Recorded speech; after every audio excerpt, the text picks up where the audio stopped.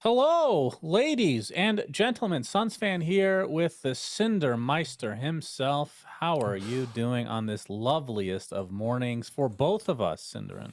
I don't know if is it morning. What's it for you? It's like 2 a.m., right? It's 1 a.m. That is Oh, it's the morning. only 1 a.m. Oh yeah, that's right. It's 1 a.m. Yeah. Correct. That's not morning for you. Morning for you is 1 p.m.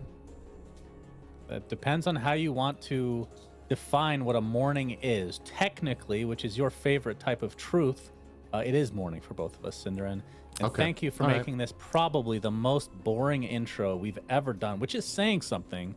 Oh, you really set suck. me up. I just went for the goal, you know. Anytime you want to talk about weather, we can do that at any point during this cast nice. as well. Of course. But welcome, everybody, to the TI13 Western European qualifiers. Nobody seems to call it by the numbers anymore. It's like the year, TI 2024. That's a mouthful, Cinderin. I'm going to continue with the trend of just using a number. What do you think about that? I think you're entitled to doing that, and I think nobody is going to hold it against you, and it's completely fine, Shannon. I think both are good. I wonder why they stepped away from it, actually. It was the COVID year that we stopped calling it the number, right? Yeah, I mean, we skipped to be fair, year. We skipped a year, sure. right? So that's why. We skipped a year. Like, if I think back, like, oh, when was TI3? Oh, that's right. It's 2013 because the numbers line up. But with the year that we had to take off, it kind of gets disaligned. But who cares? What does that matter? It's the next number comes after. Why don't you email again. Gaben at Valve Software? How about I'm that? afraid Ask that him. he'll block me because it's a 50-50 on if he responds to my email, Cinderin. And I think that one would be an insta-block if it's just genuinely that useless. You're allowed to send him an email if you get a rampage. So you can do that, and then in that email you ask him, by the way, hey, look, Gaben, I got a rampage. By the way, why did you not call it the same anymore? Does it count? Does it count in getting a rampage if someone's inside you? I saw that clip yesterday. That's really funny. It wasn't your rampage, so you can't send that one. It feels like I was a part of that, really important part. Yeah, you were. Anyway, the teams that we will be casting, I will be doing 2 best of 3s here for the Western European region of TI13. And we can see all the teams, in fact, here. Of the 6 invited, Cinderin, directly to TI, half of them were Western Europe. Would you believe that? And there's still 2 slots on top of that. Just what a great story for such a historic region. There's a lot of great history, a lot of great TIs. You should be proud. And it's in Denmark this year. Yeah, I was gonna say this might be the strongest Western Europe has ever been, but it actually isn't, right? That's the crazy part. I feel like Western Europe was probably stronger last year or the year before, because this time around the Chinese scene has finally caught up a little bit, which is something I've been looking for years. The region as a whole has really underperformed compared to what it used to do. But now that China's doing it a little bit better, Western Europe still has so many world-class teams that it is well-deserved that it gets basically half the slots of the event, right? 6 direct invites plus 2 qualifications is... There's 16 teams this year, right? Yeah, so 8 out of 16 will be from Western Europe. Seems about right for the power distribution of the pro scene in the world. And as a matter of fact, one of the teams that has the best chance of qualifying, probably my favorites, is the series we're casting in game number 1, right? So in your upper bracket, round 1, it will be Tundra versus Navi Jr., and you can take your guess at who I think is the favorite here. It is indeed not Navi Jr., even though that was what you were going to guess. So I'll just give me one fact about Navi Jr., other than that they're the junior squad of Navi. They won European Pro League 17 2 months ago. Okay. That's a fun fact. That's a fun fact. Yeah, so among the less known invited teams / qualified teams, this is probably the one that has some of the better results specifically with that. They got a first place in Pro League 17. They got a third place in Pro League 18. In comparison, you have a team like Mao's, who is probably a more recognizable name for a lot of people in terms of the org in Dota. Well, Navi is obviously, but this is Navi's junior team, so you're thinking, okay, you know. But the Mao's team, I would say, has had less good results overall. They're a bit more of a wild card, but they're playing later, so we'll get to see them in the next series, actually, I believe, if I'm not mistaken. Yeah, so upper bracket, and some teams are already in the lower bracket. Most famously, of course, Team Bald, which I expect to make it to the finals and upset someone, and that would just be quite the story. I think everybody would be rooting for them.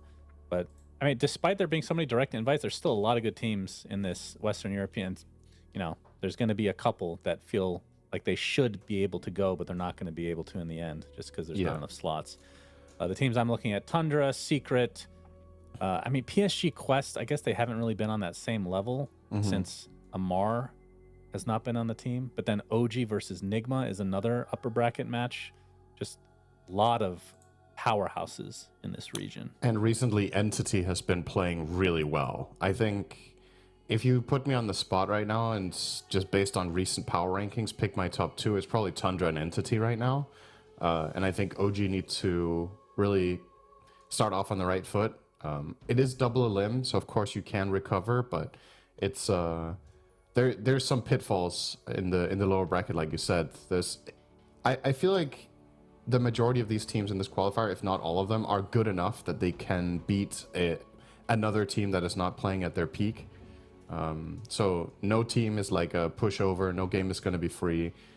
I even look at a team like Just Better, which is like, okay, who the hell are they, right? But that's the good old Ad Finum with the addition of Astral on position 4. So it's like, if you know, this is a team that generally is able to take at least one game in a best of 3 against even the top teams. So if they do really well, then suddenly that could be enough. Yeah. So we have the draft already underway, and there's a few heroes that we probably won't see in this series. I was looking at some of the stats just overall for all regions thus far in the TI quals, and TA has been contested throughout all regions again, 98.72% of the time, and only been picked 12 times overall. 12 teams have allowed that through, and it has just shy of 60% win rate. So that hero we probably won't see. Clockwork is also really high up there, Cinderin, which I'm sure that you're thrilled about. Well, maybe not thrilled because you don't get to see it in a lot of cases. It's cool that the hero finally seems like actually very viable, right? It's been like a situational pick once in a while, but the times that Clockwork has been a top tier pick, I feel like you can count on one hand in the history of the game. So it's cool that he's making an appearance again now as that. I think it's a really fun and unique hero. It's very special. I know some people think it's super annoying to play against, but I actually think it's also great to see in pro play. There's a lot of little things, all the way from laning to teamfight initiation. Itemization is really interesting on that hero in particular, in my opinion. So many different things you can do for your team. But yeah, let's not jump the gun on that. Let's see what actually ends up happening. So I think fair to say in this series, Tundra 2-0 is the clearly most likely result. I know very little about Navi Junior, which could be their, that could be the advantage they're coming in with here, as well as how well does Tundra actually know how this team plays. They're going to look at replays, they're going to do their prep, of course, but it's always something else when you're facing a team for the first time. Perhaps some things will feel a little bit different than they usually do in the games Tundra play. First pick Darkseer. All right. Yes, Lyrica will be proud. And since, as we progress through this qualifiers, I'll be able to look at stats, of course, for the teams specifically in this region and whatnot. But for now, we'll just deal with the stats of other regions, which won't necessarily be relevant. But Dark Willow is going to be the counter so far for Tundra. That facet for the Brambles is absurd. That was nerfed in the last patch, but I feel like it is still incredibly good. Unless people are going for the Shadow Realm one now, so I'm not sure exactly. Because that's the other thing. A lot of these stat sites don't have like the facets other than the one that we do on our very esteemed podcast, but sadly that's only for pubs. Have yet to find one that's for professional games. Yeah, I do think the Thorny, I think it's called Thorny Thicket, is just the one you're going to take almost always, right? Unless you're playing Core Willow, which hasn't really been... It had its time in the sun some months back when people were playing at position 1 and trying to win and not succeeding. I say some months. It might have been over a year by now. Time flies, right? But yeah, that's probably not going to be a thing here. Yeah, honestly, Darkseer is the more surprising one here. Willow is just a very high-rated pick across the board in multiple regions. Darkseer is a little bit more of a hit or miss, like with certain teams rating it a lot higher than others. And once again, that's the whole thing about Navi Junior here is, okay, like you go in, this might be an idea that they feel really strongly about because they've played their primarily tier 2 tournaments and had success with this in their scrims. But now you're facing probably the strongest opposition you have all year. And then this is when your ideas get really put to the test. Probably going to be coupling it with a melee 4. That's what most teams do when they run this. And you see Tundra immediately ban out the Tiny. They're really taking their time on. Look at their reserve time right now. Yeah. Yeah, I mean, so this second pick, very important. I will mention Dark Willow is in the top 10 along with Darkseer, actually, in terms of most picks so far overall in TI qualifiers. Does he get picked first, though, that much? Like, maybe I'm just mistaken and I've overlooked how prioritized this hero has been. I feel like he's been more of like a second phase pick, but maybe... That's a little too detailed for my, taste. No problem. I'm sorry. Dark Willow does have Classic. a 60% win rate. Darkseer is 62%. And yeah, Elder Titan will be the pickup. So a lot of crowd control now for the Tundra side. Yeah, there's who supports or teamfight beasts, right? Which is one way of addressing Darkseer is being able to match him when it comes to teamfights in the mid game. That's the primary thing that Darkseer brings to the table is incredible mid game. All right, I'm getting confirmation that Darkseer has been first picked a lot of times, Shannon. So I'm just a little bit out of the loop. Hell yeah! So there we go. He's been very popular apparently in other regions in the qualifiers. So that's what awesome. can you do? Sometimes you miss it. The fact that you were first just is terrific for me. Yeah, you love It'll that. It'll be downhill from now, though. For me, that's okay. I'll take it. So, so Elder Titan plus Dark Willow, you get a ton of team fight to fight into the Darkseer, who's likely going to go, the regular team fight build, unless he, God forbid, goes for position 1, which we saw in, I believe, one game in China. It was played as a carry. Don't think that's happening here, but who knows? That's sad. One day someone will figure it out. And I'm still looking for the melee 4, right, that they're going to run. And this could be it. I think Earth Spirit is more viable as a 4 now than he was right when Facets came out, which was when I think he was at some of his lowest ever. But he got a couple of buffs since then in the letter patch, and I think it's more runnable as a 4. I will still say, though, that as far as Darkseer dual lanes go with a melee 4, I think this is one of the weaker ones. It used to be really good, but Earth Spirit is not the best laner, and Darkseer's lanes for me are always about how do you get level 3 and level 5. Like, that's what really makes or break this hero. So perhaps Tundra can find a way to punish this a little bit with the right carry, together with ET. Should be having a pretty good time there. And there you go. That'll do it. Troll Warlord, everyone's favorite carry that just looks awful late game so many times. It's like it either just wins you the game or it loses you the game. It's all up to Troll, Cinderin. Yeah. Can you get away? Are you winning enough that not controlling your hero is not a detriment anymore? That's the real question you have to ask yourself in these games. All right. Let's do a prediction here. When does Troll get reworked? Someone at Valve is unbelievably stubborn on it. So this is a pretty good counter these days to a Troll because you get that Aghanim Scepter on Lifesteal and you pop right inside and you just disarm, you heal back up. Feels pretty good. I'm going to say, I mean, it's surely it's at the end of the era, right? I'd say within the next year.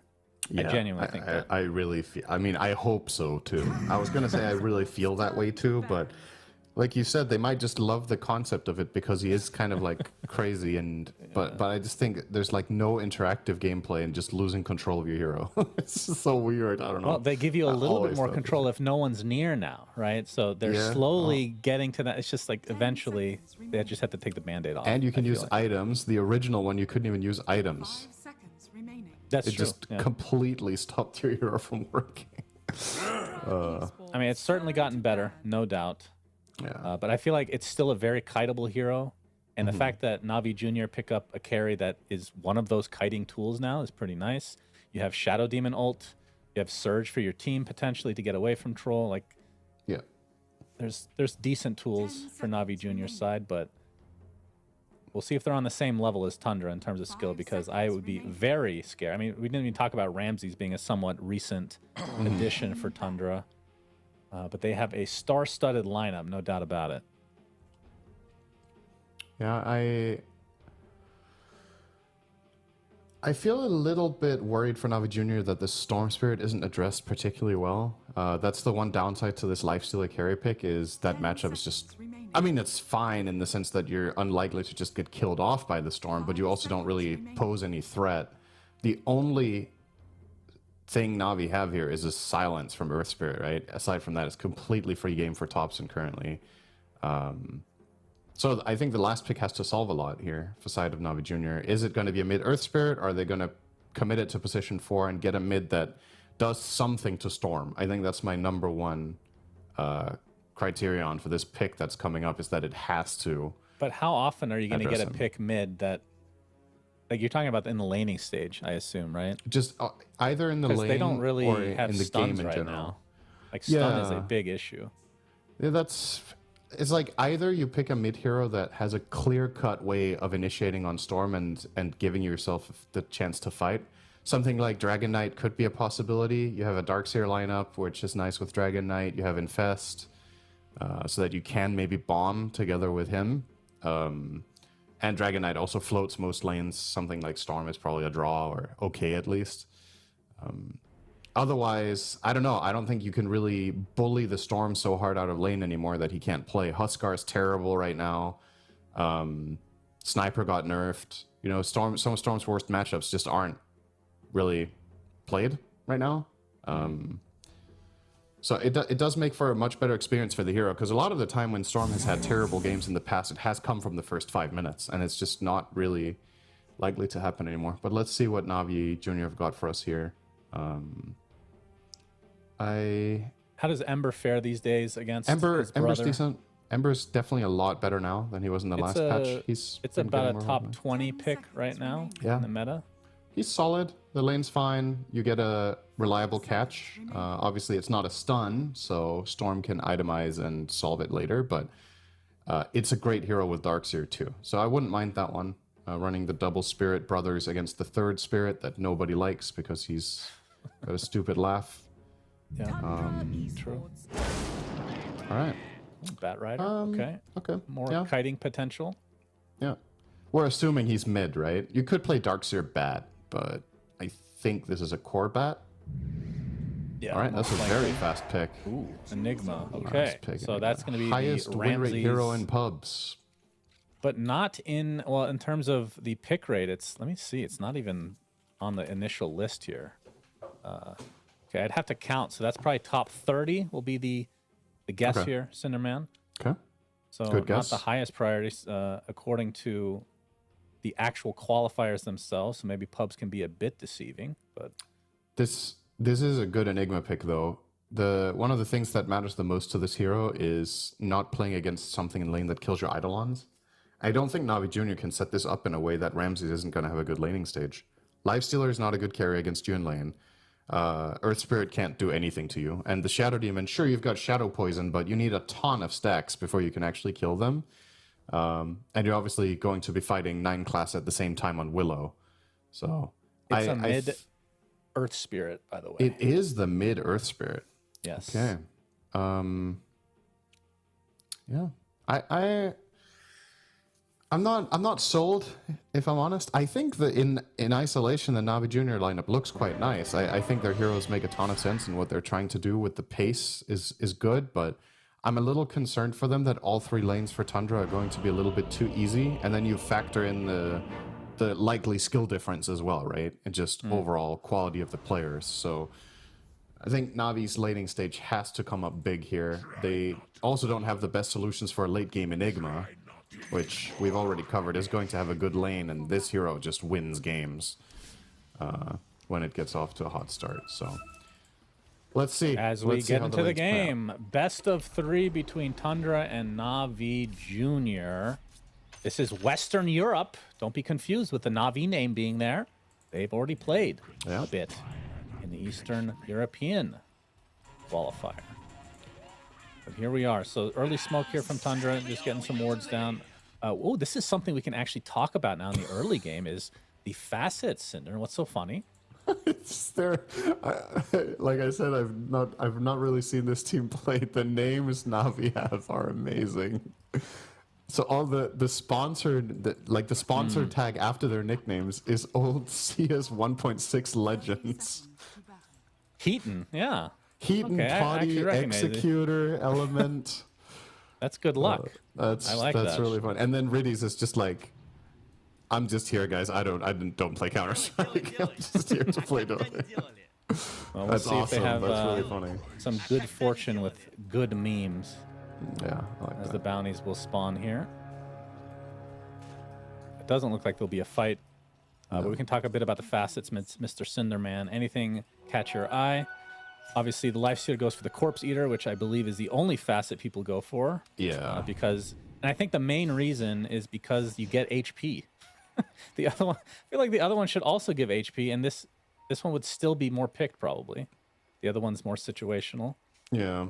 But I do like the idea of the unfettered, but not going to see it today. I don't think anything really stands out, aside from obviously the one that will always stand out to me is the stepping stone that Earth Spirit has, right? Yeah. Because that one was absolutely terrible on release, but after a couple of buffs, it's a lot more viable now. We'll see how he puts it to use. So he'll be playing against Topstone Storm Spirit. This should be a completely free Storm lane. I don't see Earth Spirit doing anything to him, so as a matter of fact, he's probably going to not really draw the lane either on Earth. But just be taking a ton of harassment. If there's one thing Topson is comfortable with in the mid lane, it is playing aggressively. So you give him a matchup where he gets to thrive like that, he will put the pressure. Yeah, I think that's really it. There's no truly surprising facet here.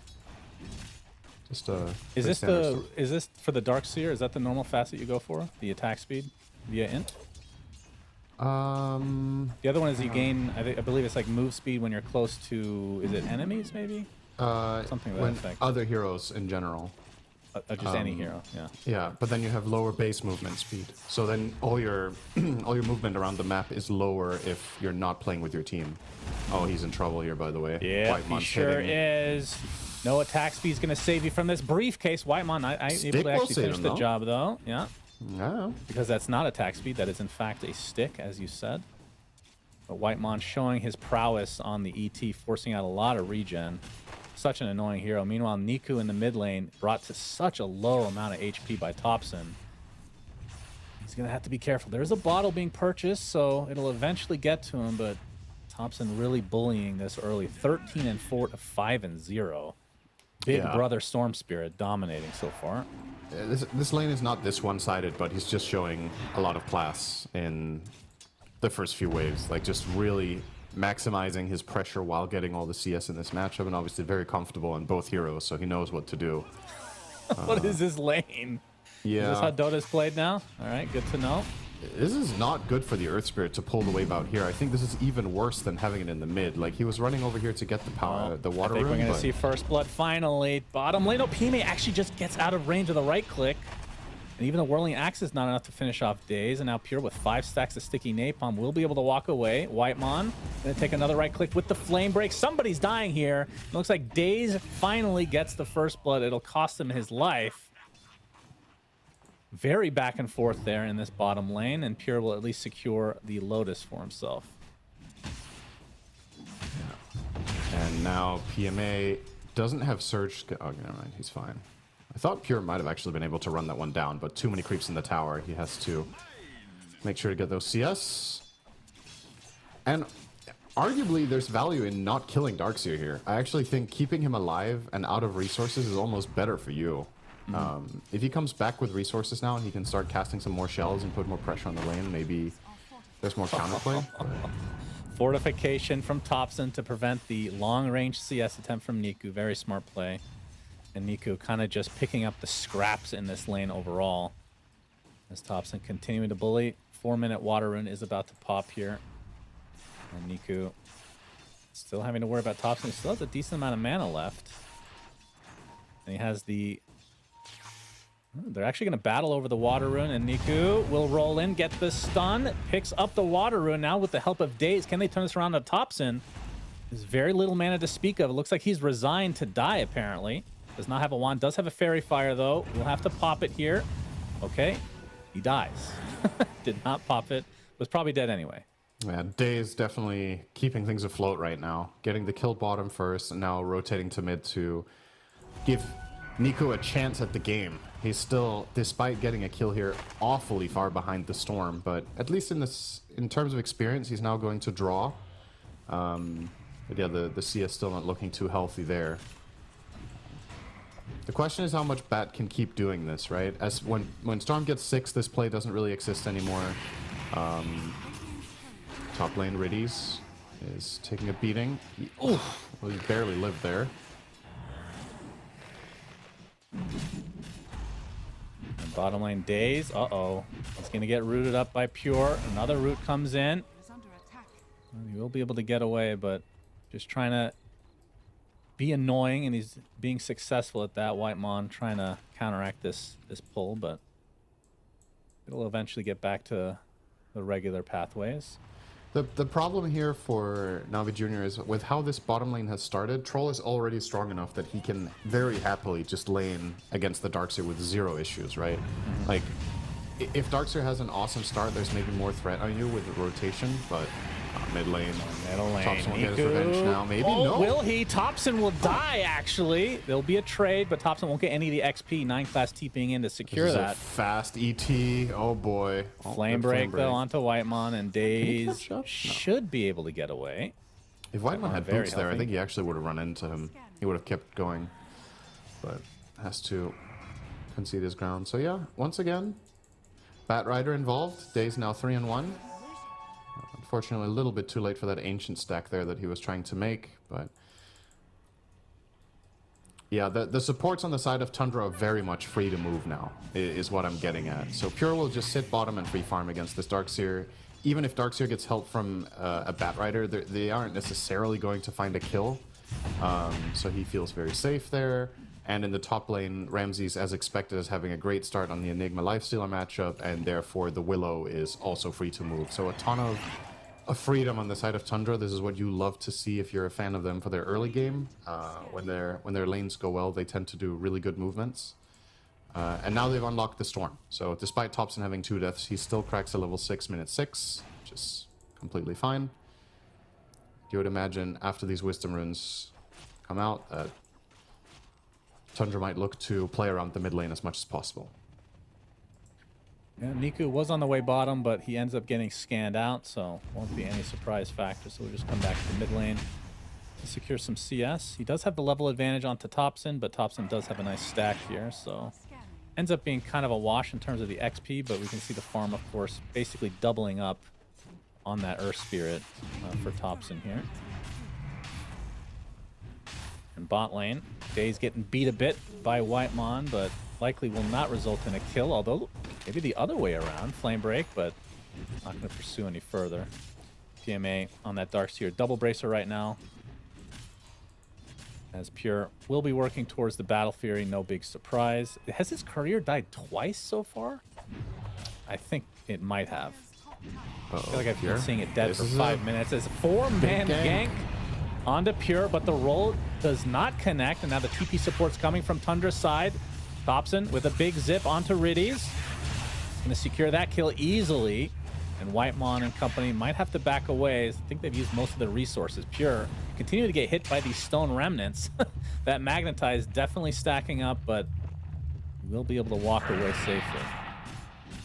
And now Topson secures a haste rune, so he can actually go back in if he really wants. Daze, if he gets spotted, he does not. Niku does, though. Oh, the brambles does end up connecting on the tail end of that roll, but Niku already at half HP. As Whitemon, meanwhile, getting chased by Daze and company. The Echo Sound comes out. Niku dies to Topson's hand. PMA gets the trade onto Whitemon. And obviously, the mid laner being dead for Navi Jr. means that Tundra come out on top again.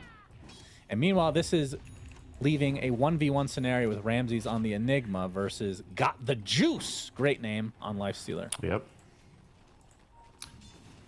You can see Ramses' mindset here, right? On the Enigma, he's going Tranquil's Drum. It's a very mid-game, excuse me, mid-game tempo approach. So I think they want to be able to match what they've probably identified as the one true timing of Navi Jr.'s lineup, which is that mid-game prowess. You play with the Darkseer and Earth Spirit mid. And we'll get Ramses here with a good rotation from 2 heroes. That will help a little bit.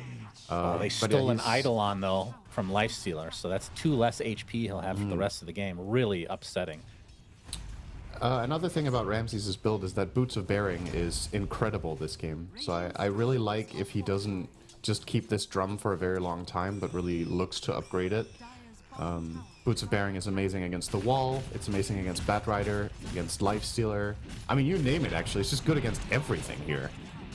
It's good against everything because they don't really have that much stun. As exactly. And they have a lot of really strong slows to try to compensate for it, but that's where you itemize your way out of that. So I think a really good read if he does opt to upgrade these after the... I think getting Dagger first is fine, but I would really like to see the Boots of Bearing before he looks for the BKB, potentially. The 50-50 goes the way of Navi Jr., so they get the shield rune on Niku. And in terms of net worth, he's struggling middle of the pack in terms of all heroes, but that means bottom of all the cores in the game, which is not a great sign for Navi Jr. And he's unlikely to catch up. That's the problem Earth Spirit generally has, right? The hero isn't... It's got better over time at farming, but it will never match the speed of a Storm Spirit. It will never match the speed of a Troll. So a lot of his net worth has to come through kills. Name of the game is probably going to be get Darkseer his mech, and then try to get something done with that. Look to force Tundra's hand a little bit. Tundra will easily grab a bat here. No problem for Topson there. And they're even going to get a nice D-ward here from Whitemon. The real prize has Got the Juice in the top side of the map. Still working on the first component. For any opportunity to talk about him. I love it. Oh, yeah, it's a great name. It's my favorite nickname in the server as well, so I don't blame you. It's a great name. Yeah. Okay, how about this? Who's your favorite CS player in their names? I'll be honest, the only one I recognize is Heaton Cinderin. Really? I see. The problem is I missed a lot of Counter-Strike. You were the guy who was playing this professionally. Yeah, but this is before even Heaton was a player. So you've I know never the heard old of school Potty names. And Element. No. Wait, have you heard of possible? Have you heard of K Sharp? Yes. Rambo? No. Bullseye? Okay, were those your teammates or what? Moto? No, these are very famous players that I played against. Niku. But they were NA. It's gonna roll out. Yes, that is true. They were NA. They're legends, though. This is such a... Okay, this is surprising to me that you don't find these names familiar. I remember watching highlight videos of SK when I was... I mean, I was never really that much into CS, but watching frag videos from Counter-Strike 1.6 was a classic, right? I don't know. There was just some iconic NACS, moments. bro. The SK and NIP names in this. Anyway. Thanks for making this a Counter-Strike cast all of a sudden. Well, you know, sometimes the players just really want it. Otherwise, they wouldn't have put their names this way. That's true. I think they're really happy to bring attention to the CS scene here.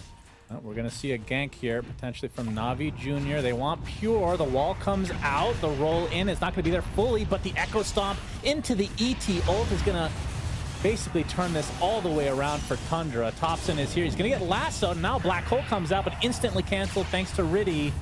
Using that disruption, Niku rolls away. Only death so far is the Batriders. The Magnetize starting to stack up quite nicely onto Topson. We'll have to zip away. Whitemon looks to be dead potentially because the Echo Stomp onto 2 at the last moment. Meanwhile, Riddy's finally brought down by 9 class.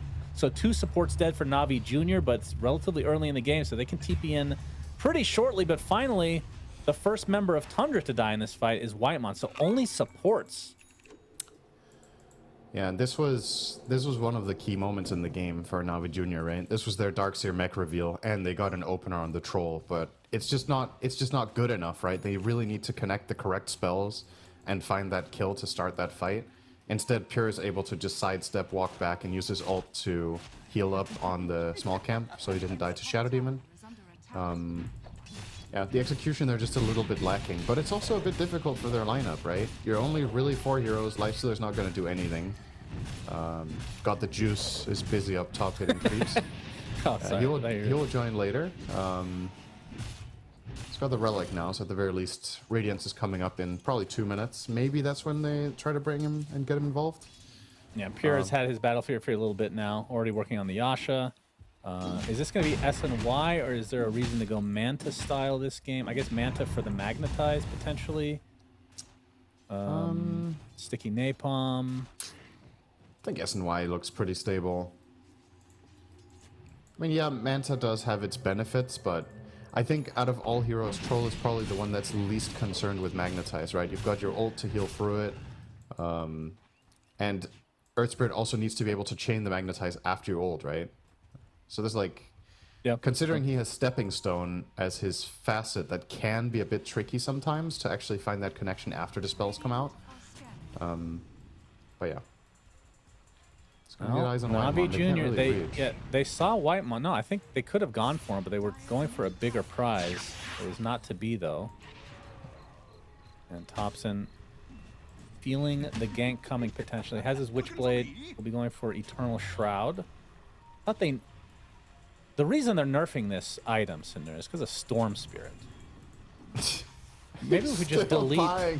Maybe if we just delete Storm Spirit, we don't need nerfs to Eternal Shroud anymore. I don't know. He was not the only hero buying that item. I know. He was one of 20. Yeah, but the other 19 are strength initiators, so I'm happy with that. Yeah, that's fair. Now, if only it was good on Pango. One day. Well, Navi Jr. not able to find anything with that rotation. They're down 5k right now, but the Radiance is online for Got the Juice. Yeah. Will now pressure this tier 1 Now he actually bot. does have the juice, so now let's see, once his name is true, what he's going to do with the juice. Showing off the Blink Dagger, gets off the lasso onto Thompson, but the counter initiation is there for Tundra. Daze going to get disrupted. ET ult's going to be avoided as a result, but the Black Hole coming in, instantly canceled again. And now Pure trying to take out these supports. Riddies is going to be the first on the list. He is dead. Niku, on the other hand, going against Thompson, who's completely out of mana, and the rollaway will be successful. Thompson here comes the juice. The rest of his team. Got the Juice is coming with that Radiance. Rips right through Thompson. Going for Pure now, but the Rage is already wearing off, so we'll have to back away and clean up these delicious 2 HP giving Eidolons. All right, so good rotation from Got the Juice. He walked in and killed Storm Spirit because he was out of mana. Does that make Thompson the Juice? He did get Thompson, so yeah, I think so. I think that's fair to say. What kind of fruit would Thompson be? Let's see, he's playing Storm Spirit, maybe a mango. Oh, a very random choice. It's not random. Considering it's literally the only fruit in Dota. Thank you, Sunsfan TV, for that. Okay. Blueberry. Oh, that would actually be a way better suggestion, but now it's too late. I take back what I said. All right. Daze will avoid the gank here. As that was a decently important fight for Navi Jr. Just getting that 1 kill lifesteal onto Storm actually cut the lead by about 20%, 25%. Thompson is finished, so therefore it's a potato. That's true. As 9 class rolling in, or gets rolled on, I should say. It's not the ult for 9 class, but it's not enough to avoid death this time. Meanwhile, though, we can see Tundra. They give up the support, but we'll take Roshan as a trade. Might cost them their tier 1, though. This is not as bad of a position as I would have expected Navi Jr. to be in at this point in this game, if I can be honest with you. This is definitely well within reach of some good upcoming team fights. I would argue Lifesteal right now is quite a bit more valuable hero in the team fights than the Troll is. You've got some of your key items unlocked with the Batrider Blink, the Greaves on Darkseer. Yeah, they just need to try to find some sort of teamfight initiation on their terms, and they would be in a pretty good spot. Now, the Aegis is going to be a wild card, of course. We can't forget how much that can do. But there is still the possibility that, I mean, this is still a mid-game Storm, right? If you survive the initial burst and he runs out of mana, then See you later, Whitemon. He has The lowest died. value target they could have found, but still a kill, and turning it into a top tier 1, potentially. This is not looking bad. You can tell Tundra are not interested in taking fights right now. They have the read that this is playing into the enemy's hands to run into them right now. And would you look at that? Earth Spirit now gets a 19-minute Midas. Cinder, do you He's get preparing for late game. do you get for Corpse Eater for killing gadgets? Let's call them. Like, let's say a Plague Ward as an example. Yes, it counts. Anything that gives you a CS. Do you get it for zombies? I would definitely think you do, yeah. So if you're playing against Undying, you just sit, just like what Alchemists used to do. You just sit there killing, like by the tombstone, just killing the zombies. That's awesome. And then you sit in an entire tomb doing that and get 20 health. That's still worth something. it. All right, Black hole. Rage He was got Rage used. off. That means he's not going to have it for the exit. He's fine. But he infests into a creep and he will live. Pure Not ulti enough for this, by damage. the way. So if they could somehow connect, if that was not far off being a disaster, actually. Batrider could have almost caught up there and got a lasso, and then all of a sudden that gets really, really dangerous. Good reaction there from Got the Juice Got to get off the rage and survive. And now we're gonna get the demonic cleanse for Shadow Demon. Natural movement here to go for the Tormentor, as they were already headed bottom for that fight anyway, and now they're in the neighborhood at 20 minutes perfectly. So Yeah, how nice. Nice Look at pivot the in net that worth, situation. Cinderin. It is dead even, essentially. yeah, They've really made great use of the Spirit Vessel being built, as well as the Radiance. That was kind of like the timing for Navi Jr. Now the BKB will be next for Niku. And yeah, I mean, how do you think they scale into the late game? That's the only worry that I have. Like, how good is Earth Spirit late game these days? he can be good, but once again I think his matchups in the game just aren't the best later on. The BKB Enigma that's now coming out is going to be a really big problem. I take back what I said from earlier, by the way, about the Boots of Bearing. I think with how this game progressed, I'm actually very happy for him that he bought BKB, because his last 2 or 3 black holes have just been pretty useless, right? Yeah. Now they don't have a solution for it, except Lasso, and that can be difficult to necessarily find on the bat. All right. Oh, This is going to be another dead 9 class. indeed. I mean, they have another potential. I mean, I guess Lifestealer is the main person you want in the black holes, but eventually Basher with Ags, right? You jump in, you'll get a bash, hopefully. True. Days getting Malefist, might have to be left by his team. Riddies is there with some support, but not enough to save his comrade's life. So overall, 1-for-1 support. Yep. But yeah, late game is definitely a concern for the side of Navi Jr. Enigma now with the Blink BKB is going to be a problem. I think the Storm Spirit enjoys his matchups once again. We've talked about him in the mid game. They've actually done a pretty good job killing Thompson 3 times, but even in ultra late game here, this feels like a great game for a Storm Spirit in general. And that is even without considering just how hard the supports of Tundra can also scale, right? So they definitely have, I would say, overall the superior late game lineup, but that doesn't necessarily mean that it's just going to be a clear-cut win if they survive, quote-unquote, to minute 40, because I still think Navi Jr.'s lineup definitely has strong plays. A lot of it comes down to initiation primarily, and Batrider is one of the heroes you love to have for that, so they can find the right angle. Definitely make it work. Speaking of, The Thompson. zip in, Riddies takes the brunt of it, disrupts himself. Thompson completely out of mana, but ends up netting the kill. He still has He's the going Aegis to for town 23 on this. seconds. He wants to die right now to get his mana back. We can see the lasso on the other side. The Daze is completely outnumbered. Thompson is still trying to die with all his might. Going to use the last of his mana, trying to go down to that tower. He will do so successfully. So full HP, full mana to come, and now Pure beating on the tier 2. Will be Tundra's to secure again. Didn't force out anything too big other than the lasso. And they still have the black hole, although Ramsey's not a ton of mana to work with. Yeah, he'd have to cast it without Midnight Pulse if the fight happens soon, but I don't know how likely that is.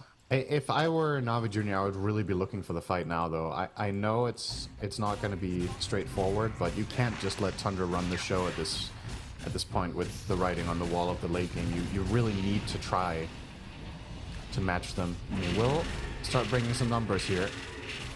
Yep, Terrorize being faked out. And Pure continue to put the pressure on.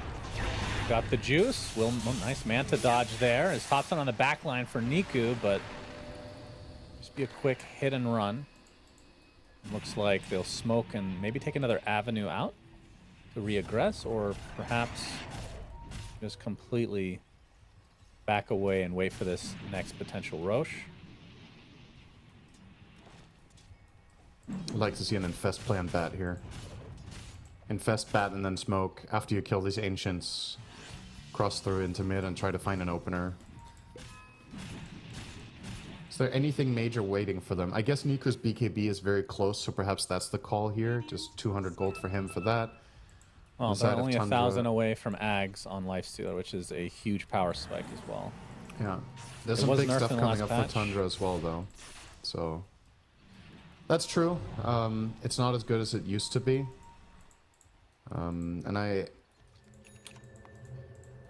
Okay, it's got to be go time, right? Pipe complete, BKB complete, and 100 gold now for Niku. It's not going to get better than this. This is actually like the perfect timing to make a move. On the side of Tundra, we've got Dagger coming up for 9 class and 10 gold. You're going to get the 4 Stefan ET in 100. Storm has Ags in 100, so plenty of really big items to come for them as well. Obviously, Navi Jr. don't know this, but they do know, of course, that they themselves are far away from anything important now. Aside from Lifestealer Ags, do you wait for that one? Maybe. I think so. I mean, he's only 300 away. I think this enables the hero to play the way that this is the reason he's picked. The Ags is like ultra important. Okay, well, that's done now, so that's surely that's the go time. You're not. Yeah, I always question the Manta as well. I see a lot of teams do. I feel like SNY is maybe the more popular, but this game you do have the Brambles, which are really annoying. You have Malefice. And of course, if you want to use it for farming, you can. But I feel like Lifestealers don't typically use it that often, like an Alchemist would potentially. 9 class is spotted. Got the juice, backs away. But he does show off his Ags. A big part of the reason that you get this Manta, I think, is also just there's like added value, right, compared to SNY. You can split push lanes without being there.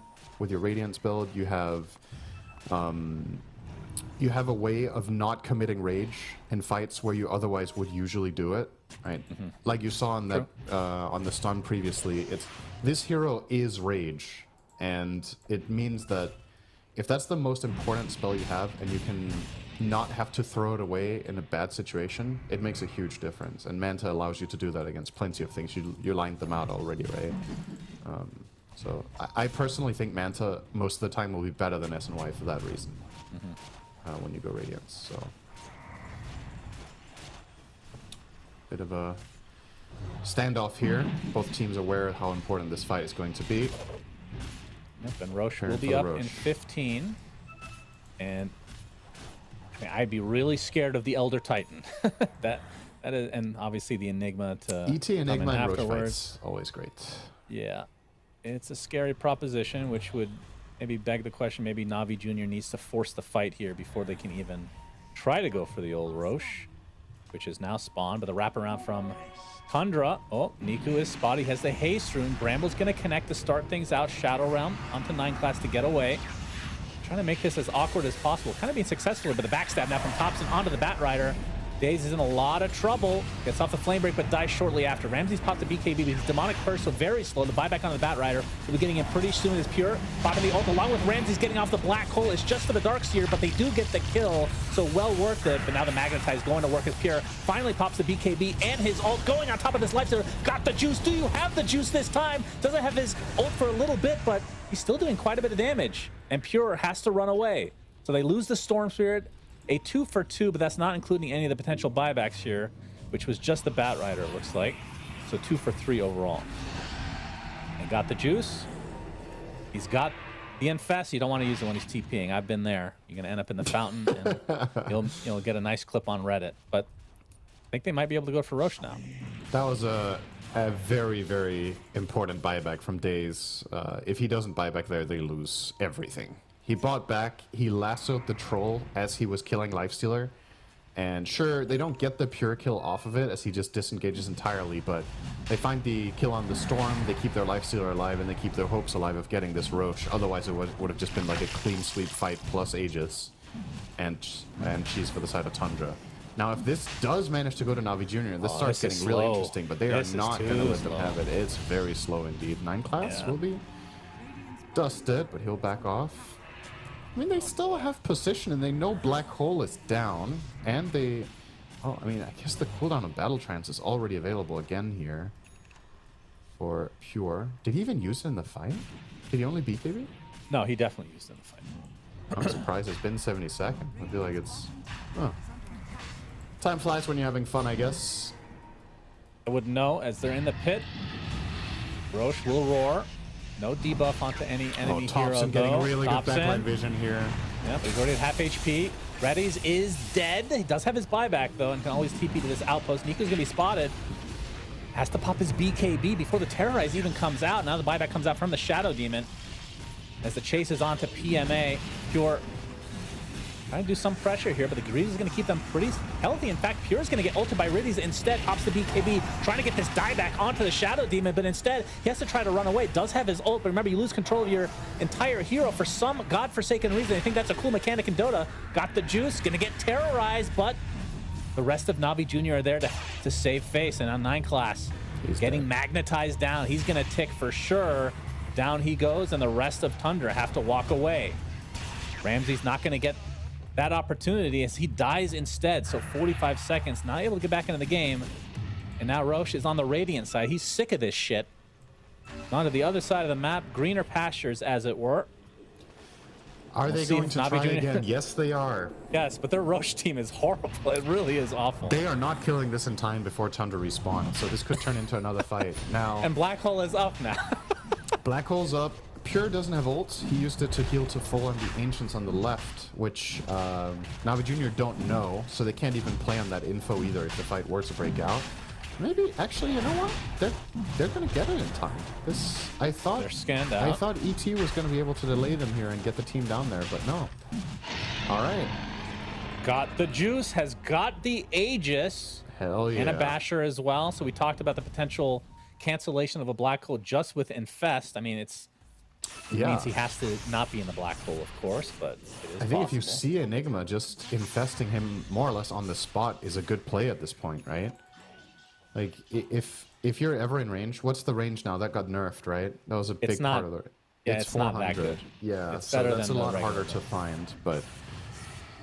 Yeah, if they somehow get the infest onto Enigma with that Basher, that's likely a kill with any sort of assistance from his team. If he had Tundra don't have Abyssal, the then best he could saves. just solo Enigma, right? Because you Abyssal after you're out. Make Yeah. sure you don't get Black Hole. Well, I guess you could just Black Hole on top if you really want to take the chance of not getting bashed during the He infest. will. He'll prioritize MKB though against Troll, which is pretty standard. Having more against that blind. And Pure, by the way, went for Aghanim Scepter, so you'll have the whirling axes occur more often, and you can have the dispel action on both enemies and yourself, depending on which one you use. Yeah. So taking off Magnetize, Sticky Napalm, you can take off Ion Shell. You can take off Open Wounds. That's a pretty important one.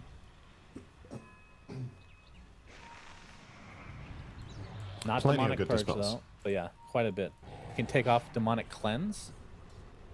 I believe that's not dispellable. Cannot be dispelled. Dispellable Okay, cannot be dispelled. I think you're right. Radiant's top tower is under attack. Okay, very good. I mean, to be honest, it's a tooltip, so you might be right. You never know. Somebody go test that in the sandbox mode real quick. Oh, they scan up, so Navi Jr. are aware that Tundra are in the air. He got the juices, not afraid. He wants to keep farming. They're getting wrapped around on again. The zip on in. Riddies blinks away just in time, but he's going to get Electric Vortex. Oh, the vacuum combo was completely disrupted thanks to the Terrorize, and now the pressure is on Niku, completely surrounded and brought down to his knees.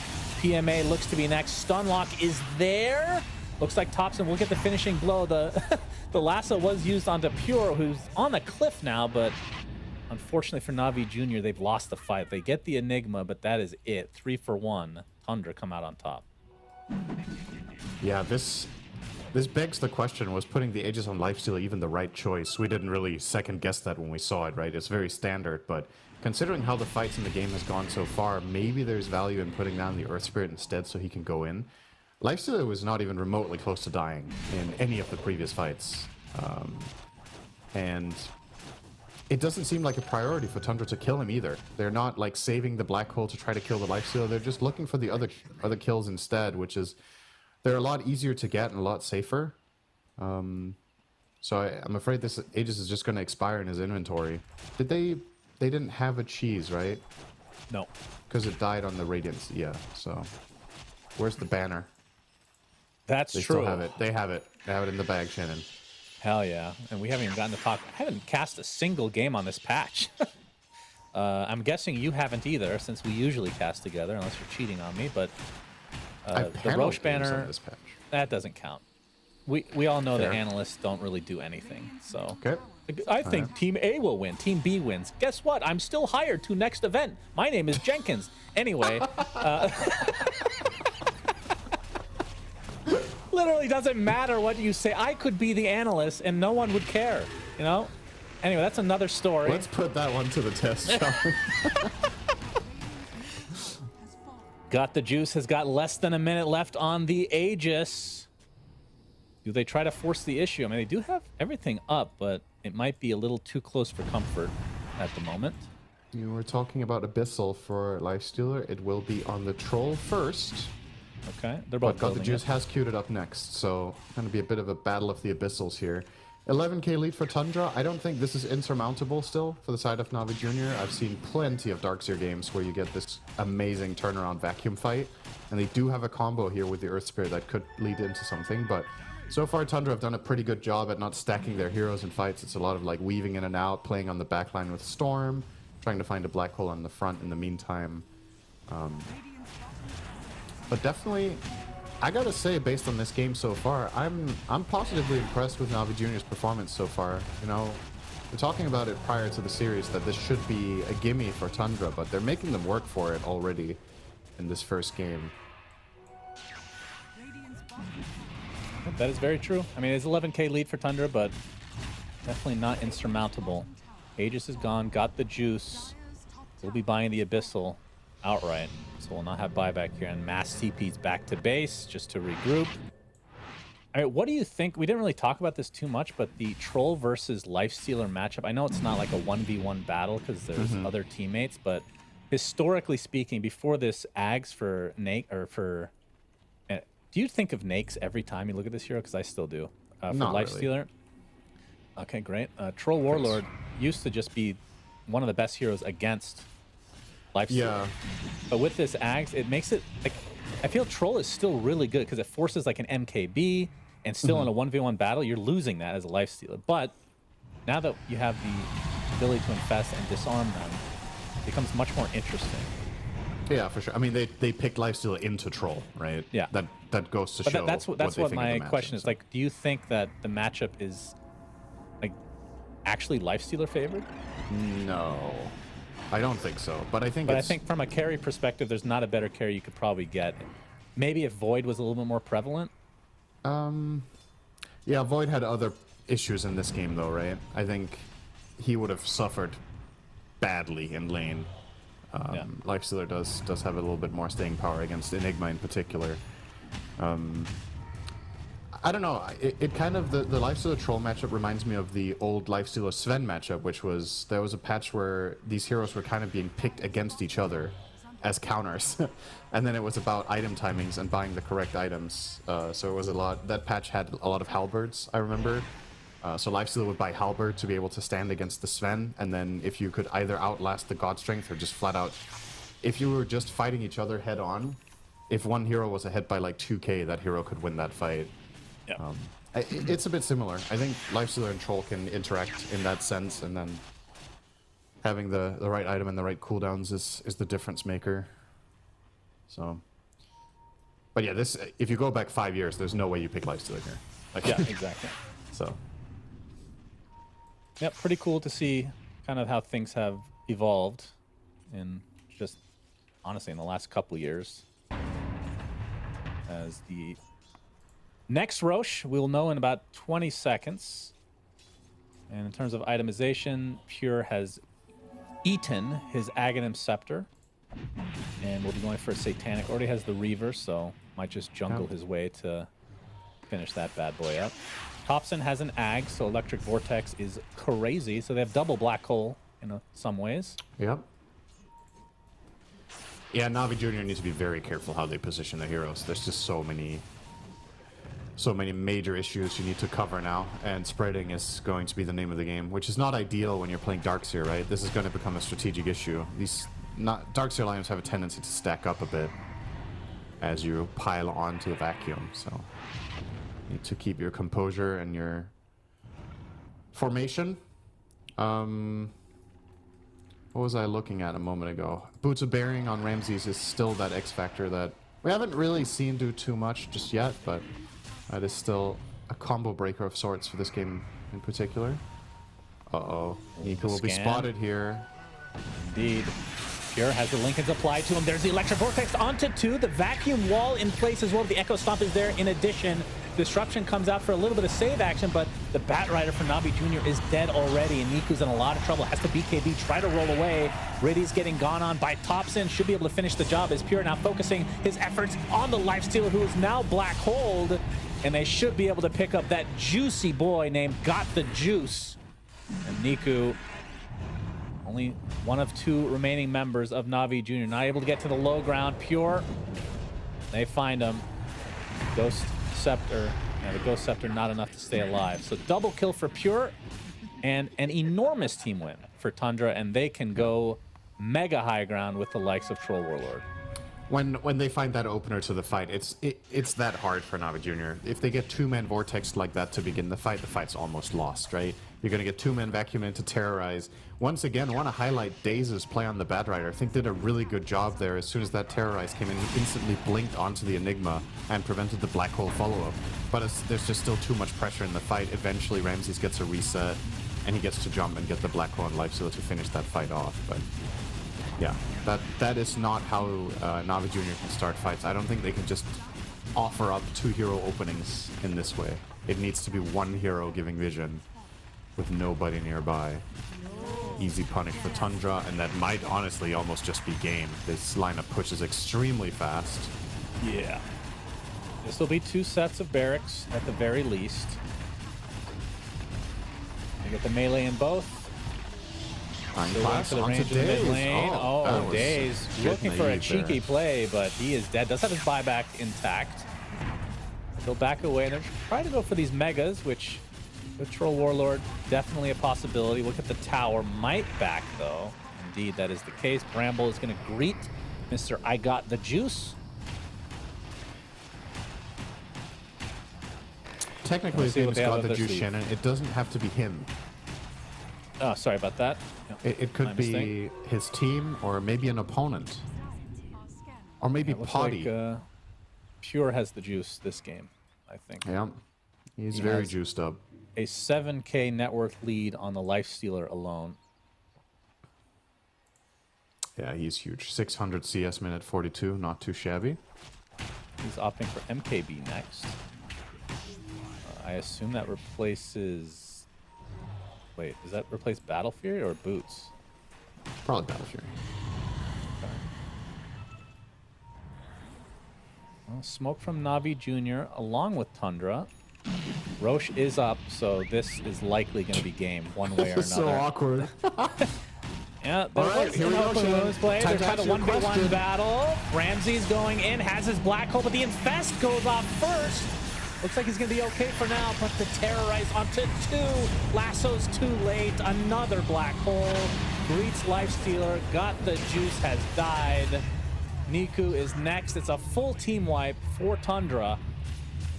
They lose Ramses, and that's it. There are buybacks on everyone for Navi Jr.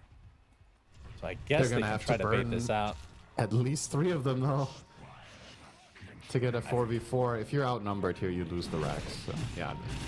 All right, they're counting down. 3, 2, 1. Okay, they're not counting particularly well, but it's fine. Vacuum wall. Wall was never used in that fight.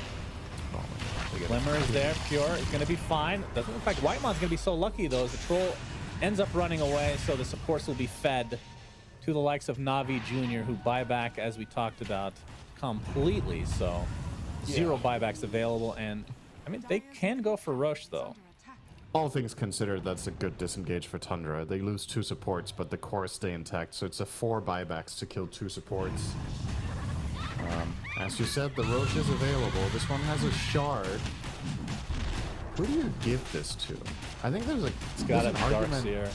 There's an argument for Batrider as well.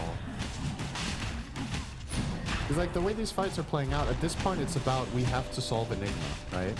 Like you're not winning fights unless Ramses is accounted for, and Batrider has been your tool for that so far. Maybe with a double lasso, you would be able to actually take him out fully.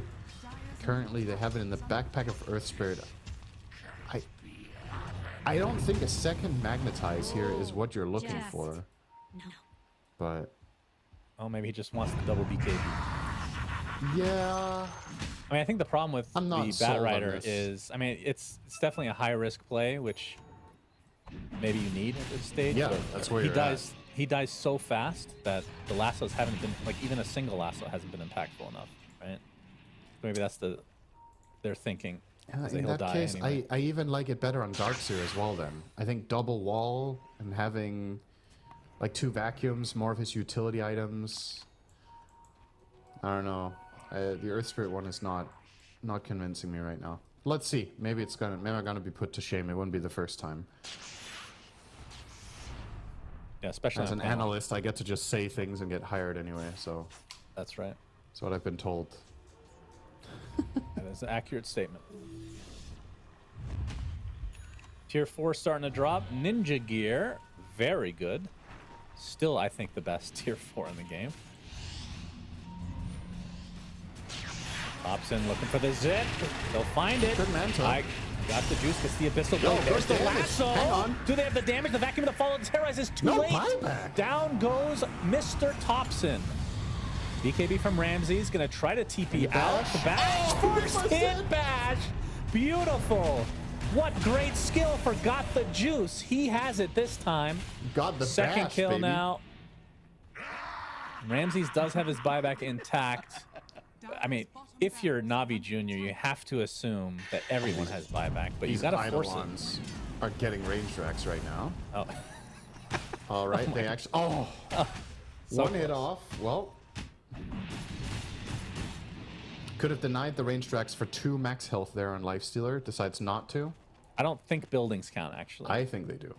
Well, I saw him. I was actually thinking about bringing this up, and then I saw him last hit a tower, and it did not go up. Oh, really? Yeah. Oh, that's boring. Yeah, I agree. Buildings should count. Let me change that. Can you kill cogs? Yes. You know how that counts. You're positive. Have you seen Positive. people do that? I've read that it works. I mean, it's not And as good as the... it should follow the same rules as Shadow Fiend, right? They would get think it so. from the same targets. Yeah. Got the juice, forcing the issue. Has Assault now. And that's going to All right. replace the Aegis, or he maybe has the Ags synth coming. This is not over yet. Well, Any Storm is up in misstep 15. here. Even if you had buyback, they actually used the banner successfully. You can see how much better it is now that the creeps are literally invulnerable at the moment. Terrorize on top of Got the Juice. We'll have to back away and infest. They don't even get the tower. So they're going to need another instance. Oh my god, they actually lose a tier 4 while this was happening, by the way. The base is on fire, so they gotta prioritize that. They would love to find a fight while they have Aegis, though. Like, this is... I mean, if they could somehow stall until the next Roche, they would have another opportunity. It feels unlikely that this won't be the last Aegis of the game, so you really, really, really want to find an opportunity. You have a minute and 20 left on it. If there ever was a time to go for a YOLO smoke on Batrider, this is it. And he is smoked, but he is completely on the opposite side of the map, so just pushing out the wave for his team first here with some Firefly damage, and that will at least buy time in that lane to maybe go for a bigger move as a unit. Speaking of a unit, Pure wants to go in their base now. Absolute unit. He's huge. Yeah. Almost level 30. Oh, they see Days. He's not going to expect there to be a ward here. Wow. Okay. TPs. He definitely expected there to be a ward there. That's... maybe he felt like he did his job. Like, he needed to push out this wave twice. He did that, and he's like, they're probably coming for me now. He'd be right. So, we'll avoid this play. But as an unfortunate result of this, the Aegis is about to expire. On got the juice, so... Pure changed his mind, by the way. I forget what he was building to replace Battle Fury, but it's going to be Moonshard now. Well, he... Oh, you mean... We didn't count the MKB in that equation. Because he also has that one. That was the one we were talking about last time. Oh, so what? He got swapped rid out of his boost. phase. Okay. He currently has them in the backpack. Moves be pretty important for this hero, I would say. He does have a lot of lockdown on his team, though. All right. One hit on the range rack, Cinderin. Does he go for that now? Abyssal. Manta got the juice. Terrorize being faked out. He's going to use the rage. Has the infest available. Going to back away and try to reset. It's a game of chicken, it feels like, as Got the Juice has his eyes set on Divine, which would be pretty disgusting to infest someone while having that item. Here, Lincoln's is popped. Wall placed. Vacuum back up, but not much out of it. So now Tundra have to wait. Yeah. This is a pretty important cooldown. Did they use the refresher shard already? Let's see. No, Niku still has it. I mean, they could refresher shard. Now that he has Hex, it's a lot better. Darkseer. On Niku, yeah. Yeah, now I think it's a lot better. Because now you have the utility of maybe getting a Storm Spirit kill off of this refresher shard. Let's see. To bash into the Abyss. Already at half HP. Pops the Manta. Immediate Electric Vortex. Torbert's coming as well, but the Infest goes off. No, actually gets disrupted. Still has the Infest. Will use it. Onto the Dark Willow. Riddy's getting brought down by Thompson on the backline. No buyback for him as there's the Black Hole onto the Lifestealer. Got the Juice is dead with no way to get back. And that should do it. GG's are called. Navi Jr. I mean, they put Tundra to the test here. That was actually a pretty nice wombo combo in the fountain. The game was already over at that point. Yeah, they did a 51-minute game. I feel like Navi Jr. definitely played quite well this game, but it wasn't enough for this game one. I think so too. I'm pretty impressed. Definitely clearly some things to improve upon, right? But overall, I think they showed promise in this game. I think the thing to take into the next game is maybe getting off to a little bit of a better start in lanes. I know they equalized the game, but Tundra were never uncomfortable on any core, I think is the main part here. Sure, you got a better game on some of your cores after one or two decent fights in the mid game, but Tundra were never really behind. They were just somewhat equalized for a bit.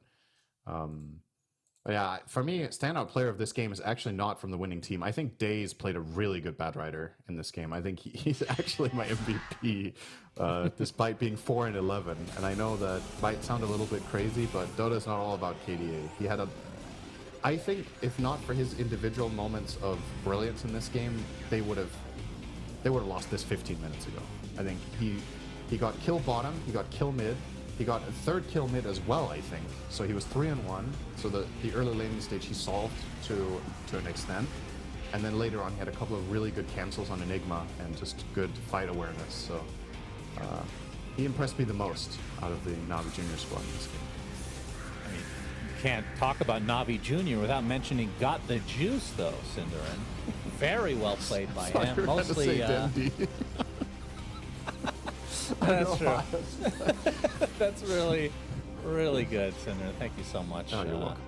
It's been a while since we've gotten to cast one of his games. Maybe we'll be able to do so in the future. But yeah, Thunder definitely showing up. It did take them a little bit longer than anticipated to get this game won, but Pure 10-0-11 on the Troll. I mean, I agree. Like, we talked about the Lifestealer matchup. It's like, it can be annoying, but Pure is just so good. It's hard to shut him down. Played a clean game. Ramses did die quite a bit, so I feel like they did a decent job on preventing Ramses from going truly ham. Yep. But when you have a free storm game, free troll game, it's everything else just falls into place, it feels like. It definitely feels like when you've seen this game play out and you know how the lineups interact, that if Navi Jr. have a better draft against the opponent, I think we could have a very close second game. The question is if they have enough depth, right? Because against a team like Tundra, you know they can play tons of different heroes, so they're going to bring something different to game 2. If they've identified what really made the Navi Jr. lineup click in this game and they can prevent that from happening again, then yeah, once again, can Navi Jr. show up with something new that is going to work in the second one is the question. But yep, and I think Not a some bad huge first one. mistakes from Navi Jr. They had their second banner still in the backpack, never used, unforgivable. and they actually never used the refresher shard, which was really surprising. I Didn't guess really there get wasn't a good use out of that at opportunity. all. Yeah. But yeah, we can see the standout players here. Wait, who is the standout player? Is it Thompson? He's a little bit bigger than the other. Standout So I guess, player, Radiant. yeah. I think Thompson. it's Thompson. Thompson, 13 and 5, had a 30K net worth. Definitely very active. He did die. I mean, he had the huge lane advantage, and he kind of forced the support rotations really early in the game, which ended up equalizing the mid lane, I feel like, to some respects. But Thompson, like, just the fact that he's winning his lane so hard that you're forcing other members to join the battle, like, that's a lot of space created for Pure, and that's a big reason why Pure just never died. He just had a completely free game on the troll. I think it's hard on the Radiant to just pick one highest impact player or yeah, for me a standout player on the Radiant team in this game wasn't straightforward, right? You mentioned the 10-0 and 11 troll. It's hard not to talk about that, right? Like having a more or less perfect game on him, but there was a lot of really valuable setup coming from Thompson, and I want to say 9 class as well on the Willow. Had a lot of good Brambles and Terrorizes in particular that really made Pure's game a lot easier, essentially. So he definitely delivered, but perhaps his role wasn't the hardest to play here with the conditions that he had. Yep, I think that's fair. So Tundra take game 1 of this best of 3. It's the upper bracket still, so if Navi Jr. end up losing, they still have a chance to get back into the action with that lower bracket run. But we'll take a quick break and go ahead, Cinder. You have something to say, please? Yeah, I was just going to say, I believe the loser of this series will play against Twisted Minds, right? The bracket just falls down straight. I don't think it's like inverted when you drop down. So that would be the matchup for the losing team. So. Okay, so let's take a quick break and we'll be back with game 2 right after this. Tournaments. Now, with a wireless version, experience unparalleled speed and reliability with the latest wireless technology, advanced hybrid ANC, and built-in EQ for your favorite game. Designed with elegance and durability, and extreme noise-canceling microphone. Always stay one step ahead with Aspire Wireless.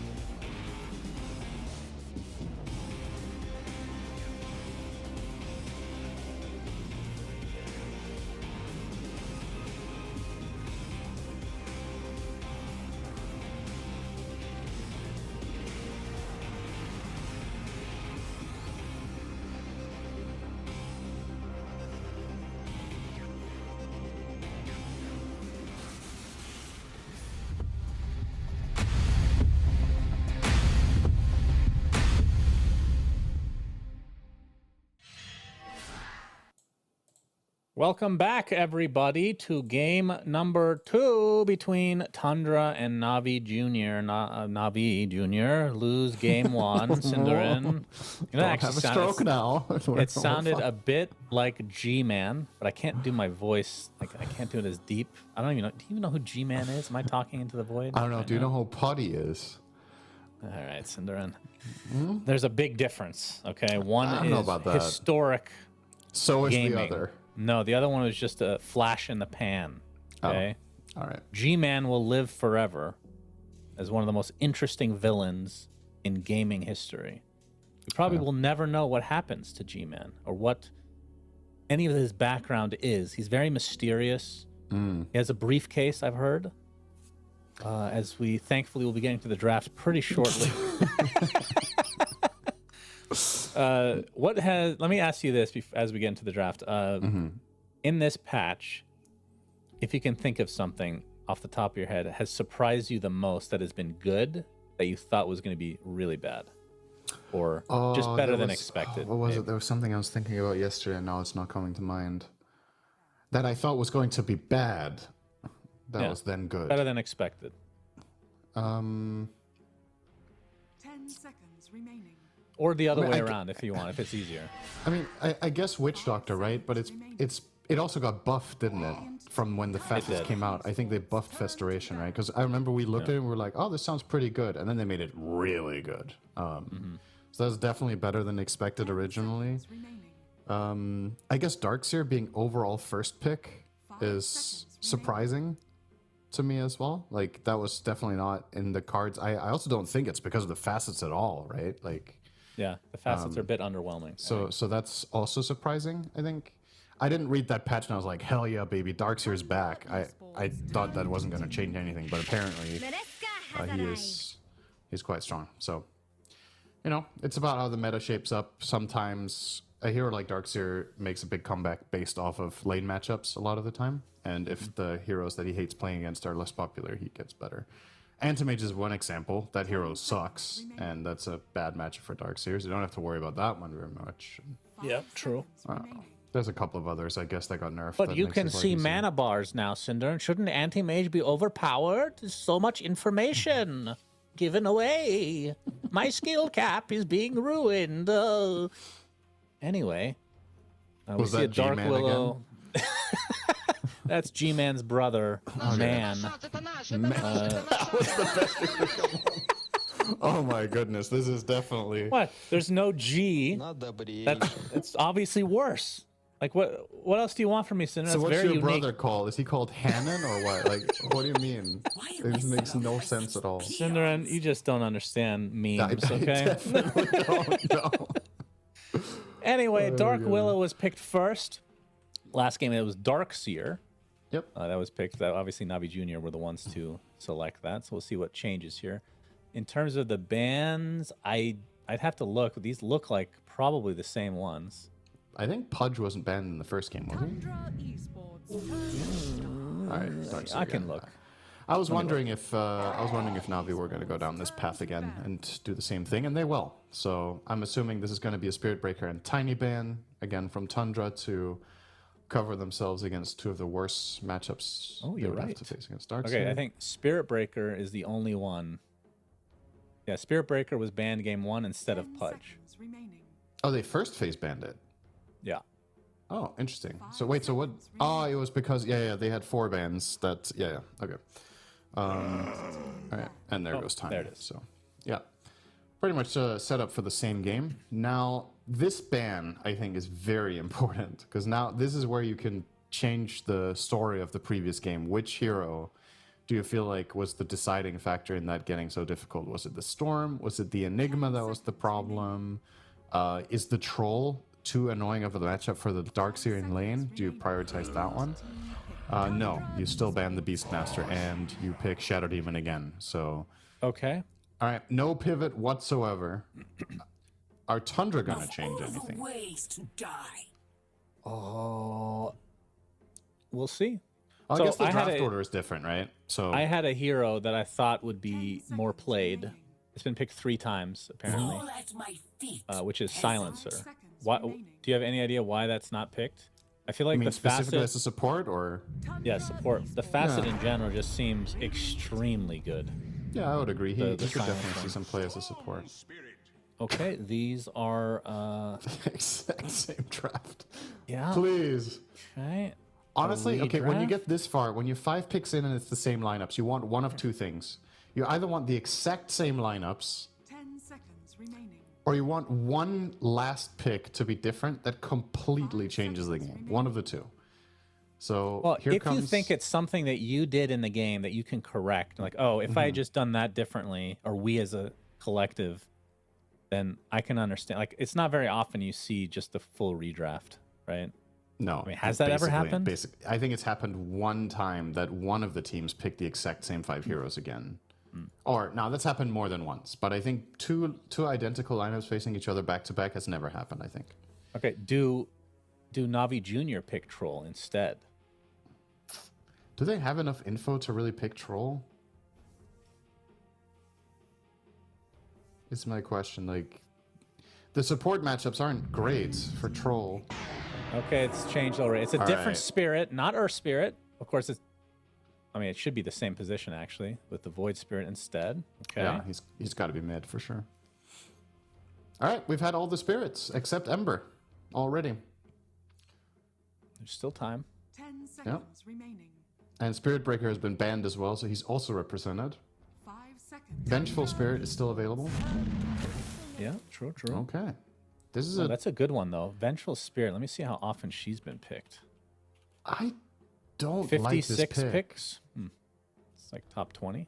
I'm a big CM enjoyer, but I don't think this is the right game for it. You're now pushing your Shadow Demon to position 4 with Darkseer. I think this makes the lane arguably weaker than the one with Bat. 5 seconds remaining. I think Maiden's matchups here are pretty tough. Elder Titan outranges you. Willow has a ton of stuff against you. Storm is a tough matchup. All right. It's going to be probably a Ramses Brood. This could also be pure.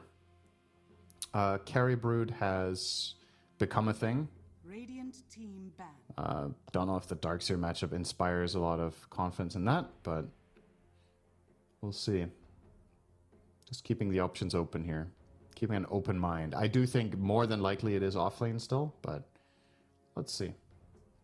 What do you think of their 10 ability to seconds remaining. control the push for Navi Jr.? The spider push, specifically. Yeah, it's not the best. I mean, Void Spirit can kill them. CM can't, unless she ults. Shadow Demon can't at all. I think this is a really bad matchup for Shadow Demon in general. Brood is super annoying. Yeah. I don't know. I feel like we're back to a similar story to game 1, where I look at the draft and I feel like Navi Jr. have to solve problems, whereas Tundra are ahead of the curve. And Navi Jr. had the plays to back that up last game to actually make it a 50-minute game. This one doesn't feel like a 50-minute game to me unless the last pick really addresses this Brood. I think that matchup is an issue right now for their lineup as a whole. Which makes it a good pick. I mean, they obviously chose it here for a reason, right? Remaining. I mean, they kind of have the same problem as last game, where they don't really have any stuns. They have a taunt, they have immobilize, and that's it right now. I mean, vacuum is kind of a stun, I guess. All right, I have There's to just look at not the a lot of bracket right lockdown. now. I need to see if Nigma lose their game, can these two teams meet and play 0 stun lineups against each other? Let's see. Oh, that would take a while. I need to get multiple rounds in. That's probably not We happening. can only hope that we get to see that showdown. 5 seconds remaining. 10 heroes just running around not catching each other. I mean, Yeah, this to is be, like to be a fair though, Manta last game, dream. I mean, despite not having that many stuns last game, Navi Jr. were finding a lot of kills and they were taking fights. So it's not like stuns aren't a requirement for killing heroes, but they feel a lot of the time like a requirement against Storm, right? Like that's Yeah. Storm, I do think it's a requirement, and then in general, if you don't have stuns, like you can definitely win, but it feels like it's a higher skill cap. You can make less mistakes. Centaur has a Carry stun, Brood. that's for Tundra. It is Carry Brood. Okay. You See sure how it's that not works Carry out. Centaur Syndrome? The Counter Strike I'm not sure, facet. but I'm very, Really cool. very close to sure. Okay. All right, what can you pick? You need a carry that deals with Storm, Brood, and Centaur. 5 seconds remaining. I mean, I feel like I'm saying I mean a lot. How about Sven? Okay, Ursa. I actually like this even better. That's a good pick. Ursa dumpsters Centaur. I don't Good know matchup about for Ursa. Thompson and Pure, though. The thing about Ursa is he can itemize to kill these heroes. He has a path to get there, and he pairs very well with CM. And I would also argue he pairs very well with Void Spirit. You can, if Void gets any sort of opener, even as little a commitment as like an Aether Remnant that lands, can be just a burst for Ursa on a core. So there is a way here to kill Storm now with a burst heavy carry.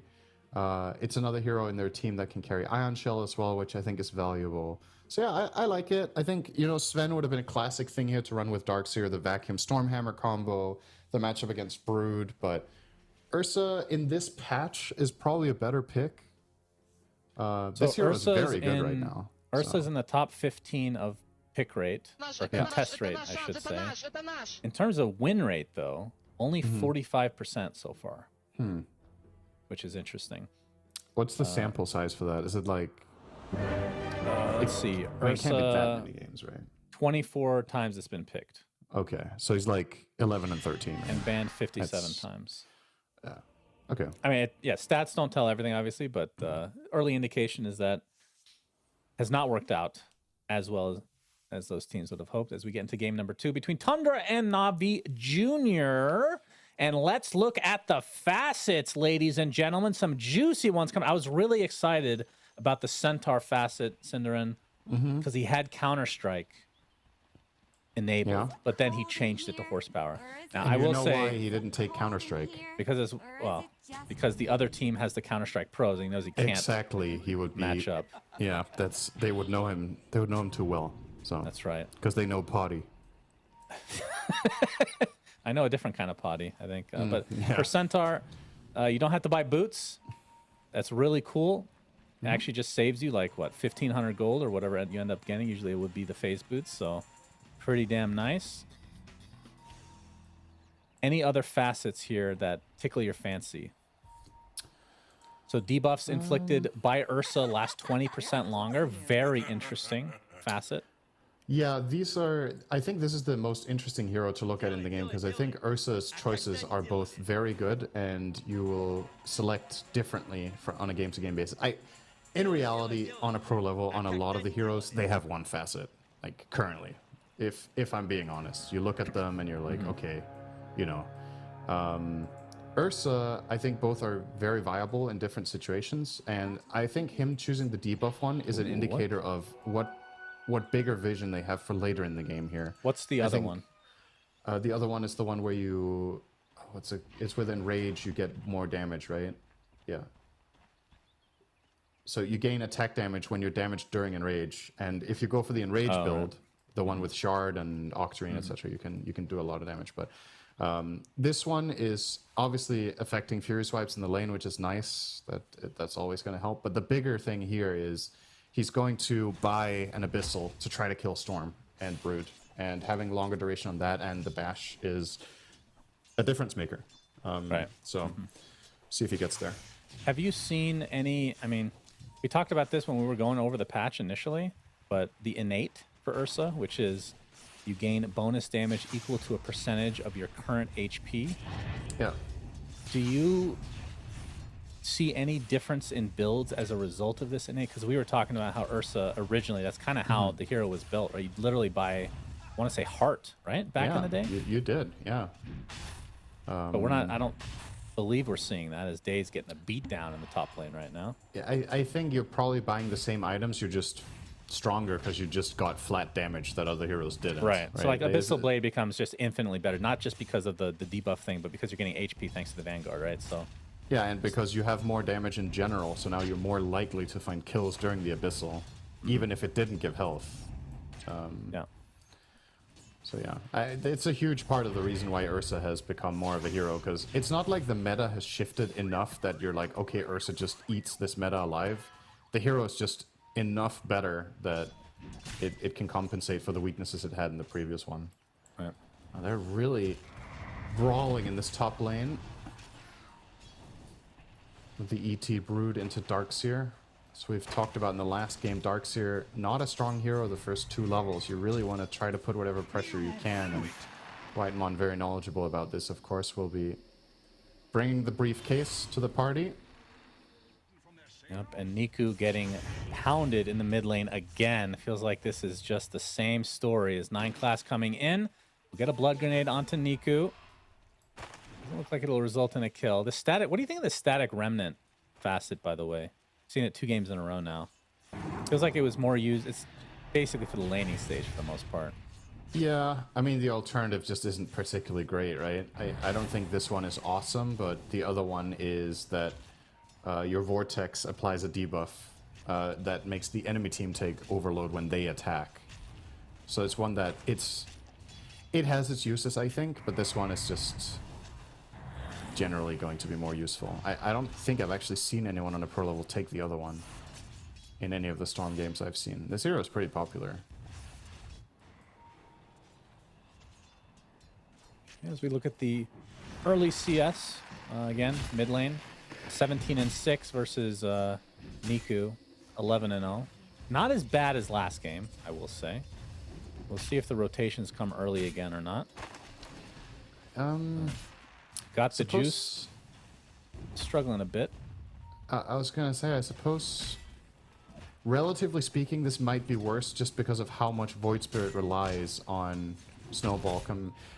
Maybe that's unfair to say, because Earth Spirit is also Snowball-y mid, right? But Void Spirit without farm can do so much less than an Earth Spirit without farm, you know what I mean? Like, the spells are very farm-dependent on Void Spirit's impact. He needs to have items so that his Astral Step does damage, so that he has staying power in the fights. Earth Spirit with nothing but a level 6 can find a big team fight with good spellcasting. Void Spirit can't. So I think this is equally concerning, if not more, than the previous one, to be honest. And this time, he's not going to get help of Bad Rider. Now This time it's a Shadow Demon. He could go for a Water Rune, but we can see 9 class already denying the bottom one. Topson will get the top, so Niku can't do much, but First Blood comes the way of the top lane as Whitemon takes a tumble to Daze. Some little bit of good news there for Navi Jr., as all 3 lanes were not looking too hot, but this one will... It's not going to solve it, but it'll help salvage things a bit in this top half. Still, the top 3 CS on the board are all on the side of Tundra. I think the most surprising one of all of these is probably Ramses, right? It's Centaur is not bad against Ursa in the first few levels, but I didn't necessarily think he was gonna... I mean, they're equal. So it's probably par for the course in reality. I will say Dark Willow may be one of the top 3 most annoying supports for a melee hero. Topson's getting ganked, but who's ganking who? That's true. Topson already 3 stacks on him from Daze. That's going to be an easy kill. Shadow Realm not enough to kill off Niku. So a good rotation as Navi Jr.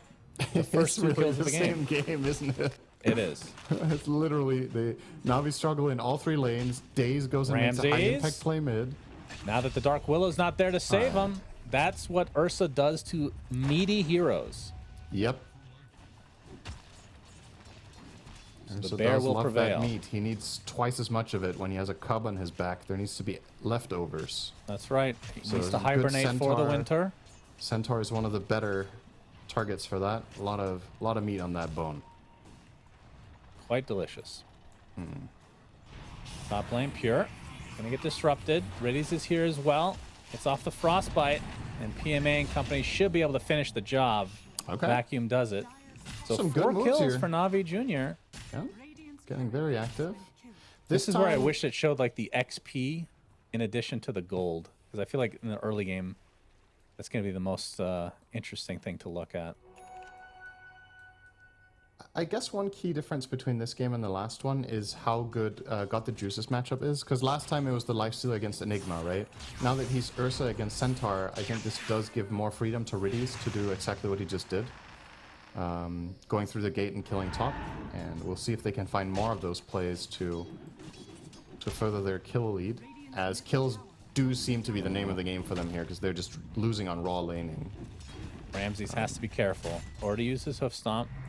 Well, let's back up now. Looks like he'll be A-okay. Will be a Battle Fury build. Forgot the juice yet again. I say yet again. He played Life Seer. That was Radiance. So not quite the same. Believe it or not. Yet again, he spotted will out. have the juice. He will. Thompson, he has the juice right now. Invis bottled. We'll find the pick off onto Riddies in all likelihood. Ramses there with the hoof stomp. And the double edge will finish it. And now they should be able to get this counter ward. They know that there's vision there, so Thompson will be able to get back to the mid lane. Nico's like, thank God my teammate died. I have some space to actually farm. It's not that far behind, though. 33 and 2. He is bottom of the cores again, but if you just look at the numbers, it's not astronomical. As they got the juice. Will kill off Ramses. Wow. How? Not expecting that, but it might cost him his life attempting to TP out. Blood grenade used on top of the right clicks. And the Ursa will fall. Yeah, that trade is way better for Tundra now. Thompson. Ursa doesn't have TP. He's getting stun locked. Do they have the damage? The disruption on top. Looking for the astral step potentially. Oh, Vacuum nice into play. another frostbite. My goodness. Thompson just cannot move. And Nico will secure the illusion rune now. That was a very, very well executed gank. They do need to bring numbers for it though, and again, the CS is just like it. The fact that they're less than 1,000 behind with this scoreline of last hits is really good. It is a bit concerning the way Ursa died though. He traded his life away for the Centaur, and obviously it looked great. He solo killed him on Ursa. You're really happy, but he TP'd after the kill and still Bottom died. lane, hoof stomp into the zip. Echo stomp was there from Whitemon as well. Deletes days. He just gets Got six the now. juice. He does have his ult. Will pop the enrage.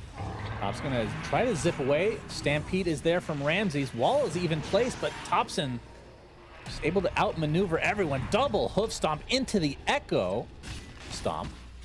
There's no Earthshaker. Double stomp, in fact. That will allow Tundra to retreat in peace. In the meantime, top lane's on fire. Yeah, that's just Brood things. You leave them alone for just a little bit. Heaton is you're in going to show trouble. up and in classic fashion going to miss the first shot here. In the Aether Remnant, but it's all good. He defends the tower. Pure will retreat to the jungle. And he's working on a first item Orchid after his... What's this? No, just straight up Orchid. No, I think that's a little bit surprising. I feel like carry broods a lot of the time will get one stat item first.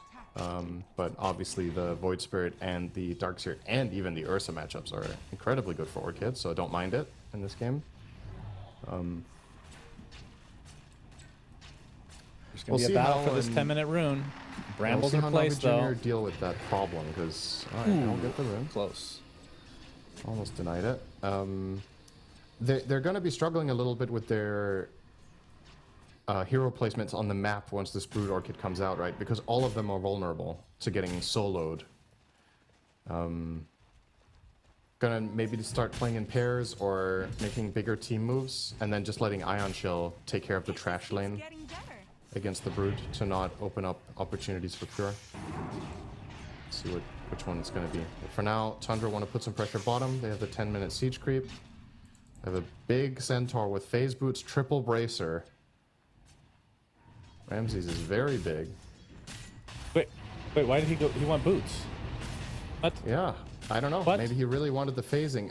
I was going to ask that earlier, but I did a double take. I was like, he had brown boots, double bracer in Got lane, the and I was juice. like, We'll have to get back to that in just a moment. TPing out is actually fine. Hoof stomp a little bit too late. Holy. That was 0.1. That landed right after. Yeah, I was wondering. I was looking at the lane. I was like, something seems off here. Why isn't he buying the chainmail? If he really wants to go phase boots, why isn't he buying chainmail first? But he bought boots first. I'm very confused. I mean, all right, that's just flat out a miss. That's just a mistake. The boots are useless. So Thompson, mid lane, getting rooted up. The ult from the CM and the astral step from Niku are enough to demolish the storm. So Navi Jr. again getting a really good trade. Obviously, this is at the cost of just Brood doing his thing, although PMA trying to be a bit of annoyance here. But yeah, let's go back to the Centaur. Yeah, I did okay. this once. I did this once in my games because I just Yeah. forgot. There's no way he forgot. Like, No, okay. There's gotta So be in a all reason. fairness, useless is an exaggeration because Yeah. he gets 35% of his strength as move speed, right? And it does not stack with boots. But he gets whichever is higher, right? Oh, hang on. Willow is in trouble. Daze is also in trouble.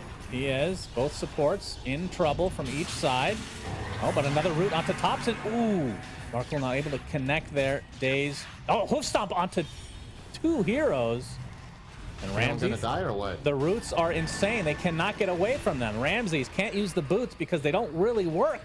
And Whitemon getting chased to the ends of the earth, but looks like the ends of the earth, more than enough time for him. Okay, let's finish the that Centaur means. talk once and for all. We have a moment now. So I He think gets armor and when you activate the phase, obviously the phase portion works. Yeah. But the move speed you get from that is percentage, right? Yeah, So does that work? it should. So I don't think the phase boots are that weird. The thing that was weird to me was that he bought boots first, because usually we see Centaurs just get stat items, right? Because they have move speed from their passive and it doesn't stack with boots. But specifically because he's laning against Ursa, he might have felt like, all right, I'm going to buy these boots and I will get like 25 move speed from them. And that will still be worth it. I don't remember if he had the Windlace when he already bought the boots, because buying Windlace is just better, right? Like, that's just a way better cost-efficient purchase for this hero. But maybe he was like, I need to buy all the move speed I can against Ursa, and I want phase boots anyway in this game. I want the armor, and I want the phase active. So then it's okay, but yeah. I don't know. I still personally think buying chainmail here would have been better. I don't mind going phase, though. But getting the chain first would have. So when he been more activates standard. phase, he gets 449 move speed. Yeah, he gets a lot of move speed. Pretty insane. Yep. Interesting. I actually didn't know it interacted probably that the way same at all. he usually would, right? Yeah, Roughly. well, Isn't it? Maybe. that's pretty fast. If you think that is fast, wait until you see Pure. He's running at 496 permanently. Wow. That is incredible. That's very fast. Very even game net worth-wise, as Orchid is now picked up by Pure. PMA on the Darkseer has the mech going for the Greaves now. Not that far away from the recipe if he wants to go straight up for it. Meanwhile, Smoke from Ramses and company showing off that Blink Dagger. Won't be able to get the connect though. And now the Battlefield comes into play. Forgot the juice. He does have the juice now. Just needs a little bit more time to squeeze it. Oh, We have the initiation from Ramses onto the Darkseer. Orchid reveal, Pure. Going on top. Stampede as well. Should be enough to pop him. Pops the mech. It's not enough. Meanwhile, on the other side, the Triangle, Niku basically used all of his spells and now will get feared up and taken out in addition. 3 dead for Navi Jr. And, I mean, typically in this series so far, they've been able to at least get 1 or 2 cores in these big fights. Thompson does live. Radiant's middle and this is concerned. This mid tower cannot fall. When you're playing against Carry Brood, keeping ground is so important. So they really need to defend this mid tower with everything they have. When you're playing Brood from the carry position in the safe lane, his natural movements around the map are going to very much favor cutting into the enemy triangle and then playing around mid. You already saw him make that move in the first place to find the Darkseer kill there together with Centaur. So definitely Navi Jr. has to be aware of that. And for Tundra, I think you just keep this up, right? Keep the momentum going. You've got a great pace. Your Brood is super farmed. Your Centaur and Storm are both great setups for him. So they definitely know what they're doing. And yep, they're making their next move. Looking for some more. Orchid onto Storm. Nice disruption, but that's going to be shut down by Mr. Thompson. Oh, he's going to get jumped on. Vacuum is there as well. They kill off the Storm. So thinking it would be a freebie on a support, instead turns into the death of Thompson. Good trade. A little bit too aggressive, it seems, from Tundra and Navi Jr. Give him credit. They were ready for that. That's the classic thing about Ursa against Storm, right? We talked about it early on when we saw the draft that in a moment of weakness, this is a good matchup for Ursa. If you have anything connect on the Storm that he can't break, this is one of the heroes that just executes him immediately.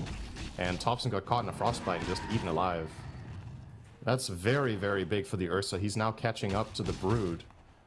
That is a good matchup for Ursa, of course. I guess that goes without saying against some sort of that type of melee carry, and even has the cleave against spiders.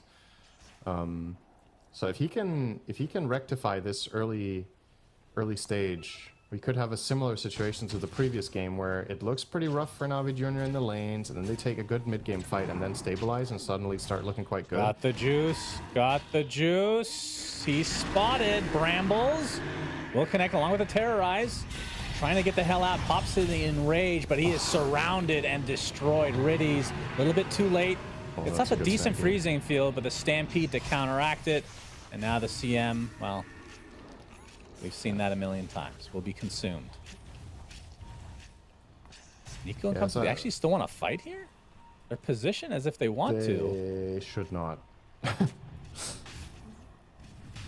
they're not going to. So, yeah, I think in comparison to the first game, if the trajectory of the game is the same, like let's say Navi Jr. fall behind in lanes, they had a good mid-game fight, they kind of equalize. I think their conditions are better this time. The Enigma factor from last game that was a really big problem is not there.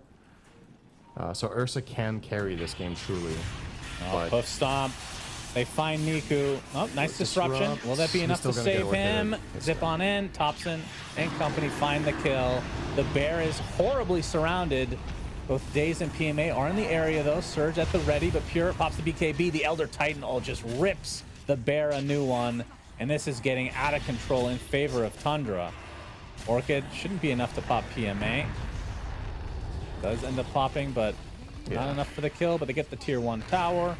6k lead for Tundra, but this happened last game. Well, maybe not in the exact way, but Navi Jr. were able to come back and equalize.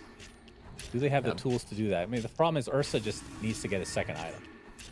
Yeah, that one hurts, right? We were just saying they can't lose the mid tower, and they lose it together with multiple heroes, and now it's a different game entirely because of what Brood does to the map. So like comparing it to the last game is a little bit nonsensical in a way, because if the gold lead is the same as it was last time, the way it's enforced in this game is so different from the lineup that Tundra have. So I do think with what just happened mid, Navi Jr. are in a lot worse of a position than last game all of a sudden. Because even if the gold is comparable, I think last game was 5k at this time, now it's 7, which isn't like a massive difference, but it's the implication of what Brood is going to do to the map now. That's the bigger deal. Oh, right. That was a tier 2 tower there, by the way, in case you missed it. Yeah. Yeah. Also, Niku's courier got killed, and that had his Ags, so he is going to feel really bad about that for the next minute 45. Yeah, that's also bad. So he is not going to be able to fight for a bit now. 7k lead for Tundra, and there's no reason they can't expand this a bit more. And when should we expect the first Roche attempt from Tundra's side? Actually, they can just steal this Tormentor as well. The first Tormentor attempt. Yeah. Who will be rewarded with the shard? It will be Whitemon. Very uninteresting. Yes. I would have rather had that on the Willow. But the bigger deal here, rather than getting the shard on the right hero, is that Navi Jr. don't get it. Yeah, but remember, you have one on your side, Cinder. Sometimes teams forget this, you see? Yeah, doesn't look like they're forgetting. But you never know. Smoke. Navi Jr. want to take the other Tormentor to equalize, of course. Very important. Tops in. Ooh. Pops the haste, or had the haste already. Daze not able to find him. Shows off that Blink Dagger. Pure has the most disgusting item hero combination in the game. He has Bloodthorn Brood. Yeah. Niku's dead. Instantly. Yeah. Wowzers. Wow. All right. Look at this and tell me that isn't fucking stupid, okay? Like, what in the world? Yeah, it turns out that item is pretty good with summons. As a self-destruction comes out, the CM will likely die on the back line. Bramble sets up the second, so it's just a domino effect now. And a Stampede. Uh-oh. Oh, this is real Got bad. the juice. TP canceled. Hoof Stomp. Double Edge. ET ult. 4 dead. Tundra really cruising. heating up now. Yeah, I mean, this game is just getting completely out of control, and it's gonna spiral even further. Mid tier 2 is dead. I think bottom tier 2 shortly on the menu for Pure if he can take a break from feasting on enemy cores by killing them in 1 second with 1 item. Okay, straight up high ground as a matter of fact. We'll force the glyph. That should make the bottom push very easy if he wants to go for that. But more likely, just play zone control. He doesn't have to go there yet. If it's convenient at some point, he can go bot. Like, yeah, sure, guys, I'll get the tower, why not? But until then, just effectively just denying ground here. They need to bring a lot of heroes to fight him. Bloodthorn? Alright, they'll protect their Void Spirit this time. And get the Willow. Okay. He wants revenge. Oh, Aether Remnant not going to hit, but the Demonic Purge is there. Pure has to pop the BKB and teleports to safety. Alright, they got him out of there. They get a little bit of their map back. Unfortunately for them, only finding the Willow kill isn't the biggest of deals, but this is the kind of stuff you have to do when you're playing against a Brood that's ahead. You have to bring the fight to the Brood. Like, you can't let him control the map entirely. You can't... I mean, you can try to play keep away if you think you can find good fights away from the Brood Mother, but the one thing you absolutely do not want to do in this situation is nothing. Like, you absolutely have to be active in one way or the other. So I like seeing this out of Navi Jr. that they try for that play. Confirmed now they did not forget the Tormentor. This one is going to Storm. So 9 a class Storm Enter, denied if you will. again. Very He sad. gets the Overlord upgrade. Overlord. Yeah, let's call it that. Yeah, that would be an interesting Overlord. expansion to the Tormentor. When you kill it, you get the Helm of Dominator, potentially. Yeah, I think Tormentor should be more important. How about that? Yeah, you're just a hater, Cinder. Okay. Tormentors are cool. It's a building. Didn't you see the lore in Crownfall? What? I just made that up. There was nothing. Okay, I was like, I've read the comics. I don't remember this. No, there was no building. That's true. Both sides smoked up. Ramses will break. pop. And now he's not gonna afraid. bait. Yeah, he is tanky. He's got the BKB, Yules, double bracer. Third one is in his backpack just for a rainy day. How do you like Whisper of the Dread on Centaur? It's cool. You like you this lose- hero? Well, yeah, the spell amp's great. I get it occasionally. Of course, he didn't go for the Counter-Strike facet, so less impactful, of course. Got the juice on the high ground. Has the BKB, but doesn't have a way to get in with a blink or anything like that. He's in Pops in trouble. backline defense. Gets off the Electric Vortex, pops his BKB. Disruption onto the side. Thompson has to just walk away, but the Echo Stomp onto 3 heroes. But Centaur's the one in peril. second. Niku almost gets the kill. Niku finishes the job despite the Stampede being used. And just like that, it's a 5v4 advantage. Navi Jr. That Brood one has to walk away. Thompson really TPs. well for them. Yeah. And That now was the a- Roche. That was a good defensive positioning. I thought that was going to get really scary when the fight broke out. There looked to be a direct path for Pure to just barrel down and kill the Void Spirit, but he didn't want to commit for it because Shadow Demon was unaccounted for. And yeah, couldn't find a kill in that fight. Their BKBs start expiring. The Centaur is in the middle of nowhere, gets killed off, and then it's full disengage. So it's something. I'm not going to say we're at the level of game 1 yet, because I still feel like there's quite the hill to climb here, but it's step number 1 to at least get an Aegis on your Ursa and maybe build something out of this. Don't think Tundra are going to be too phased by it, though. I think they'll still try to play very aggressively now with the Lincolns on Pure. Will protect him from getting Demonic Purged as he is going in, so can really stick on his target now. The Spiders, of course, will follow suit. Yeah, and got the juice. Really needs to find the farm. He is, well, second lowest core net worth right now. And I feel like his presence can't really truly be felt without the blink and a basher. Unless it's presented to him on a silver platter, which was actually the case last fight. I can't believe how fast Brood takes towers still. It's so crazy. And you can't even Orchid the towers in this patch, right? Yeah, unlike other patches. Yeah, I'm just talking about a future patch, of course, as well. That's Yeah. going to be facet number 3. You have to buy a specific item, and then it works on buildings. Are you a beta tester or something? Is that what you're saying here? Like, Oh, yeah, they definitely you trust me can't with that. even Orchid buildings, which you never could, by the way, so that was kind of Hook weird. stomp. Backing back in there. Terrorize being faked out. Ramses has to pop the BKB. The demonic purge applied. Stampede. We'll have to stampede away. They do accomplish their primary goal here, though, Tundra. They force the entire team back. So even though that might have looked kind of bad, losing a lot of health on Centaur and his BKB, I don't think this is necessarily a bad outcome. It frees up the map a lot. Thompson's now going to be able to clean out top. You still have very good wave control from the push you already did at bottom. Navi Junior will make their way down mid to try to find an opportunity. I thought that Niku would, the last few minutes, maybe was finding his farm a bit, but still has not finished Manta, surprisingly.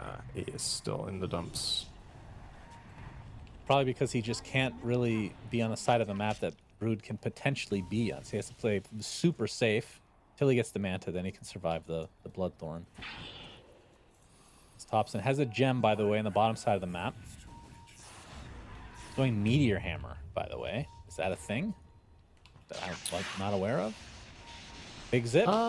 It is a thing. Okay, explain it. I mean, you have the guaranteed combo, right? You're going to get in and you're going to Vortex with your BKB on, and then you can hammer off that. It's not the first time it's Lots of damage to the Ursa. We'll be able to live through it. Disruption on the other side. No casualties. The thing I can't tell you for sure is why he thinks it's good this game and not in the previous one. What exactly he's looking for to make this decision over Ags, right? Because I still think the Ags is amazing for his lineup this game, right? You're playing with Willow, who loves when heroes get pulled together. Centaur loves it. ET loves it.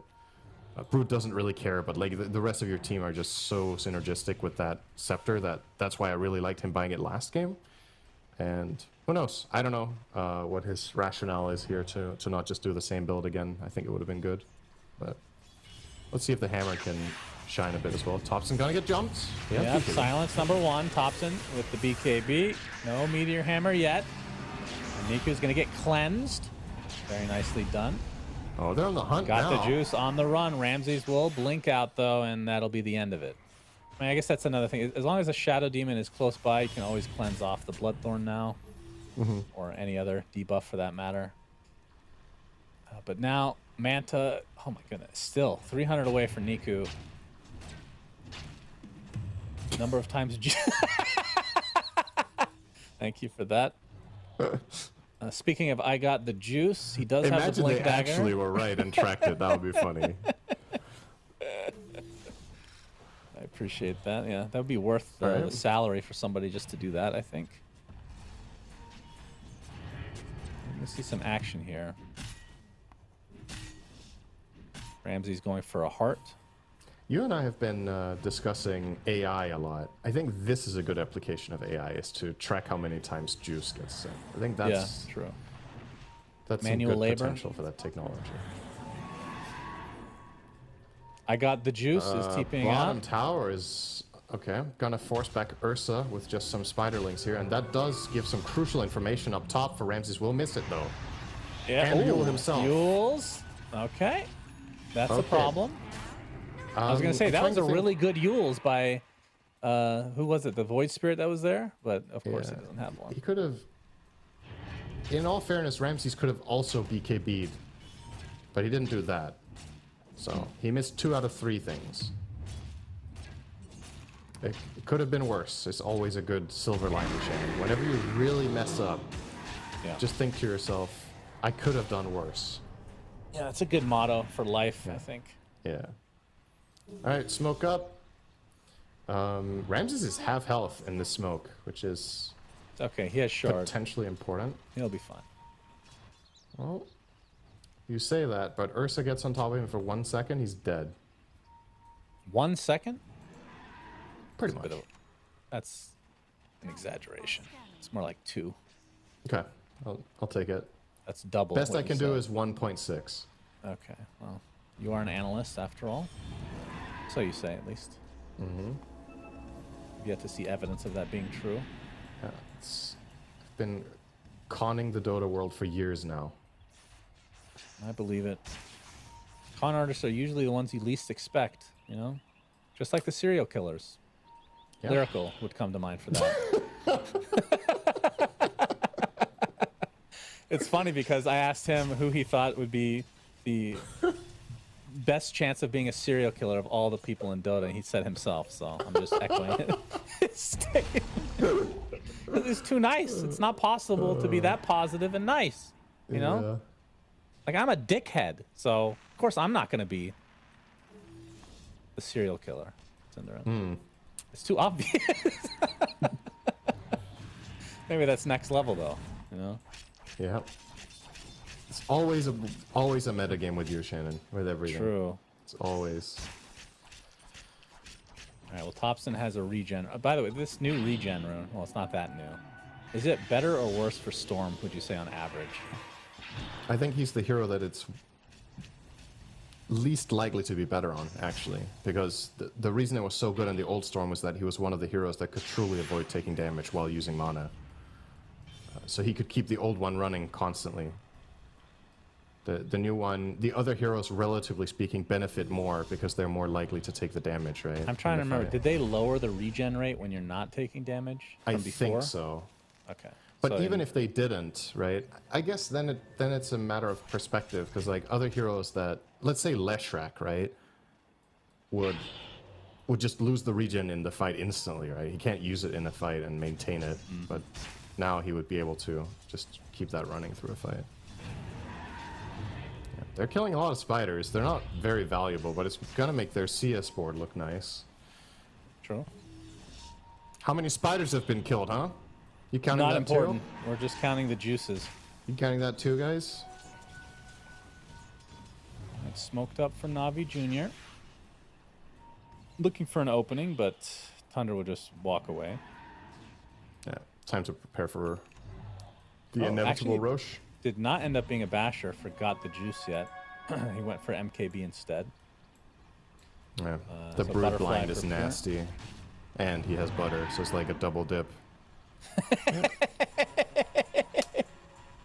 Yeah, I like this. Welcome to the TI Qualifiers, where we talk about which talent is a serial killer, and we do stats with profanities in them. I love this game. Dude, if I was a stats person, like in controller, that would be every single time. Able to help yourself. It would be really bad. Inappropriate shit all the time. I'd put memes up there, you know? Just like a big old keck of W when think something you- bad happens for one team. Just write like really NSFW fun facts. Did you guys know? That's right. Oh, smoke from Tundra. Look for the opening here, but Niku, okay, they do find the opening to start on the... I got the juice already at half HP.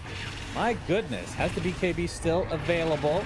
Oh, they find the stun out to Thompson, but the huge terrorize onto 3 prevents the death of the Storm Spirit. Instead, Daze will die close to that Lotus Fountain. He's going to buy back, though.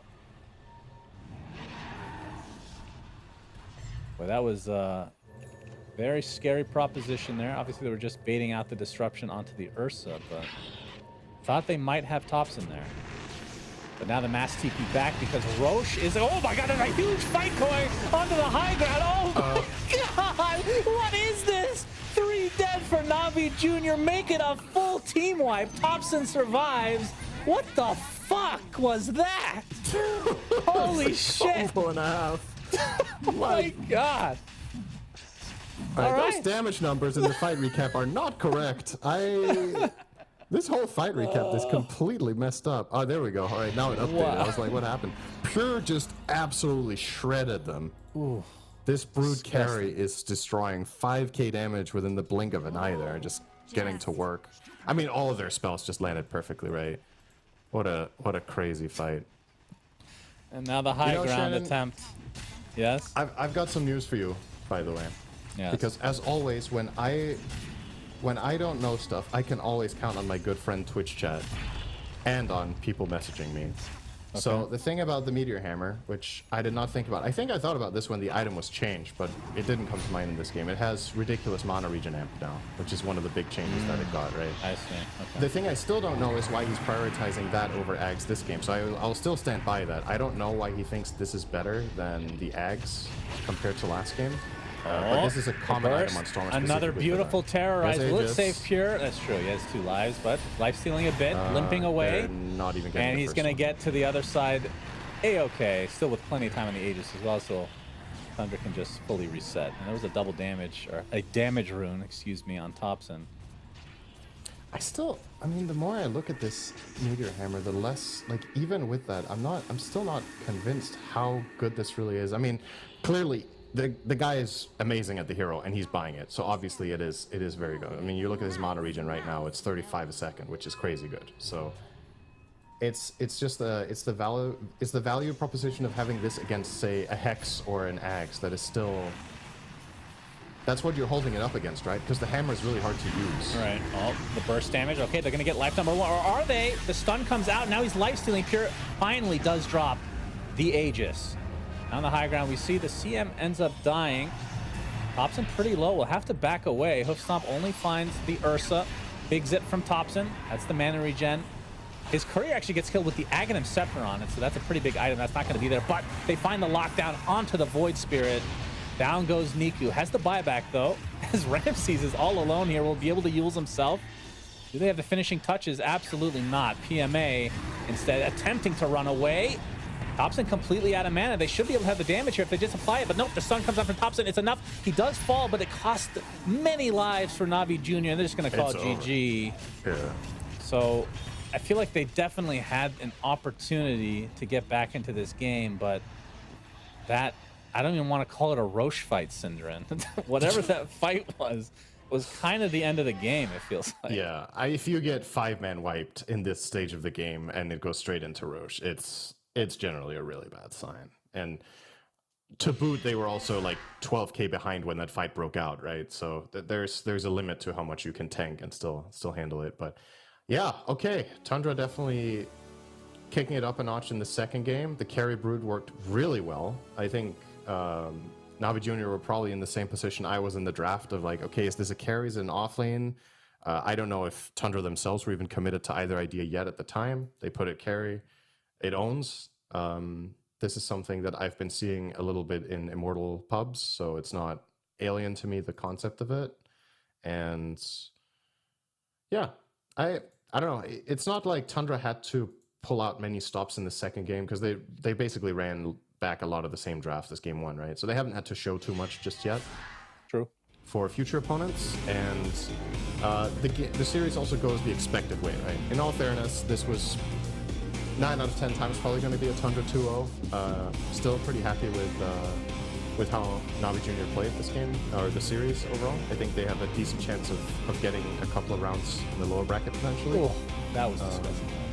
But yeah, Tundra definitely one of the favorites here for a reason, and they in particular show this in the second game.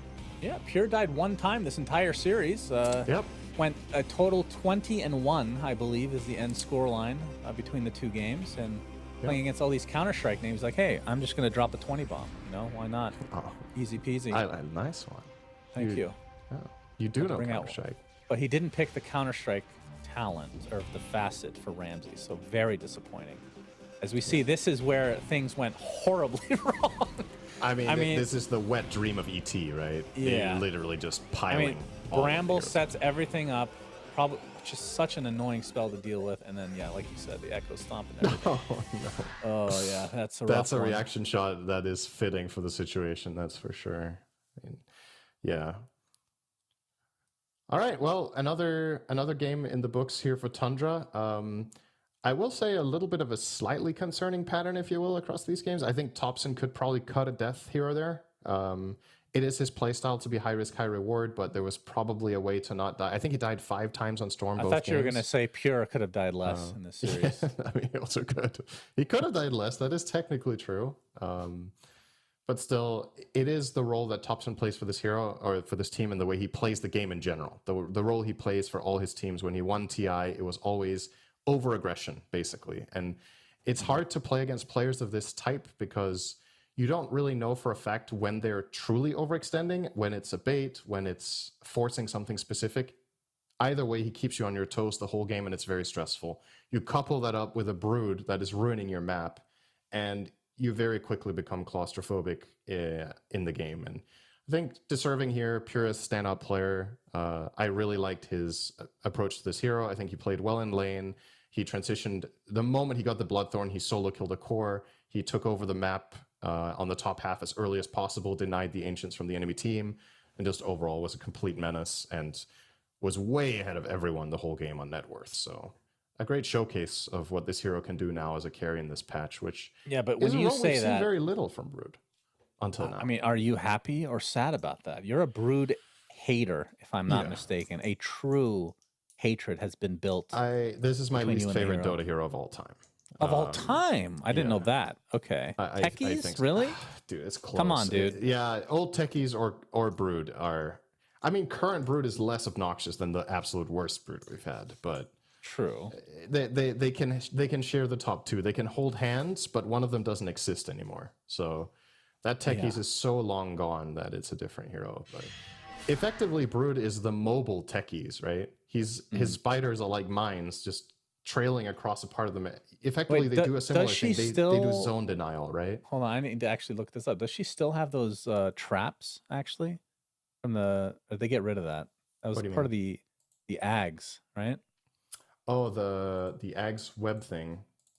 I'm Isn't that- I'm in I Dota haven't right seen now, that being and bought for a I while. I do so- not see an Ags thing at all on the screen. It's so still that's a spinner bug. snare. Oh, okay. So it is techies Yeah, in a way. Yeah. Kind of. Yeah. Brood even Stasis has trap. that. We didn't even mention that. He even has spinner snare. I mean, literally. Very important spell, of course. I could go on for Brood. days about how much I hate this.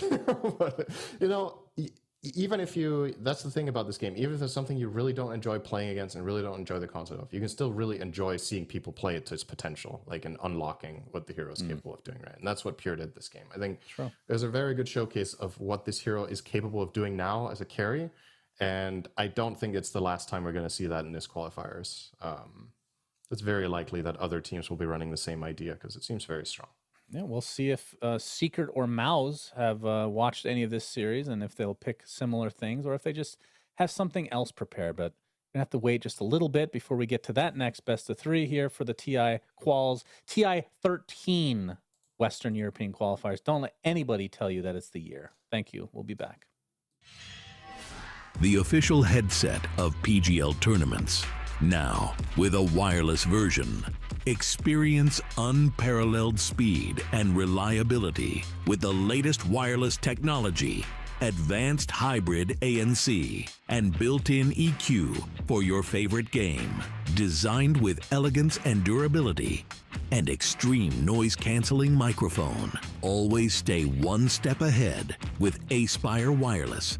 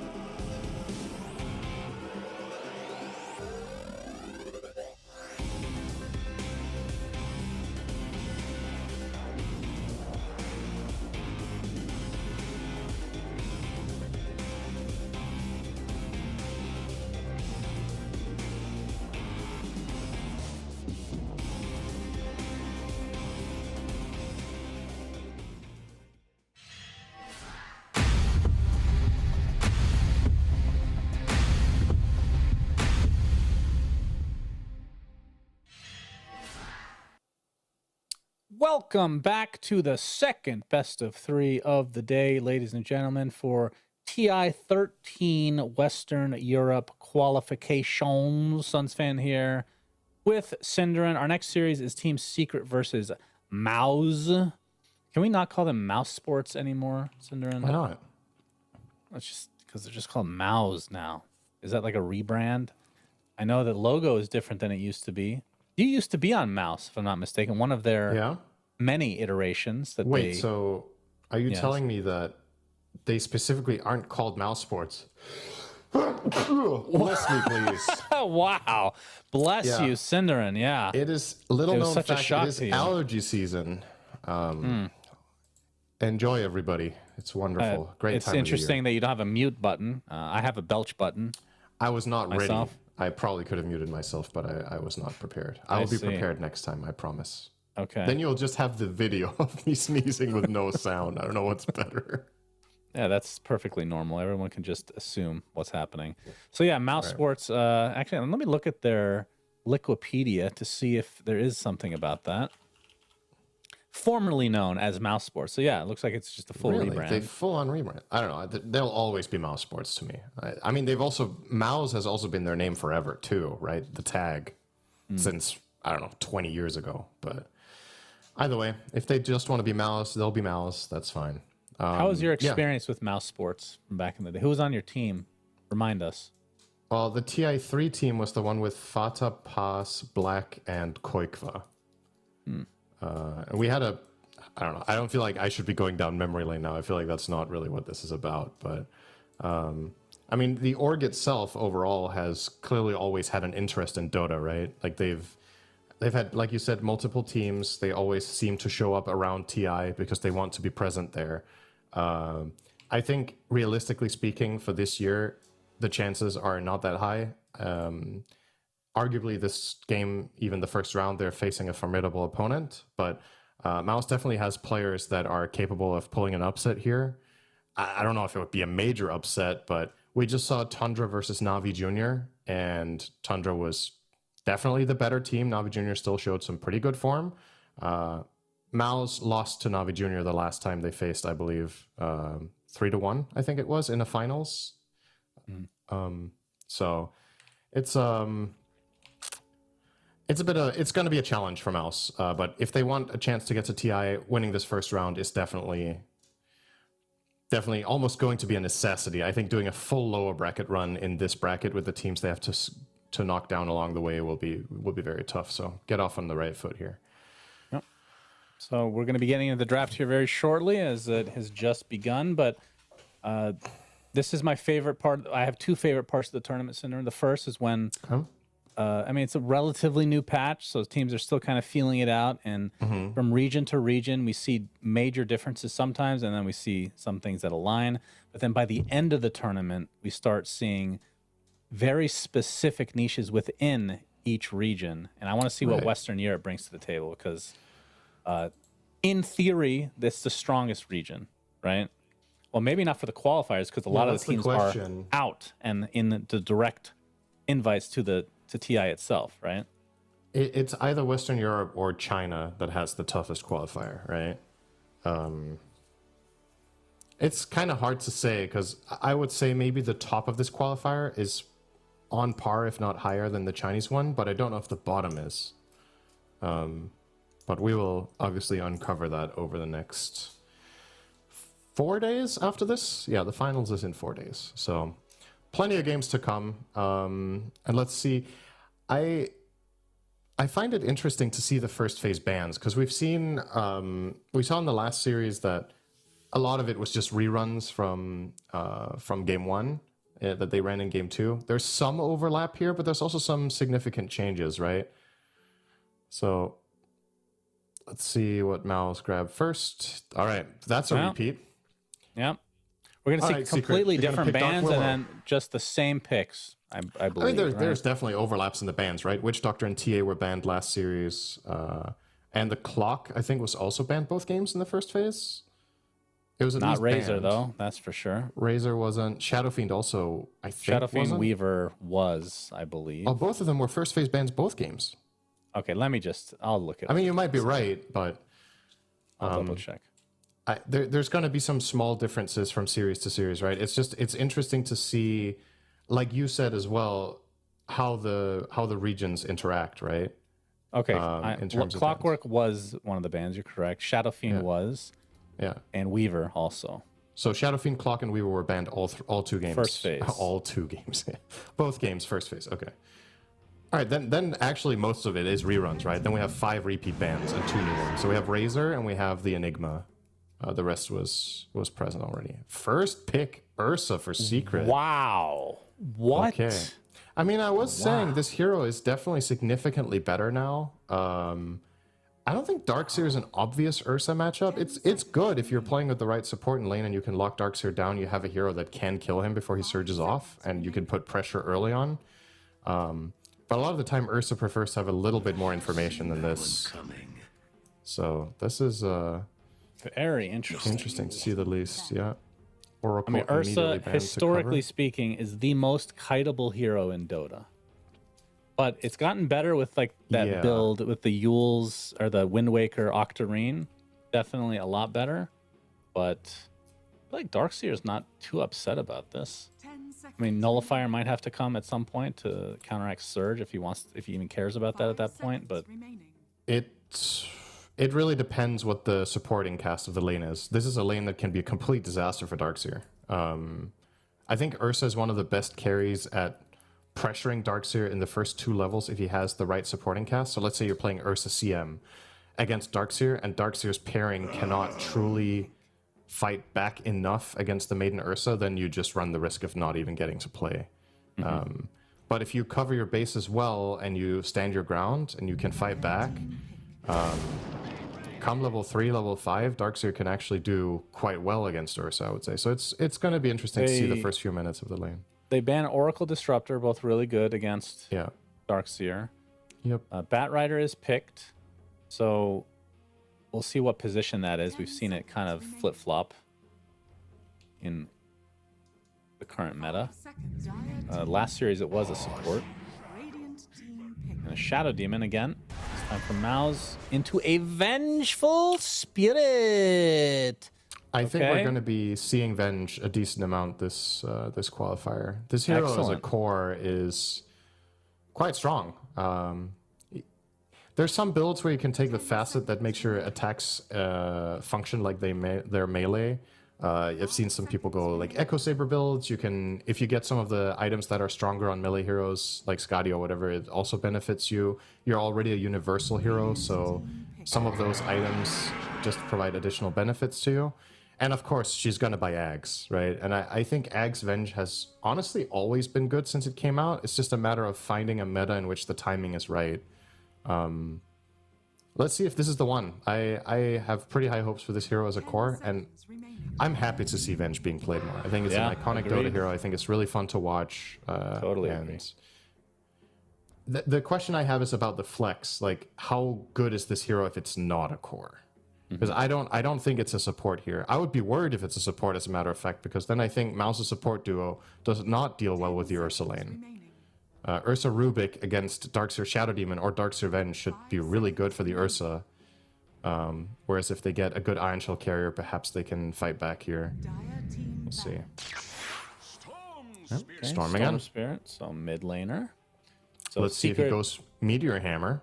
Yeah, maybe that's just the thing. Secret missing a mid laner unless it's a very... Oh, it could be Batrider theoretically, but doubtful. Meanwhile, Mouse needs a carry if it's not Venge, but I guess it would be, so you're looking also for... 5 seconds remaining. Well, I guess he'd be last picking support in this case. I wonder what Secret, if they're going to actually ban supports or they ban cores just in case. We see a lot of teams not really care as much if you're this deep into the draft and you're last picking a support. Yeah, I don't know. Maybe Secret are locked in on this being a support Venge. I just feel like they shouldn't be. I think there's a very, very good chance this is a carry played by Olnit. I actually seem to remember Olnit liking playing Venge before this patch as well as a carry. I could be wrong. For some reason, it's just connecting for me, but... Well, we'll know soon enough. I don't know if the carry matchup for Venge is good against Ursa. I feel like instinctively it shouldn't be that bad when you have Ags. Like Ursa, if he's a, you know, he's a one-shot burst kind of hero. He kills your first life, you'd at least have the second one. 5 seconds remaining. Secret's lineup in general is very bursty, right? It's not... Maybe not that much to worry about as a carry Venge when I look at it. Have you seen the other facet for Venge as a support? Where Magic Missile does more damage based on last hits? I mean, you have to take that if you're support, because the other one is basically useless, right? If you're playing support, you're not going to benefit from the melee treated attacks. So, but have you seen it in action? Because it's I don't late think game. so. It is crazy. Yeah, it's. I theorized when the patch came out that that was going to be a thing against specific heroes, or in some games if you're playing Venge support. It's one of those things that will just always be useful when you support Venge. But I just haven't seen much support Venge in the games I've had. So, So Secret are banning both Lifesteal and Gyro. Likely, well, Gyro has been used as support as well, I suppose, but likely just the core. CK is pick from us, so support support Venge. how good is this Darkseer lane going to be? That's my main concern. I mean, I like the rest of what Mao's are bringing to the table here. Chaos Knight with Darkseer is a nice combination. Chaos Knight really benefits from the Iron Shell. He really benefits from just overall the pace that Darkseer plays is nice for CK. A lot of the time when you're playing DS, you want a carry that that is looking and eager to fight around the 15 to 25 minute mark when you have your mech and you have a couple of levels in your valuable spells. And you have both CK and Storm for that, so that's great. But I'm worried about Darkseer's lane not going the way they're hoping for Mao's. But let's see. Last pick, Ember for Corden here for Secret. So you get your Ember that you wanted in the last game, or last series, you mentioned it. So now we've had every Spirit today. Yes. That took 2 games, or 2 series rather. Wow, look at that Venge Arcana Cinderin. You've even had the Vengeful Spirit. Stream can't see it yet, but it's glorious. That's an upgraded version, I think, a thing right? of beauty. I believe so. I think it's the first. That's not Imperia? Imperia is not available yet. Oh, okay. You need to do all 4 acts. Oh, okay. Gotcha. So Imperia will be a while. Yeah. It will be Avenging nice Missile for Vengeful Spirit. Yep.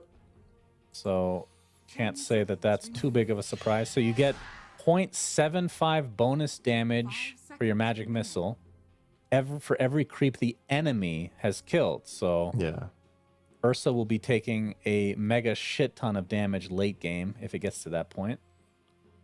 Depending on how many blast hits he has. But yeah, I mean, it's pretty cool. It's pretty interesting. I wonder how they come up with the synergizes numbers with for the stuff shard. like that, right? Well, Let's make it 0.75. In my experience, Cinderin, as a game designer, of course, you just put numbers in there. You don't care what they are, and then you test them, and that's where you get the 0.75. I'm sure it was 1.5, and it was beyond broken. They were one-shotting carries. Like, okay, that's not cool. They should only one-shot carries if it gets to like 80 minutes. Then it's okay. It was 1.5 for a month in testing, and then Gabe played Terrorblade and had 1,000 CS, and late game he was like, the enemy support is one-shotting me, Ice Frog. This is not fair. It's got to be at least half. That's right. And then he halved it to not lose his job, so there you go. All right. Yeah, let's see how this lane plays out. I've talked it to death at this point, but keep your eyes on the Darkseer lane. It's going to be Bat Rider Ursa, it looks like, not the Ursa Rubik that I thought was going to be the case. Puppy is on the Bat. I mean, Darkseer, correct me if I'm wrong. I mean, Surge is great against Ursa, but Sticky Napalm is pretty annoying because you have that turn rate restriction, right? It is turn annoying. rate slow. And it's also the way Darkseer naturally plays the lane. He needs to stand close to the wave a lot of the time. And Bad Rider will have free access to him in this lane because effectively, I don't think Shadow Demon stands a chance at boxing out Bad Rider Ursa, right? Like, they're just going to fight you back. So it's a legit concern. The other lanes, I think, for Mao's look very, very solid. You've got Storm against Ember. It's a classic. They're both going to farm, probably slightly Storm favored if it is the way it usually was. As always, with these new letter patches and whatnot, things might shift a bit. But I think that's fine for them. And the CK Venge lane should do very, very fine against Centaur Rubik. So Curious to see this one kick off, and But yeah, that Venge set's fire. it's Looks like Skywrath Mage, but that's okay. yeah, it's We fine. forgive you. Dota doesn't have any new players anymore, so there's no surprise. People will know. We did not mention the Ursa first pick is played by Chrysalis, of course, since he's the carry of the team. This is one of Chrysalis's best heroes, so I think it definitely factors into them rating it this high against Darkseer is... You know, when I think Chrysalis, I think Ursa, I think Monkey King. I think Monkey King is not too popular right now. They did have access to it, they didn't pick that. So... But hey.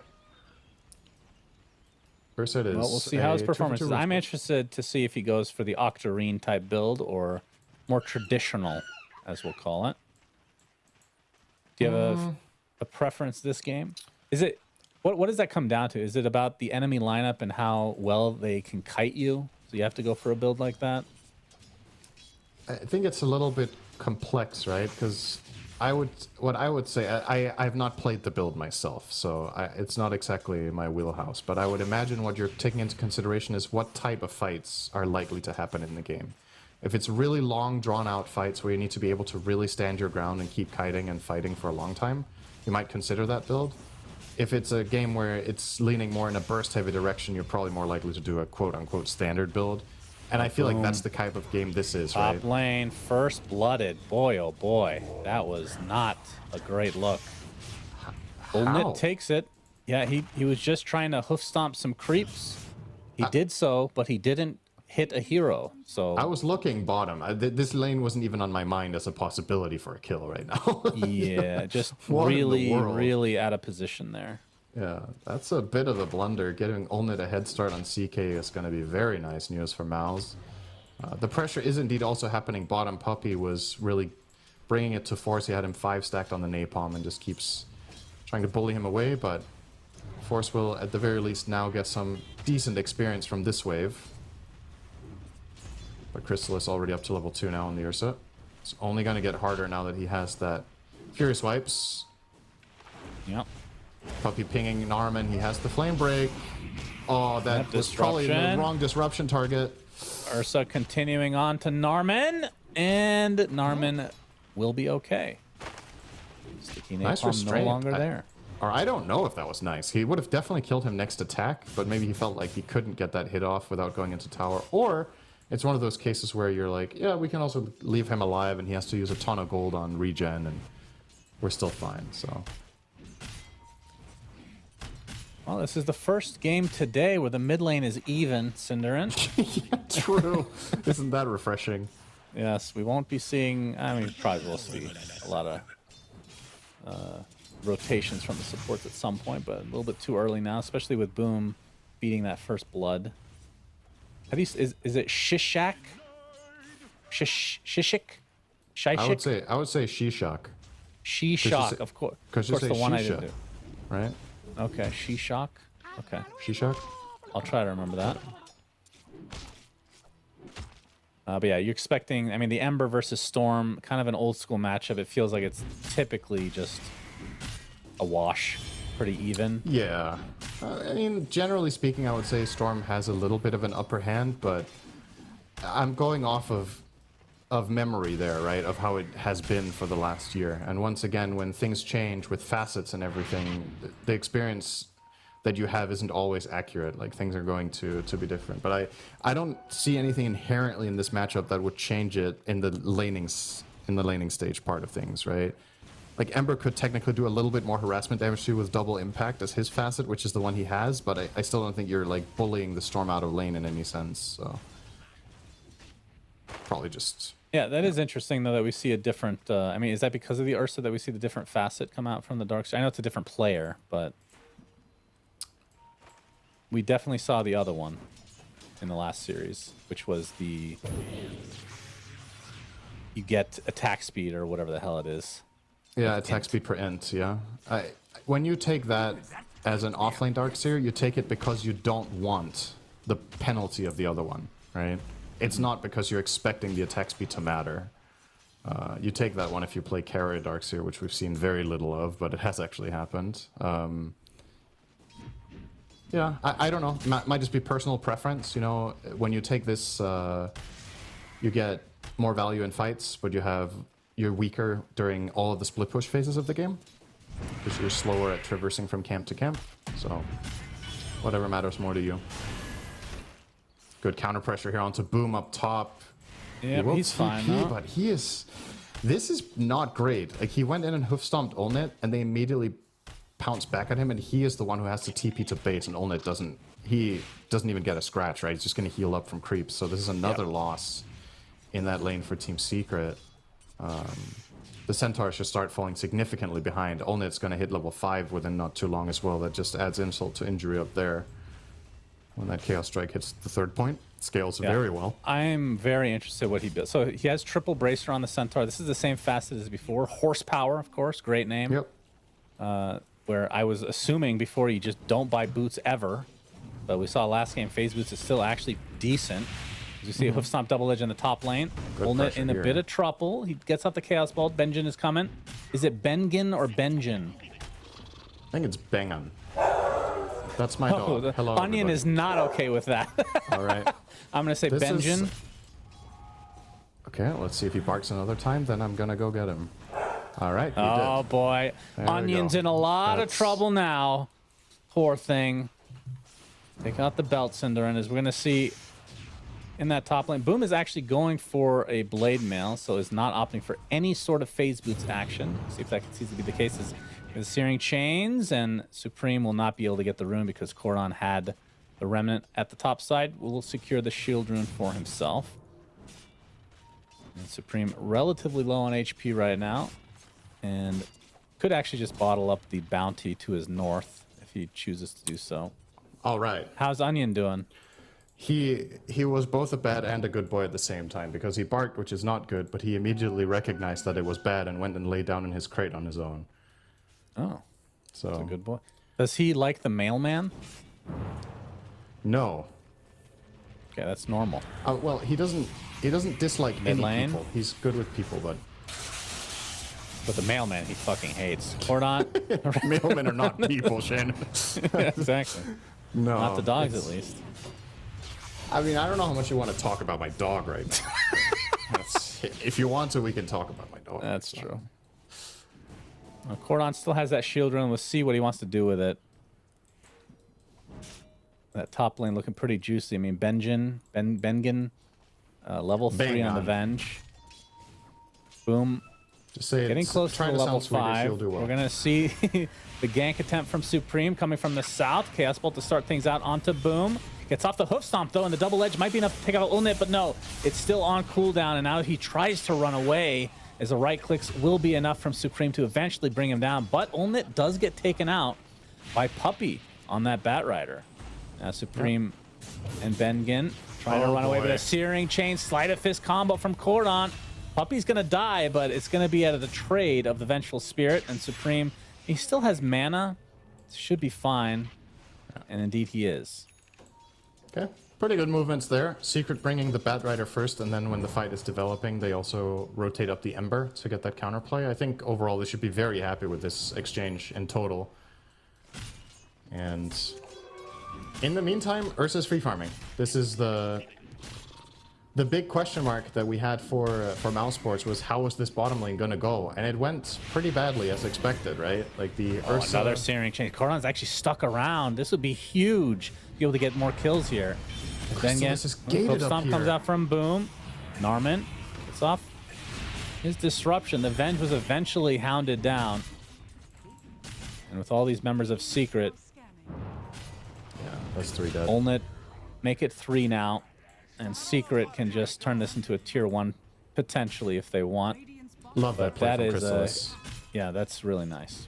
He pushed out bottom wave. He identifies that the matchup he has against Darkseer is so favored, and he has the freedom to do this kind of stuff. So he gates up there, kills the CK, straight back bottom. He's out of mana now, but it doesn't even matter. Like, there's no threat on him at all in this bottom lane. He's just going to be able to free farm.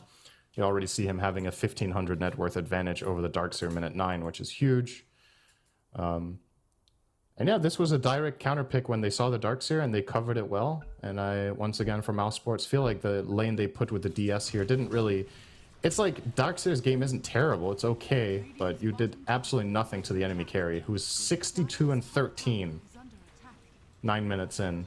Not bad. The Darkseer's 42 and 0. But with each, I mean, this is part of the strategy, Cinderin. The magic missile is going to one-shot him. Keep that CS up. Joke's on you. The next level play. Feed the enemy carry for the late game position 5 payoff. Yes. Well, they're not feeding him. They're feeding him creeps. There's a difference. Well, it's food either way, okay? Crystallis will be spotted. Electric Vortex wall is there. Crystallis is going to get off his ult, and now TP support from Shishik on the Rubik. Gets off the telekinesis. Nice stun onto 2. He's going to get hounded down, but Supreme gets Searing Chains. Cordon has been all over the place. Supreme trying to get away out of mana. Sleight of Fist brings him to his knees. Vengen will actually tick out and was using the TP as well. So Puppey finishes it in style. Not able to get Crystallis, and in fact, it wasn't really close. They were very close to getting Shishak, but also not enough of that. I mean, this is just a flat-out travesty, right? They're bringing this 3-man rotation, and they're dying 2 of them when they initiate the play. I think if you're going to gank Ursa like this under the enemy tower, I mean, first of all, I don't actually know if you even do this with the heroes that you have right now. Yeah, it's hard. You don't have any instant stun, you don't have any instant silence, so you know Enrage is going to go off 10 out of 10 times there. Crystallis will never fumble that. So then you need to have the staying power when the rotations inevitably come in, because you need to dive him in the tower when you place that wall. And it didn't feel like that play was really planned out very well from Mouse. It's kind of like, alright guys, Ursa's free farming, let's kill Ursa. That's what it felt like to me. Like there wasn't any clear cut, okay, this is how we're gonna do it, this is why we're doing it. And yeah, Secret were ready, and they get a major, major punish out of that. But now, with all these creeps being killed, the magic missile's growing in power at 0.75 with each creep. It's like the only upside for Mouse is that the enemy team is farming. I like this narrative. It's they also good. have, I mean, it's not great with Ursa particularly, but the idea of Darkseer illusion, like working against the enemy, it's the same concept, Cinderin. What's the difference? All right? Well, and then when you get that shard on Venge, who's still only level 4, by the way, not great. And then when she gets Scepter, it's good when she dies. Yep. Yep. All right. That's right. Good. Very good. Yeah, I can see where Mouse is coming from with this lineup. That sounds bulletproof to me. I'm trying here. Good plan. 3k lead for Secret. Rune is bottom. Supreme gets the Arcane. So he's opting for the Orchid first up. Yep. And Cordon is going for the Mage Slayers. Bottom lane, okay, well, the wall was used, but Force is the one that dies in the end. Good lasso from Puppey, setting up the right clicks of the bear. I was a little bit too late there with the supports, but also, yeah, like you said, the level 5 Venge is not going to offer particularly much protection right now. Shadow Demon Disruption would obviously be very welcome, but not there at the time, and Secret are going to take advantage of this. Another move from Mouse. Supreme was starting to head down bottom. Cordon is pushing in mid and has taken now half the Storm's tower without... Okay, his own tower has taken 9 damage. So, very good pressure in his favor there. What if Magic Missile worked on tower, Cinder, and then it would... Alright, I'm going to stop. What, yeah. What then? Then it would be like Orchid in the next patch, apparently. The tower gets a lot of last hits on creeps. You see where I'm going? All right. One shot the barracks at that point. My goodness. Yeah, the enemy team needs to be careful not to glyph so the tower gets CS. I mean, okay, to be fair, Cinder, a lot of the stuff that's in the game now, if I brought this up a few years ago, you'd think I mean, you brought this up 6 months ago, you'd think I was crazy. Yeah, right? yeah, I know. I mean, nothing is too crazy. Enemy mana bars? I can't believe it. Who would have thought of such a thing? Anything goes. Wow, they're just letting this tower fall. Yeah. It's honestly, it's not a very good look when you lose your mid tower minute 13:30 to Ember and you're not trying to defend it. You're just letting him have it. This hero is not good at pushing, and you definitely have the kind of heroes that would be able to take the fight to him and at the very least defend it, but Mao's are conceding a lot of ground. It feels like they've lost a couple of engages now, and now they're very timid about doing stuff. And that's what you need to not fall into this trap in this game of being like, okay guys, it's fine, we messed up, let's just farm. Because I think just farm is going to get you run over here very soon. Corden has Mage Slayer. You have the Ursa who's starting to ramp up now with the Battle Fury. It's not going to be long before he becomes a much bigger threat. So I think you still need to make your moves and play to your Darkseer's strengths. This hero hates when nothing happens. Like, he is team fighter extraordinaire. You don't want to just carry the kobold. It won't live long. They are close to the Orchid on Supreme. That's a big power spike. Yeah, and I'm probably waiting for that. I think they absolutely have to get some kills with it.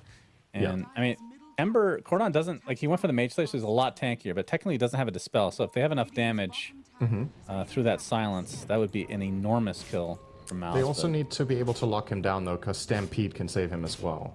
So there is that extra global layer of defense for any core that gets Orchided.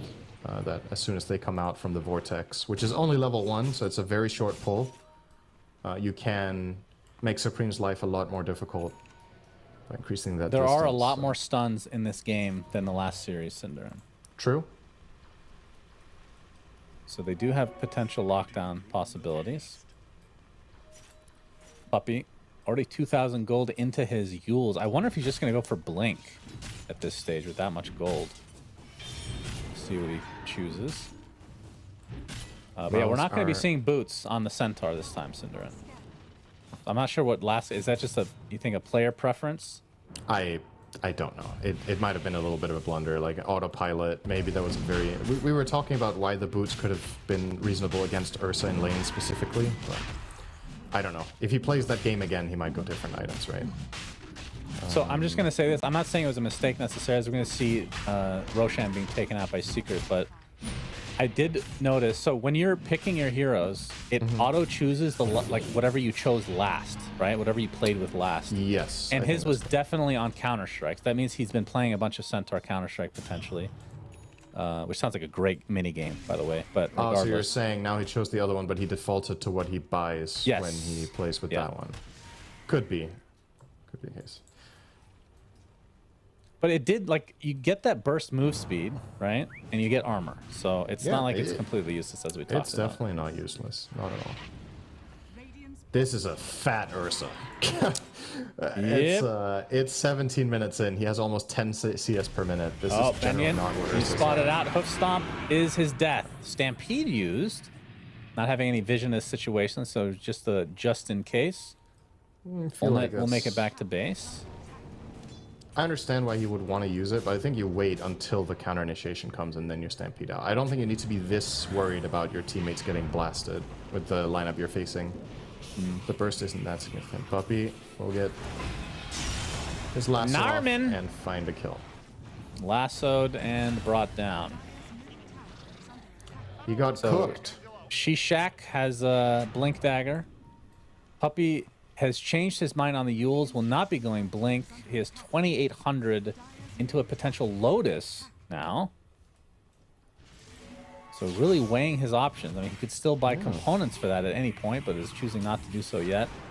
Still weighing the options overall. Boom is spotted top lane. He's outnumbered by a long shot by Mouse, but you can see that they're just not comfortable going for anything right now.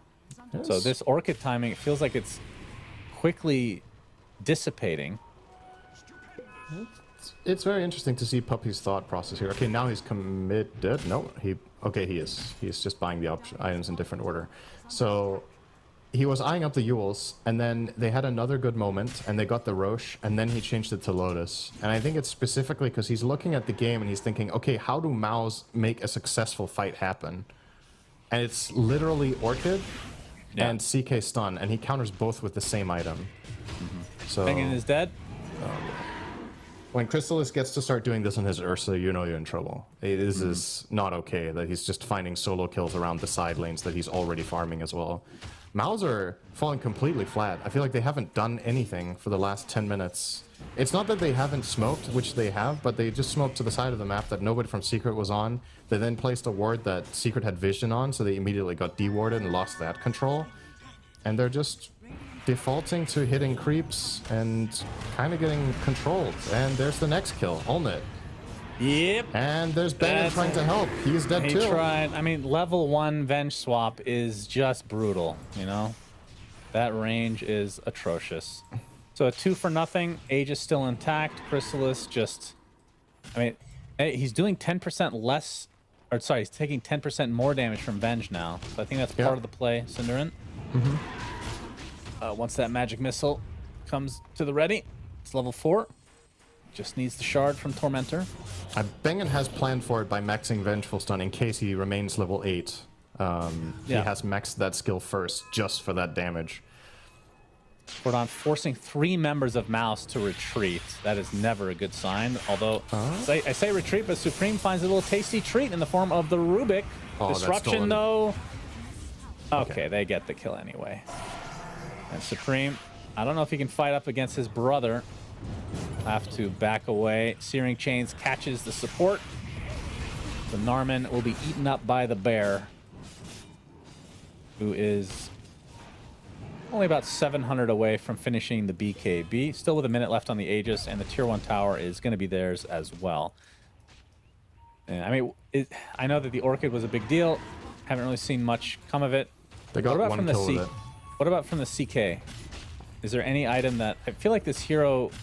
I mean, historically speaking, it feels like if they don't get off to a good start, the hero just feels like it sucks. Well, guess what? They got another Orchid. So now Puppy's Lotus is even better. Yeah. Bengen will be lassoed into death. 8K lead for Secret. They're getting everything that they want. I think if Secret's and Chrysalis... This could be a potential cool turnaround here for Mouse. A little bit of cockiness from Chrysalis. He has Aegis. Has the Aegis for 17. Oh, hoof stomp. Huge coming out from Boom, along with the Stampede. They're going to lose the Aegis, but they're in a horrible spot right now. Cordon, relatively low HP and mana, has to Remnant away. Gets the Yules off, but now he's surrounded. The Remnant should be able to finish them off. Indeed, it does. Buyback from the Vengeful Spirit. And Chrysalis getting pretty low now, but they have enough damage to delete Supreme from the map, but they lose Chrysalis in the process. Boom now has to back away. It was probably the magic missile that ended up finishing him off, Cinderin. Just a lot of damage there. Secret are like, if you guys aren't going to bring the fight to us, we'll bring it so deep into your territory that you have to show up. Yeah. Yeah, that... I mean, I understand feeling yourself and all that, but that was a little bit too crazy from Chrysalis. And does get punished as it should. Well, it might end up losing Puppy here too, unless he's kind of tanky. Gonna get vacuumed in. He's pretty damn low. Another double edge, but he just gets killed. Puppy on the run. The easier kill. Magic missile. Puppy trying to use the high ground to his advantage. Demonic Purge. He's dead now. 5th stack. 5 stacks should be donezo. Pop, pop. All right, so Mouse showing some signs of life. Did cost them a buyback onto the Venge, but... Well, I mean, that was, just, like you said, very cocky from Chrysalis. He essentially presented himself at half HP with Enrage used pretty much at the beginning of the fight because of the Tormentor. Yeah. Not a recipe for success. I mean, despite even having the Aegis, didn't really matter because you use Enrage, it feels like you're just done. The thing about that, though, is that that still turned into a pretty close fight that Maus did scrape a victory from. But if that's close, you're gonna be hard pressed to find a better fighting condition than that, right? Enemy carry out of position, throws away Aegis. I suppose if they can find him out of a smoke and just burst him instantly now, that would be amazing. But it's gonna be a tall order, as we've talked about. They don't have any instant stun, so he can just BKB as soon as they initiate on him with anything, or Enrage if it's not the Orchids that open it. Well, they do have their eyes set on him. Let's see if this can somehow work out. Don't think so. Secret also have some backup nearby. Puppy is closing in on him with his Lotus, so... And now they're going to counter smoke. Yep. So nothing of value was found from Mouse in that. Corden has Arcane. This is... Oh, he's in there. Yeah, Bengen gets the Searing Chains. Narman gets deleted by Crystallis. So both supports quickly taken care of. Another Searing Chains comes out. Yeah, that Arcane Rune really coming at a good time. Hoofstomp's going to miss from Boom, but regardless. Secret get 3 kills, tier 2 tower. See what else they can get out of this. Yeah, the Venge is dead for a long time, so is Darkseer, so they could farm the entire map right now. Push all the lanes out. Even have the luxury of Ember, of course, which makes that even easier. So he can both push and be available to fight should anything break out. Yeah, Mao's stuck in a tough spot. Now also going to get their Tormentor Stone. This is what Crystallis wanted to do before, but this time he can actually do it. He'll complete his Basher and get his Centaur. A nice little free shard. You love that. Yeah, that is nice. That is very, very tasty. So, Boom, like we said, no boots. Has the Blade Mail, Eternal Shroud, Blink, Double Bracer, and now is going for Shiva's. And we're about to hit the 25-minute mark, so those bracers about to kick in. Let's see how much HP he gets. He's at 2968. Wait, is it 30 minutes? No, there we go. You need to click him again. Oh, I had to click him again. Interesting. It doesn't update visually until you click again. 3,200 HP now. Yeah. Very Tanky big. boy. Second Roche will go the way of the team with Ursa. Big shock. It'll drop the cheese. As Supreme is spotted. And Secret not going to be able to close the gap. Okay. Crystallis, you want the Aegis too? Yep. All right.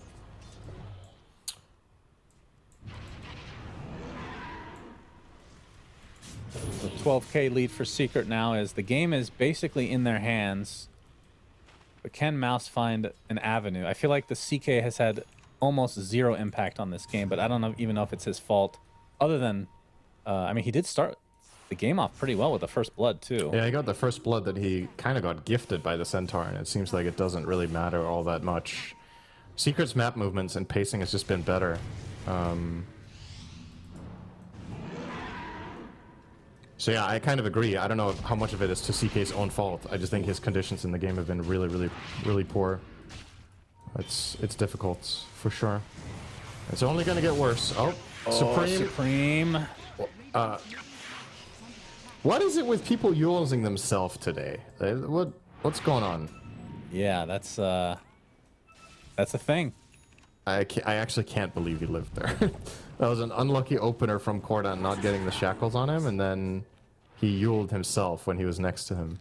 That's the second time today where I thought the aggressor, or sorry, the defender, Yules the enemy, but it was just doesn't have a Yules.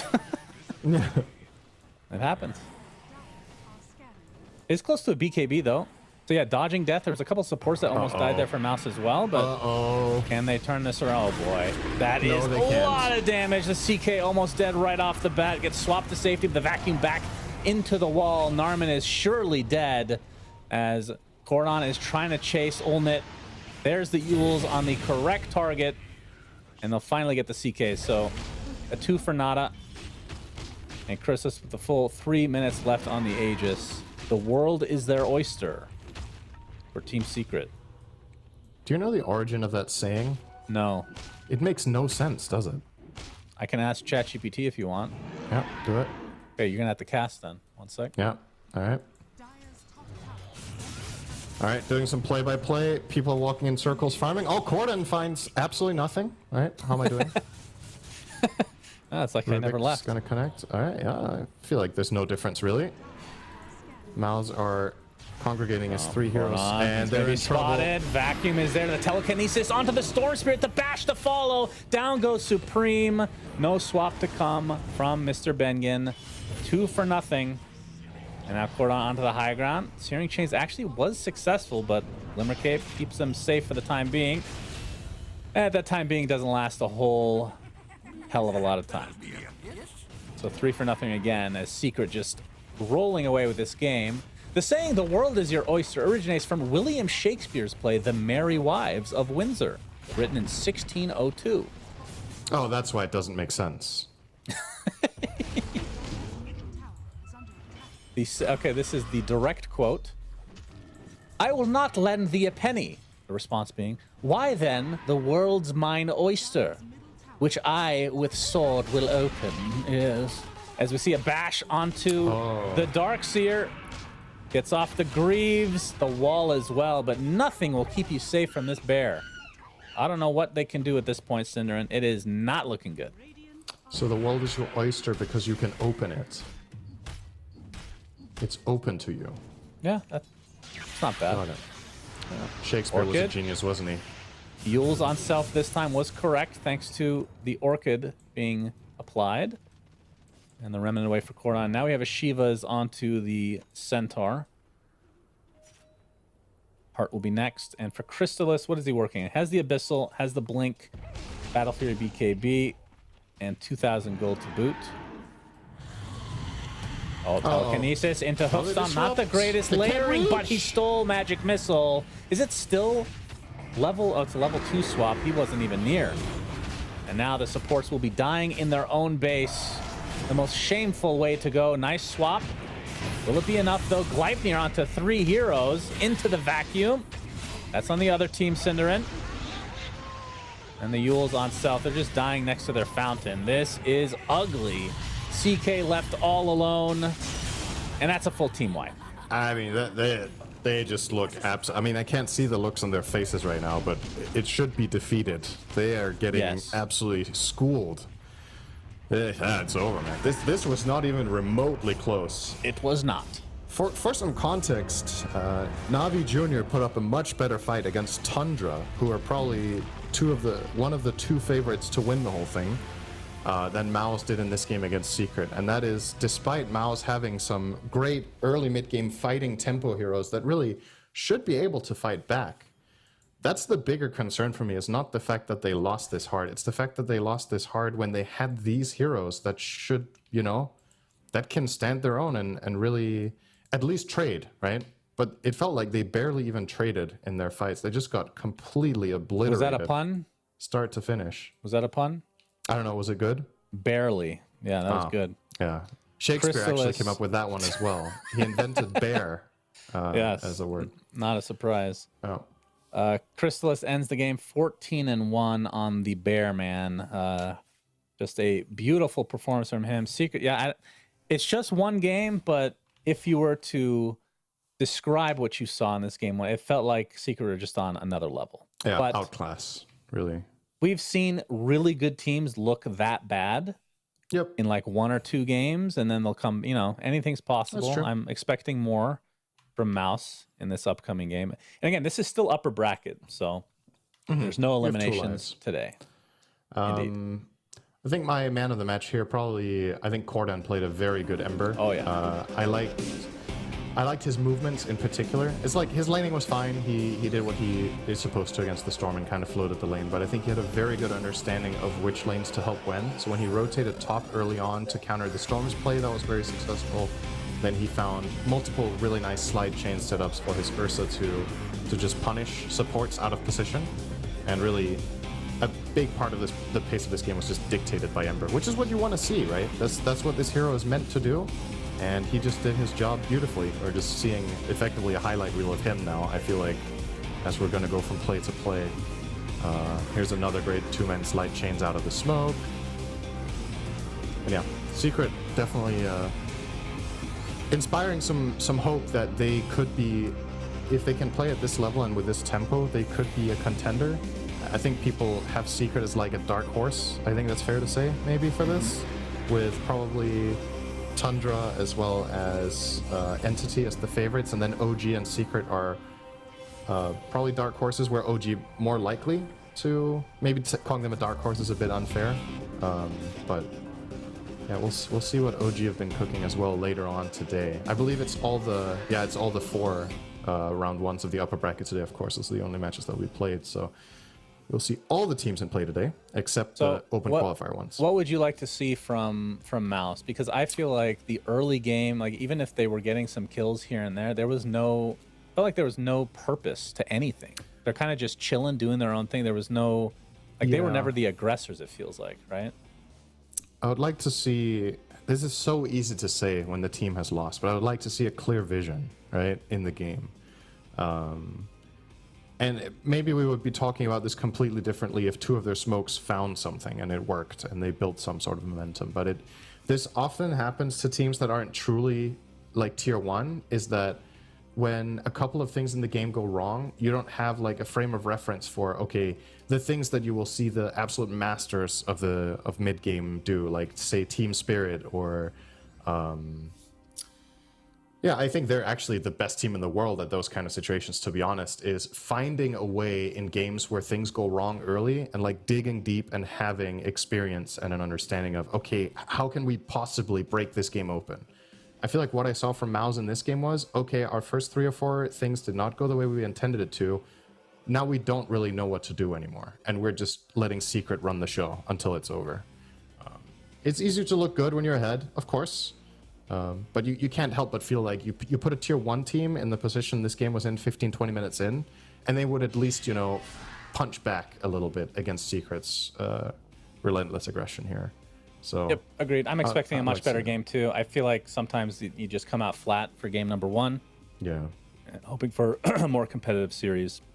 But maybe Secret's just this good. You know, I'd love to see that as well. Secret, a team that a lot of people like myself root for. I mean, Puppy, old school, a G, and then of course the Cyborg Matt. The Cyborg Matt, everybody. You're One of the cheering best for people Secret in these because of sports. Cyborg Matt, and you're cheering for G2IG because of Jack. So, That's right. that is Correct. wonderful. There we All go. right, we'll be back after a quick break, ladies and gentlemen, for game number 2. Stay tuned. The official headset of PGL tournaments.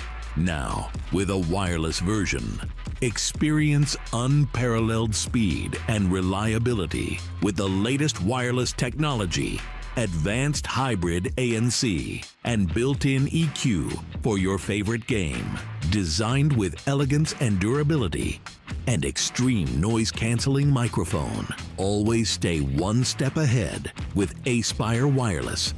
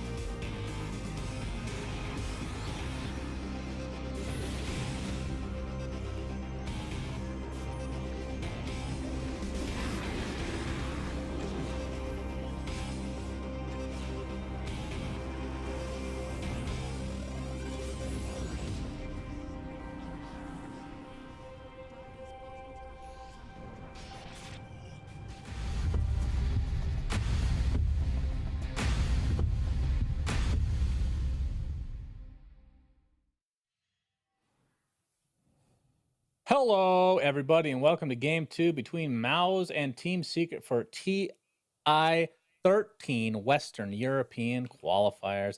Game 1 was barely a game, if we're being totally honest here, Cinderin. It was a mega stomp for Team Secret. I think we're both expecting Secret to win this series, but maybe not quite in that fashion. I think it will be a bit closer, or at least we're hoping so, in this game number 2. Yep. It's a good look for them, though, right? Yeah, it is. If you want to, if you want to be the best in this region, you need to be able to play games like that. The great Scriff gave a really good tip on how to amplify the magic missile strategy. You pick Broodmother and Nature's Prophet summons here, and you feed some like these useless summons all game to the carry, and then you can actually one-shot with the magic missile. Okay? Next level. And then it becomes a game of chicken where you're sending spiders to push towers, but nobody wants to kill them. Because Venge becomes too powerful. Exactly. Dude, I can't wait to see this at TI. This is actually going to happen. Okay, real question as we're getting into the draft here pretty soon. You saw the strategy that was on Reddit with Lifestealer inside Necro, Necro eaten by Pudge. Lifestealer has Radiance, Pudge has Ags, and Necro has Heart Ags with the facet that increases AoE. Do you think, I'm not saying that you have to do the full meme, do you think that this combo is actually doable in a pro game? Yeah. Like, is it viable? Because a lot of people seem to think and understand that it was not like a ranked game, it was turbo, in fact. Yeah. I actually don't think that matters because you get so much farm these days. I actually think it's doable. It's actually remotely viable. I'm not saying it's going to be like the go-to or anything like that, but it's at least parts of it, right? I think Necro together with either Pudge or Lifestealer sounds like an interesting idea. But it's a very specific subset of things that need to happen on a pro level, right? The drafts need to line up for it. You need to be able to put your lanes, and the enemy lineup needs to have a specific lineup too, right? Because if they have a lot of escape or a lot of stuns or whatever, you can't stick.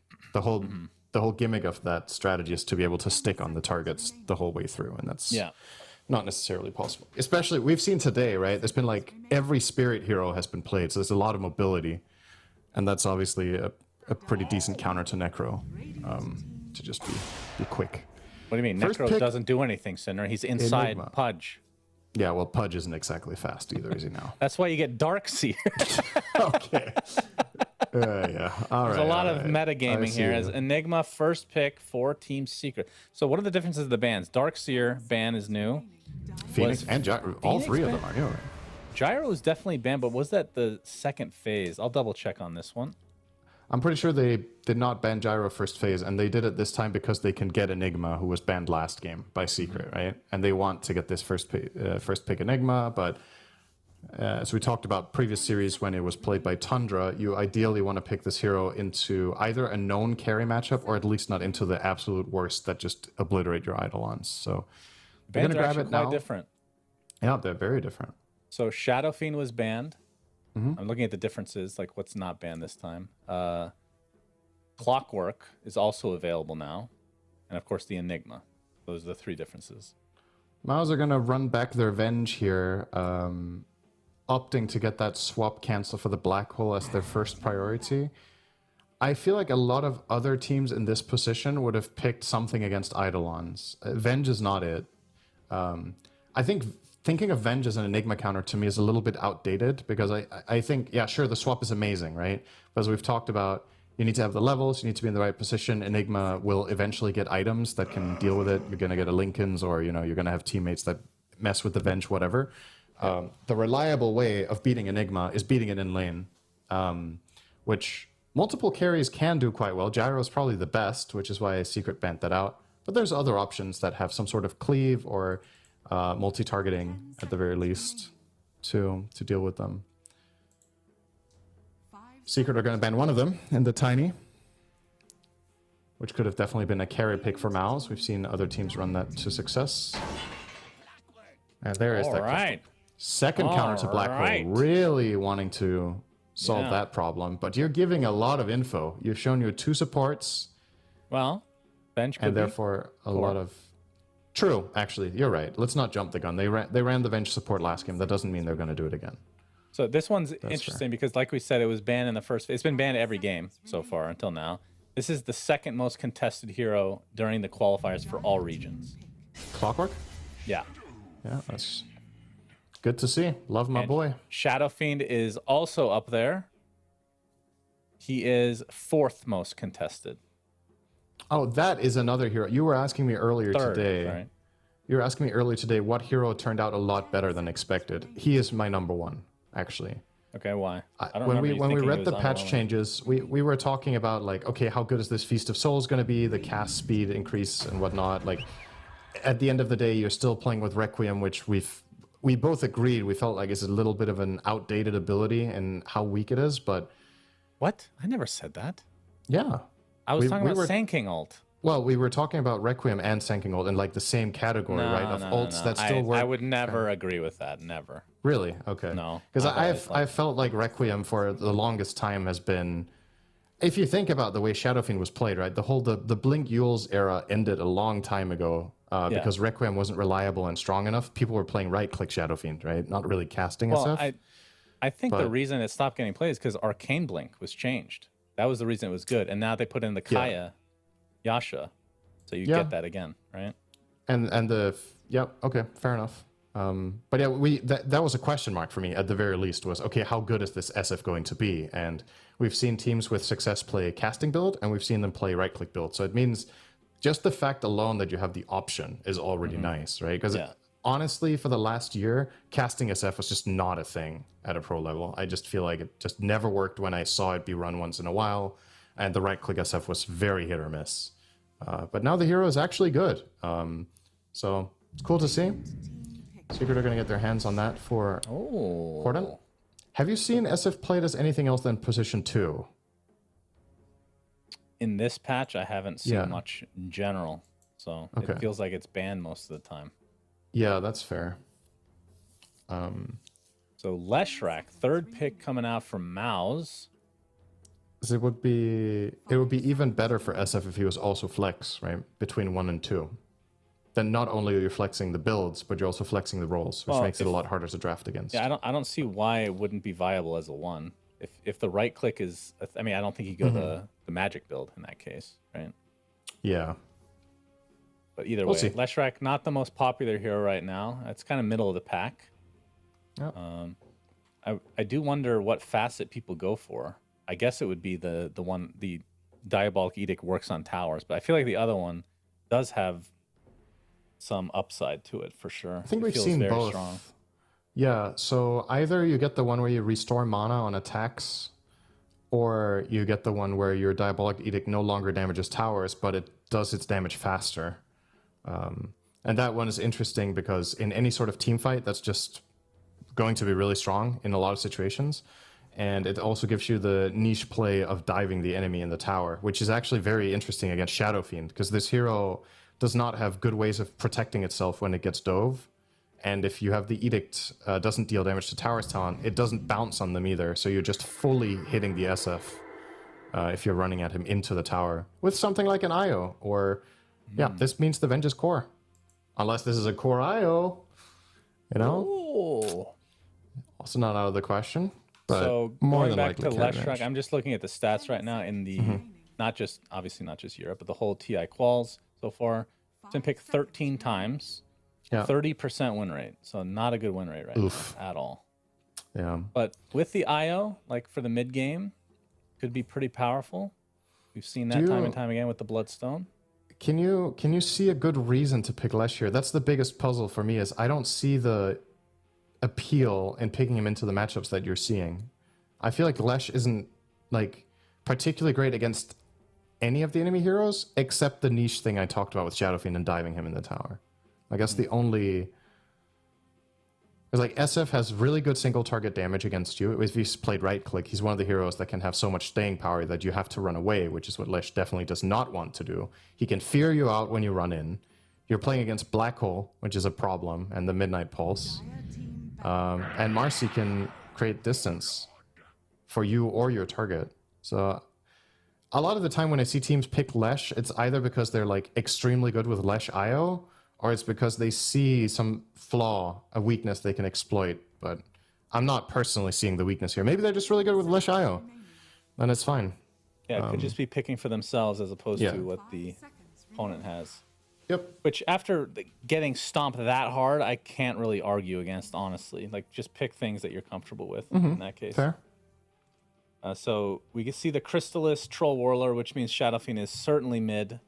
Enigma. Yep. Do we ever see this as support in the current meta? Or is this basically offlane every time? I think it's playable, but I believe we've mainly seen it offlane at least. So that means It the wouldn't last put pick it. is I wouldn't put support. it past Puppy playing at 5. I know he loves Enigma, right? He's played this hero a million times in his career. But probably offlane. Also because Marcy Enigma is such a good lane. If you're playing the Marcy 4, that is, they could also still put it at 5 on Puppy, but a very fearful duo. You jump in and then you vault the enemy back into your idol on Malefice combo. It's very strong. 5 seconds remaining. So the question is, does Mao's ban supports? Yeah. It's going to be quite telling what their read on the situation is here. That's one support out. Okay. Banana Mancer. Don't think... I kind of can't help but feel like this was not in Secret's scope. I think Secret wants support that either amplifies Troll or gives reliable setup for SF. 10 Or both. seconds remaining. If possible. 5 seconds remaining. This better be Avenge 1, Cinderin. I mean, Yeah. I don't see any other scenario right now. I mean, I was saying game 1, I remember Olnit for Venge, but I don't know if it's just something I'm making up in my mind or if he has actually played it at the very least in pubs. I'm thinking back like a year with this. It's not this patch or anything. It's just player preference that I seem to remember. The thing is, yeah, they Secret banned Underlord, so that's a off lane that they're expecting to come out. 10 They are seconds still looking for a support, but they could switch it up because you're right. Puppy does play Enigma, remaining. so they could have the pick of the litter for an off lane since Mouse are not banning them. Considering neither of Mouse's supports fights Eidolons well, this is the type of game where you can get away with an Enigma 5, I think. If you see an even better offlane option for yourself, then you could do it now. Secret obviously have to pick that into what they're assuming is a carry Venge. This could still be an offlane Venge. That is also not out of the question, but I think the Troll matchup is particularly hard for her. So more likely putting it carry. But then again, you're in this catch-22 where, okay, you put Venge carry with like either Clock or IO, but then guess what? Enigma is just great as an offlaner then, right? Because those two heroes together also don't kill Eidolon. So considering this is an overall first pick Enigma, I feel like Secret really got away with a good Enigma game, almost no matter what you last pick. And I know they have 2 counters for Black Hole, but looking at the big picture, the laning stage, the way you can itemize as Enigma, you can play on auras instead and just make your SF and Troll into beasts rather than playing on Black Hole. I think Secret should feel very happy with their Enigma's placement in this game right now. All right, Disruptor Right. final pick. So Enigma will be core. offlane Enigma. And Bristleback picked by Mouse. Brizzle carry, that's going to solve it. Yeah, Force is going Okay. to play the Venge. So offlane Venge. This is good news against the Enigma, right? It's now Secret show their hand eventually. They kind of have to here, unless they picked another flex that could share with Enigma. But now that the Enigma is committed to the offlane, you can now take a carry that's good against Enigma, which they will with the Bristle, and they can relinquish the Venge to position 3, which is not ideal once again, because I think the Troll lane is kind of tough. Troll Disruptor doesn't sound fun to me, but at the very least, the Bristle lane should be quite good. Now, is it a good Bristle game, aside from the Enigma? SF and Troll matchups? Maybe? Well, Not. if sure. SF goes for the magic build, can you even fit Silver Edge or anything like that into that build? Because wouldn't that be more in the right click department? Yeah, I'm Not that trying that's to... the only answer for Bristle. You're gonna need a Yeah. Solar Crest. I'm Spear trying to Vessel. think what's better for the SF, which path is better this game, if it is the casting or the right click one. The risk you take by going the casting build against Venge Clock is similar to what we talked about with Enigma, that you're very susceptible to getting combo broken. So maybe right click is just safer in that regard. But then you're also overlapping with Troll, who does that to a T, right? All right, we'll check what the facets show at the beginning of the game, because the one he had selected was, I believe, Shadowmire, which is the magic build. But hang on, what's the other one again? I can't remember all this by heart yet. The other one's the minus armor.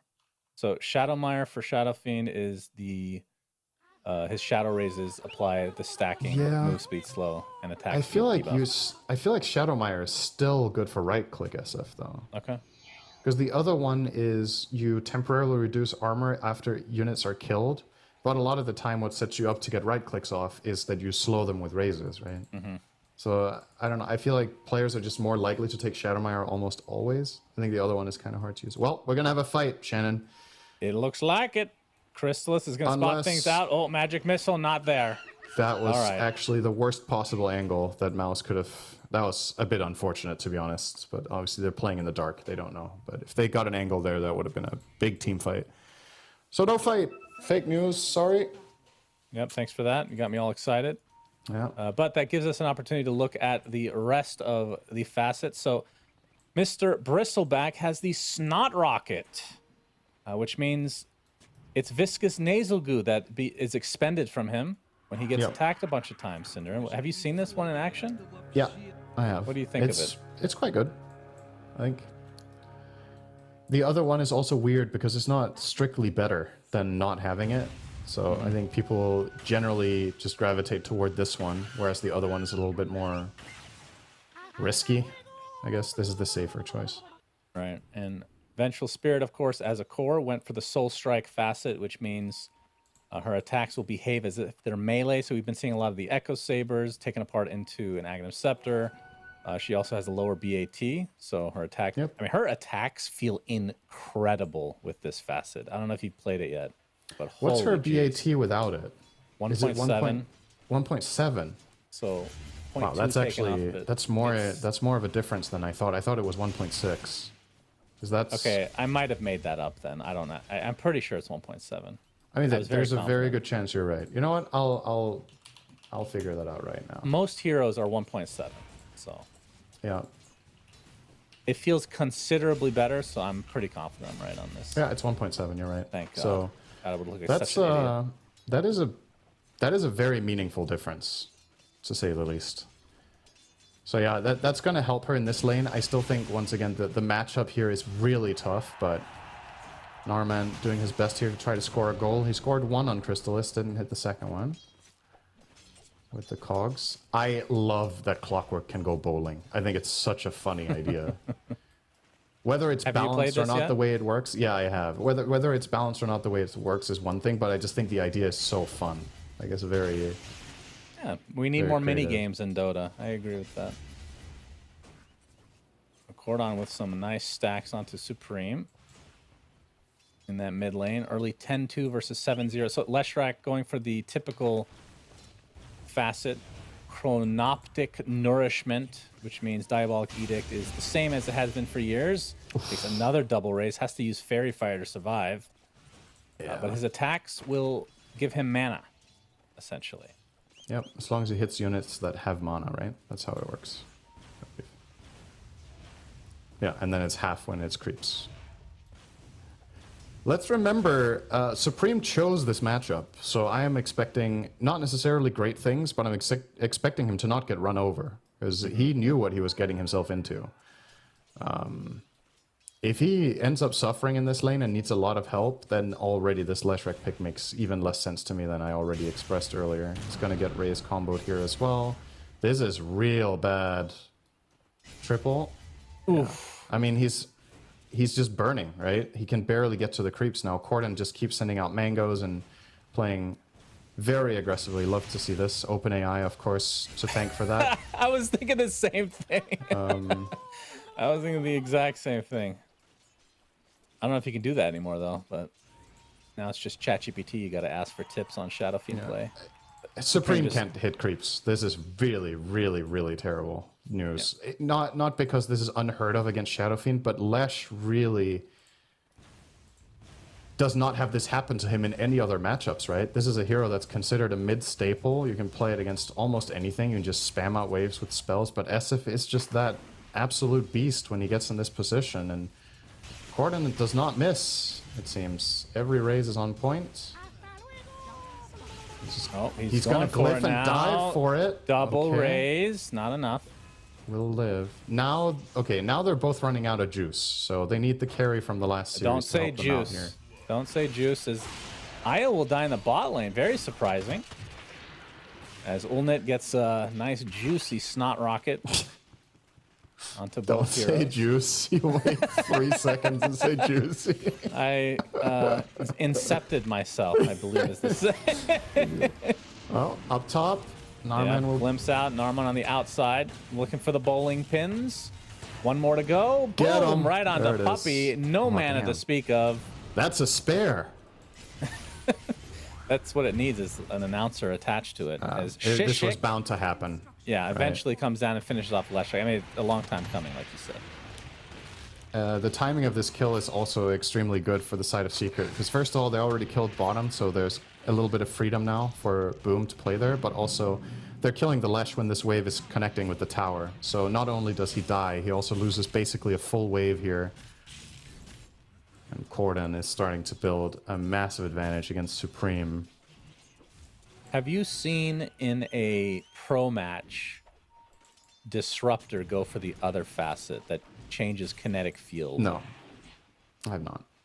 Okay. I'm guessing that will need maybe another buff for it to be viable, but I really do like think the idea. Yeah, conceptually, I think it's going to end up being good, and I'm excited to see that in a pro game. Maybe it's already good. Who knows? His top lane, the Cogs, bowling time, Chrysalis. Out of mana completely as well. I feel like he isn't even trying to dodge them. He's just whatever. I'll eat it and get a Cogsius as the trade. Pressure onto Ulnit. Big damage here, actually. Boy. Oh my goodness. Rebound in. Ulnit in a bit of trouble, but gonna try to turn this around now. 4 stacks of sticky goo all over Shishak's face. Another goo to come.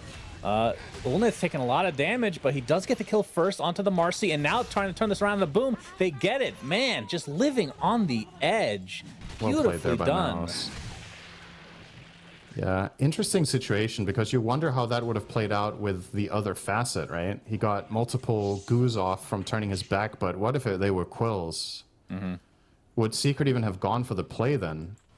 Probably not. The other one, what does it make worse? Your Warpath? It makes worse or something? It changes your Warpath to, instead of giving damage, it gives attack speed, right? Oh, right. Yeah. And then there's some other caveat to it than just that, isn't there? Or is that all? There might No, it's just that. It just gives attack speed. Yeah.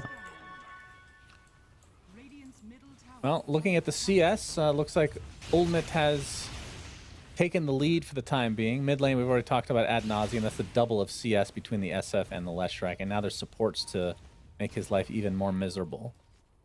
Damage rune onto Cordon. Already half duration. Will be making his way over to the enemy triangle, but only will find a single camp. But the Vengeful Spirit, very good CS, 36 and 15 versus the 32 and 7 Troll that lane's going she was very laning well, against. actually. I'm telling you, man, this attack animation, it just feels incredibly good. Yeah, I think even despite of that, I would not have expected Venge to tie this lane with Troll. But And her they've done a attacks good job. are her model, which is great. Yeah. Very similar to Dota 1. Good throwback there. Mid-tier 1 looks like it's dead to Cordon. He's just going to get it for free. 7 minutes in against Lesh. Yeah. When's the last time you saw that? Lesh get bodied this hard. I actually, if anybody gets the mid tower in a Lesh matchup, it's generally Lesh. And he lost his... Top lane, kinetic field with the Cogs on top. Looks like Force is going to go down first, and Narman will follow suit. So a good rotation here from Team Secret. And this will give Chrysalis a little bit of extra room to breathe as he works on his Battle Fury now. Boom has drums in his inventory. He's going to get Black Hole in a moment. if they want to put that to use. They don't have any backup though, so I think he's just going to chill here for a while.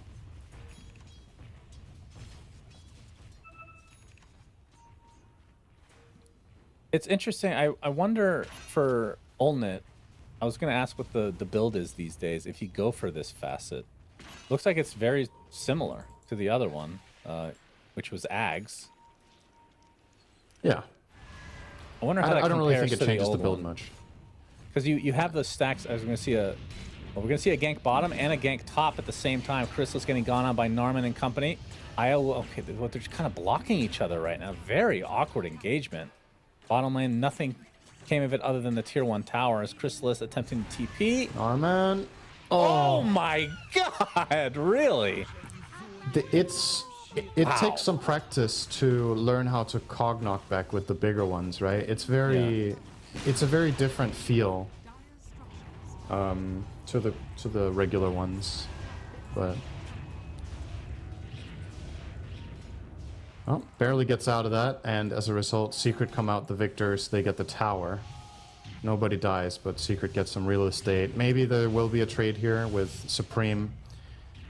Probably just getting this one with Edict, so will be a trade in the end, but Secret quicker to make the move, and therefore will be faster to get out to the map and farm more.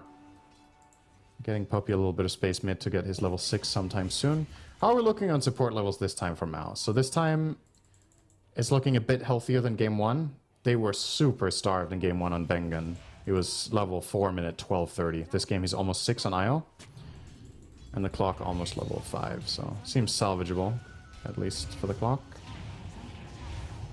And rotation top for Secret. Force left all alone.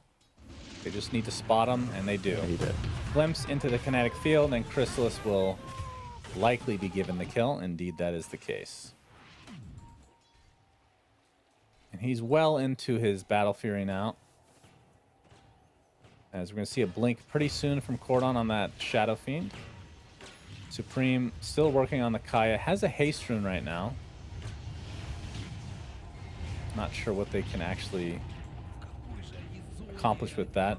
Narman's still not level 6, by the way. That's a very important initiation tool for them. And I was wondering what the Venge was going to build. We talked about the Echo Saber into Ags. It's just going to be straight up Ags, it looks like. And from an off lane, it makes sense that you wouldn't go for the right-clicky variation. I think so. I mean, he might still go right-click, but I think going Ags first is generally going to be superior for the offlane Venges. You want to get this Ags online as fast as possible so you can play the stereotypical 3 role of either Initiator or Teamfighter. And with the Ags, you're a teamfight monster because you have all your spells twice. And you're tanky, which is very valuable as well. So yeah, no surprises here. However, for Secret, in this game that is definitely a slower pace than the previous one, primarily because the offlaners are just a different stereotype of heroes, right? Last game it was Spirit versus Spirit. This game it's Lesh versus SF. The game will play at a different pace. Secret just need to make sure they keep up the farm. SF is still absolutely stomping the Lesh in that department, doubling him up minute 12. Troll is not suffering at all under this SF taking a lot of space.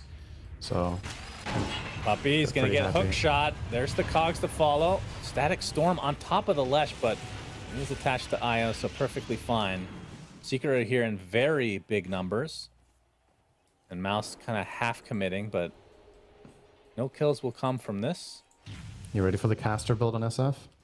I'm ready. Hell yeah. So no ready. surprise, goes for the blink into the Yasha Kaya, which makes this build actually work now. It And also. what do you go after that? Is it like Ags type stuff? Yeah, generally Ags. I guess depending on the game, maybe you need a BKB. The thing is that the necessity of BKB was largely because you needed to protect yourself when requieming, right? But you can do it so much faster with the Kaya Yasha. Sometimes you don't need to buy the BKB to get your combo off. And as soon as the combo has gone off, your BKB is also way less important because the enemy is feared, so you don't need the protection as much. I think with the matchups he has in this game, I was a little bit concerned about the magic build. We talked about counter initiation, right, with both Venge and Clock. But when you do have Kaya Yasha, it is a lot of the time's going to be so fast that Venge and Clock can't react in time. That second makes a huge difference at this level. So, yep, let's see. I'm curious. I think there's merit to both the BKB and the Ags, but I guess I like the Ags a little bit better. We could also, I mean, Yules is very common, at least in the old school build. I don't know if that's still part of it, but... It's less important because the role Yules fulfilled was set up for your Requiem, which you need way less because you cast it way faster. But maybe it's still worth getting. I mean, Wind Waker is obviously great later. Yeah, I was going to say, considering how good that item is late game, but maybe you can hold off for the time being. But yeah, excited to see if this works or not. Hope he finds Supreme. This is very awkward, and Secret get out. Yeah, so Supreme now working on a Bloodstone, but we can see in the net worth struggling. Lowest net worth for a core. So a lot of pressure on this Bristleback for Ulnet, who is taking out stacks down the triangle. But while he's doing that, Crystallis, not playing Ursa this time, but can still go for a relatively early Roche. Yep. Shishak will be happy to supply the lifesteal. I mean, he's not even done with Battle Fury yet. I thought I thought that was done already, actually. I guess it's on the way, yeah? No, actually no. Still has a Claymore. So 800 away. Popping his ult to finish it up. Now, the question is, what do you do with this Aegis this early? Especially when it's a troll that doesn't even have Battle Fury yet. I was just gonna say, when's the last time you've seen a level 9 troll have Aegis? It's so unorthodox. I feel like they're not likely to use this, actually. They're just taking the objective and getting the golden experience from it and just chilling, probably using it as protection for farming. It's not exactly prime time for troll to get involved in anything right now, so he doesn't want to use it. I mean, I think another way to think about it is considering that games are just generally 40 minutes, right? This allows you to get the bigger Roches later, especially if you think you have a better team for taking Roche anyways. That's Shadow Fiend Troll. So you're going to be getting those Ags potentially, right? Those banners, of course, really important. It's an investment, basically. Yeah. To kill the first Roche. I like it. Yeah, I could see that being the attitude here for Team Secret. So, like you said, Lesh is approaching the Bloodstone. Now, the thing about Lesh IO is a lot of the time when we see this dominate a game, this is when they're doing it. They're running the show, the Lesh is ahead, and IO is just turning him into a beast. IO Lesh from a defensive position is generally not that great, even when we see it played by, in my opinion, the best team in the world at playing this strategy is Game and Gladiators. And when Quinn loses his lane on the Lesh and the game in general slows down, I feel like their win rate is not particularly great. So I wonder what Maus are going to do to try to solve that inherent problem in the game, which is, this is when I look at their draft and I'm like, hell yeah, let's go, you know? Are they going to fall into the same trap as in game one, where they just slow down and don't really take initiative, or they're waiting for next item syndrome? I'm not saying they need to fight right now, because I think it's hard. But when Lesh has Bloodstone, I really want to see them do something about this game state. I don't think it's favoring them, just chilling for this long. Well, it just makes me think about the possibilities of the other facet for Leshrac. I mean, you have an IO attached that's giving you Spell Amp with the Crits Krieg Overcharge facet, but... And I know the issue with this game is if you went for that, you'd have absolutely zero tower push, so I understand. But, I mean, just in theory, the other Diabolic Edict, it destroys it. And I can only imagine what it's like with an IO attached to you. It sounds disgusting. It's strong. Have you seen anyone take the other IO facet yet? I don't even know what the other IO facet is. The medic one, the one that gives armor and magic resist. That's right, no. The Medigun, I think it was. Because I was thinking that the combination with Lesh would be one of the interesting ones, where he doesn't use the attack speed, right? So you're giving him either 14% spell amp, or you're giving him a ton of armor and magic resist, which is also extremely good on that hero. Like any hero that wants to have staying power could really benefit from it. But we just haven't. I feel like Crits Creek almost always gets chosen, and I would like to see more teams experiment a bit with the metagun. I think there's some strategies and ideas that could be really cool with that. But I agree. not this game. Force has his Aghanim Scepter now, so death, Are scanning. illusion thingy, whatever you want to call it. As Diabolic Edict being applied on the tier 1, so finally Mouse will get this tier 1 as a hook shot. Okay, on to nothing.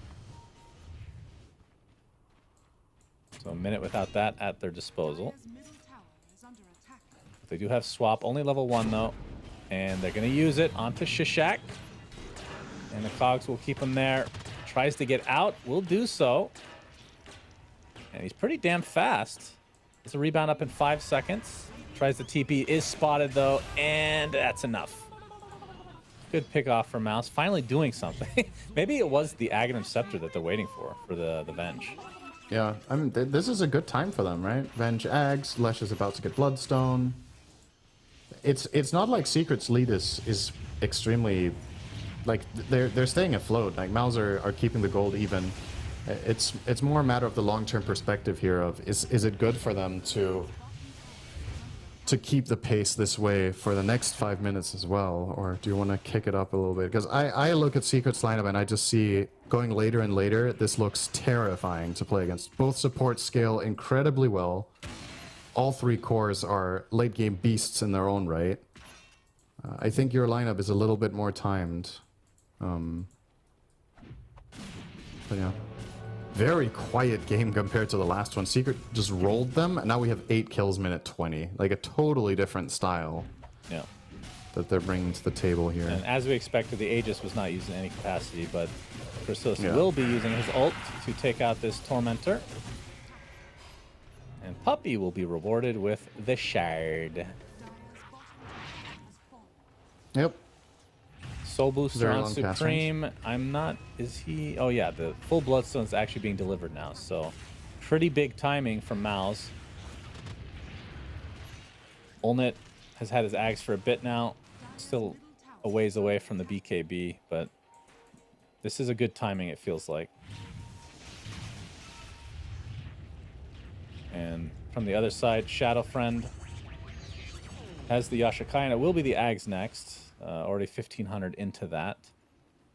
Secret not at all interested in this. They're just letting them have it. Feeling like we talked about, this is when Mao's are strong, so they're going to just play keep away. Oh, They Shishak will, however, wants to steal the this wisdom. unless... Oh, nice. he will from not. Norman. Very good. And Shishak will pay the ultimate price as Olnit will get the kill.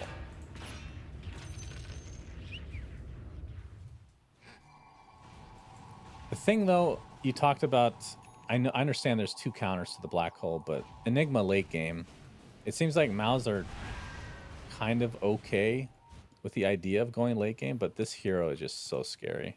Yeah. It's also just a matter of, like, to put it bluntly, how good are you, right? Can you prevent the black hole from happening all game? Or is there going to be one moment of weakness that just defines everything? That's why this hero is so scary late game, is that it needs one slip up, and it just punishes harder than almost any hero in Dota. And yeah, Clock and Venge are good solutions, but they're both supports. They both need the right positioning, the right angle, and they need the... Or sorry, Venge does not support this game, pardon me. Are scanning. Maybe because of the Venge core, it's a little less worrying, actually. Because at least she's going to have the levels, right? So she'll have the level 3 swap at a better timing in the game to try to stop Enigma. But considering how Force is likely going to play fights, it doesn't necessarily pan out in a way that he has it available. And surely Boom is buying Lincolns after BKB here as well, right? Like, Yeah, I would imagine. I don't think you go Refresher. I think it's way too greedy.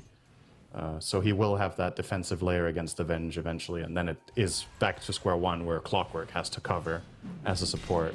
We should mention that Maos did get the good 50-50 on the Shard for Io, so Spell Lifesteal being applied to Yeah, that's Flash nice. Rank. That's pretty freaking good. Force prodding. looks like he wants to die. Cordon gets off his ultimate in the shadows. They'll get the He'll be first granted life his and the wish. second. He will be granted. Oh, well, eventually gets off the swap. Actually gets a magic missile as well. Might set up a kill onto Marcy. Indeed it does. So it's a 1-for-1, but that's an offlane Venge. There's a nice split earth onto 2. Supreme is spotted though, and Boom comes out with his black hole. Instantly canceled, but now there's a static storm right on top. The Lesh will live thanks to the IO relocating. And Chrysalis going ham inside the cogs will bring Narman out of the game, but we'll actually have to pop his ult, and now Supreme, he's getting bounced left, right, and center, but Supreme's taking so much damage, almost dies, but first, Chrysalis will fall. And just like that, it's a 2 versus 2. Was Olnet not able to finish the job, so very close fight. Dude, Chrysalis got so owned by the new cogs. Yeah, that He was was bad. inside the cogs and he pressed ult and then he got bounced back from 2 separate cogs because Lesh was just moving around the perimeter. Just completely useless. Such a good ultimate. Really good design. I kind of questioned Boom's black hole there. I know what he was going for. He was expecting the black hole to be canceled, right? Oh, hang on, Corden. He's okay. I think he was expecting to be countered almost immediately, but that it would set up for his teammates. But they didn't really have enough follow through with the IO burst heal. So effectively, he kind of just threw himself in there, got countered, and then the fight developed. He just got burst by Bristle. Bristle Axe is just nutty at this point in the game. So, yeah, good news for Mouse. I feel like this is the first time in this game they have a gold lead, and they got the type of fight that we were looking for their lineup. Can they kill this Roshan time? They have 20 seconds. This is gonna be completely fine. Yeah, it's gonna drop banner He as has well. Bristleback ready. It does 1 billion damage. 1 billion. Oh, $1 billion. Alright. Aegis for Lash. All right, Supreme Aegis feels good, and I think the BKB is coming. Alright. How aggressive do you Yes. want to play this? You have the banner, you have Ags on Venge, you have Lesh with Aegis and Bloodstone, and you know Troll doesn't have BKB yet for a while. So, honestly, with a banner, I could even see high ground being a possibility, but it's obviously high risk, but the reward is great here, and this is when you're peaking, so going for that wouldn't necessarily be the worst idea. Now, Corden will get his Ags on SF. Dire's middle tower is under attack.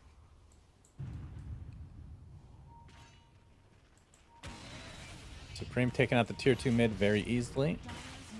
They have the banner at the ready, Cinder. Yeah, Are they gonna actually looks use like it they're here? thinking about it. I like this play a lot, but it requires the right positioning. Venge is not near just now, but now she will be. Yeah, banner is placed. You must do something about the banner. Fortification is popped. It's not killing the creeps though. I don't know if they saw that actually, that the banner was placed. They're pulling away the creeps, so, but they can't kill the siege. Yep, the siege is unpullable. BKB, that's a big timing though for Boom. Of course, still can get his black hole canceled as Puppy is taking the brunt of the damage. Gets off the static storm. Oh my god, the Requiem goes off doing a ton of damage. They get the Aegis. Venge is dead as well, but that's the second life. They'll get that easily in addition. And now Supreme getting bounced left, right, and center. Outside in the middle of nowhere. He's dead. 3 kills for Secret. It only cost them 1 buyback onto a Puppy Disruptor. Triple kill for Koran, and now Olnet on the run. And it feels like he's going to pop the BKB and try to fight this out. He's doing a lot of damage. Look at him chunking down that Enigma. But that might be all she wrote for this Bristleback. Indeed, that is the case. So a beautiful defense from Secret. Against the Aegis, against the almighty banner, which was still alive until this moment. Secret dominating there. And this is what I was saying, right? I like the play from Mouse, but the formation has to be correct at all times. And that's what's difficult when you're playing against a lineup like this, is not breaking formation. They felt like, okay, we're going to swap in this Disruptor and kill him. But ultimately, they exposed themselves to getting comboed by stacking too much. You need to... The way they used the banner was great. I think you need to let Lesh Siege alone. And if Secret start committing... Secret have a big AoE wombo combo, but they don't have the best pickoff, right? Supreme. Nice combo there. Oh my. Beautiful. We have some more action. Vengeful Spirit getting gone on by Chrysalis. Has to pop his BKB as well. Yeah. And gets swapped. But still on the high ground where more members of Secret are waiting. And this is just getting out of control. Secret getting everything that they want. Cordon gets the freebie onto the Lesh, and now they get the Venge on top. And the tier 2 will go their way. Love after that this combo, fortification on likelihood. by the way, of Marcy jumping on someone and then tossing them back into Requiem. That looked really nice. It's a beauty.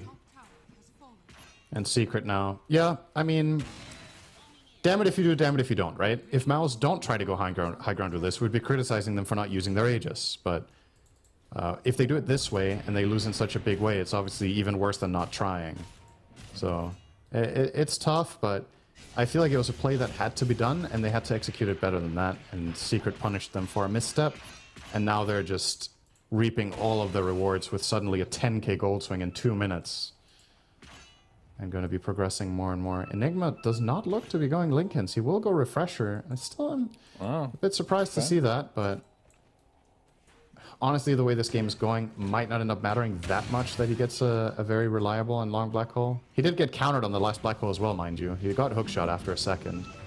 Yeah, And they which still, Lincoln's doesn't do anything against. it's still either, enough for Shadow Fiend to land his Requiem. Narman, he is getting it swapped, actually. Is that enough to save his life? It is, but is it enough to save Venge? That's life number 1. Swap is used. Meanwhile, Shadow Fiend disrupted during that ult. Gets off the Requiem eventually. Gonna heal him up to a good amount. Glimpse. Gonna have the glimpse back onto the second life of the Venge. Down she goes again. The Venge has not looked particularly good in this game, unfortunately. And now the Siege. You got the likes of Crystallis. We've seen this before. Clockwork does have buyback. Fortifications popped. Venge is up in 10 seconds. But they will get the melee. And try to back away, I would think. Shishak barely survives the onslaught. Nice kinetic field. Keeping Mouse at bay. Puppy will get swapped. So the 2 supports will die for Secret, but well worth it. Yeah. Rex and It's not over yet. Hookshot onto Crystallis, but the BKB TP. He did. Okay. He didn't have swap. I thought he had swap ready, but when he just used it in mid, I was like, that was a really nice relocate if you had it, but Yeah, for sure. no play. I mean, Crystallis probably checking his pants right about now, just in case. Yeah, at least from Mouse, like you said, they get a little bit back the other way, but losing the lane of barracks definitely hurts. And who got the kills? So Lesh got the kill on Puppy. The reason I'm looking at this is that the kills are starting to be quite valuable right now. So if they can get another core item that really makes a difference, that could be huge. Lesh almost got Shivas off that. They're just straight down mid again. All right, this is... Yeah. They know there's no black hole, yeah, but Requiem is up again. That's a scary proposition. They need to not get too cocky with this. This still needs to be controlled. You can't just full-on YOLO because there's no black hole. It's not that easy. And yeah, the wave is dead, so they're going to chill, and now Disruptor will respawn. Secret, they're on the offensive right now. Well, they definitely know where they are. Secret do. Oh, Supreme, Supreme, Supreme! Oh! No time for a rebound there. Mouse will get the hell out of here. TP's out, and the rest of the Mouse look like they're fine. What do you make of the Crimson Guard on Clock? Ooh, very interesting. It's You're literally against just for Troll. Troll and Marcy, right? I mean, it's... I guess Marcy. It's kind of good, but I don't... Oh boy. That was not the target. Oh my goodness. Those Alpha Wolves just got shit on. But the swap comes out from Force to save Narman from the embarrassment. Shishak pops his ult and the BKB. Might have to back away. The Requiem's coming from Cordon. He gets it off. Not doing a ton of damage, though, as Supreme was already BKB'd. Crystallis getting kited. The swap comes out. Beautiful black hole on top of a Disruptor ult. Down goes the Clockwork, and Venge will die twice. Does have the buyback, though, as Supreme getting brought back. And Bengen just gets 2-shot, and it looks like Supreme will follow suit. Ultra kill for Crystallis. It's just a matter of time. Yeah, it feels like eventually you're going to get that black hole, right? Like, eventually it happens. Crystallis is going to pop that BKB. The Shard's actually doing quite a bit of work against that IO, but ends up replenishing his HP to a high degree. Still 2 dead for Mouse, and honestly, Secret didn't really get anything out of this. Oh, 2 buybacks. That's true. And That 4 is- kills. But not really anything. No buildings. That's true. Until they get buildings. this bottom tier 2 tower, then they also got buildings. Okay. But you're right, they did not get barracks. Radiant's bottom tower I mean, they had to get this tier 2 anyway. I mean, top was available, but Scotty now online for Chrysalis.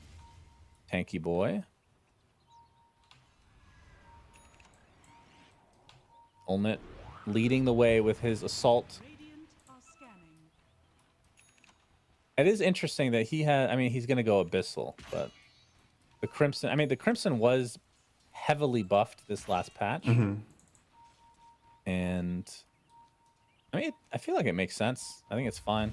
Well, how much Do you better not- is do it you on not like clock it? than last patch? I don't know how much better it is, actually. It's like, it's better on heroes that have a lot of health, but not so much strength, right? But clock does have a lot of strength. Yeah. So, yeah, I don't know. I was just thinking, if you look at how the fights are playing out, if clock either had gone an Ags route, which I think a lot of players would have done, to just spam rockets to keep canceling SF Blink, to keep canceling Enigma Blink, and give intel would be valuable. Or he could have gone utility items aside from Crimson, like Force Staff, even a second Glimmer could have been nice if you think about it. Or a primary Glimmer. They don't even have a Glimmer against Magic, SF, and Disruptor and Enigma. It's, you know, there's like, it's easy to sit here and say that. I just feel like the Crimson Guard hasn't paid dividends at all. But I see what he was trying to do with it. I just don't feel like it did that Well, in this one. a good read from Mouse to get here early for Roche. Secret good vision now. That illusion But is Secret really are good. ready to go.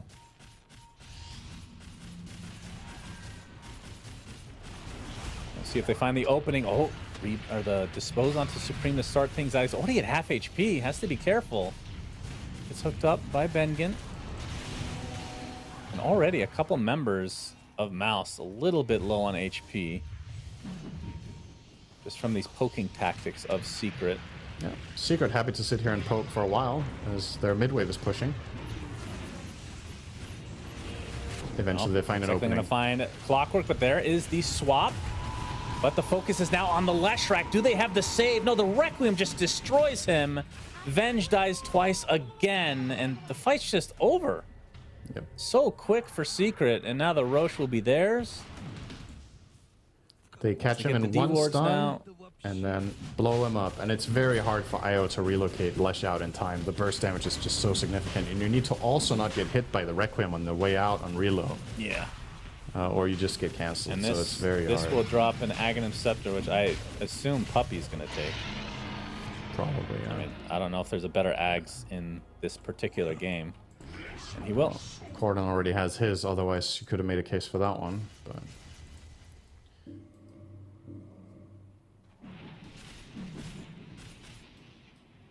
And nothing in the way of Secret and a game 2 victory now, it feels like. 26k lead. Chrysalis on the high ground. Has the Aegis. And these buildings shall melt. Feels like this Aghanim Scepter for Venge hasn't... I mean, I understand that that's just the item you buy, but the Second Life hasn't provided too much value as of yet. As the second Rax is no. dead, Leshrac in a lot of trouble. There's the Static Storm. Black Hole What? will be there. What? The Clockwork hook shot. What did that hit? What did he I have hit? literally Yeah. no idea. Did that hit an Eidolon? That Eidolon right there? Maybe. I don't know. I mean, heads up play Olnit- by Boom. If he blocked it with an Eidolon, it looked like it was hitting him, but Yeah, that was strange. As Visually. Olnit will just die. We'll have to buy back into the game as the Requiem being placed in the fountain. As Cordon with a victory pose. 3 dead. 4 Mouse with no buybacks in sight. And Chrysalis will be applying attacks to the Bristle if he gets close. Does have the Aegis, of course, so not worrying too much about this. First tier 4 will fall.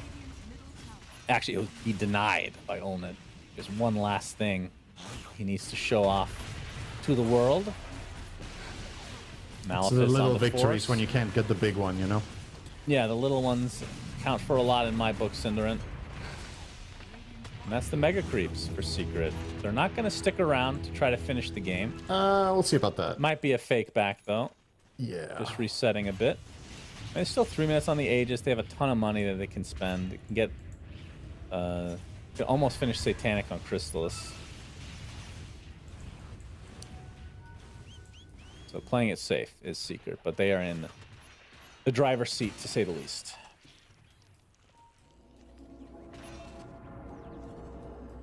$1K gold a minute lead is generally a GG recipe, no matter the length of the game, except minute 1 or 2.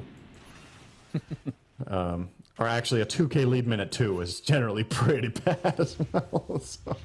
Yeah, I would say so.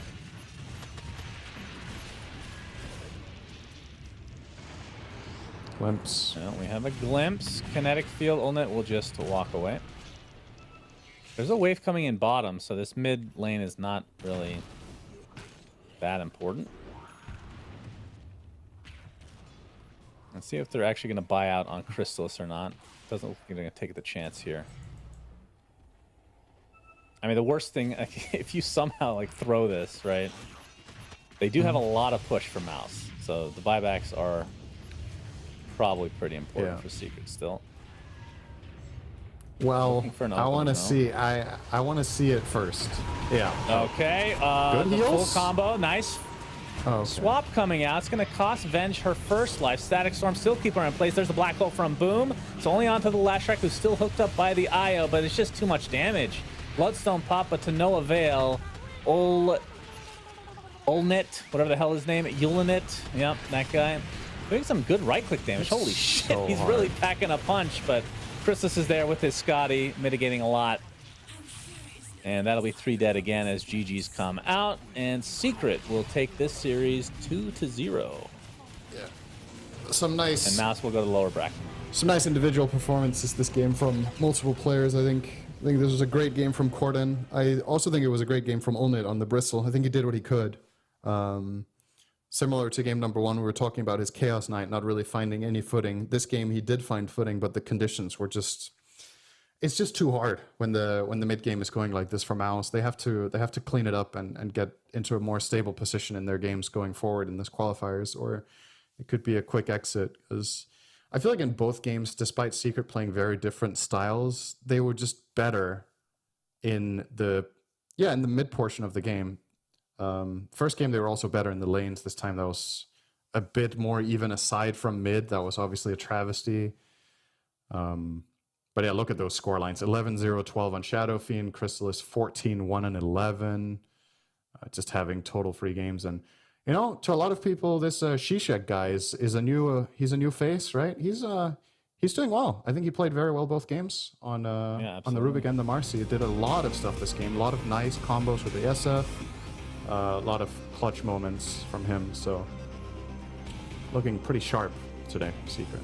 As we see some of the highlights here of this Game 2 victory. I mean, Mouse, this was a big turning point, though, this one, where they had the banner, they were doing a good job pushing, but just a little bit of overextension. You're talking about the positioning being off, and at this point, it's like, how do you even win this fight anymore? You can't. You're in such a bad spot. Yeah. But the game was super even until this fight here, and then it was all Secret from here on out. Yeah. And the question you ask yourself is when... Obviously, the fact that this fight doesn't happen until minute 26 is a result of mid going as poorly as it did, so Lesh was so far behind the curve that he needed 5 to 10 extra minutes from what you would usually see before he takes initiative. So maybe, if you think back, if there was any way to enable Lesh, like one gank on SF, or maybe not picking Lesh as your mid hero into SF, which was going to dominate that matchup, might have helped Mouse quite a bit. But I admire their high grounds. I think that was the play to make, and I like that they have the confidence to do it in a high-stakes match, right? A lot of teams, they're playing qualifications for TI. You get you second-guess yourself, should we do this or not?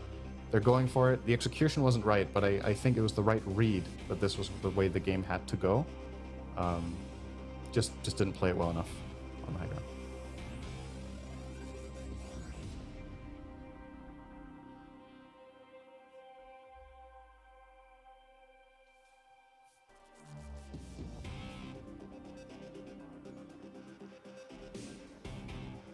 Oh, Suns fan froze, I'm being told. I thought I was disconnecting because recently I've had a little bit of small hiccups with my internet, so I was immediately checking my phone to see if I was DC'd, but it turns out it's Shannon. Well, all right, as you guys can see though on your screens, these are the breakdowns of the game. Already kind of went over it with Chrysalis and Corden really setting themselves apart, but overall Secret just with a very nice 30-12 scoreline. I'm not sure if we can pull up the upcoming games as a bit of an outro here.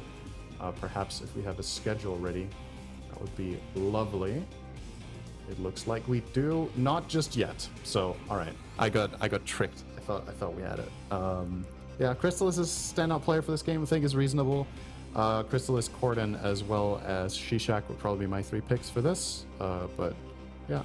Solid performance overall from really everybody on the Secret side. Pretty impressed with them today. And of course, as a result of this victory, they will now be facing off against Tundra, which I believe will be played tomorrow, if I am not mistaken. Or it will be... It's either tomorrow or the day after, because we're going to have 4 games in the lower bracket as well, so hold your horses on that one. I don't have the schedule available right now. All right, I'm being told, ladies and gentlemen, Suns fan is gone. He is not coming back. That's it for us today. So it was a fortunate time for his internet to go out because this was the last game we were covering today. Thank you guys for watching. Stick around for more series coming up next with OD and Fogged. And see you guys tomorrow. Bye-bye. The official headset of PGL tournaments. Now, with a wireless version. Experience unparalleled speed and reliability with the latest wireless technology, advanced hybrid ANC, and built-in EQ for your favorite game. Designed with elegance and durability, and extreme noise-canceling microphone. Always stay one step ahead with Aspire Wireless.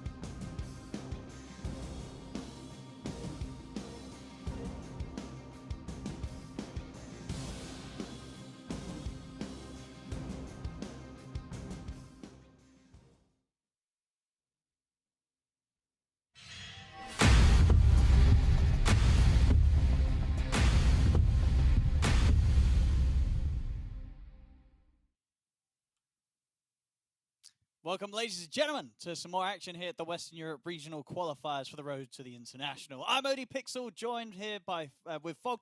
Fog, we've just had some two fantastic series. They've been a little one-sided, I guess, for the most part. Of course, two zeros, as you ladies and gentlemen will have seen if you were watching at home. Let's hope that these two coming up are going to be even closer, and maybe we'll get a full three-gamer out of it. The first one that we're going to have coming up next on your screen is going to be the continuation of this upper bracket. We're going to be jumping into Entity versus PSG Quest very, very shortly. But results so far, long story short, I guess there wasn't really any upsets, there wasn't really any surprises. Tundra and Secret moving on. It's probably what people expected, right, Fogged?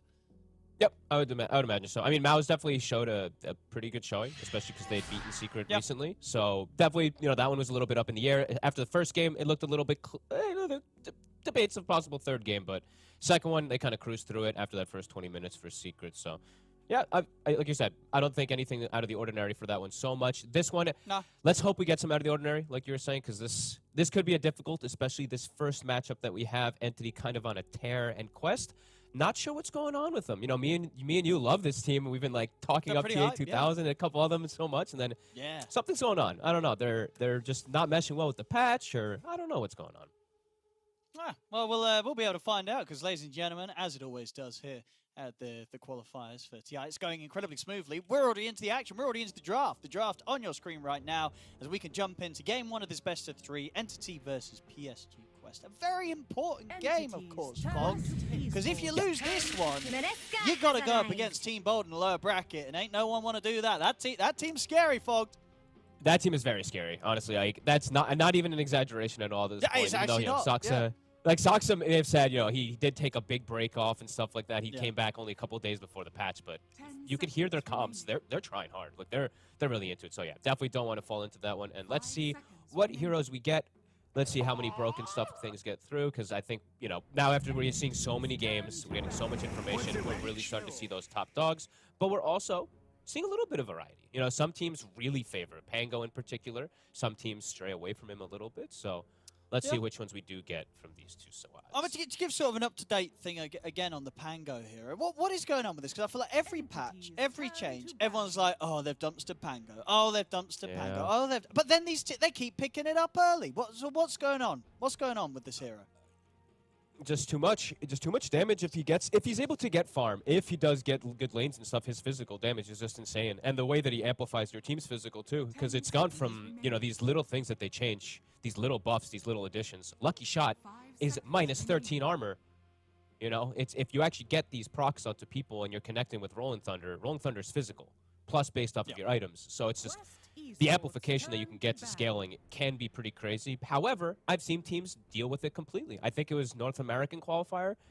I don't remember if they beat it all 3 times, but I want to say Nouns dominated the Pango. So some teams just have answers for it. All right, we're looking at the bans. Nothing too surprising, would you say? I'd say kind of, if I sort of take a step back and think of what I was seeing at the previous qualifiers, watching the Reared qualifiers, something like Oracle. I wasn't seeing a lot of Oracle. I wasn't seeing a lot of bans, but here we have it. What's going on with Oracle? Is there some crazy stuff going on with this hero that teams are starting to pick up on? Or is this targeted at Quest in particular for some reason?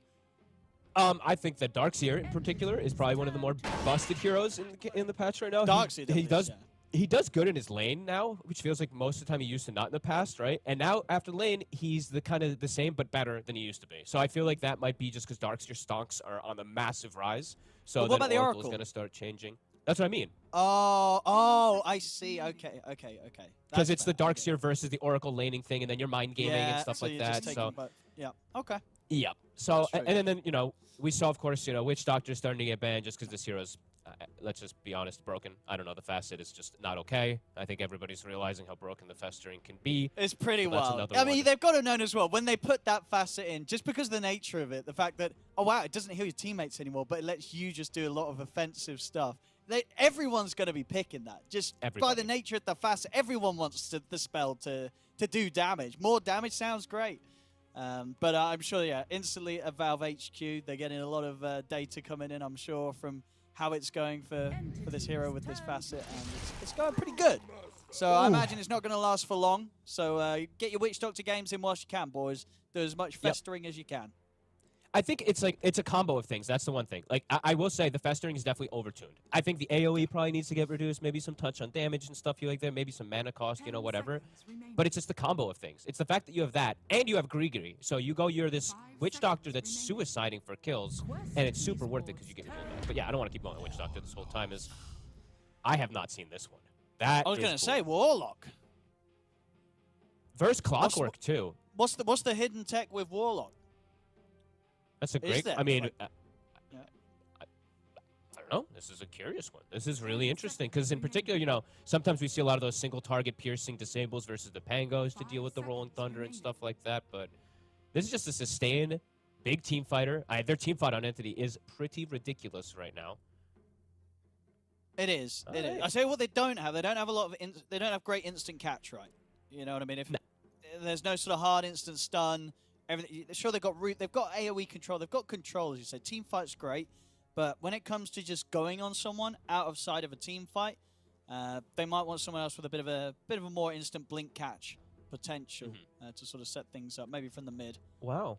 For Cool how we Entity. saw a bit of the change up also for me and you, just because we haven't seen Entity, and I believe it's been like 2 weeks or so, and we saw them picking it's the Weaver and the Spirit Breaker were in dominance in every single game, right? Not touched, so a little bit of variety. You know, a variety. Teams are starting to learn a little bit more. That's kind of cool. So Quest picking up their team fight, also getting more answers. The AoE silence for the Brewmaster always going to be useful. Good way to cancel upheaval from distance now. You just pop a little glimpse and stuff like that too, and we will at least see that Weaver coming out. Yeah, I like the Weaver. As they haven't got a lot of instant catch. You get something like a Weaver coming in. I imagine with this picked as well, this is what going to be a carry Weaver. It looks like it, yeah. It looks like it, right? Kind of Yeah. has to be.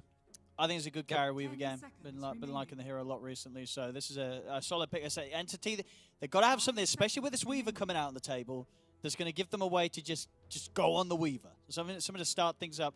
It could be in the form of some sort of silence or some sort of instant stun, some sort of hard lockdown. See what they're able to get in.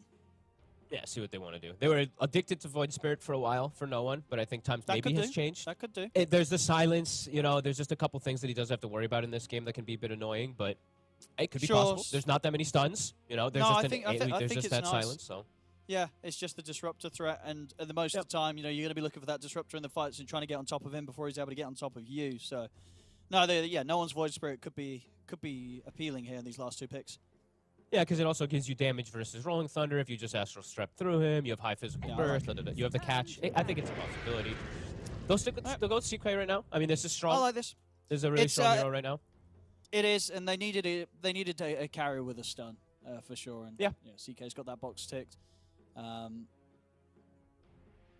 don't think Quest is going to be too scared or surprised by this. As you say, it's a very hot carry right now.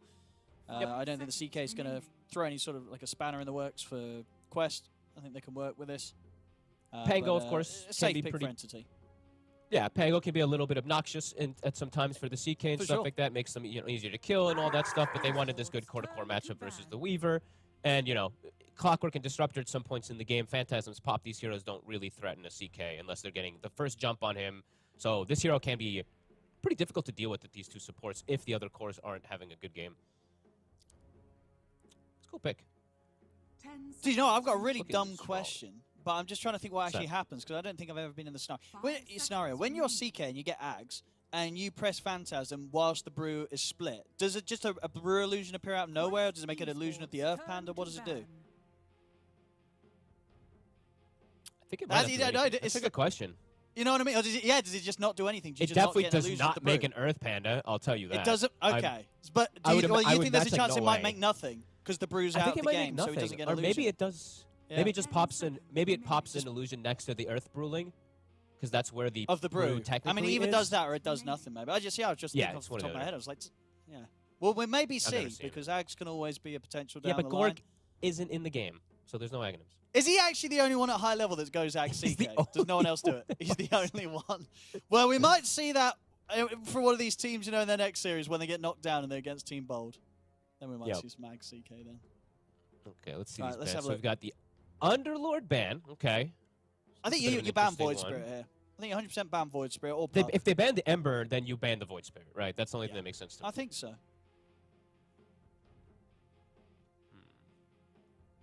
And yeah, the Underlord, they're banning because they have the CK. Underlord can be very, very strong versus CK in both lane and in game. The cleave can actually be pretty good, not going to lie. So. And we've tested, by the way. I don't know if you got to see. I didn't fully test. I tried to test some, but Neil fully tested the way the Underlord Necrobook thing works.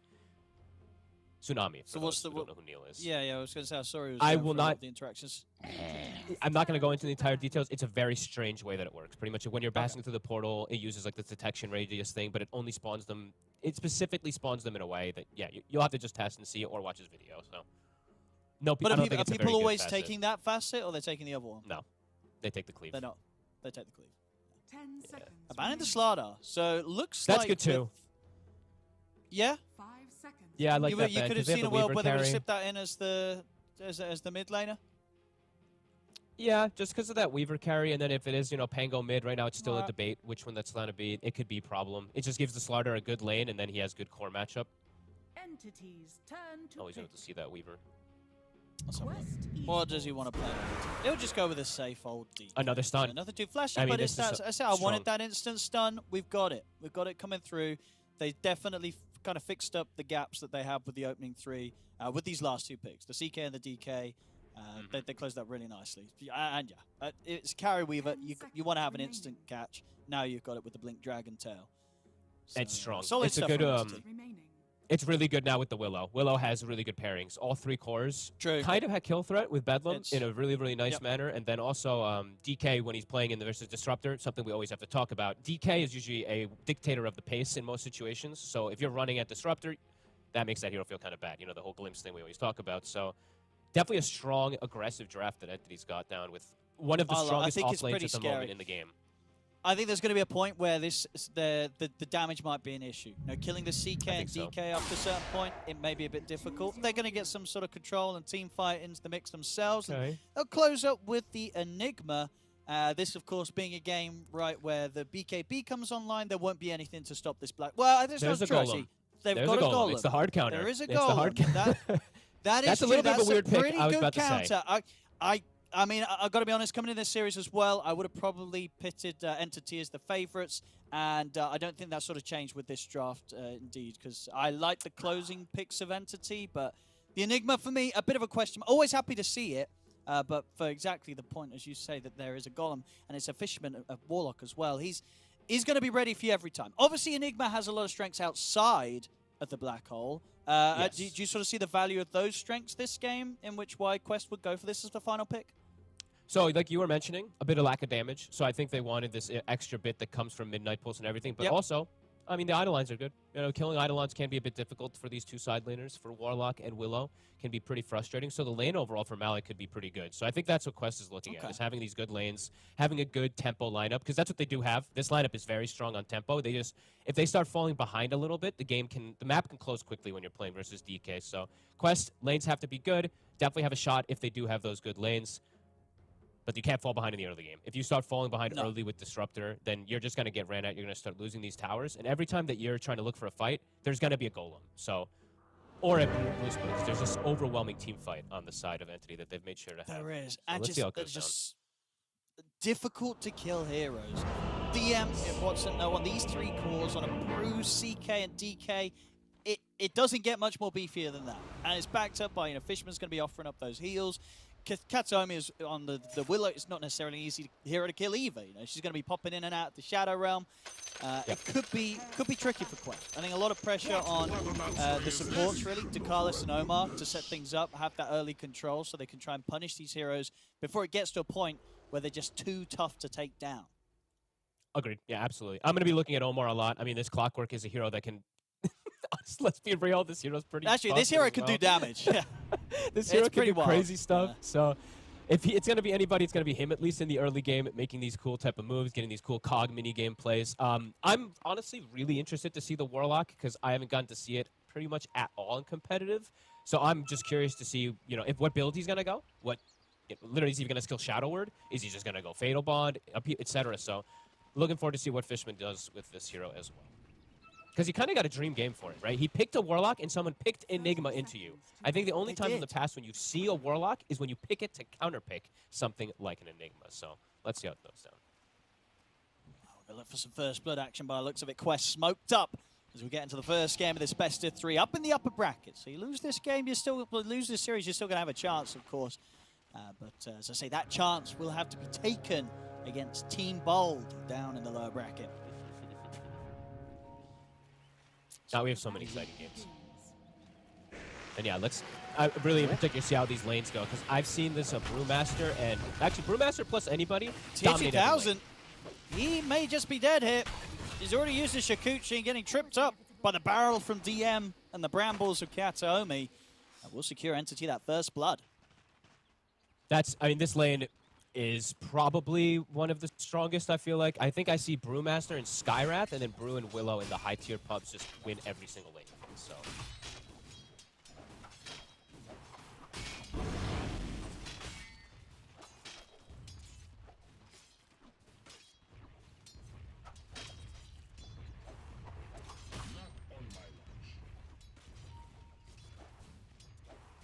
Oh, and I'm unsure if you're talking to me because I can't hear you. All right, I think it was not on your end. We're both back now. Okay. I was also out for a second. Okay, We're back. cool. Hopefully you ladies and gentlemen can still hear us. But anyway, continue. You were talking about how strong the lanes were. Top lane. Yeah. So Brew, Willow, I mean, Brew overall has been a super strong laner. Willow, extremely powerful for anybody who's been playing the hero. And then on the flip side, though, Quest does have a really strong lane, right? The Weaver, this hero is insane. You're pretty much a level 2 hero at level 1. So overall, TI13 should be okay after this first death as long as he plays careful with the Shakuchis, but just has to be careful with them. Oh, absolutely. They can get punished heavily during the downtime between those. This is a very kill-heavy lane. I mean, even Ducalis at any moment could die to DM and Katomi. Looking at the other setups, I mean, down bottom. We're sort of seeing a side have a tough time here in this matchup. Is there going to be any pressure on Watson, or should it be able to pretty freely farm on the safe lane CK? It depends on Omar. I think Warlock might be able to make it so Watson doesn't feel the pressure, but if Omar gets level 3 and he gets 2, if he hits him with 3 cogs, you know, we've seen what this hero can do. So I would say the Fishman should be able to, but I've also just been surprised a lot by Clockworks. Top lane, Ducalis. Just going to be able to drag back the Brew for a moment, but also has to be careful navigating around these brambles, and will manage to dance their way around them. But, definitely looking at the side lanes, how careful they've got to be up here, Ducalis. Yeah, I think looking at the side lanes is all we really mid. I think DK's gonna have a very good time. Should have just extra denies over the Pango and just win that lane. So yeah, these side lanes definitely gonna be the ones to watch for these kills. And let's see how many denies. So besides, Omar, if he's able to get kill threat onto Watson, this is the thing about the Enigma. You get so many denies, and Warlock, just you watch him hitting these, it doesn't do anything. So. Trying to lead in onto Watson. To do. He's going to hold back Omar with a quick stun and Fishman. Channel. Stop them from being able to get on top of the CK. Top lane, fair bit of damage done there to DM. He's going to have to get himself out some more tangos. Bit of harass from the 2 of them. Watson is going to struggle a bit. Yeah, just this clock Enigma is just too strong at being able to get all these extra denies. So yeah, lanes, at least the 2 side lanes, definitely look like they're going to be pretty good for the side of Quest.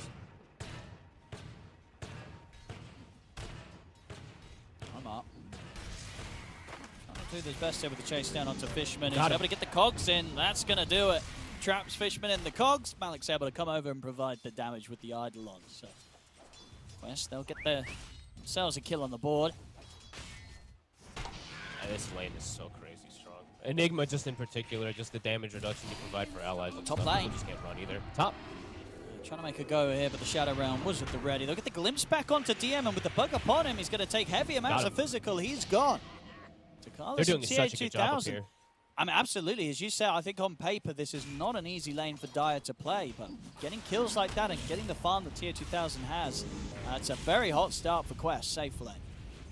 Weaver, baby. One of the strongest heroes in the patch for a reason, able to get these secured CS. Now he's got some levels, he's got extra points in Shukuchi, so should be fine versus limited stun. Even though he did die the once, he's getting a ton of denies up here. So yeah, exactly what they wanted for questing, and lane's looking good.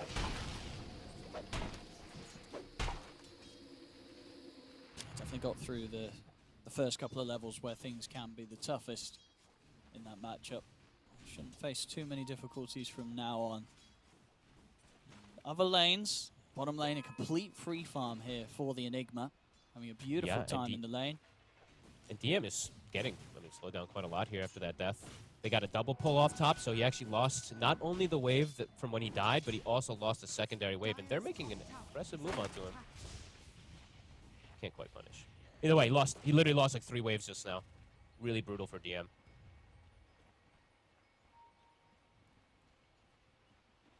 Mid lane matchup.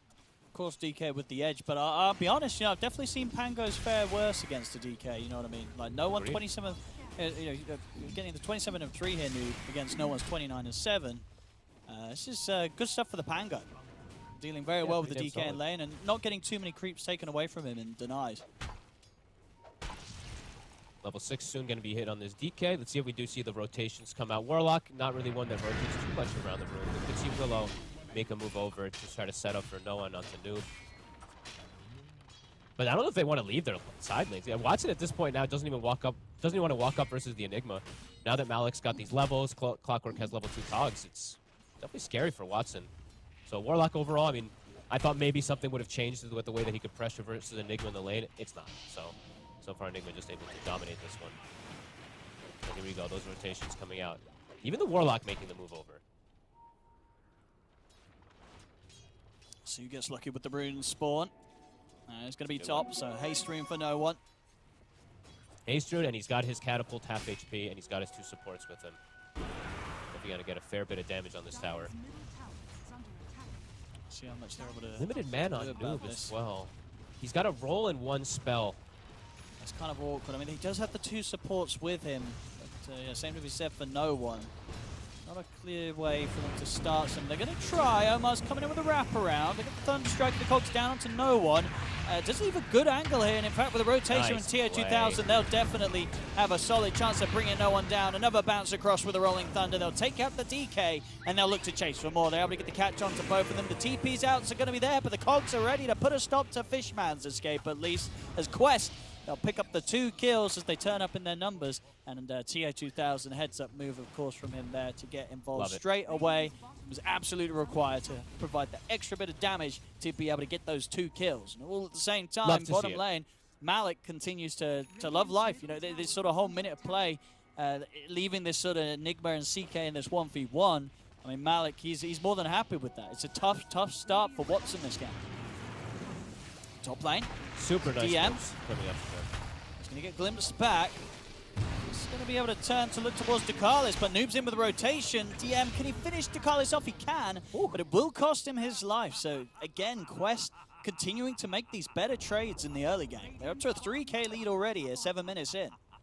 Is exactly what they wanted to do with their draft, too. They've already taken bottom tower. They have drum. They're going for these early game items as well, too, that's going to help pressure. TI2000 just tried Dragon Lance, no funny business. Yeah, really solid start right now. Anthony.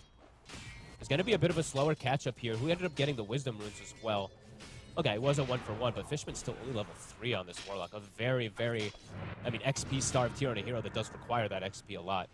Not seeing any varieties either, so no Shadow Word. He's just doing the old-school Warlock stuff, so it doesn't seem like he's changed off of the buffs of Shadow Word. We'll see. I mean, yeah, the next sort of point in which things could maybe change for Entity is going to be when the 6s are hit. As you said, it's a while away from that top. TI2000 and Noob joining forces to get aggressive onto Katomi and maybe even DM as well. DM has got the split at the ready if he feels pressured. See if they're able to force it out of him. He will indeed pop it. And maybe with the back of a Fishman, look to see if they can get anything in return. They're looking towards Noob. No one's able to turn up. We'll get glimpsed back, but he's already done the damage required to be able to set up and bring down Noob. They'll kill off the Pango. Entity able to punish Quest aggression a little bit there, getting themselves the kill on the mid up top. To be honest, the glimpse actually helped no one. Maybe they could have gotten like a kill on the Disruptor, but like he actually just gets put right back in mid to be able to go for the pressure. But now actually, Malik's here. Oh, maybe it didn't help him. Oh, indeed, they'll get the glimpse back. And look at these moves here. TI2000 from top to mid to top to mid. Got him. He's not missing out on any of the action on this Weaver. Make sure to get involved every single time. He's going to have the Dragon Lance done. The progression for all 3 cores of Quest continues to be absolutely fantastic. You look at the net worth of these 3 cores, having a perfect time. And yeah, just not missing a beat in this early game, any of them. No, super fast rotations, good lanes. This is exactly how they want to play. First 10 minutes, it's looking to be very nice. They're going to get a good item timing on those first set of items. The Pango is going to be going down that Echo build, the new build, of course, for the Pangos. And yeah, the level 6s are still a bit away there for the 2 supports on Entity, so definitely relying on those a little bit to be able to fight back here. As I mean, Watson, he's going to have a long time to be able to recover in this game, and with the other lanes struggling too, could be difficult for him to get involved as well too after all this. So already 4K lead. How's the DK's Blink going? I think that's probably when Entity starts to feel a little bit more comfortable to fight back. Blink and the 6s on the 2 supports, but Quest doing a great job of keeping this pressure up. Rune. Denied by Kataomi. Gonna get the glimpse back onto him, straight into the cogs. No escape for Kataomi. Quest claim another. 5K lead here, 10 minutes in. Playing super fast. It's going to be tough to slow them down this game. And Noob, he's already looking for more. He's got the Rolling Thunder at the ready, and he's going straight for Fishman. He gets a little bit of a funky bump back there on the rocks, but hey, it works out. Allows him to cut him off on the escape. Picks up a second kill out of the action there, taking out the 2 supports. And just to continue to make sure that it's going to be quite a while until we see a good golem from Fishman. His levels continue to get slowed down. I love it. I want to see them build these nice early game items, you know, these solar crests, max, whatever, you know, just early tempo to be able to continue this pressure and dominate the map versus Entity. It's perfect so far. Yeah, the drum and the blink, Malik's got that already. I mean, almost online. He's 600 away from the blink dagger as well too. So, yeah, keep it up. I mean, they've got ultis at the ready. They don't really need to slow down. They can keep controlling the map quite well here versus Entity when Entity's supports are just still not 6. It's 11 minutes in, and they're watching them. So they see Katomi in mid. They know where they can go and put pressure on. Really nice moves. This is the Quest that I was hoping to see, honestly, because we mentioned it before the game. Like, they struggled a bit, at least 2 weeks ago. I know they just had their recent league that they played a couple days ago, and they kind of owned it. But yeah, it's good to see them have this early game, especially versus Entity, who's kind of been crushing, at least what we saw most early games. So, and I tell you as well, the sort of the build up from Quest heroes and with the art figure, you know, with this Deso build on TI13's Weaver. I like he gets the shard after it as well if he wants to. Of course, in between him and Noob, they're going to have a lot of multi-target kind of armor reduction physical damage, right? So suddenly these Brewlings or the Phantasms from the CK, they're going to die pretty quickly, especially when you consider just how far ahead Quest already are in their item progression on their cores. Yeah, initially I was a little worried if Watson was able to have a good start, how big he would be versus some of the damage, but he did not, and they have great ways to deal with illusions now at this point once they start getting these levels. The Pango, once he starts getting more and more, the Weaver once he gets the Sitemization. So, yeah, you can see Entity quite on the back foot here. Katomi's still just trying to find that level 6. They've got the DK Blink, so now they can start to look to make some plays, but Quest is very oppressive on the map. Look at their positioning. 4 in an aggressive position. TA2000 playing by himself for now. No, it's a super fast game so far from Quest. They're keeping it up, not slowing down one bit. Last Entity struggle to try and find some sort of space and time to get their heroes online. Top lane, see no one join forces with DM to be able to turn over the ward zone, Mar. They'll bring down the clock. TP comes in from Ducalis, but there is the numbers this time around for Entity. So Quest, be careful about entering into this sort of fight. Fishman at the ready now with the 6, has got the Golem. We're getting close to the territory now where Entity, they can look to fight. They can look to try and make something happen here with their ults. That was probably one of the first mistakes that they've made there. I mean, trying to go for this one without the disrupt. I thought they would have the disruptor TP right after or something going for this brew, but he's trying to do cog plays to burn the mana, and then no one just gets a free TP in and gets a kill. So they have split up now also for the side of Entity, so definitely at the ready to be able to fight now a little bit better with those support 6s too. Quest though, ults are coming back up. Let's see who they're able to catch. Who gets these initiations is going to be important. This hero still will die early at this point from just one jump. No one's got the Midas queued up. I mean, he's probably still feeling like he's like, uh-oh, you know, we may have messed up this early game, but we do have a good scaling track. We just have to get to that point. Absolutely. It's this is a game that is for sure on a decent timer for Quest. You know, sure, they're not going to be out of it completely if the game goes late, but for Entity's side of things, they would definitely prefer it to go late. It's going to be a point of, they want to get to the point where their cores are unkillable, which is still on the table. They're just a lot of minutes away from it, and they've got to get through a lot of tough times because Quest, with this sort of lead against them, if Entity take a bad fight, Quest will clean up quickly, and they'll also be able to push objectives quickly as well. Yes, Roshan, etc. Right? They have the Weaver, they have the Enigma. Yep. These objectives will die very fast. So yeah, definitely, Anthony needs to start to find some things coming into them. Because yeah, I mean, the thing is too, is Quest does scale very hard into the later stages too. Especially if they keep momentum, they keep lead. Weaver is an insane hero, right? This hero scales like a monster right now. Watson. Well, look, they've got eyes on him. And they're in with the hook shot. They've got him in the cogs. TPs are coming in, but there won't be any saving the CK as Noob's able to set up as well over onto Fishman, getting some lovely bounce backs Great there on bounces. the cliffs. Getting multiple hits there with the Rolling Thunder. Very nicely played by Noob. Seeing the power of this Pango right now. 6-1 and 2. The first pick. He's dominating the game.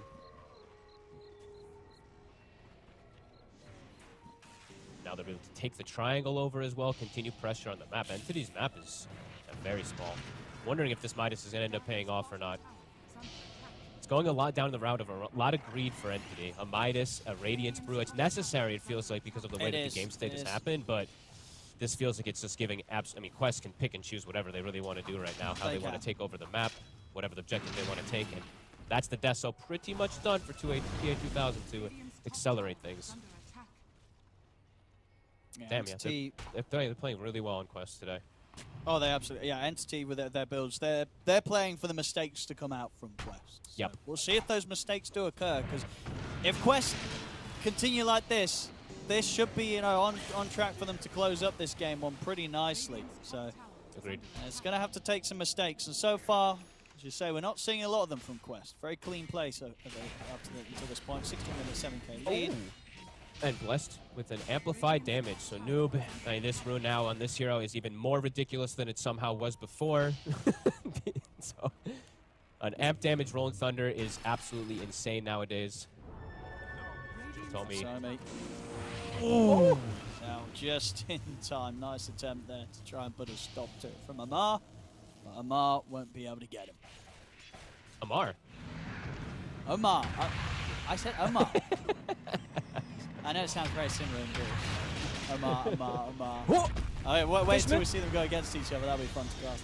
Anyway, Noob. Oh, you've got this attempt coming in from the side. I mean, it's a black hole. Black hole, but it's still going to end up with Noob going down. They've killed Fishman, but it's just a bit of an awkward spot that Quest end up sort of being forced to take a fight there with that attempt to start things. And now Entity, they can look to turn it into more. They'll turn for the chase onto Dakalis, and indeed they'll bring down Disruptor as well.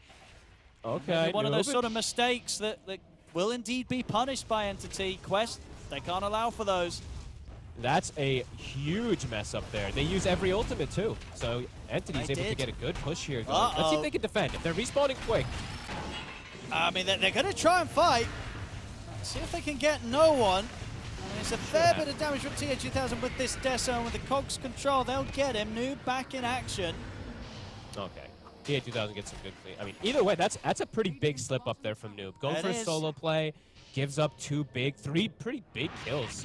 Who ends up getting those last hits as well, too. I don't think Watson got any of the kills, unfortunately for him, but his teammates get blessed. The Radiance is done. So, Quest, be careful you slip up like that. Quest, I'm going to try and see if they can make a jump up top. DM, no primal split for 70 seconds, obviously, after that last fight. He's out with the TP. Rocket? Will they have anything to stop it? They don't. Quick escape from Entity as they avoid the swing across from Quest. Quest, now they can look for Roche. Yeah, they can make a nice little rotation up there. They should be able to have this one free. No ult available on Entity. No one. Be careful in the mid lane right now. Or, sorry, Noob in the mid lane. Be careful. Got the Rolling Thunder off. This time he'll be fine. But only giving me a just heart attack. definitely risky. It's making that sort of move. Anytime you sort of find that area of the map, you're taking massive risks. Yes. But Noob, he's not afraid to take them. He gets away. You know, I love Noob, but sometimes he does do these over-risky plays for me that it's just like, oh my god, dude, why? Like, you guys are in such a good state, man. Yeah, It's okay. it's true. Because this game, for sure, it definitely feels like if they just keep everything kind of cool, don't get too ahead of themselves, they've set themselves up perfectly. You know, the beginning of this game, the setup from Quest so far, it's been top tier. Yeah, absolutely. Especially just the Weaver. Yeah, he died he died the once in the first blood because he just made a mistake with Shakuchi, but after that, the lane was dominant. They shut down DM. He's cruising toward victory right now. If he gets his BKB online, plus let's say like Lincoln's or something, maybe could even be a choice versus the DK stun and everything. This is going to be a very tough Weaver to kill. So, and he's got, tons of damage, should be able to shred through these tanky cores. Just still have to be careful not to make those dive plays. Don't make those solo plays too much, Noob. It's an Entity, they are prepared for those turnaround plays. Ults in the ready. Looking They at want DM. DM top. Can try it, maybe the hook shot and the static storm. See if there's enough time to allow TI13 to do the damage. It's going to be close. It's not enough damage. Not quite. DM's able to get the ult off. And they're now able to turn. They get the jump forward from no one over towards Dakalis. They'll be able to take out both supports there for their effort. That one, you know, an understandable risk to take. You feel like you can maybe do it, but the static storm, hookshot lockdown, and the damage from the Deso. But under the tier 2, it just wasn't quite enough, Fog. They don't get the kill. It cost them a couple of lives. And Entity, they continue to revel on the kind of the over-aggression from Quest. And they're gonna look for more because that was quite a bit used, so they can look to fight back. Haste Rune on no one. By the way, that was, I don't even know how many evasion procs from DM. I want to say like 11 because he was in the, he was Wind, I believe he was Storm Brawler plus the Radiance, so they missed like crazy on him. He just tanked everything there. And yeah, they're hitting again. No one with the blink. Malik. Oh, Malik, he's been found. He has been found. It's going to be another one for Entity. They're cruising back into this one. Noob, he was considering about going for a Rolling Thunder attempt onto DM, but I think he knew even if he hit it, probably wouldn't have the chance to kill him. At the same time, the Tormentor gets taken down by the rest of Quest. They'll be able to find that Noob. He's going for the TP out. Is Cat's only going to see him? He is not, or if he does, it's too late. So Noob, he'll get back to safety. I saw the long TP, another mini heart attack. I'm playing on the edge here, Quest. Things have started to get a bit more complicated after that smooth start. You know, with these sort of slip-ups and the fact that Entity, they did build to sort of play for the later sections and scale into this game nicely. They built now for the they greed. themselves. They'll be able to get the Tormentor, no problem. Maybe Fishman? big problem for no. Fishman. He's dead. I tell you what, he gets Saw the that shard one. as a reward. One of them Saw that was one going to coming. die. He crit. Did you see it? He got the Chaos Strike crit, so boom. See you later, Warlock. So you deserve. Stupid Warlock players. Yeah, but Greed definitely kicking in. Midas has paid off massively for no one. The BKB is actually finished already. Level 14. Sending some good timings. Ult's back up for Quest. Bruce Split also back up. Golem up at 30. So could see a clash here. Gonna look to DM. This time, can they take him out? They got 4 heroes trying for it through the Static Storm, and they will. They'll get DM this time. No chance for a split. If he lives a little longer, they perhaps look to take that fight. They're actually smoking up perhaps anyway and maybe looking for the wraparound. But Quest is also doing the same thing. How much time left on Aegis? Still 90 seconds. If Entity can get a sort of a catch on the back lines, it's going to be pretty good. And in fact, they're going to find it. They're in with the jump straight away. The Golem gets dropped down. They've deleted the 2 supports. He's able to pick up the Arcane as well. Malik coming to the side. Looking towards Watson. He's going to drop the black hole here to control the CK, and it's enough to allow them to take Watson down. So Quest will be able to hit back and take out Watson and Fishman. See if they can chase out Katomi as well. They should indeed have him. He's got no further way to save himself. So Quest will be able to swing across quite quickly to put a stop to that play that Entity were going for. So not ending quite as Entity may have hoped for with that smoke move. Sure, no one survives, but they do still end up feeding away some more golden XP towards this very scary TA2000 Weaver. Yeah, a little bit of an over drop there. I think the Golem and everything, you know, I think they thought that they were running into like 5 people, so it's this huge clash, and then the Golem actually has not used that properly. Malik actually gets an angle for a black hole. It looks like Quest actually kind of read that play. I saw Watson was actually pinging the fact that they maybe had a ward near their base if they saw the smoke or something. So Entity perhaps thinking they were going to get a better wraparound there. And yeah, no Golem. Malik gets the free jump. So definitely have to watch out how you use Golem playing versus Enigma, who has Blink and now pretty much does have the BKB finished up afterwards, too. So. See where they want to go with this. Yeah, they won't have the Aegis, but as you say, some other great timings to play with. They've got their eyes on top, seeing if they can go on to DM. Again, are they going to catch him? You've got the Static Storm. Have they got the damage through this brute? They do. They do. They got him again here. So Quest, now with 45 seconds to play with and no DM to worry about, they can get back on with the push. Sure, they say they don't have the Aegis, but they're still feeling very strong, especially in a 5 versus 4 situation. couple times now they've caught DM like that at the start. I think like 2 or 3 times. He lived one of them and turned things around, but he went for boots of travel. So again, more greed, and he's squishy because of it. They get the catch on him. See if they can find maybe a setup here with a glimpse. They're sweeping over with the smoke. How prepared are Entity for this? TI13 trying to find the vision. Brew. He's got eyes on Fishman. With the rocket flare, and that'll do it with the glimpse back. Fishman, he's gone. Easy. Noob already. I look how I love the trees.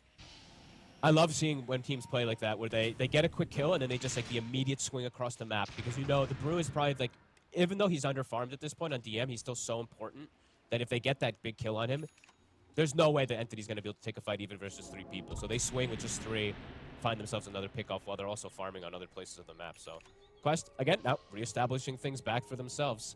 But Entity still have their ults at the ready, still have that good farm, especially on Noah, and they bought him a gem as well. He is still getting that scaling, but now the Brew is starting to fall a bit behind again. Alec, teasing around with DM. To see if they can get him back with a glimpse, but DM, he'll have to put the split there. Doesn't want to Very good risk play. the threat of being dragged back by the glimpse into the potential follow-up from Quest. So that's the split forced out. Love it. I mean, Quest just poking and prodding. They're forcing DM's ult, killing him if not.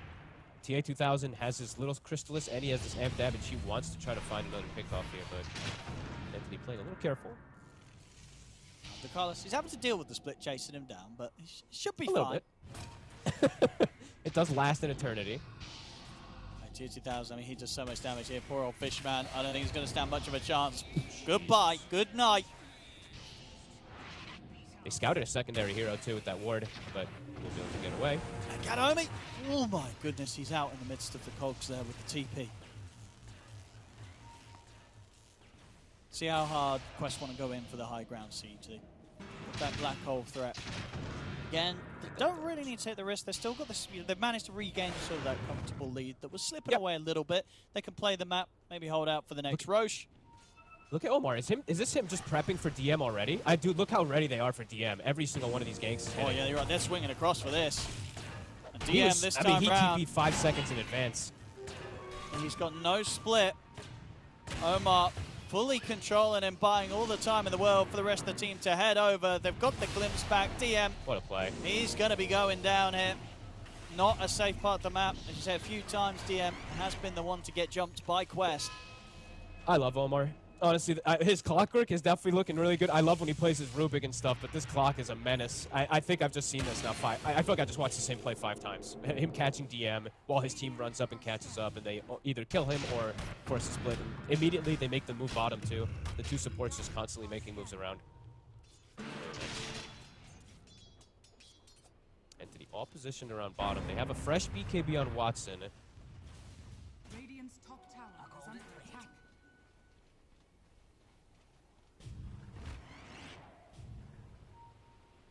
Dire's How long middle on Roche? tower It's a is bit of a under quicker attack. spawn. Yeah, just Radiant's under a top minute. tower is under attack. Quest, they can very much set up for this one. Entity, they have they great lane could position. look to try and tackle a team fight. I don't know if Entity will necessarily let this Roche go for free. They pretty much got their ults ready. They do have that solid team fight as well, but the threat of the black hole has to be respected, and Fishman, as you say, he's got to be ready to put a stop to it. He's got to just sit in the back. The problem right now is that they're under, like, with the advantage that Quest had from these last moments, the ward vision is excellent. Look at the coverage up top. They have 3 different wards to try to scout out the move from Entity. Yes, they're smoked, but they're going to probably know exactly where they are right away after that anyway. As he just breaks it actually and just kills the ward. So they're positioned kind of perfectly. They know where the side of Entity is too. So Quest is just, they're ready for this Roche fight. So eyes on Fishman, has to get the cancel. Yep. And yeah, let's see how this clash goes. This could get pretty brutal for one of the teams. 5 on 5 here Yeah, at it the looks top. difficult for Entity. Let's see who gets Nope. the wrap around. He's going to start things. He'll get him with the opening rolling thunder on towards no one. No one's still able to put the BKB, but TI13 in as well with the BKB, trying to do the damage to bring down the DK. Omar's got the control and with the hook shot, they brought no one down. DK out of the fight. Turning into a 5v4. We'll see the standing on top. Malik jump in with the black hole. Doesn't really catch a whole lot of, doesn't really catch anything other than a few illusions, but it might not matter. We'll see if Quest can continue to clean Entity up. Omar, he'll Watch go this, though. down He'll to the TP. damage of Fishman. And what's that? He's indeed having to He's deal with stuck. the fact that he's got 4 heroes surrounding him. I don't think there's any way out for this CK. His Quest, they'll clean up the fight. Good black hole or not, it doesn't matter. They're still able to take the team fight, take the Roshan. Yeah, they actually didn't even need it. They just went onto the DK. He ain't tanky. TI13 has way too much damage. Just actually rips right through him. And then the Pango just runs onto everybody else, so. Okay, looked like Entity maybe can get like a wraparound or something, but unable to do pretty much anything. Quest just completely prepared for the fight. And now, TI13, who only died once before the game clock started, 9-1-9, a full Satanic on 20k net worth Weaver. That's pretty wild. I mean, in the past as well, TI13 he used to bring the Weaver out sometimes, didn't he? I seem to remember his Weaver. This was one that he did. Not so like much to because try. the hero kind of like disappeared for a while because it just wasn't a great carry, and then now with all these buffs, yeah, I mean we're gonna see this hero a lot. Either to support or more positions. Yeah, I think in terms of what I've seen anyway in kind of other regions and games, I'm just a little surprised they did get let through in this draft for as long as it did. Particularly because of its flexibility. You know, this is a hero you don't mind picking up early in the draft, I would only imagine. Especially a team like Entity.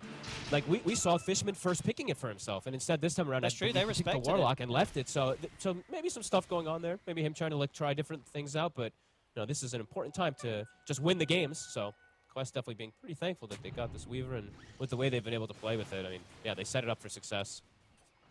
No, absolutely. I think maybe there was the expectation from Entity side of things that top lane would have gone a bit better, which just didn't happen. Right? It was a sequence of like 3 things that happened that really screwed over DM. It was how he died, he lost a wave, and then they double pulled. So he literally lost 3 waves, and Weaver free farmed during it. So he went from like having okay CS versus the Weaver, I think he had like 10 versus 17, to having 10 versus like almost 30 of the Weaver afterwards with the full level advantage on the Weaver. So I mean, that definitely hurts, besides a couple of those deaths in the mid game, but... Oh, there's a gem here. Wait, hold up. Wait. Oh my goodness, he nearly had him. Oh, what was that gem doing there? Was that from earlier? I guess so. It was just a gem chilling on the floor. They bought one for... They bought one for no one earlier. Yeah, they bought one for no one before the fight. That's how they got the deal initially. But Fishman was just standing there. Did he not realize? I guess he didn't realize it was still there. Fishman, he didn't know that he was just inches away from reclaiming his lost gem. And not reclaiming it, nearly cost him his life. He does, of course, get out. Yeah, unfortunate there. Could have maybe got his gem DM back. Chase heroes to the base. Chase the Disruptor and Enigma back, but in the meantime, they are losing towers. So Noob, kind of cool build. I don't think I saw... Actually, I need to look a little bit more on the Pango builds that I've seen, because I saw a lot of variety from them. But this is an insane... Look at the minus armor that he could apply in an AoE, right? It's what, minus 18? It's terrifying. It's terrifying. And then so besides that, on top of the Deso, with the Weaver, the bugs, oh my goodness. It's pretty wild. And now with the Daedalus on TI13, if he comes underneath you with the Shikuchi, gets that mark on you, he pops out the invis, the gem, it's just going to kill you. The Geminat's going to tear through any of these heroes and manage to keep this advantage, played at this lead where Entity just haven't been able to beef up the way that you would expect that they would have hoped for. The early game just went a little too rough for Entity. And their only good moments this game have really been the mistakes of Quest. Outside of that, Entity haven't really been able to do a whole lot on themselves. 100%. That's literally what I was going to say. I was like, the only place that they've had comebacks was literally when Quest made these solo plays and they got, they got killed because of it. As no one caught in a dangerous position. He is. He's got BKB, but of course they've got ways to go through that. He knows he can't TP out as well. They'd have ways to stop it with the black hole threat, so he's out for 70. Absurd damage. Yeah, I like this AC build quite a lot. I was looking and just checking to see if there was any like deviating builds from what we saw in the past. It's there's still like the Bashers and Octarines and stuff like that, but yeah, there's some ACs definitely. So yeah, cool build that works with this team nicely and with what he's up against. 15k lead. Feeling very comfortable. And yeah, the Weaver getting even more and more luxury items. The MKB soon on the horizon to deal with any of these bits of evasion. As Watson's farm hit, all 3 corners is just completely stagnated on the side of Entity, having difficulties getting out. Fishman having to just upheaval farm, push waves out. See how ready they are to go for the high ground push Quest, as they do have Only the 20 seconds left on TI13's Aegis. Not that that should bother them too much. Definitely in a spot when if they have their ults up, they could look to get in and jump that high ground. Definitely. Fishman. Whoop. Whoop. Oh. He saw him. Hello. Oh no. He's going to try to do the spot. Or the sneaky juke. spot. Oh. Oh. Oh, he's out. Oh. Well, he's only out for so much because he's still got that TP on cooldown for 30 seconds. This is the mini And game. now he's back. Go, Oh, is he Fishman, actually go, going to get back Fishman, out through the twin gate? go. He's able to make it. He's going to be back over Meanwhile- towards the bottom half of the map. The question is whether this bottom half of the map is any more safer because Malik... Oh, no, he led them to TM. Indeed, he kind of did. Malik followed Fishman through the portal and then was like, oh, well, screw you, Warlock. There's a brewer here instead, and just ends up killing him. Oh, he knows. Tell you what, Carlos, he knows found him. exactly where he's going to hide. He finds Fishman, and Fishman, in a fit of rage, drops down the golem. So that's golem wasted, and his life gone as well. Did it just electromagnetic repulsion it into the... It just pushed it away as well. That's exactly what happened. I was kind of, the golem. How did it slide over there? But I was like, what pushed it, right? I was like, what the hell happened? I thought the kinetic pushed it for a second. see ya, I was like, golem. And at the golem, it's very dead. I think there's a lot of Eidolons. Run, Go, Mal. He's got a blink stun. He's got it. kill it. Creeps. Dead. Aw. Bottom tower Easy gold here for Malik, and now the push comes in. I mean, there's no Warlock, there's no Brewmaster, and even if there was a Warlock, there wouldn't be any golem to be had. Nope. Bolts are ready. Oh, Money. No one's that's gonna a cut quick, this. that's a The quick sneaky jump. Very Oh, it quick worked. jump there. All right, okay, TI13, you weren't ready for that. I don't think anyone would have been ready for that. They didn't expect that whatsoever. You know, he's like, well, they've got 2 dead. I'm ready to start hitting the base. No one. He jumped. He says no. He puts the no into no one there.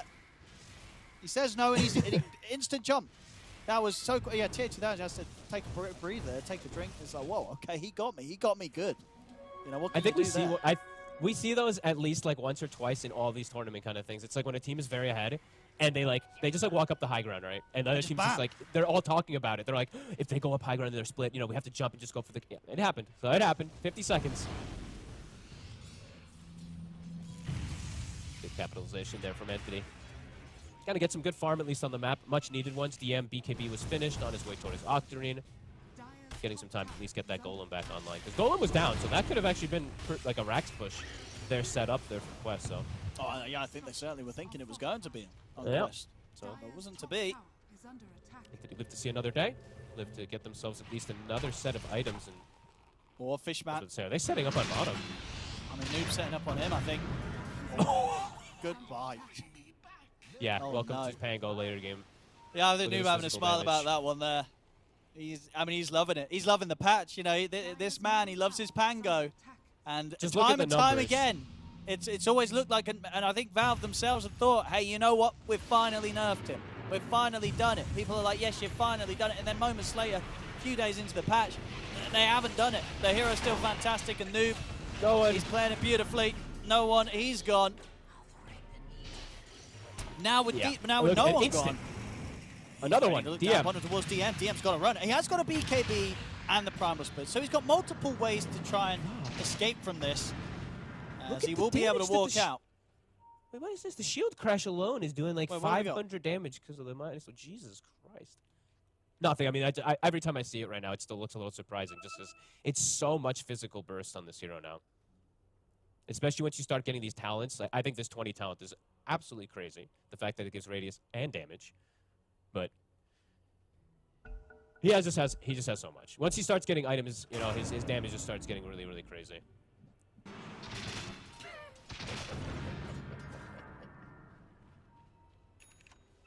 Yeah, I'm just like I'm imagining in the games also like let's say like Watson when he uses Phantasm. Dude, I think the Phantasm just dies in like 2 shield crashes. It definitely does, yeah. They have so much ways to clear through it now with the speed that they have. Lincoln's is done for tier 2000, so next time, and as you see here, he won't be caught quite as easily.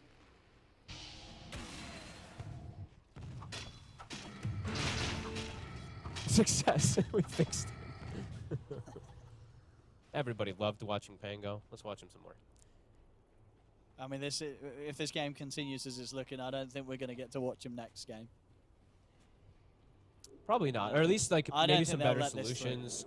You need to have. I don't know. The Warlock. It's- I'll be honest. The Warlock pick was definitely the weirdest one for me in the entire draft from both sides, but the Pango kind of just dominated. I don't know. Like Noob just kind of just. I don't know. It's just so much barrier. You feel like you're unkillable. As Yeah, fast as I think when you look at the drafts, I think they, Entity, they definitely expected an easier time mid and top as compared to I think what so they got too. with the lanes. I think they didn't expect these lanes to just go like get completely crushed in 2 side lanes, but okay. Smoke up. Quest. Malice. Does he get her in time? Roche. It dies so It's going fast. down it's minus very armor. quickly. Yeah, but you said you were doing the maths earlier, so over minus 20 armor between the two of them. Yeah. I mean, close to And a maybe full over Aghanims. minus 30 once the bugs start to tick in.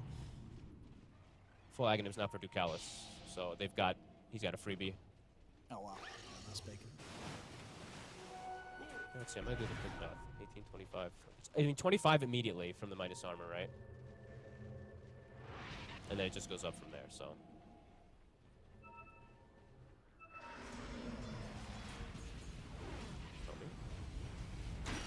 They want to try to save this one for a core, but they'll have to just take it in. Fishman dead. Yeah, it's got buyback. So if the necessity's there for a golem on the high ground defense, he'll be ready to jump back into action. Radiant's top Noob has a lot of gold to spend. He does. He's just sort of, he's capping himself. He's like, well, What does he want? I don't want to be too OP. Basher. He doesn't want this hero to get nerfed. He doesn't want to look too crazy. Okay, he'll eat the Aghanims, and we'll see what he does look to go for afterwards. He's got his 25 talent. He'll do the upgrade. Okay, that was kind of a sensible one. And he's got, amplified damage with this Rolling Thunder. Watch how much it does when he connects with these targets. He's Entity right now. Need to kind of hope for an overextension, get a good golem to stop the hole. It's a lot of different things they kind of have to hope for here at this point. DM is sitting on 6,000 gold as well on this brew. Okay, full refresher now for the Enigma, so is under attack. maybe you just have to kind of just deal with the hole. You have to just accept the fact that it's going to come out. Maybe you can cancel one of them or something, or you just get the initiation yourselves. Difficult for Entity to see how they want to pick and choose these fights. No one still does a lot of damage, to be fair, so does Watson. If they're able to get attacks off, is the question. I guess the question is if Entity, or if Quest, sorry, are going to wait out, 3 minutes. I mean, I guess if Entity, do they just sort of have to wait for them to come to them? Is there no point in trying to take a fight into the Aegis? That's a difficult call. Walking blindly into like high grounds and stuff is just always very complicated. And it looks like they're going to try to at least take the risk, maybe get a ward down, try to take a fight around a vision. This is quite a big risk, though. Yeah. But they got to, they got to take their chances. The game is not in a good spot. Can they catch? Maybe they find a catcher. They see the rocket coming from left side. Tormentor dies. No, they can't quite go for it. DM is sitting on 7,000 gold. Oh my goodness. Quest. Gathering up.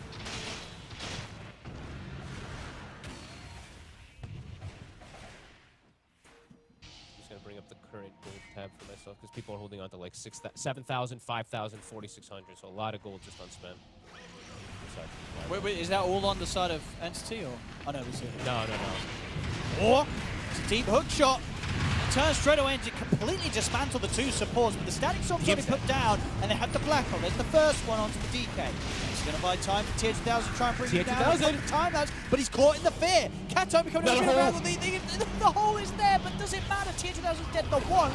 He's got the Aegis. He's going to be back for round 2, but once he's able to get the PKB off, turns and tears through Noob. Can get more here with the spy back for no one. They're chasing out Malik. DM with the split has the damage to bring down the Enigma. Now they'll look over towards TI2000 and Ducalis. Ducalis did buy back for this one. And catch them with the brambles. Jump forward for no one. Ducalis, he's got one glimpse to play with. He's going to bounce down to the low ground with the Ogre Seal Totem. Gets him in a bit of a trickier spot to get to, but Entity, they'll continue to chase. They'll lay down a sentry, and they'll find Ducalis regardless. So, of it all, Entity are able to push back the efforts there from Quest, hold the defense, keep the racks alive, because did cost them 2 buybacks and expensive ones as well. It was both DM and no one having to buy back for that defense. Watson was able to hit, honestly, pretty much the entire fight. You saw him being able to do a ton of damage. No one got pretty much everything focused onto him there. He got pretty owned, got to be honest. But they get a good follow-up, and they throw the Weaver up in the air during the entire second black hole, I believe it was. Or he was respawning. I didn't actually see which one it was. So no follow damage. Yeah. It was the Aegis? Okay. We'll see it. So they get check it out on the replay. some pretty good follow-up. Yeah, some pretty good kills that they're able to at least get with this type of position. Watson insta-kills Omar. Yeah.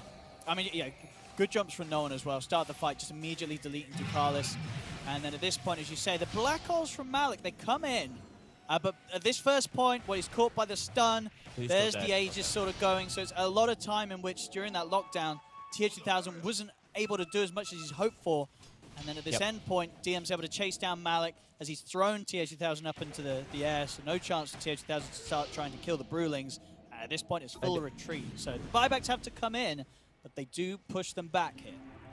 Did you see the damage? I actually didn't even notice the little bits of that. I saw we pulled it up at the end there, you know, Fishman's damage. And usually I'm looking at this and I'm like, oh, it's, you know, your Fatal Bond's doing good. I think that was the Eldritch summonings. I don't even know how many he had because of the Eidolons and stuff. Like, I saw a lot of imps popping. That's all I know. How many was it? 16 of them. Okay, yeah, so I didn't see that 1,300. I was like, where's this damage coming from? And I saw these little imps because the Eidolons. So, okay, pretty cool. Pretty massive amount of damage that he was able to get out there with him, too. So, okay. Got to keep watching these setups. As you said, yo, did it cost some big buybacks? They now did spend that gold that they had sitting on. And DM bought, I believe, a full Aeon disc and an Octarine after not buying anything. And he has a 25. That's a lot to just turn up to the shop and pick up. Yeah, they did just pick up quite a bit of items. Day. And they've held the high ground to be able to continue the scaling. And now they do have the AoE Dragon Tail as well that we have to point out versus the Weaver. So, okay, maybe still some hope there from Entity on the high ground defenses. Difficult, but hope. It's, I mean, they want to try and go for something, Quest. This is risky. Entity, they're prepared to fight as well. They've also got their own Black ultimates. Holes are ready. Double Black Holes are ready. Oh, hook shot into the back of his own creeps there, and a Static Storm onto nothing. The two supports choking a little bit here on Quest as Omar's dead.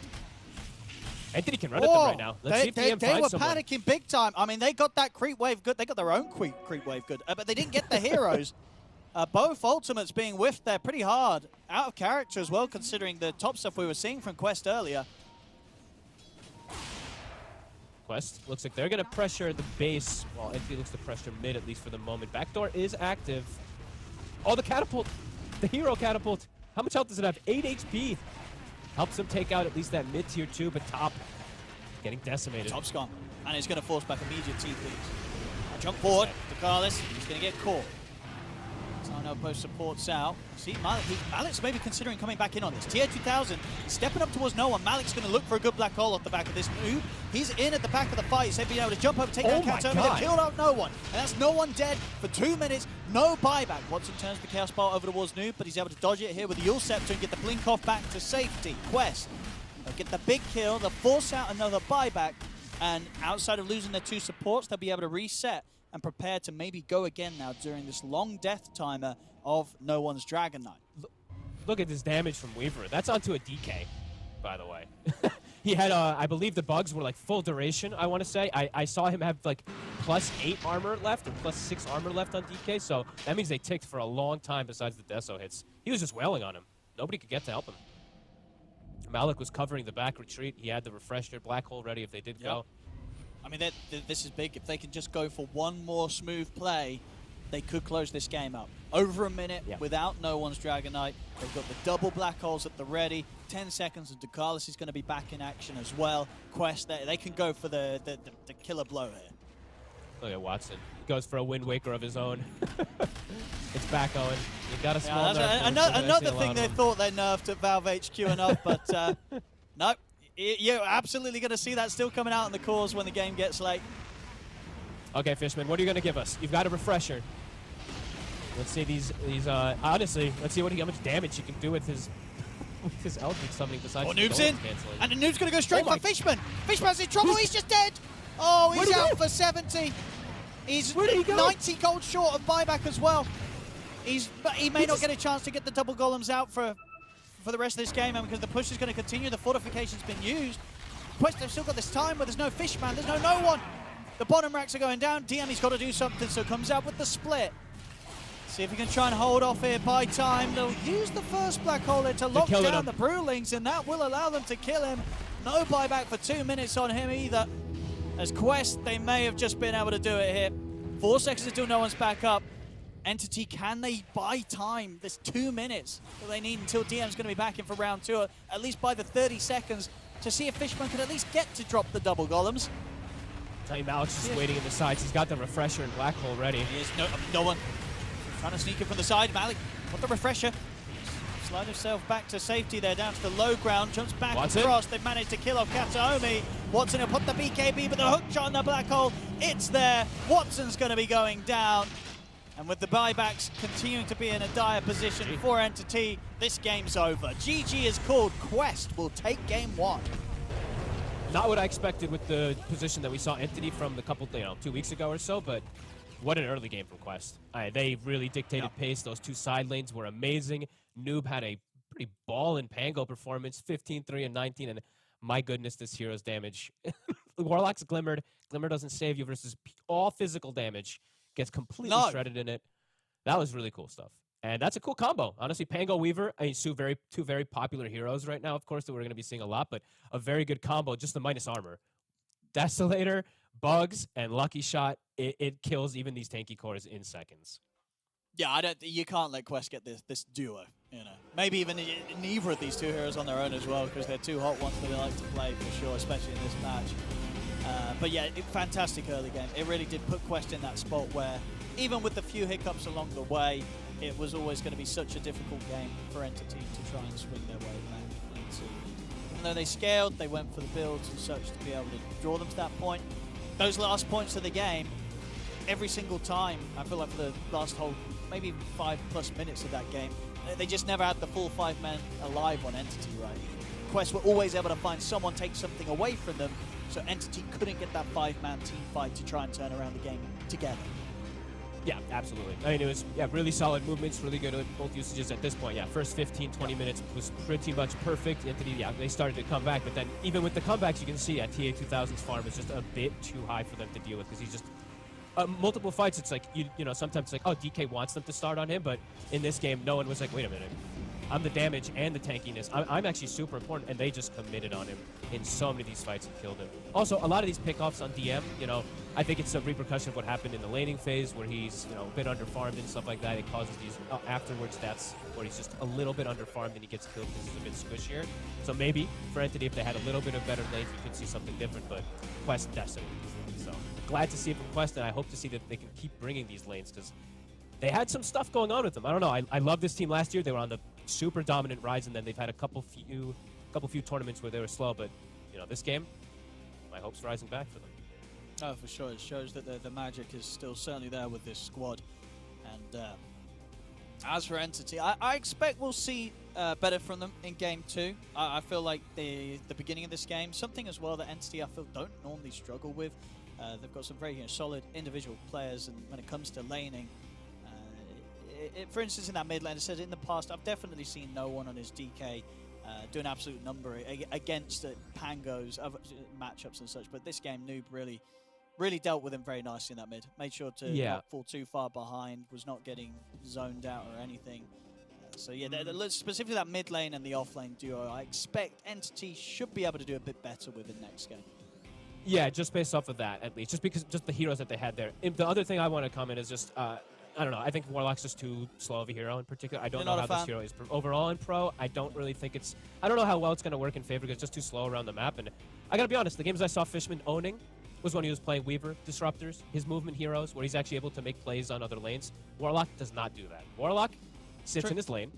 The hero has not really changed overall, even though he's gotten a bunch of buffs and stuff like that. The hero you can't gank. You have Shadow Word, you have Fatal Bonds, you have Upheaval. It doesn't happen. So maybe a little bit of adjustment there as well, too. Not saying that lost them the game entirely, but definitely hurt things, especially for Watson. No, it definitely sort of a risk trying to pick the hero. I mean, looking at kind of general win rates amongst the higher MMR, it is below 50% at the moment, Warlock. It's not in a crazy spot, so trying something that didn't necessarily work out this time for the best for Fishman or for Entity. But Well, we'll see what they can come back in with in game 2. No doubt that we're going to see something much stronger from them. I believe we head to a short break. Or no? We do. We have a lovely break for you, ladies and gentlemen. So don't go anywhere, because game 2 between Entity and Quest will be right round the corner.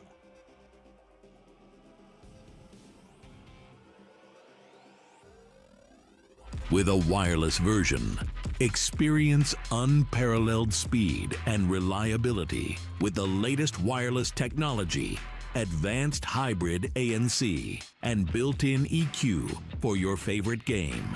Designed with elegance and durability, and extreme noise-canceling microphone. Always stay one step ahead with Aspire Wireless.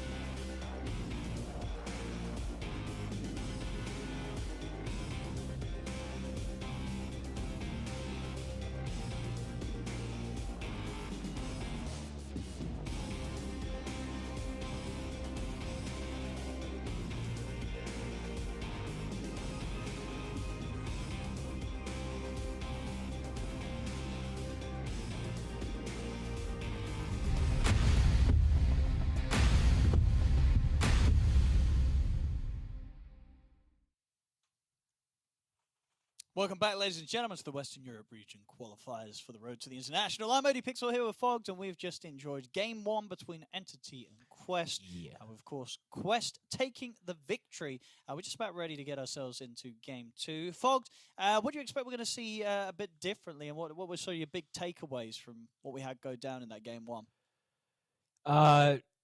Fishman won't play Warlock. He'll play a hero that can make moves and actually play the game. I think that hero is just, I don't know. It's just slow. I'm not obviously just blaming that hero, but that's probably one big adjustment, at least I would see. Maybe we see like the Weavers and stuff get taken out a little bit earlier in the draft as well, too, because that one made it pretty far. Yeah, that's probably that's it for adjustments in draft, honestly. Maybe the Pango does get banned, but I think they can even look at it and be like, we can deal with that. It was a first pick Pango, and he went 15-3. So clearly we did something wrong. Clearly we either prepped properly or we played wrong. So some adjustments to be made. Well, let's find out, ladies and gentlemen, because the draft is beginning here. Game 2 of Entity versus Quest. We'll see if any of those heroes are touched upon here in these opening bans. So far, similar bans to just what we had from both teams in the first game. Monkey King, Phoenix, Tiny, and Witch Doctor. TA taken out. Don't see again. We'll see what sort of change-ups we had. So last time, I believe Oracle was banned, and that has been left in this time round. That's probably the one that's going to be changed up. But let's see. Yeah, there we go. Quest. All right. Look at that Pango right Pango away. again. Wasn't considered in these opening bans, but as you say, out of sort of everything they had to deal with, maybe Entity feel that this is one of the factors that they can do better against. So Scriff actually, thank you Scriff for pointing that one out. I was looking at that as well too, because I was talking pre last game about the Pango stuff, and I was talking particularly about Nouns, because they were the team that defeated it 3 times in a row. I think it was 3 times in a row, at least twice in a row. Yeah. And one of the interesting ones that they did use, and yeah, again, Scriff, thank you very much for this. They used the Pugna, because every spell is physical now. Your swash, your roll, everything. So the third game they actually did it, and they kind of owned. And I do remember seeing that third game. So he had a pretty okay game. It's not like he was like a core hero or anything like that, but definitely some cool options. Yeah, I guess the thing with Pugna is it's just because it doesn't see that much play, it's just, does anyone Entity it's an unknown. play a good Pugna, you know what I mean? They're going to steal the Weaver for themselves. I think this is exactly what I expected, You get this hero early in the draft because I don't see a lot of downsides for it. You got the flexibility, it can be the support, it can be the carry. It can play 3, 4, 5, and 1. Yeah, absolutely. 3 is kind of but whatever. This hero is super flexible. It causes you to adjust your draft immediately because you're like, we need stuns somehow. We need extra disables. Maybe it makes them pick like a Rubik or something. It causes issues. So, yeah, I'm happier to see this already, at least for Fishman, because I don't think he had fun last game either as a Warlock. Definitely not. that was not a fun. Especially when you get your refresher and you're not able to use it at the end. I think he did get it off in the fountain at the very end, but not in the fashion you'd hope to when you're playing Warlock. When was the last times also you see heroes get one-shotted in Glimmer Cape? It's not that often you see that. Like, he literally got pretty much, it was a roll-through, a shield crash, and then just dead. So, and yeah, now we're seeing the heroes that at least we got to see, even the band's talking about, that we got to see from Entity dominate during Riyadh qualifiers. It was. The Spirit Breaker's taken out. They first picked their Weaver, so let's see if we do end up seeing that Void Spirit and stuff, because, they picked the DK, not, knowing he played fine. I think he did a pretty good job. He just got a ton of emphasis. He got so much focus on him. They even brought TI13 mid 3 times in the first 10 minutes to shut him down. So I'm not saying the DK was a bad pick, but I think they might go back to the things that it worked so well for them before. It can be an answer versus Pango. We'll see down the line, of course. They're not going to, pick it super early, but... Yeah, they don't need to do that. I don't think it'll be one that gets banned. No. And that Slardar again Quest. They didn't want to play against it last game. They don't want to play against it this one. Sure.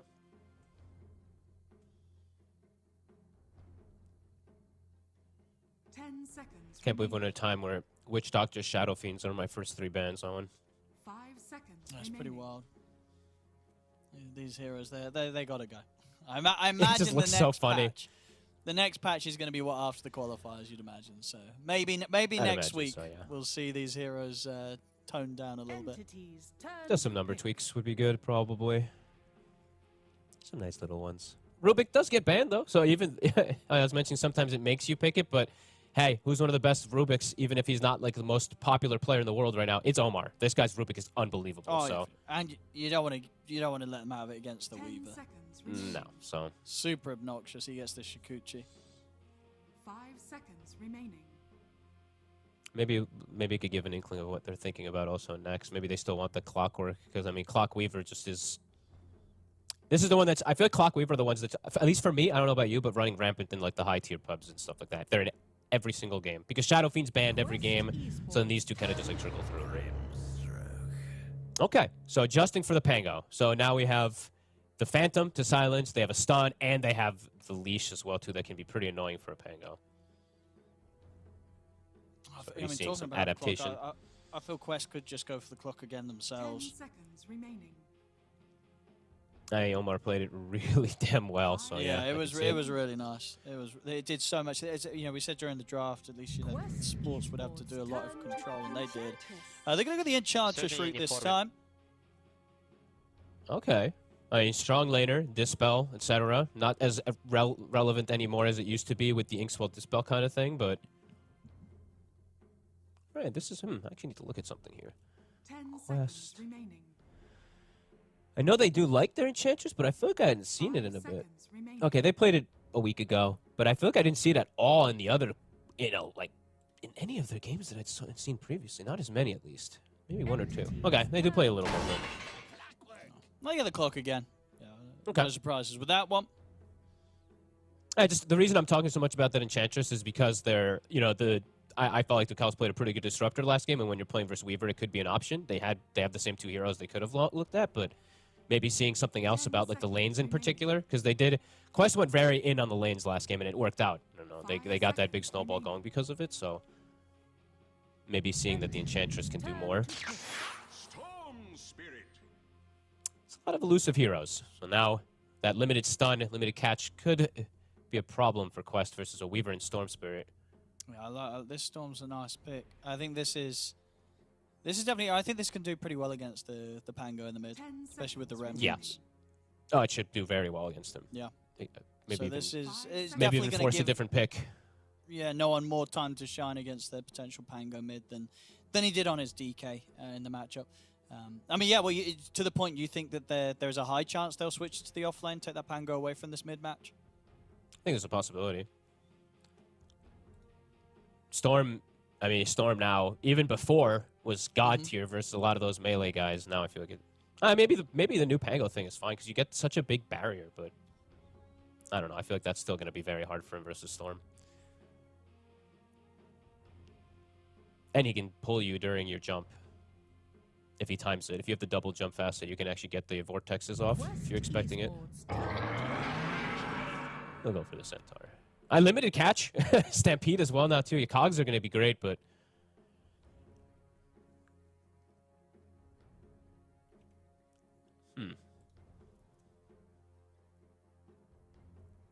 Definitely coming in with a much better overall approach to the Pango, which is what you sort of expected, right? You say they'll probably leave the Pango in and just go for something a bit different that does sort of more address the fact that if this Pango goes without counters, he's going to be an absolute nightmare, like he was in game one.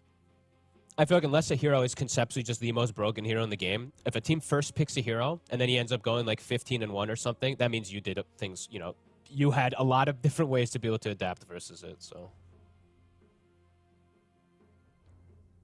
Quest Esports turn. They'll do the CK themselves. On their side.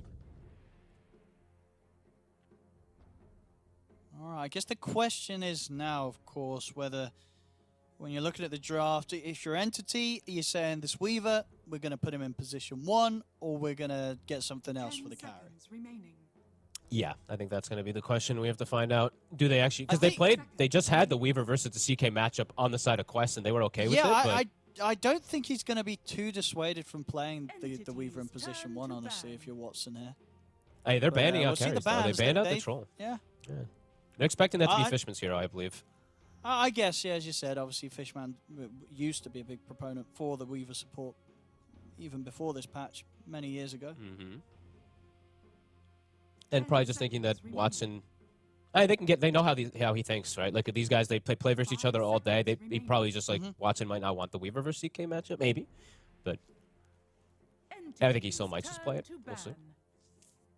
I like how he bans the Enigma though. I think Malik definitely made it so Watson had no lane. You know that those first 2 levels in particular. Obviously, things will be different if he has a better support than a Warlock, but not many support heroes really deal with Eidolons. Got to be honest with you. 10 seconds remaining. 5 seconds remaining. Final ban. Oh, we actually also have potential. Sorry, if CK takes the Phantasm thing, there's a Grimstroke. So I could see when the the Grim gets the Aghanim's double Grim with illusions the with late the game with the axe. double illusions that are.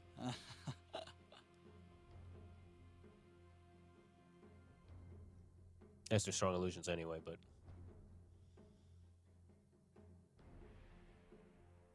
Taking their time for this last ban. Because I guess they're also thinking, you know, is the Pango definitely going to be mid, or is it going to be something that's going to be switched somewhere else? I think they're gonna. I think they're gonna move somewhere it. else. Because yeah, they Because that's what banned, I mean. the I was thinking pump. the same. Yeah. Yeah, I was thinking similar, but I mean, they might just tank it now at this point and just put that Pango there if they will have like some idea for an offlaner. But they're gonna have to reveal it unless they just literally flex completely until the last second. But either way, Anthony's gonna have all that information. 5 seconds remaining. And likewise here for Quest, the question of whether they're scared of a carry pick coming out, which they ban the troll. So if they want to continue to keep their bases covered there with another carry ban. Tiny's out, considering right? Yeah, of course. Yeah. Trying to think these noob heroes. He's like Death Prophet in the past. And it has a silence, but there's a stampede and some other things. So I don't know if that's going to be so favorable. I feel like he might just go down a boring DK route or something on the side of noob. I hope not. Yeah, DK would be a bit, I'd certainly say boring. It's obviously the answer from, or at least the attempted answer from Entity last game from themselves when they played against like the Weaver and such to have that jump stun. I'm just trying to think what the other ones. DK, DP. Quest Esports. I'm just trying to think noob's hero pool. They're going to keep the Pango mid by the looks of it. Get the brew. Okay, they do keep it. Okay. Yep, they'll keep Pango mid. So So we'll just we'll take see that how one. that matchup goes. See if he's going to regret that. Yeah. We'll definitely have to see that one. And we'll see about this Brewmaster. Brewmaster versus Grim. And it can be okay for the Brew. You have a bunch of ways to play around it. But they're now, keeping they the take the Weaver carry. Disruptor. I think they're fine with this. I mean, when you consider, as you said, well, last game round, obviously TI13 played the carry Weaver against two of these same cores, right? He played it against the CK and a Brew, and he did pretty well. So I think flip the matchup on its head. Watson, he's ready to play against these two cores as well. Farm it up on the Weaver. Fishman getting this Disruptor in as the last pick. So taking a couple of pages really out the book of Quest's approach from last game, but I guess the same could be said from Quest here against Entity, taking a couple of their heroes. So, what do you make of this? How this is all finished up? What do you like about these drafts? I'm just seeing lack of disable on Quest versus a Weaver Storm this time around, right? That's true, because the difference last game was obviously that the mid was a DK that had a blink stun. This time, they're playing against the Weaver. It's a mid Pango, who sure has locked down in the Rolling Thunder, but definitely not as easy to execute and not as reliable as being able to get that jump catch onto Watson. And every single time, it's going to have to be some sort of hook shot into a follow-up. You know, the opening's going to have to come from Omar. And he did have a great clock game last game, so if someone's able to do what needs to be done on the clock, it would be Omar. But outside lanes of that, lanes are going to be something important too. Like last game, I feel like lanes just became so massive. I think this game is not one of those where they can just dominate and push someone out of lane, right? Like there's no Enigma that's going to push Watson out of lane here. It's a Brewmaster versus a Weaver, so Watson should have a good time. No one is in versus a melee hero, so he should have a good time. Top lane maybe could have some volatility. I'm checking actually really quick to see if he did change the facet. No, he did not. Didn't think he would, so Grimstroke has the ink swell facet, so he'll be able to put pressure on. But yeah, I mean, the lanes do look a little bit stronger here from Entity this time around, and it does feel like they've answered the problems that they had before, where they had this weird Warlock hero. They do. Well, we'll see it, because the thing is, though, even though last time I said I liked Quest's lineup, Entity's lineup a bit more, but Quest just played better at the start. They played way better. Quest were playing the lanes really, really nicely. So I think you definitely got to look out for that here. And this first sort of 10 minutes of play, you know, maybe Quest are just a bit more on the ball today than Entity is. And Quest, they're ready to smoke up and look to go. Yeah, and let's see how much Omar, again, this is definitely a game where Omar can thrive. The two supports definitely can suffer a ton versus the Clockwork. If he gets on this Grim, this Disruptor has a little bit extra ways to be able to get out of it now with his little bonk back thing, but either way, it's like this hero can't really screw with these two supports. Let's see who gets these positionings. Fishman, it should definitely have been set up for success, right? Because this time, he gets the last pick. You know, after a rough game on the Warlock, they're like, this time round, I'm getting the last pick, and I'm going to have a good game. So we'll see if that will be the case for Fishman this time. And let's be honest, Owen, it's one of his three heroes, I like to call it, for my boy Fishman. You know, his Disruptor, his Weaver, that's usually pretty much it, but it used to be the Undying as well. And his Bane. So. His His Bane as well, too. Fine. That's the most played. That is, you're right. Bane isn't in a terrible spot nowadays, is he? Is he seeing some play, Bane? Or is he not great? I haven't been seeing him that much. You haven't been seeing that much, okay. No. I'm going to be watching mostly mid in this one. Usually I talk about the side lanes a ton, especially when there's like all these kill threats. But this one, I think it's really important because they kept the Pango mid versus the Storm, and I think it's really important to see how his game is going to end up being because of how this lane ends up going. Absolutely, yeah, because we saw from the bans as well at the end of the draft from Entity, you know, they know how good of a matchup this is. They were expecting Noob to not take the Pango and get something else. So, top lane.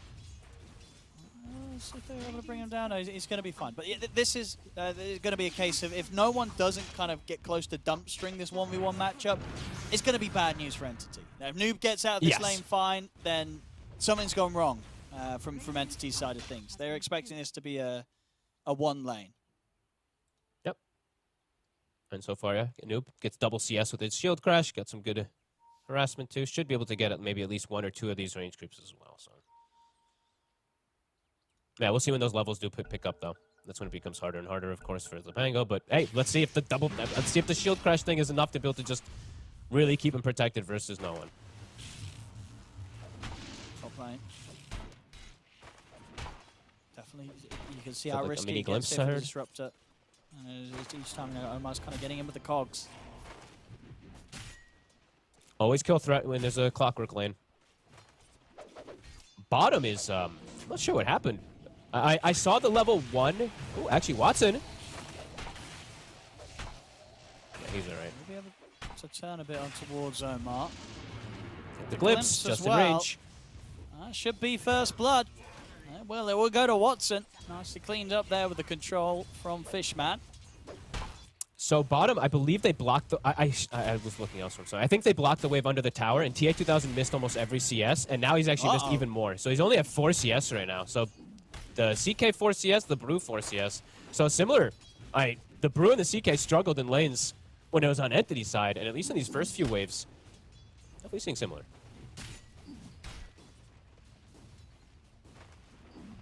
TI2000 has a bunch of creeps though, so should be set up for a little bit more CS here. But he's under pressure here. Could actually end up getting brought down. They have an Ink Squell if they want to try for it.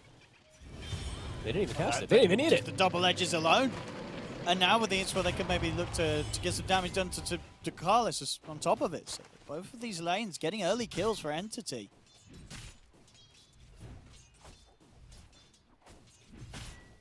Concerning for Quest side lanes. I mean, Noob is definitely holding his own though versus that Storm Spirit right now. Level 3's been hit. Level 4. Let's see if no one does get that point in the vortex or not, or he wants to try to stop those shield crashes.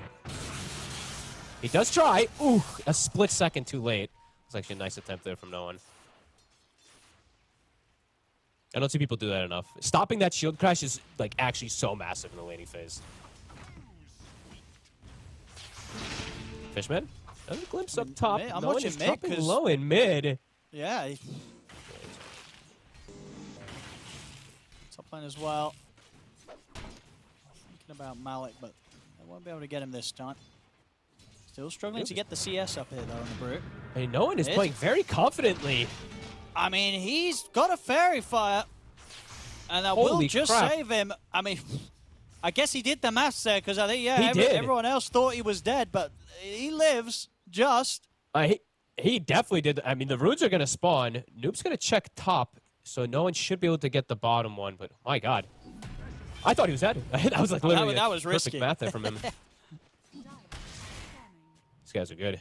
No one, this beast in the mid lane. Yeah, 21-3, 17-3. Only slight advantage there. CK starting to recover, but Brew really suffering. So seeing the same effect happen to these Brewmasters in the offlane versus a Weaver and a Disruptor. So similar lane, of course. DM's gone for the third bracer down bottom.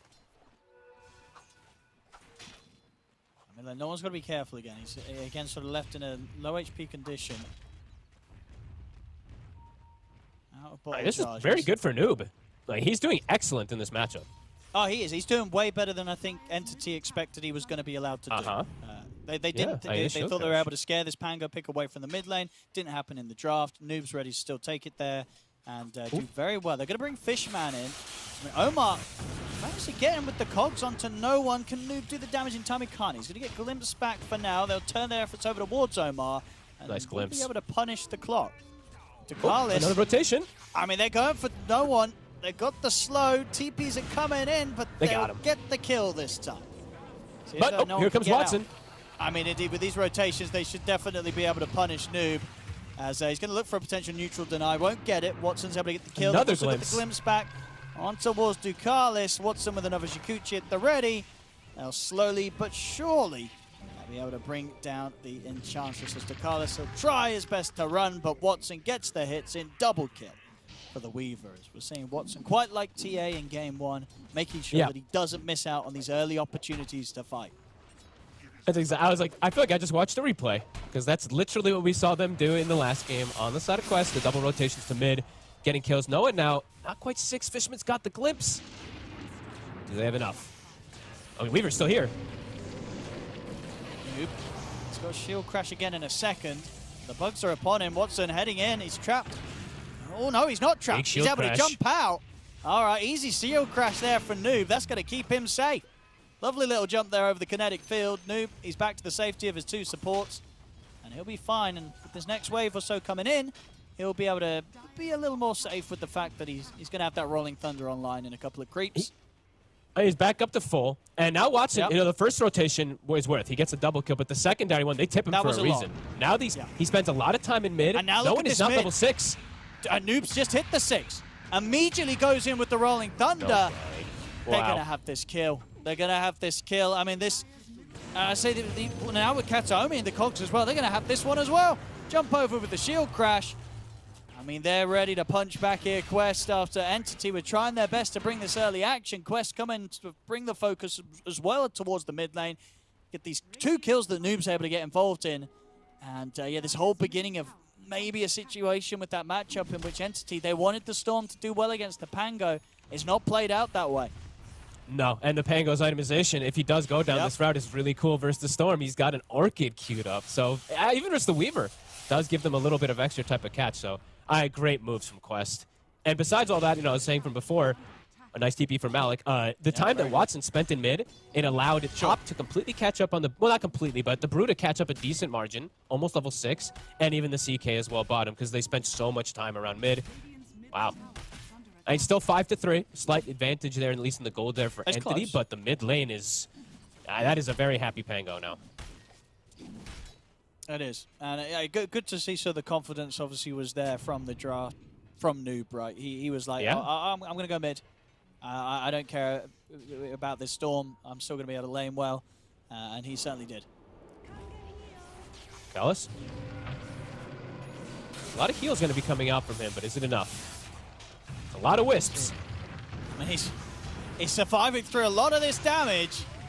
They will finally get him. I mean, no one's only going to have so much mana to play with, but of course he's got the haste rune ready. So he's able to pop that and now can chase down Omar. So the 2 supports will lose their lives around the mid. DM ready to throw some tips over towards no one yet, giving that morale boost here. Yeah. Picking up the action in the mid lane. Because Fishman tipped him before when he died to Noob, so I think maybe that was like, hey, you're fine, man, you got this, and there you go. So tips to bring that guy back up, and yeah, 4K, nice usage of the haste. Good catch there from the 2 supports. So we'll see the Orchid committed. Noob, he is committing for the play. So it's going to make him a bit more fragile, of course. You know, the Echo Saber tends to be the build that we've seen, which makes you pretty tanky. Could be a little bit squishier. Even though Shield Crash is insane, and the Orchid will give him more kill threat, could get popped in some situations if they get on him.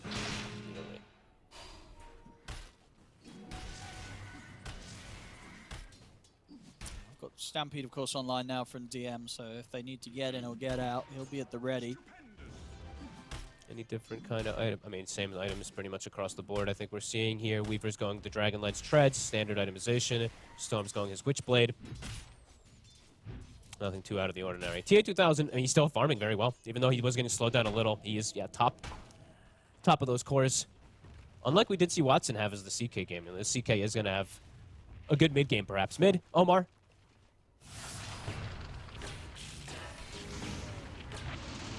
I mean, they've got the glimpse. Okay, the glimpse into the remnant will do it. No one is out of mana. So it has to be a bit cautious on the retreat. The Static Storm's at the ready. They're bringing in the TPs. See if they can turn and get these kills. They've got the Soul Bind on the two of them at the side. Malik, he's able to get the split off though. That was a 600, I think 600 something shield crash that he had on effect of him. So no way you're going through that Pango. That's a lot committed there from Entity to try to hold the tower, and it's probably going to try anyway to this Bruce Blade. Yes, hard to defend, especially with the amplified damage being picked up by Noob. Yeah. He's ready, and I lied more than about, ready to fight. I lied about Pango maybe being a little squishy, even going for Orchid. He got a 3-man double shield crash, so yeah, it's like a 2,000 HP oh, and he's hero going at that in. point. Fishman. Some of the glimpse in time, but indeed the tower's gone. They are not able to save it. 10 minutes in. They want him again. They want gone. They're looking towards Noob. They're going to try. The drag back. They've got the bug on him as well with the silence. Have they got the damage to bring him down? They don't. And no one. He's got to run. No one. Noob's ready to chase. No one. He's out of mana. If they got any other damage to get in underneath the tower on towards him, they don't. So no one will live. But yeah, trying to tackle this Pango and unsuccessfully doing so multiple times now here on Entity. Is Pango becoming an early threat, and yet the space and just focus around this mid is giving so much to TI13. He's top spot now in the CK after a very rough opening few minutes in the lane. A complete distant memory, and the CK is going to be a huge issue. Armlet online, ready to start zooming towards his own Orchid. They're going to have lockdown. They're going to have answers here to the elusiveness of Entity in this early mid game. Very cool. Yeah, I feel like we saw 6 heroes in the mid lane just now for 5 minutes or something. So yeah, those side lanes definitely able to profit a lot of it. And now DM getting gone on, has Stampede in 1 second. But so's TI13. I mean, Noob's in with the Rolling Thunder. They've got the stuns on towards TI13. Do they have the damage? They're bringing him low. The Stampede will do it, but the cogs are out, trapping DM. Static Storm's going to be laid down. Watson's trying to look towards taking down Ducalis, but this Enchantress is just so tanky. They can barely scratch her. Ducalis is perfectly fine. They'll lose DM. Katsumi's going to head through the twin gate back to safety. Fishman, he's going to hide in the tree line and wait for his mana to get back up so he can TP out of this. They get the kill onto TI13, but they lose DM for it. And definitely starting to see some struggles. Even just killing these supports, right? Ducalis, this Enchantress is hard to take down. I mean, look at his items. It's all about the HP, right? Seeds of Serenity, so it's like 150 HP. Belt, Fluffy, and then he just has the innate heal. It's actually crazy how tanky he is.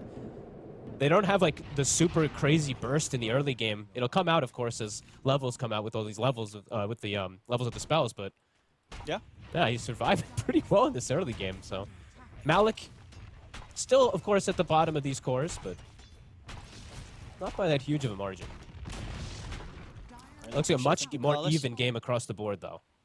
It does, but I got to say, overall, I think there's still... there's going to be pressure just on no one to have a good game here on the Storm after not kind of just zooming ahead at the beginning. It ended up in a situation where Noob did not get slowed down in the matchup. So we've got to just see what no one can do with this Storm, which we have, of course, seen many times in the past. This is one of his best heroes, no one.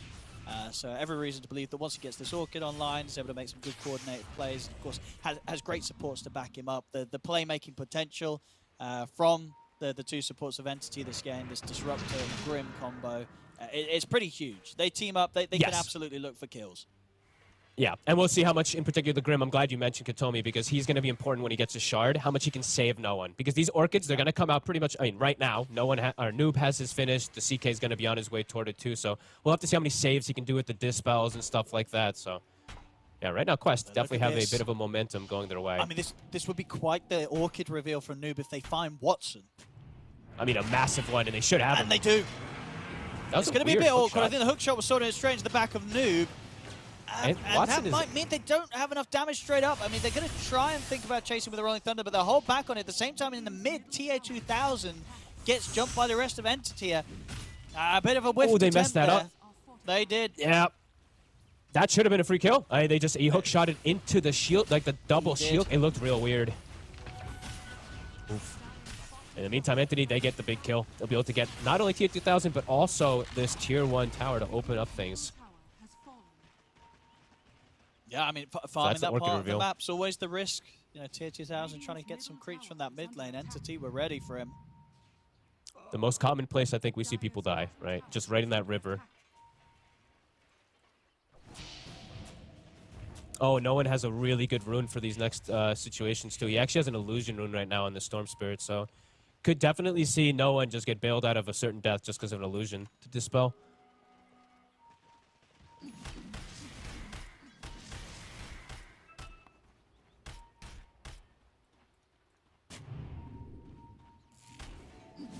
So if they want to go for a move themselves with their Orchid Quest, they're going to try again. Smoke here from Omar and Ducalis. They lead the way. Hook shots at the ready, and this time Omar, he's promised he won't miss it.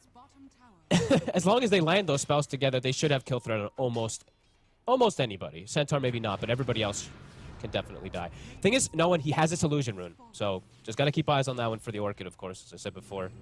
And Katomi's 200 from the shard for the strong dispel.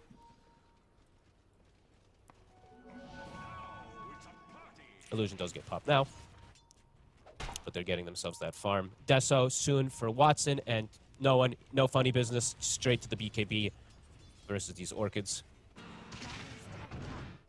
Yeah, very much needed. Especially, yeah, considering they're going to have the multiple. Radiant's middle tower is under attack. Entity. They're gonna look for the fight here. They've got the they blink on know- DM. They're going to have a good idea of where Quest fighting and no one. He's got a regen room ready to play around with. This could be huge. Let's see if there's gonna be some crazy cog situation. He's just in. Oh, he's going to go straight over to Was Noob. They got anything to protect him? They do not. That's going to be Noob Great gone. catch. And on top of that, they'll also be able to pick apart Omar. In fact, no one. He's looking for more. He's going to be able to zip over to the side. And with the block off here from DM, they'll be able to get their hands on Ducalis as well. Entity able to go straight for them there. Quest not expecting that at all. They were kind of sat relatively split inside Entity's jungle. And they used Entity, nothing. get them out very quickly. They used no Static Storm, no Soulbind, no Yeah, they get the Stampede, job done. nothing. So Entity, they're ready to fight again. No one has full mana. That was a regen rune used absolutely perfectly. So yeah, definitely a big hit there on the Quest. That ward. I think he got a glimpse of them for a second there with the ward. Was able to quickly jump forward. And now Quest, how are they going to look to fight back? Do they have the Radiance on Malik? They do. So okay. Let's see if they can get this fight back. As we said, everything is up for Entity. No one. Whoa. Katomi was there. He has the shard, so he was ready to bail him out. Does make it a hard go. They're going to try, but not going to happen. It's an ambitious Even move. if they do hit it, it's probably not going to be successful. They probably didn't. I don't know if they knew that Katomi was there, but yeah, if Katomi's there behind the Storm Spirit, they have to get on Katomi as well too to be able to go for no one. So yeah, Galvanized stacks up to 16, and that BKB it's getting there quick.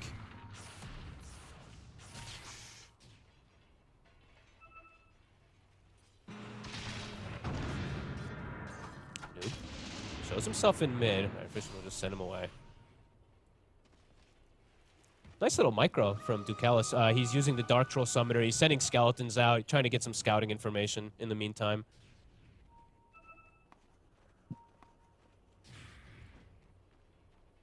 Entity, a good job of avoiding any of these attempts from Quest and their skellies.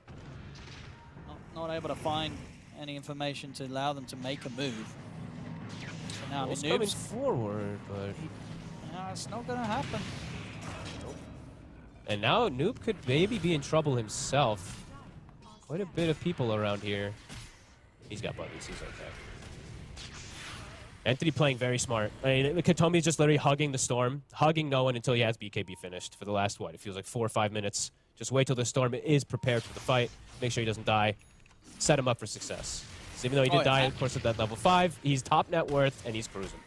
Yeah, he's been farming fantastic. There's coming up to a 2k gold difference now between No One and Noob, so yeah, No One absolutely in the zone here, ready to prove that the Pango mid, he don't care about it one bit. Sure, the lane, he didn't crush him in lane, it doesn't matter.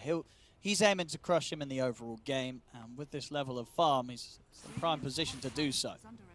Yeah, and BKB's finished, so now Entity, bit of a window here where they can look to take these fights themselves. Of course, Bruce Split is always going to be annoying when he's got this fresh Radiance. He's still very strong, but you can play around it, perhaps kill him before it even comes out, as we saw, last game where they found DM multiple times. So they have a similar way to do so with the Orchid Storm, with the Disruptor ult, with the Phantom being level 3 as well.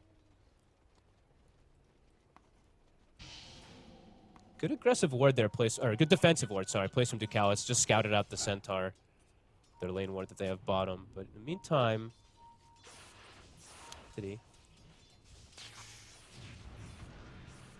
and just still play behind No One. Get him some power runes. We'll get killed bottom. Dire's top tower is under attack. Okay, and DM also going for a Lotus. So they're going to have the dispels, multiple ways to protect versus these Orchids. So that itemization might be answered. Yeah, they could just absolutely throw everything on No One. Yeah. If they keep this Storm alive, this Storm's going to clean up heroes. Yeah, and now at this point, Noob is looking a bit squishy. Unless he gets these perfect shield crashes on multiple heroes. A Blink Orchid, he's got an Ogre Axe at the least now too, but his HP pool is looking much lower than it was in the last game. They're ready to jump him. They're ready to jump if someone shows. It's a bit scary. He's so careful. He knows it. Noob's being careful, yeah.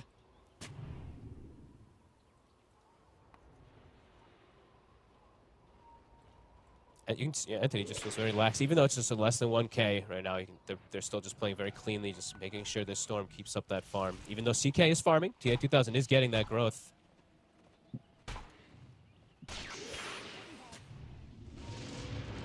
There's the glimpse. They'll find the vision for Ducalis. Making the drag back here.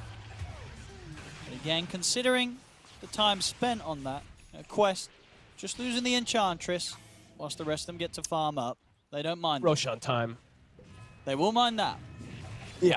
It sets them. Usually it's like that bottom rotation. Watson could look to do it. He's got the Deso. Got the backup too. Yeah, they can't contest. TI2000 needs BKB to be able to run into the fight. You don't want to fight. I think that's just going to have to be given up. You're still getting a good farm, so you're still going to be able to look for the fight afterwards. Perhaps it's not going to be a super easy one for Quest, but yeah, don't want to fight without your CK BKB and then just... Save for the save. It looks like Entity, they don't want to go for the Roshan. They're going to step away from it. They're actually going to look to pick up a kill as Omar has been found on the other side of the map. But yeah, they started to do it, and I guess they weren't satisfied with the speed that they'd be able to take it at this point. Okay. All right. Yeah, I thought they'd be able to get it for sure.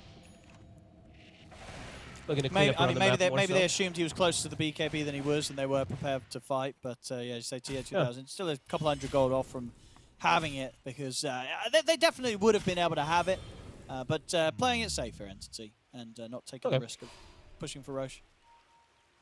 Sure. Yeah, they had a Wisdom rune to get to. I think I saw Watson went back and grabbed that one. Maybe Watson makes the call too that he's getting close to BKB and maybe wants to wait for that before they just full force a Roshan kind of thing. Not sure. BKB though, TI2000, he does have his finished. So does Quest want to look to fight with that? Let's see. Entity, they're setting themselves up back down bottom for that Roche if they'd like to go for it. TI2000 does have the BKB. Yeah, let's see if they can get the angle on these supports in particular, right? Because Katomi, he's probably one of the more important ones because of that Dispel, how much he's going to be able to do, and also the Soulbind to be able to catch the Pango in particular. But let's see which angle of approach they find, because they do have that ward that was placed earlier up north. I mean, they're looking at DM. He is separate from the rest of the team, but he's, of course, very tanky. They know he's slightly split. In fact, they've split quite a bit here, Entity, and they'll split just in time. In fact, the three of them just making it through the gate before that rocket flare came in, and Quest would have had vision. So they're back away from this area. And now Quest is actually going to start it themselves. Well, they have a lot of minus armor. If Quest get this Roshan, that's going to be pretty wild. Entity's coming. I mean, they know this is happening. There's so. the Entity cannot let goodness. Quest just walk in and get the roast. That'd be insane. I was about to say, like, what the hell? Fishman steps Fishman? up now, too. Uh-oh. He's dead. He is dead. I mean, Omar. Omar looking for more. He is indeed, but what's this able to get away with the Shikuchi?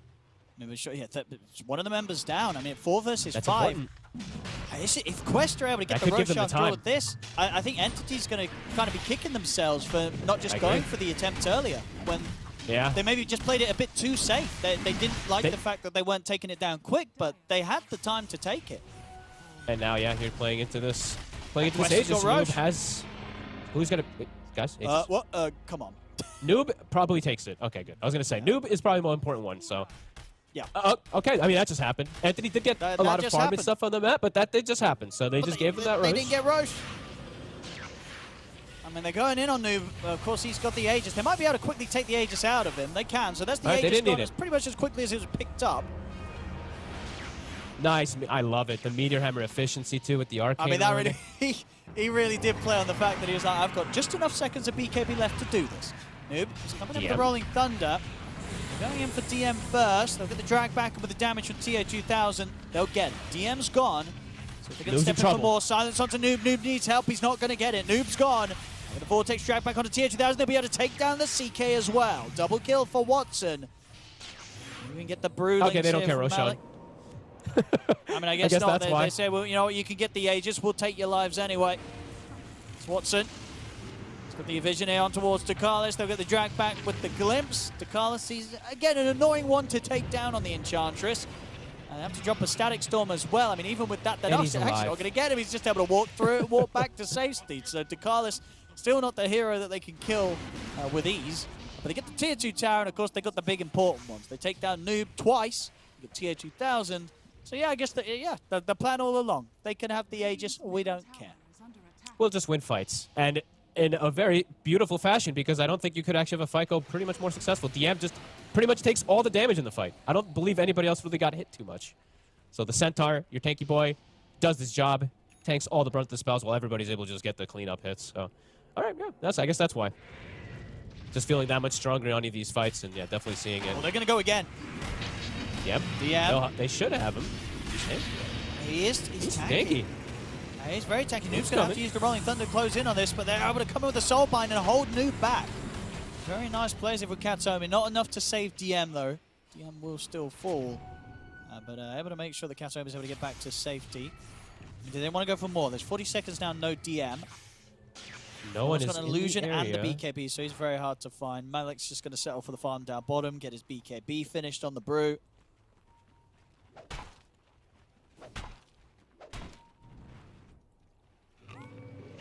Quest has to find, yeah, I mean, I'm going to keep kind of reiterating it, but like, if they want to be able to take these fights, they can't just hit on the front lines. They can't just like let the Storm do his things. They have to find these backlines heroes. It's not easy by any means, but they have a Brewmaster, so it's kind of something you have to just force the issue of.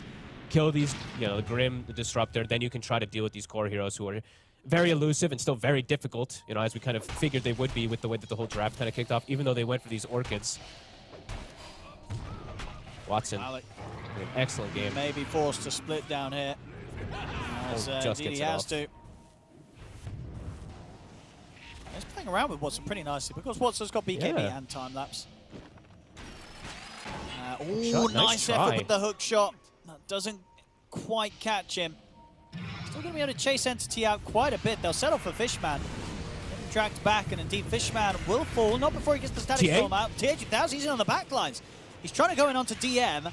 Jump forward from no one. We'll see what the target is from the Storm, but he's going to get caught by the Orchid. The BKB's out, though. No one's still taking heavy damage from TH1000. Will turn the Vortex. Has the control to drag him back, but Noob comes in with the Rolling Thunder. Katom is being focused here by the two of them. Dakalis, he's brought him down. Dakalis, he's ready to start maybe cleaning up. He's going to look towards DM with the impetuses, and he's going to get him as well. Double kill for Look at Dakalis on Noah. the Enchantress.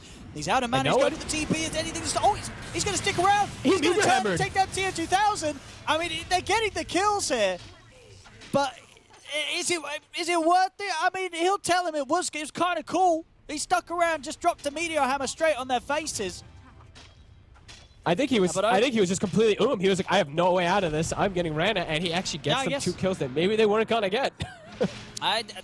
Yeah, the meteor hammer doing his work there in those final moments. There you go. That was still overall, though, not I think yeah, great the fight for Quest. Carlis problem is increasing. There's the Enchantress that is absolutely ready to be another carry this game. Yeah, TI13 tanked pretty much everything, and the Enchantress and Noob actually. Noob was able to get everything off. He actually has his Check this out Aghanim's off. And he, even though he's soulbound in the fight, I believe he got quite a bit off. Yeah, let's see this again. I mean, Ducalis just wailing on them from a distance.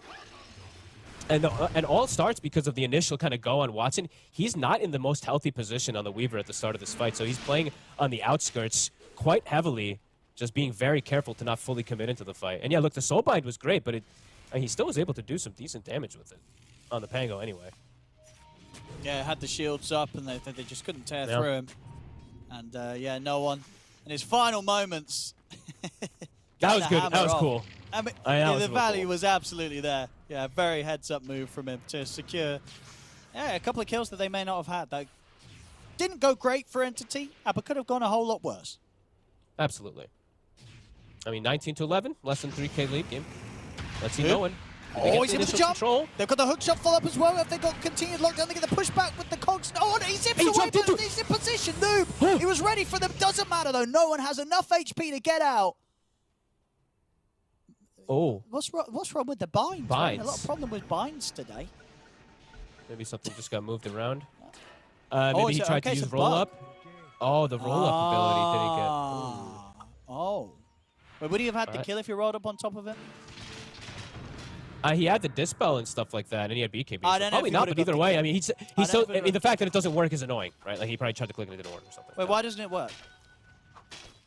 Maybe the hockey just wasn't there for a second and it rebind it. I don't know. You haven't had that? So. I've had a couple abilities get unbound on that position lately. I don't know if you've had. Okay. Oh, no, you're absolutely right. There is a spell. Oh, what is it? There was something else. I've had it on Invoker where I lose my D or whatever you have that hockey as for your spells. So I've had it happen. I think I know what he's having, so it happens. No, I tell you what it is. I've had it when I've like leveled up, and then I've leveled up an ability, and then I've tried to press the ability, and the hotkey just doesn't work.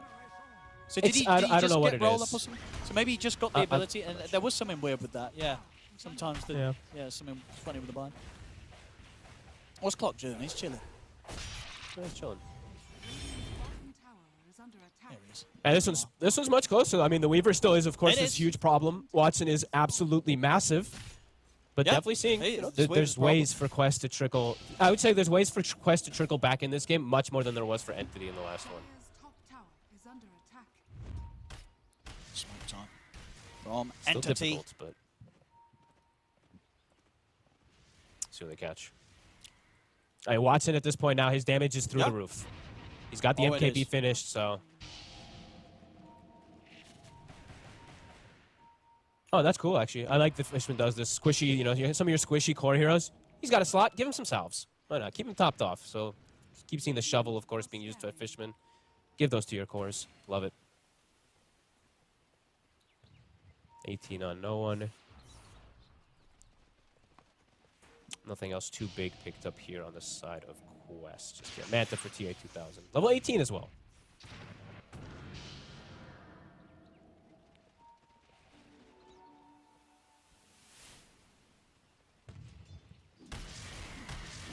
Okay, BKB for Malik. Sorry, that was the other big one that they'd gotten. So he pretty much will guarantee. I mean, he's been getting the primal splits off anyway, but he'll guaranteed get it off.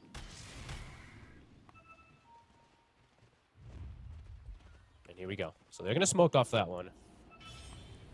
Shield rune on no one right now.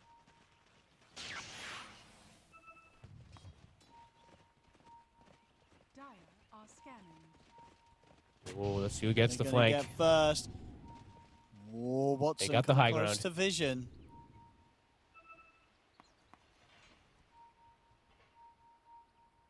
$15 for the Roche.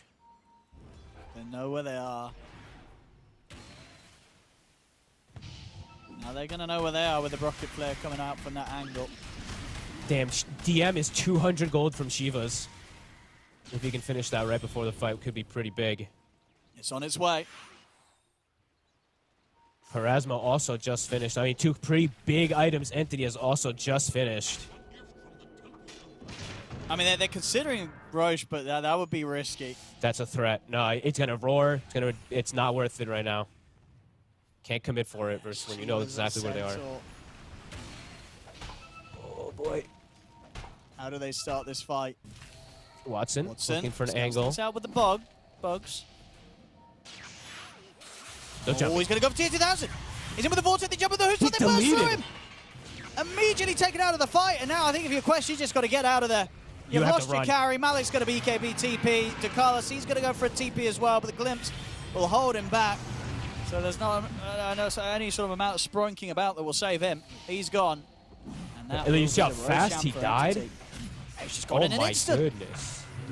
It happens, the Parasma comes out, 20% magic resistance reduction. Everyone's spells just clap him. So it just gets immediately blown up. And now Watson, after, I mean, a fully, pretty much, I mean, yes, a flawless game, now is an Aegis again. He's got that Daedalus Yeah, as no, well, Daedalus so too, on top of the Jesus. survivability that he's able to build up, he's going to be hitting like a truck.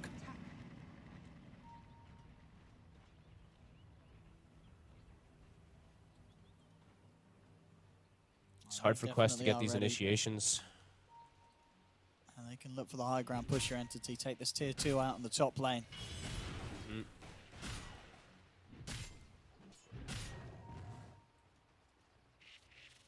Radiant's top tower is under attack. Oh yeah, Watson gets the Aegis. It's actually true. Not no one. I guess they're more worried about maybe Watson dying than no one. Yeah, They're I both guess they were amazing just sort Aegis of have the carriers. items and abilities that they're like, well, we're Yeah. just going to throw these down on no one. No one's going to be saved by the team, and Watson, he can kind of fend for himself with the Aegis Yeah. BKB. Don't want to give up a 9-0 streak either, right? So probably a couple different factors into it. But he's also just the carry, right? Level 24 Weaver, so yeah.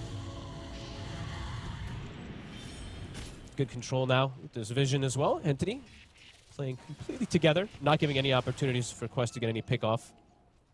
They have everything at the ready.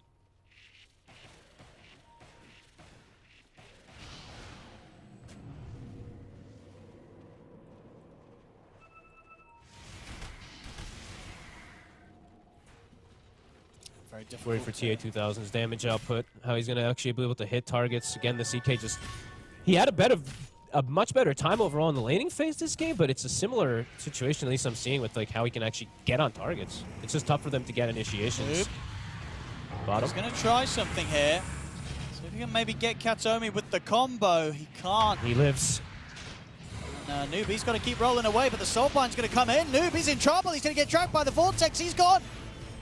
He'll buy back immediately, trying to desperately make something happen out of this. But again, the Glimmers come into play. The Disruptor's on the retreat, and Fishman, They keep living. he's getting out of it. No one, oh, he's dropping another hammer. This time it's only going to be down to the Brewlings. Omar's able to get him with the hook shot. Fishman turns with the Static Storm, but Fishman will fall. Ian gets back in over towards the Brewlings. No one's going to zip across.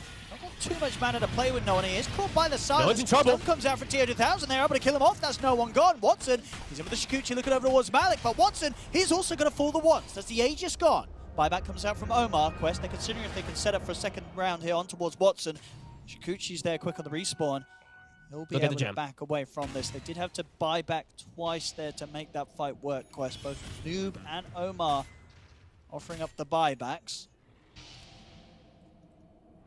Expensive. They at least get some kills and stuff like that, but I think Entity's still pretty okay with all this. Still very happy. Weaver gets level 25 finished up, a full item now also.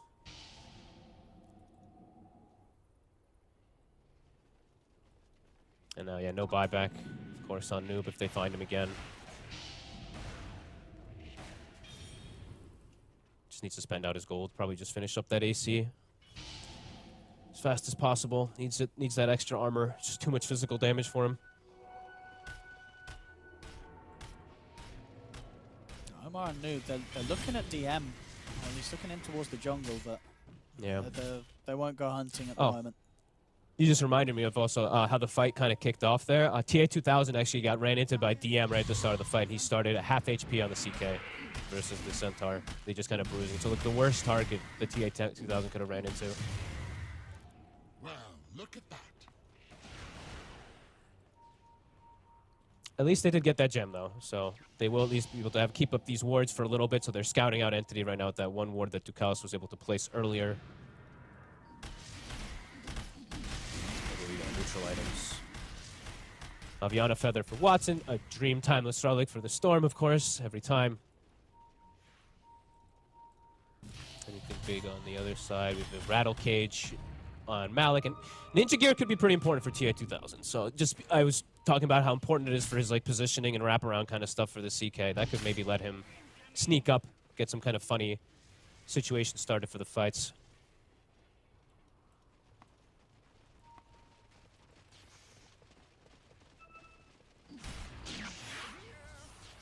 Huh, that could be cool too. Careful. Crimson Guard, Again, no perhaps, question. on Omar soon. That's cool. Yeah, he's trying to get sort of the little things, I guess, to sort of protect him on the CK. So the fights. Yeah, his item's pretty cool now, since it's based off health. Ooh, Noob. Uh-oh. He's got the roll up. Is he? He's out of here, right? He is out He's of good. here. He's good. This time it worked. The hockey worked. He's good. Full Hex on no one. On top of them having Soulbind as well, too, so potential double Hexes, double Orchids from him. And now they have the extra catch, of course, too, for the Pango. If they see Noob, he's super dead. And right now they see him. They see Noob. him. He tried to push out this top lane. I guess he just didn't expect them to be split across the map as they were. But they were. That's Noob gone And for that's the nearly gem. 2 minutes. Re-get their gem, their ward. The ward saw him. He was walked up to the creep wave also, but they were able to jump him past the creep wave because of that ward that Fishman placed. And yeah, 90 seconds now. Full control map.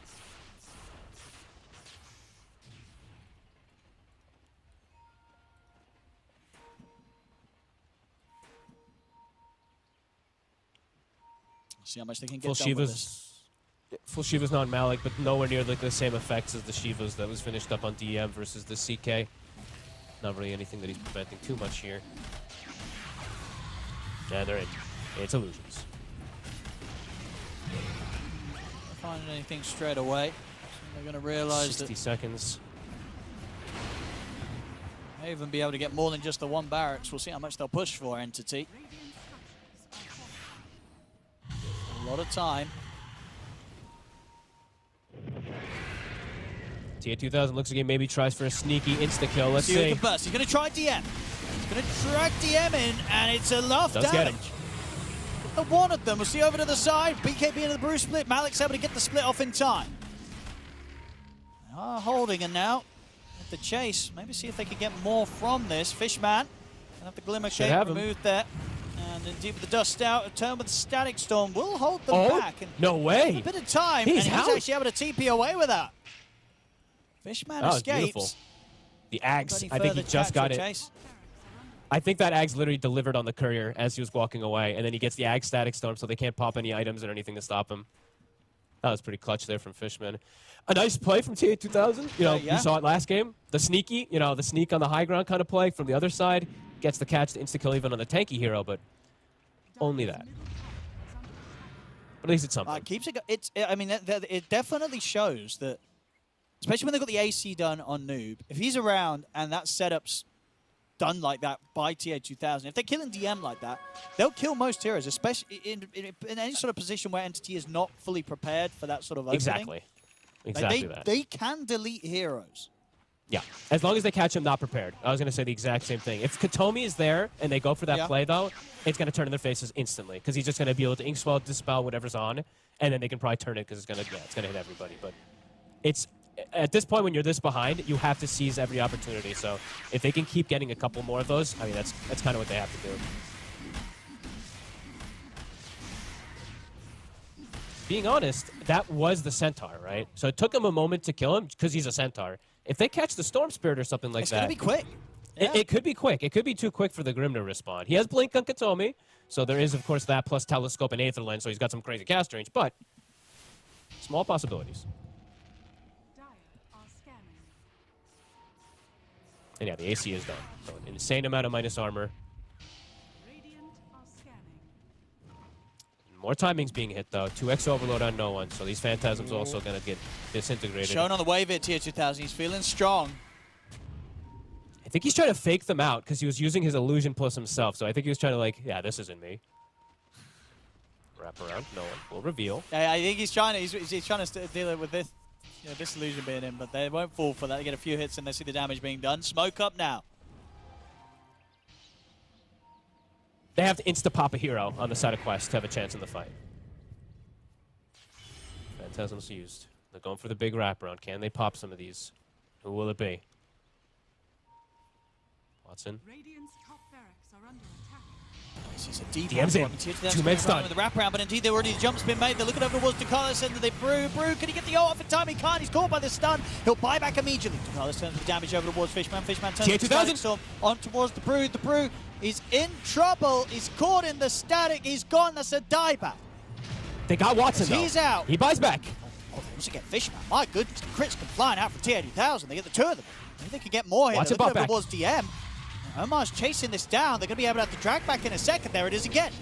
Back Watson's DM, coming. stun comes out. They'll jump onto the side. They're looking towards Noob. Noob is caught by the Hex. Is there anything to save him? There isn't. Noob's gone. Watson ready to look towards his next target. He'll find Carlos. Damage is done before he's able to TP away. The zip across over towards Omar. Can they get this clock as well? They can. The buyback has to come out from Watson, but it pays off. They've killed off 4 members of Quest. Only 2 with buyback available. Both Malik and Noob out for good. They got the pop on the right side onto Watson, too. They got him controlled and killed him, even when he popped Satanic Head on the Inkswell. That was a decent attempt with how far behind they are, but they do lose a lot. Bruce dead. Long time dead. Same for the Pango. Oh, shot. The hook shot, though. It comes into play. He's in the cogs, but again, he's going to be saved here. Cataom is able to keep him fine anyway if he was in trouble. Bloodthorn's done. DM's in. Going for the damage. They've got enough damage to bring down CK's DM this time dying. around. They don't. TI2000 in trouble. The Soulbind comes out onto the 2 of them. TI2000 is gone. DM's able alive. to live. He's going to live. They couldn't quite kill him. That's TI2000 now out. 600 gold short of the buyback. Just under 30 seconds until they have both Malik and no one back in. Noob back in. To Carlos, he's trying to mount the defense, but he's dead under the tier 4s. The push can come in now from Entity. As they're onto the tier 3s, onto the barracks. 10 seconds and they'll have the 2 cores to try and defend with, but it's against this full 5-man. They might just keep going. They might just look for the catch. Yeah, they don't need to stop. They're going to realize soon that these buybacks aren't coming into play. Zip forward, over towards Malik. Noob's going to jump in with the Rolling Thunder, but the Static Storm's down. Malik's in trouble. Can he get his ult off with the Static on him? He cannot at all. Nothing to be done. He's out of the game. They'll turn now over towards Noob. Noob trying to draw their efforts and attention away from his Ancient. But it's going to, it's be in vain. As he's gone, GG is called. Entity will take this game 2, pushing this to a game 3. Hell yeah. A much better game, of course, here from Entity. Yeah. They got the ball rolling. I think they played really well. The 2 supports just hugging the Storm. They set up Noah for success to get BKB. And they played the map really nicely. Honestly, these two sneaky cores, man. This Weaver, this Storm, the lack of stuns definitely became a bit apparent. They tried to fix it, right? They get the CK. They tried to get these Orchids and stuff like that. It was a decent attempt, but Entity, they played to their strengths. They waited for the BKBs, ways to dispel and stuff, and just took some better fights. It was a decent attempt there from Quest. They got some cool little sneaky kills there, but overall, the approach from Entity this time just looked, a lot better with having this, having this Weaver, having the 2 supports that can actually do stuff in the early game. It was night and day difference. It was. I mean, yeah, game 3 is going to be pretty hot. I mean, it's definitely going to be a draft situation of who's getting this Weaver. Which side is the Weaver going to fall? Because both of these carries, they've shown how pretty darn good they are on it. So that's going to be the most important factor of it all, I think, in the draft. What's going to happen with that? I mean, to the point where it's probably going to get banned out in the first few phases. I don't know if you're leaving this one in for either team. Yeah. And maybe even like Disruptor too, right? This hero, it was with the Weaver, of course, but it got a lot done, tons of different catches and stuff. So yeah, maybe I could definitely see some adjustments coming out.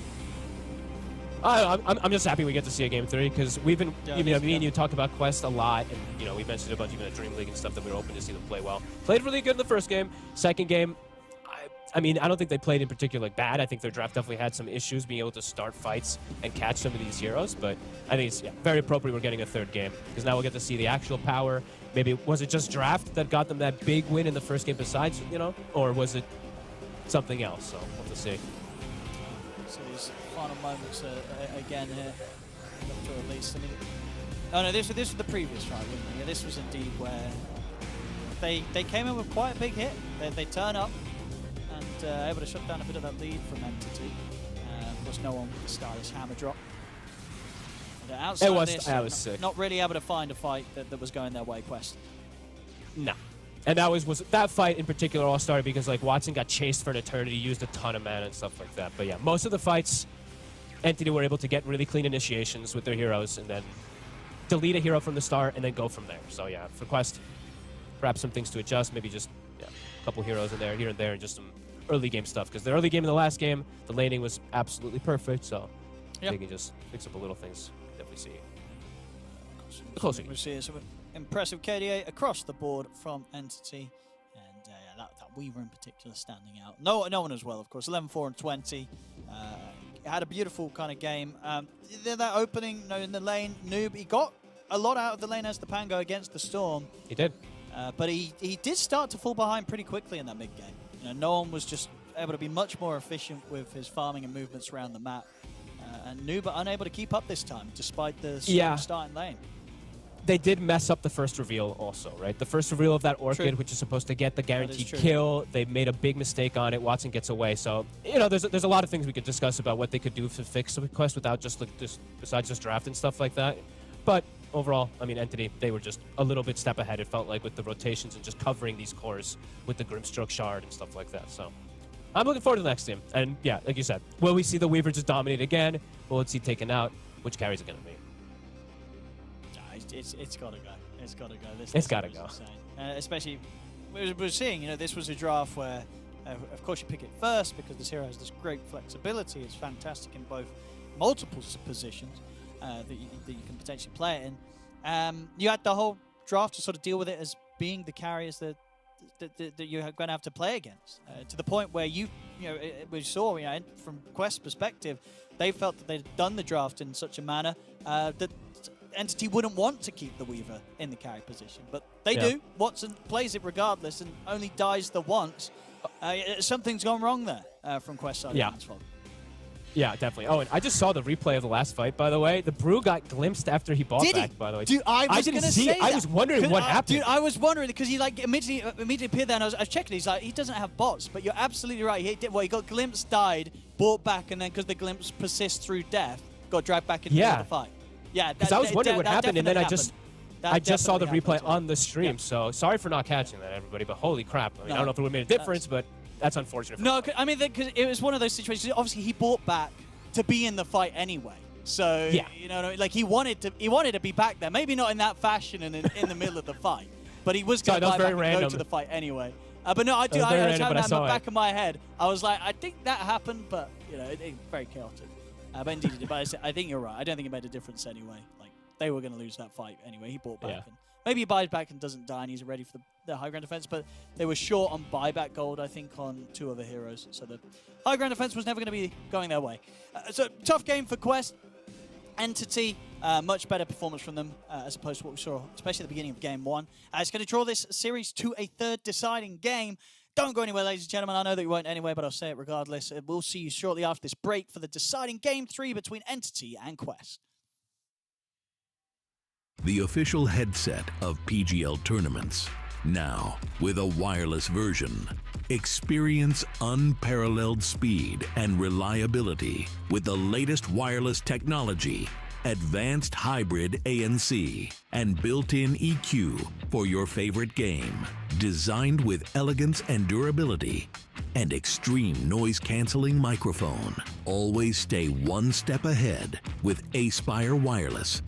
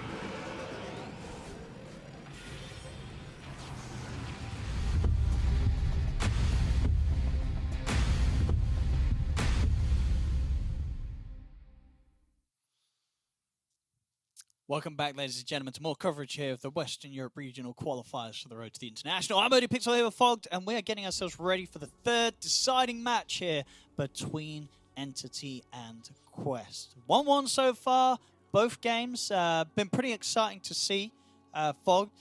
All in all, though, what do you make of the sort of state of these two teams right now, from what we've seen, and what can you expect going into this third game? I don't know, honestly, because leading up into this one, after I saw Entity, they looked really good 2 weeks ago. I guess teams have caught up, right? There's been a lot of time for people to be playing. Quest has been playing a lot of games. They had matches, I believe it was last week, and I didn't see exactly which tournament it was, but they were playing a lot. So they're looking more even than I expected, a lot more even. So I feel like this one's going to be very dictated up to just, a lot of these drafts and these early game plays, because we saw the team that comes out a little bit ahead in this one definitely had a bit of an advantage afterwards, but I think drafts are super important. I don't know. Yeah, I think certain heroes that we're seeing. I think one thing after that game, I guess, is also going to be asked is whether or not you feel that they will open with Pango again after that second game. Do you think they'll try something different, or do you think there's no reason to stray from it and they can do better things to make sure they can try and secure similar to game one scenario for Noob to pop off in? Maybe you ban this.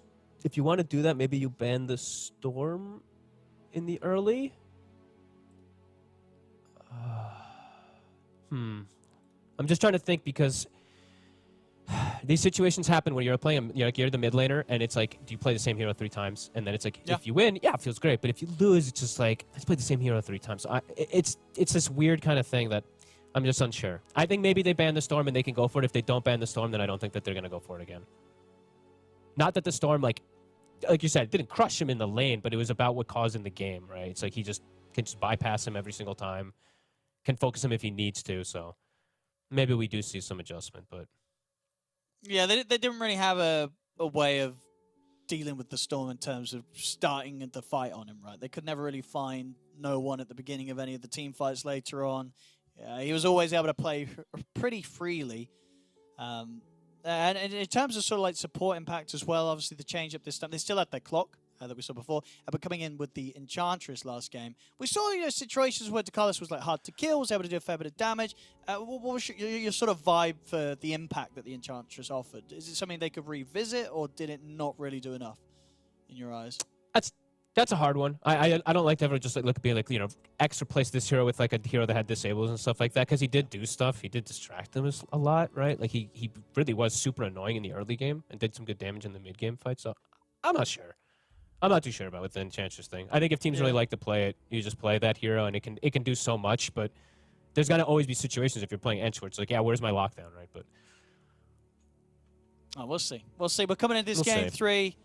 Very important game 3, of course, first round of the upper bracket, ladies and gentlemen. You lose this, you will be going down to the lower to face against George. Team Bold. There, he's hungry and he's waiting for them. I'm sure he's watching right now, so shout out to the Bold boys. Indeed, keeping an eye on this matchup to see what they're going to be up against. And as I say, that's the scary thing, right? The fact that it's gone 1-1. It is so scary. Both of these teams have had a game to pop off. Quest, they're pretty terrifying in game 1.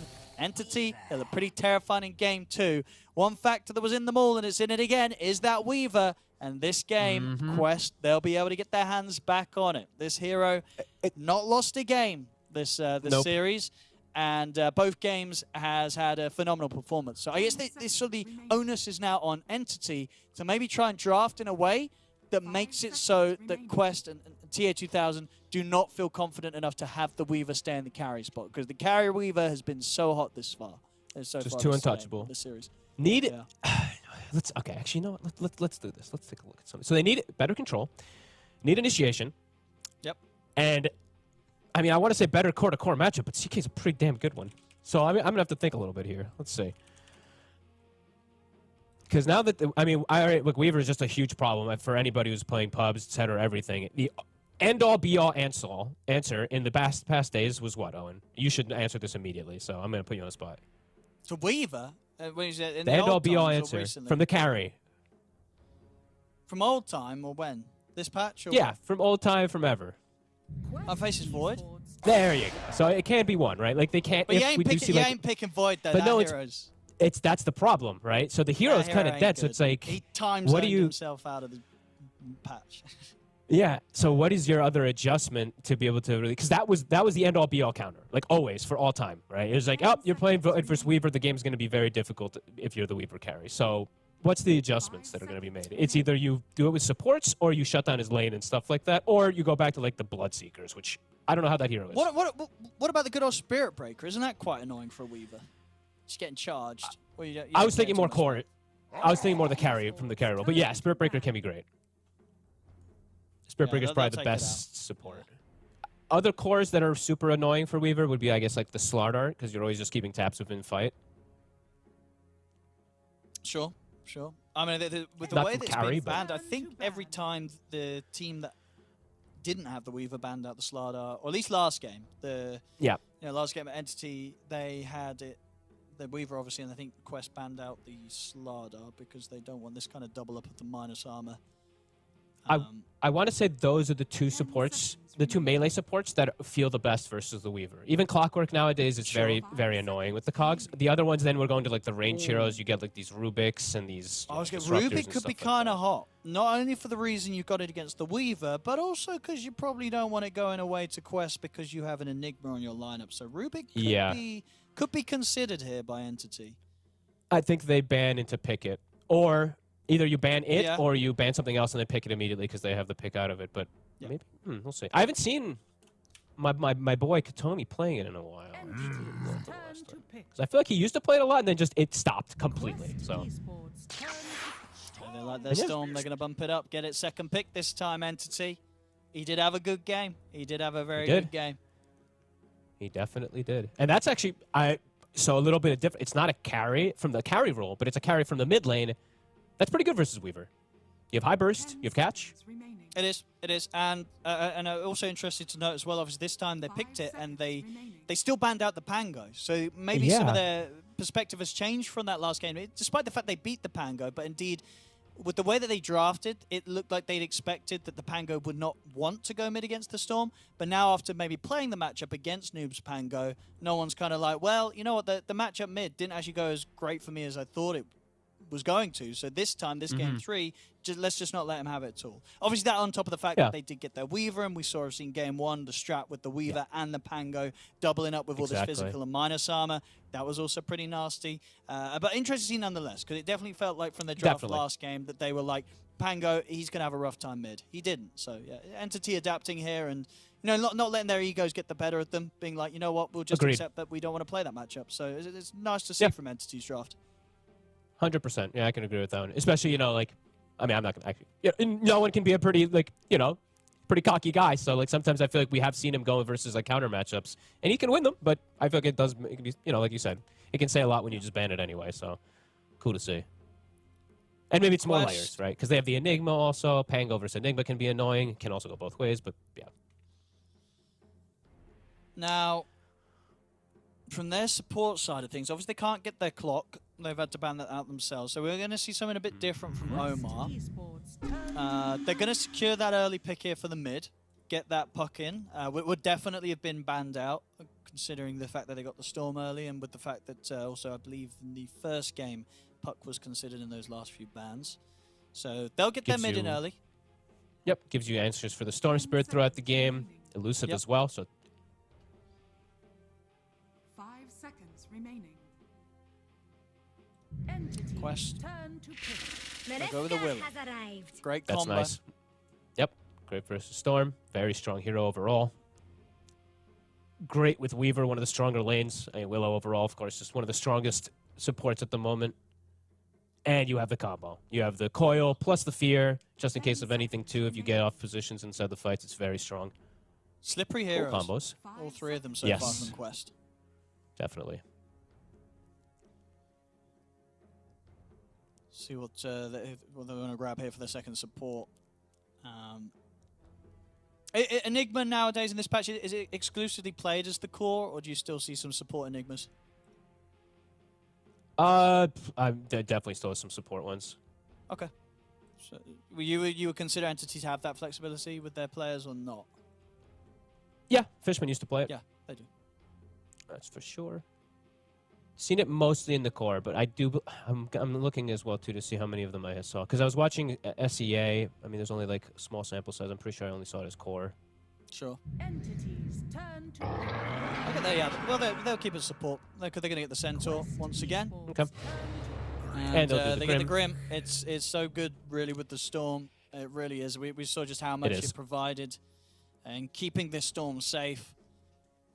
Yeah, the Shard's going to be great versus the Puck. Multiple different stages in the game, and versus Puck Weaver, the Soulbind, these Phantoms, etc., can be pretty nice.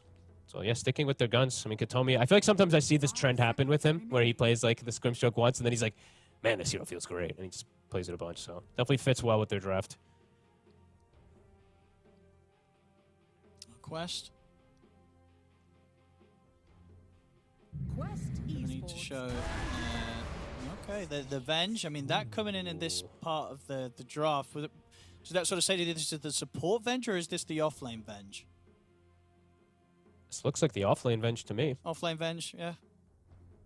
So another coil. That's 2 coil combos. So you've got a coil swap, They've coil all the ways fear. to snap that coil.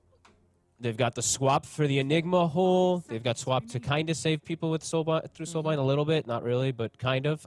Minus armor draft as well, too. A very tempo-based draft, I would say, from Quest. Entities turn to ban. Entity also do have some pretty good tempo as well, too, but maybe a little bit slower because, I mean, tiny bit slower, maybe.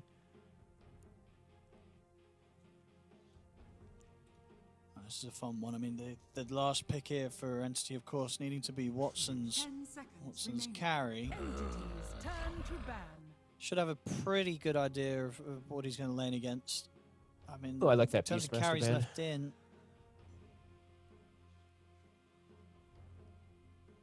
And what do you sort of play into this? Quite scary here. There's lots of.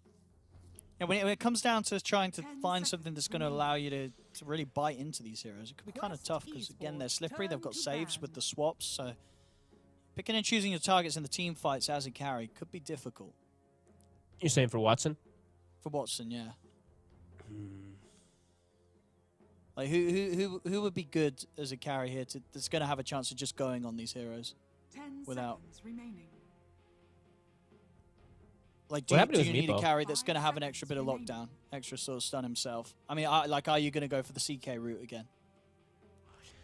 We've seen it now twice. I feel like we're not going to see it again. I mean, they do ban out the Brew this time.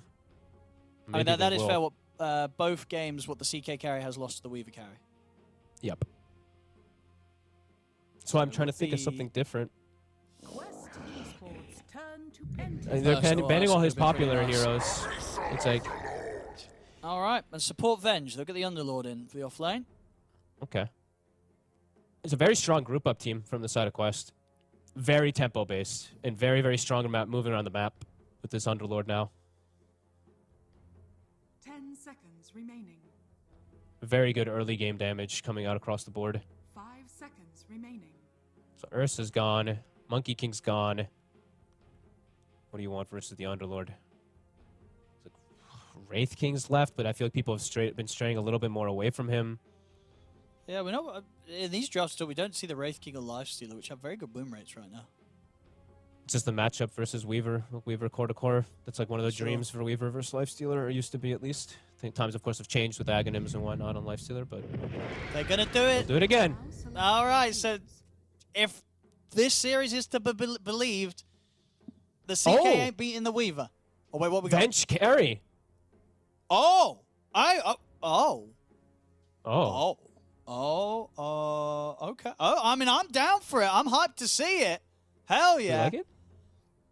I don't know. I mean, you're in a series where the Weaver carries beat. Sure, obviously there's a lot of other factors in play, but Weaver carry's been looking pretty hot this series. So quite a drastic move, I'd say, for Quest to look at this draft and say, well, this game, it's not going to be as easy for the Weaver to play as the carry. They're swapping it around, literally, with the TI13 on the Venge. I'm hyped to see it. What do you think made them make this call? What we got? I don't know. And honestly, I may be feeling like his lane has too much, like the Centaur and the Grim is a bit too much pressure, and the Weaver actually has answered too much from all this. But Okay. he took the Abyssal Horde right now on Underlord. Oh, not taking the Cleave Talent. Hmm? Or faster I mean, speed, sorry, that tells me faster. even more about just trying to No, but he might dictate change. tempo, Remember, right? he might change. He might change. I mean, Remember, I'm he can switch watching. it. I'm gonna watch. Yeah. Yeah, I'm gonna watch. See if he switches. The Everyone Venge else took carry. normal stuff. Which one's the Avenge one? That's the normal one, right? Yeah. Oh it is, yeah, this is the melee facet. Yeah, Soul Strike. Yeah, this is the normal one. Yeah, yeah. Yeah, definitely. You don't take it. I don't even know what the other one is. The other one's terrible. It's the one is- last hit one. Oh yeah, it makes you more. Okay, maybe you're support, but if you're carry, you need to have the melee facet. There's so many cool. Of course, things it gives you can do. base attack time as well too. It's way better. I'm ready to see what he could do with this, the carry Venge. It's something that theory crafting is a lot of fun because obviously a lot of cool things can happen with the melee facet and being able to buy these items on a ranged heroes that suddenly have effects that you don't expect them to have. But I don't know. It's a risky one, I think. It's a risky one, I feel like. If he wins with this Venge carry, I'm going to be very impressed. Same. Because it's a bold move. You know what I mean? On paper, this Venge could end up looking like paper against something like the CK carry if things get a bit too messy, things get a little too late. But let's find out, ladies and gentlemen. It's going to be a lot of Let's fun. find out. Game 3 here between Quest and Entity. And TI13 ready to show us what he can do with the safe lane Venge. I'm interested to see what the build is. I mean, I don't know if you've been sort of keeping up with it, but is it this sort of just straight sort of stats into Ags, kind of drawing out Aghanims, or are you getting... Are you going down the line of getting things like the Battle Fury? I think not, right? The Battle Fury is probably not I on don't the think table. so. No. We can dream. We can dream. We We'll can see dream. if TI2000 is a dreamer as well. It probably isn't to that extent. So Owen, And probably for good reason. It's not good. Yes, the cleave works, but it's not good, kids. Don't buy it. Don't do it. but you know what cleave doesn't work? The Underlord one, because he didn't take it. He did didn't keep take the Horde. He kept the Horde. Okay, so we'll have to see how much it comes into play into these mid-games fights and stuff like that, because it's a bit strange with the way it works, with the way it spawns all these things. You'll get to see, of course, how it does go down. Oh. As DM immediately gone on. This is looking like a first blood. Who's going to get Double the gold for blood. it? Give it to Noob. They're trying. And he'll get it. First blood for Noob. Bro told you. He literally said, "Care Duca smoke." He literally wrote it. Wait, what? TA2000 writes, "Care Ducalis smoke," and then they killed Wait, DM what? anyway. He's like, Why "I did warned he- you." Why did he tell them they smoked? Dude, that actually could It's a have been mind mega game. grief if they didn't get... It's I the guess it was mind the game. mind game. As a risky mind game to play, but it pays off. Yeah. All right. Cool. And now, so let's Okay, look. I Bottom, they're like gonna it. have. They're gonna have this incredible minus armor physical lane versus a centaur who has pretty much 0 armor. So let's see if this double harassment kind of thing, and let's see if the lane in particular, because as we saw Quest do Sure. really well when they came out of lanes very well, maybe if that's what they're going for, is just crush lanes, move this into tempo base, and just crush tempo. I'll have to say how it works. I mean, don't get me wrong, Venge can hit surprisingly hard, of course. can. The minus armor and the stats as you build up this hero. She definitely suffers a bit versus, you know, a Phantasm, though. Clearing out illusions, that's the definitely thing, not right? the That's forte. Yes. Yeah, Not the exactly. forte It's of like- the Vengeful Spirit. in these fights down the line, you're going to have this Venge carry going attack, attack, and then you got this CK going, and then it does it. You know what I mean? You're going to have to sort of force some very specific scenarios to allow this Venge carry to Yeah. pop off. But I'm Or have a excited big to see if Quest advantage. can do it. Sure, yes. Like I'm thinking they get this like tempo snowball kind of thing going, and that's the way that they're looking at going for this game. That's what I look at as. Like, I mean, I could be completely wrong, as I tend to be, which is fine. But that's what it looks like, at least for me. Because they've got these auras, they have good group around, they have these cool little combo plays with the Puck, with the Willow, with the Puck, with the Venge, and stuff like that. And Entities overall, it scales super hard. But it can have some greediness in it when you have this 5 Enigma. That's true. Top lane. Watson? That's going to be dead Omar. Can they find Watson in return? They can't. Watson's going to be fine.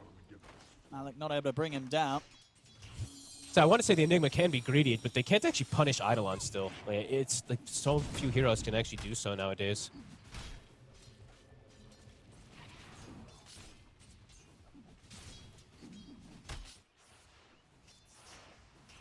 Not able to grab a Fishman there in the brambles either, so... They actually got all 3. So he's going to end up suffering the most in these lanes. I mean, mid lane, Mid lane, 7 for 1 on Noob. No one, 14 and 4. he is owning this one. And bottom, though, on the flip side, TI13 is owning the Centaur. That minus armor is definitely coming into play. The bugs plus the wave. And it's a 1 armor hero, so he gets literally put negative instantly. It's pretty smart. They might have Kataomi here.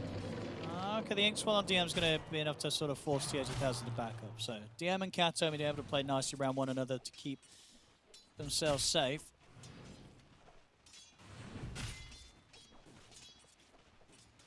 Watson's still struggling, at least in the CS department up top.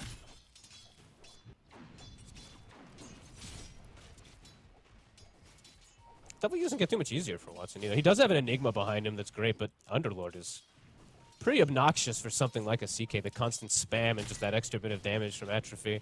Definitely got to get some extra denies onto him.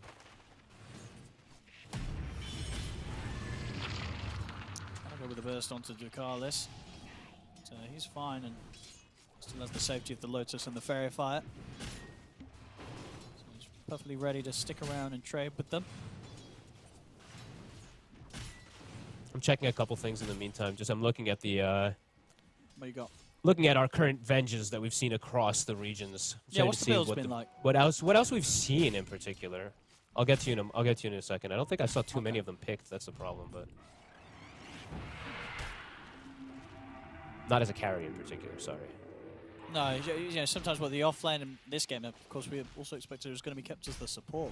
Not the case. Swapping things around with Weaver and Venge. So far, so good with the lane. TI2000 having perfect free farm. I mean, that seems to be Quest's biggest forte, just getting these lanes that do really well. Like top, Mala continues to dominate. Mid, Noob is starting to fix things a little bit too here, so.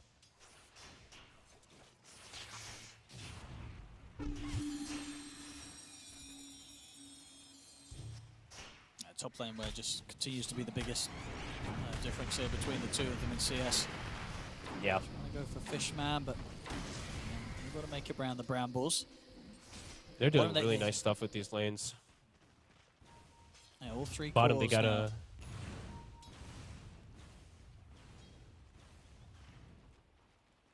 Well, you know, you can continue for.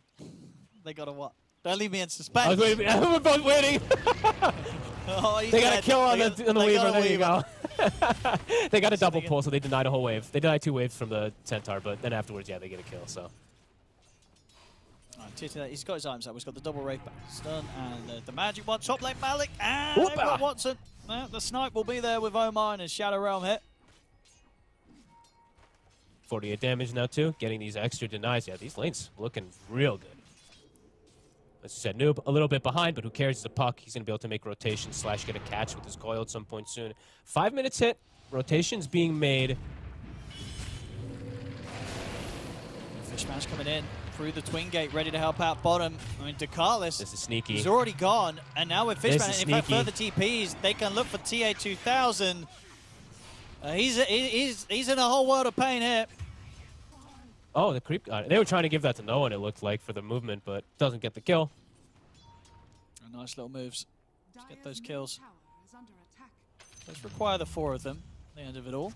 DM sending out a friendly tip towards Ducalis. Oh, about those galvanized stacks. Damage on the tower, though. Noob is doing a really good job of taking advantage while that storm leaves. Cuts the wave with the catapult. That's, yeah, more than half damage, it looks like, on this tower as the next 3 waves coming in, so no one has to rush back over there.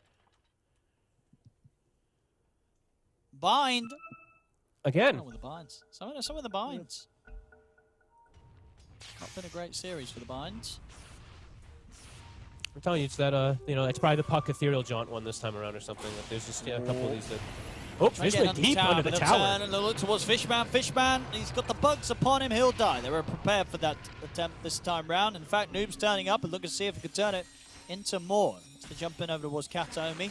Doesn't want to drop the coil, doesn't need to. Look at the Brambles. He'll try and deny himself towards the Warpine Raiders, but won't succeed. Quest get the kills.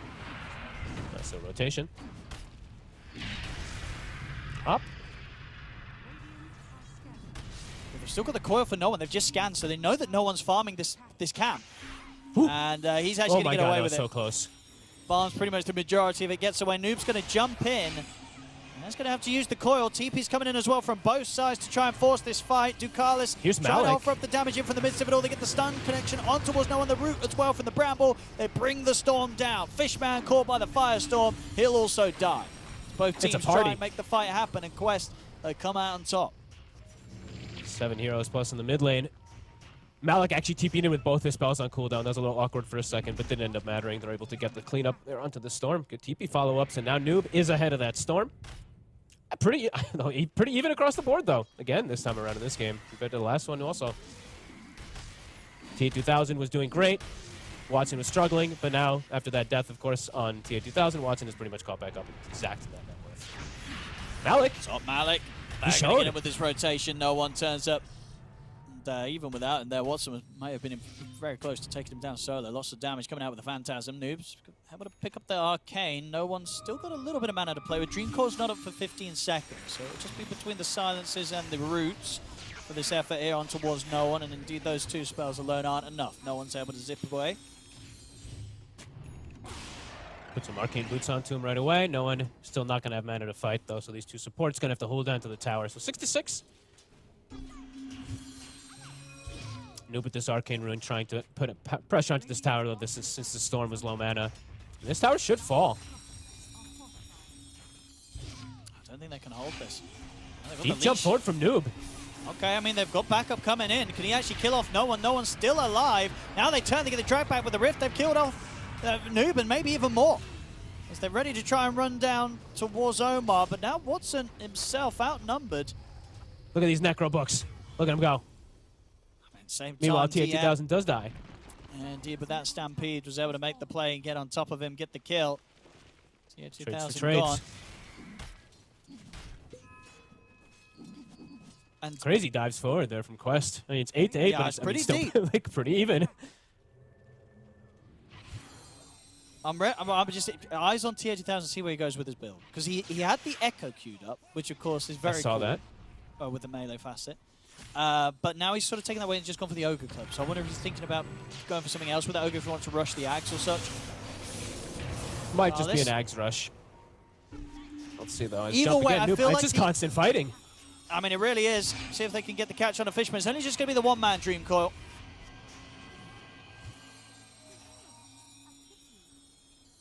So TI2000, he was trying to find a swap. But even if he does get no one still has mana to play with. He wants to just fight with his team because he can't farm at the rate of the CK now at this point. He's going to get a swap. They get the silence instantly too. Into the magic missile, but again, it's not quite enough. They're trying their hardest to be able to do this. They to get the catches early, you know? Yeah. I got to be honest though. I'm looking at the Venge carry. I'm worried. I'm worried as well. Because this Venge carry is a Venge carry. You know, meanwhile, Watson, he's having a great time. He's hitting creeps. He's playing a CK. That's a tried and tested carry. Venge, it's a risky one. It is, and CK can just always accelerate farm a lot better than just the Venge. Venge has to accelerate farm usually through like kills and fighting. CK can just pop Phantasm with Armlet on and go farm with these illusions all the time. So, yeah, Quest, I feel like he's going to sit back and farm a little bit more. He is going to finish up what looks like that Echo Saber, but okay, we'll have to see what they can get out of the map in these next few moments. How much they can actually pressure onto these towers more. Malik's gone, yeah, he's going to go all auras on this Underlord. So very tempo-based that we see Quest even going for with their items. All coil in the mid lane. Up in mid. Has Noob got any follow-up though? He doesn't have backup with him. He's got Malik now turning up, and they will get no one, but it will cost Noob his life. They can maybe even get more. The fear coming out from the side. Fishman's in with a black hole. He's caught both Ducalis and Omar. Time-lapse will come up with the Soulbinds, linking the two of them together. That's going to be Omar gone. Ducalis with the Shikuchi blocks off the escape of potentially Fishman and DM. Gets in position to turn, take down the Enigma with the help of Malik's damage. Double kill for Malik. These are nice plays. I love how aggressive they're playing. They don't want to slow pace of this game whatsoever. Don't let them sit back and farm. They're using their swaps. I mean, they're losing the puck and stuff a couple of times here, but they're using these swaps and these crazy type of aggressive plays to their advantage to try to, you know, keep that tempo going. Don't let Entity sit back and farm with their CK and their Storm. Very cool jumps. I mean, crazy jumps, but very cool ones being able to utilize Fiend's Gate. I feel like we don't see Fiend's Gate used so much, even when people are playing it more.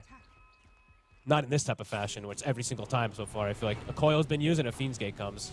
And they're instantly smoking again. So, yeah, really trying to keep that emphasis of putting the pressure on the map.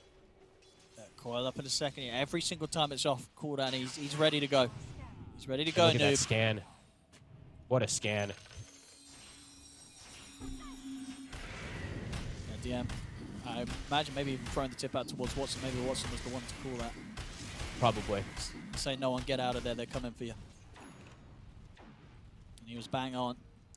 Insane map awareness. Mech finished up now for the Underlord. Fiend's Gate is available. She said they tried to use this. They're trying to smoke. They're trying to use this coil off cooldown. Not able to find it just there. Able to get some farm up.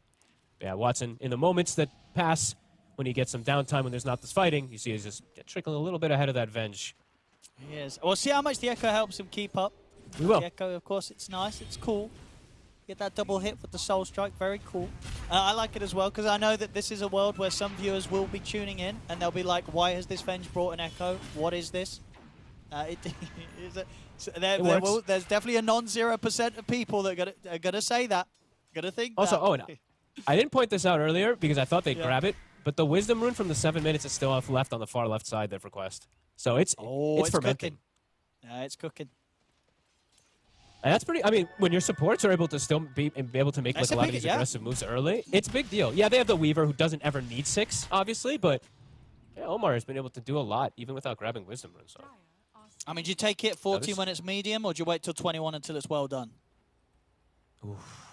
It's going for the 21 if you manage to hold it there for 7 minutes, you know, what's an extra 7? It's a risk. It's a risk. No one has Orchid ready, looking to make these plays with Katomi. Same as last game. Stick these two together. And Katomi is close to Shard, which was pretty much the thing that let no one play super aggressive all game. Omar, he's been a bit cheeky here. I mean, he's trying to tease around with no one. No one's definitely a bit hesitant to fully commit on towards the Willow. I mean, he kind of just faked them out, though. He was alone with a Weaver. And there it is, the double Wisdom noob. He'll be like, thank you very much. Yeah, let's put him full nearly level for the puck. Clean level and a half or so ahead of the Storm. Yep. With that pickup. Who was the lowest? Who else got the XP on the team? Was it? I know, pretty similar actually on Martin Carlos. One of them got caught up to the other. I think they split it. Oh, maybe. I think one got it, then the other got it. Yeah, that could have happened. I didn't quite get to say. We also do see Ducalis was able to finish up a Spirit Vessel, so the supports on the side of Quest are getting a bit more farm on the map too, at least in this early game.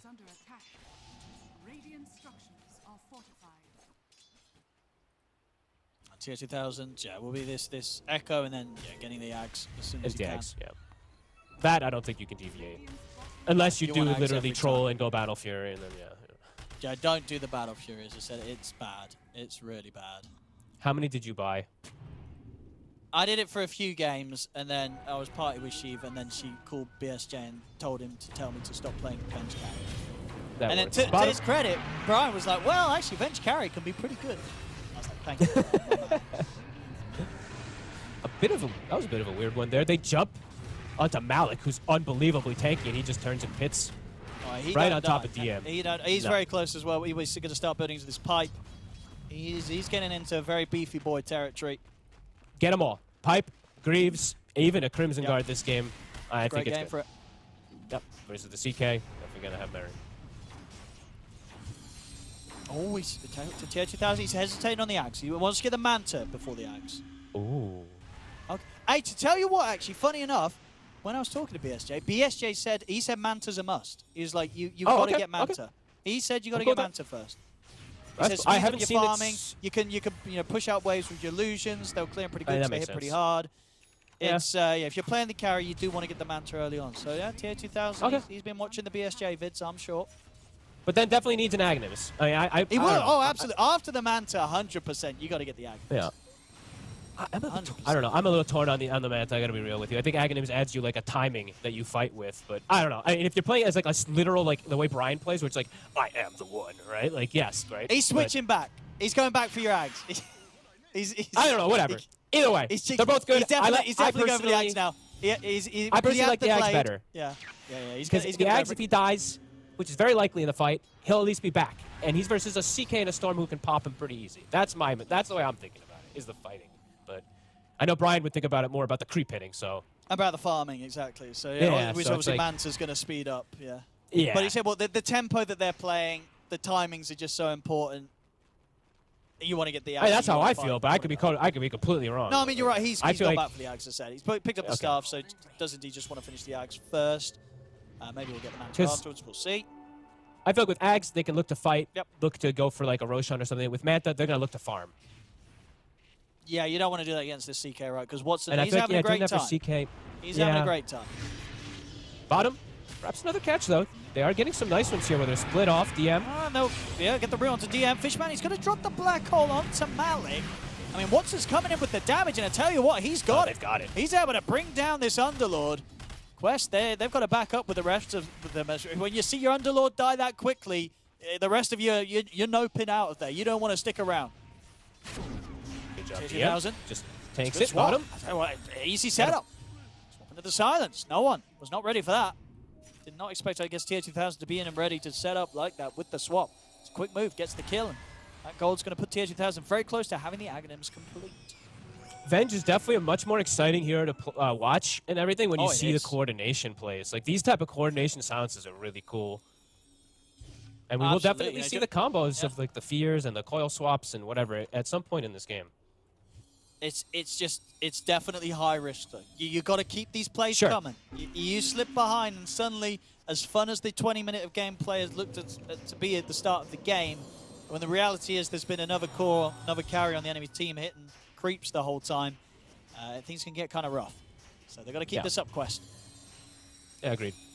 Keep up these kills, keep up that pressure going, keep looking for any type of setups when people are splitting, especially when they have some cooldowns on their spells. Stampede on cooldown 15, Black Hole for 100. So right now, Quest have pretty much everything available. Fiendscape is up in 10, so Malik can look to join the fray. Or that, he's looking for a chance in mid, but DM quick to blink out. Yeah, they still want to look to play this fast line gotta of push, taking you the gotta towers. push. Yeah, Maybe Malik start has the with full Crimson for the next fight too, so that could change things in the next fight too. TI13, obviously, but just some of the Echo to get the Ags complete. He'll go back for the Echo after that's done, so to make sure that he has the Ags in case anything does go down sooner. Top lane, they're going to look for the setup again, and Malik, he's ready to come across and help out. He's going to be able to get the Stampede off. The coil is there. DM, is he getting away this time, though? He's got the Swan charges, and he's out with the blink. I mean, they could continue to try and search for him, but he's got his TP up in a few seconds. They won't find him, so DM, he'll get away from that one. I don't understand these Necro books. It just ran to the neutrals instead of hitting him. It literally didn't even look for him. It was on top of the centaur, and then the Necro books just ran and hit the trolls. I need to test inside agent. These I need to test these Necro things because I've tested it a ton. Who's paying these guys? I don't know. Whatever.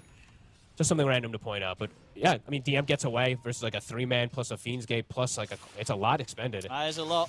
Yep. But he could look to strike back off of that if they want to. But I mean, Watson is probably like, I am free farming on CK and I'm playing versus Venge carry, so I'm feeling pretty good. Watson's having a great time. You know, the downtime of you just look at his net worth. Yeah, but the thing is though, there is other heroes scaling, right? There is a Storm and the Underlord. Or sorry, the Puck and the Underlord. There is. This rush is going to help out a lot, keep things going in their direction. They're going to head into the pit. Okay. Yep. I like it.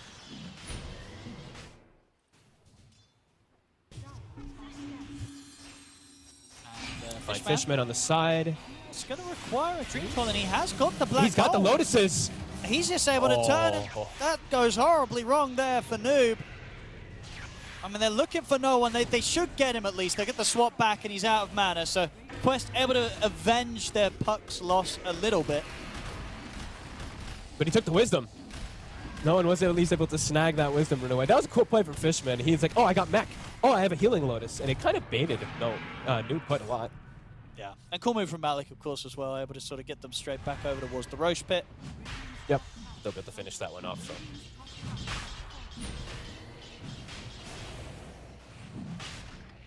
Keep that pressure going with this. Really need to.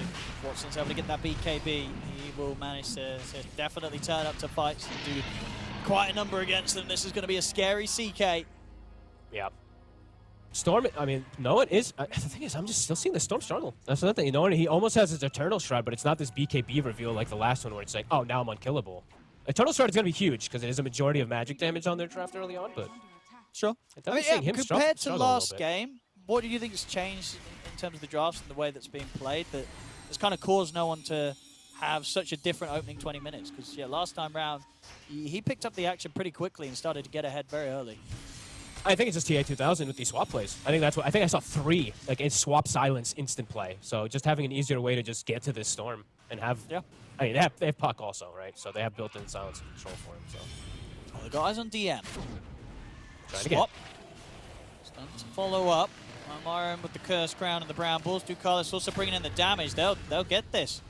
That's DM gone. Good kill. Heal him up with the Vessel as well. Give him a Lotus.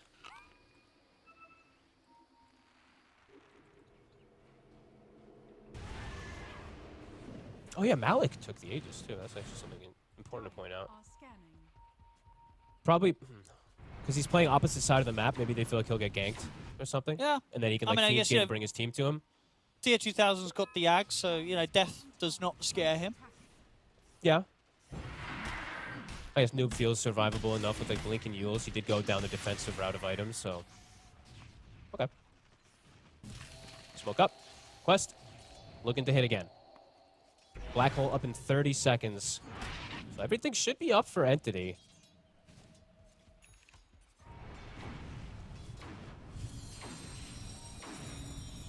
See what Tier 2000 and Omar can find. Let's watch these Taking swap out Fishman at the start of the fight wouldn't be bad.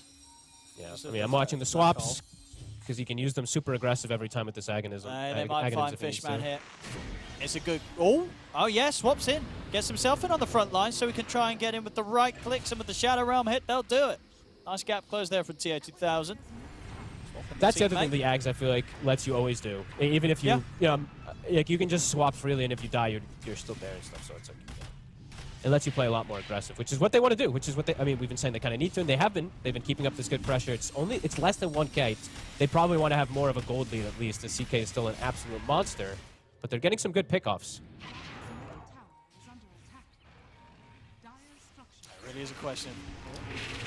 With this control as well, they're trying to set up onto Nomad. They've gotten caught with the fear. The route from Malik to follow up into the Dream Coil. No one, he's dead. What a play! And they're going to be able to get Katomi picked off at the side as well. Yeah, he's dead. Very good stuff. Oh, what a play from Omar. Man, that was sick. And now, they spot Watson. I mean, Omar's kind of dying to the illusions. He's got to be a bit careful. Same himself for Tier 2000. He's not having a lot of fun fighting up against these phantasms. Yeah, this is going to be the problem down the line. You know, that the CK likely to be a big issue. They at least have Underlord with that clear always. That AoE, he's got all these auras as well to at least be able to protect versus the CK's big tankiness, so. Honestly, Omar's playing like a god. 8, 3, and 8 on this Willow. I feel like he's been pretty much every single move that they've been able to find on the map.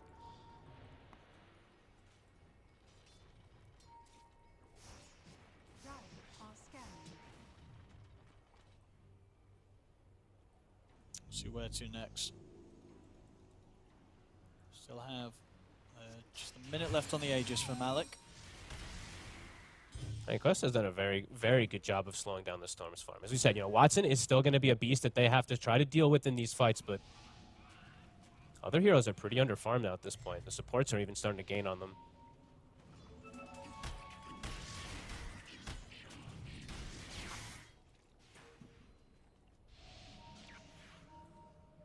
Noob and Ducalis on the hunt. They've got the Fiend's Gate to be able to jump in. Malik near his teammates. 30 seconds left on the Aegis. Does he have his final aura finished? He does. So Greaves, Pipe, Crimson at the ready. So it's a ton of mitigation. No one is only 1/3 mana bottom. Big get caught here. He's going to start things on to Kataomi. It's a dead Grim. No one's TP's on cooldown. 3 seconds. Oh Oh my my goodness, he's going to get away with it. They didn't search the pit for him. He gets out. Another pick off the Quest. I just feel like it's them getting these pickoffs now for what feels like the last 6 minutes or so. They're coming in behind the tower. They're using the gate to try and get a look at the root actually onto the forest. It's deep. So they turn It's way with the too rift. deep. They're going to go straight for Malik. He's tried to tackle this fight underneath the tier 2. He'll pop the Crimson. He's maybe getting away with it. He's not. The rift's back up. Watson drafts him in, takes him down. It's way too deep to put the Fiend's Gate there. Aegis is no longer in your hands. Right outside the base versus a Phantasm CK. Maybe feeling his power a little too much. He just got those item timings, but there is an overwhelming amount of damage on their side, even versus Crimson. That's 30 seconds. Gonna slow down the momentum request quite a lot there. BKB used from Watson, but yeah, they can't punish it. He's got his Manta done, so as I say, this can give him the chance to kind of start catching up a bit and farm if he wants to use sort of push waves and such. The interesting bit is now to see where he goes with the build. You know, where do you go after these are all sort of the core items, right? The Echo, the Manta, the Ags. Pretty much get them every time when you're playing the core Venge nowadays. Where do you go now to try and continue to scale up? Yeah, Butterfly. That's used to be the old school kind of style. There it so is, I would that's imagine right. it's the It's same always thing. Yep. I just don't see a deviation that you can really do. The problem is you are playing versus no one with an Orchid and, you know, a CK, so they can just go Bloodthorn. That's my one CK's worry very about close. this build. Yeah, CK's And you on know his way the thing is towards that it. they always build it as well too, right? So it's not like, oh, CK's building this unorthodox, but it's a natural build-up. So maybe we'll see TI13 divert away from it, but I just trying to think of what's a better item, and there's not really a whole lot of them. Radiant are scanning.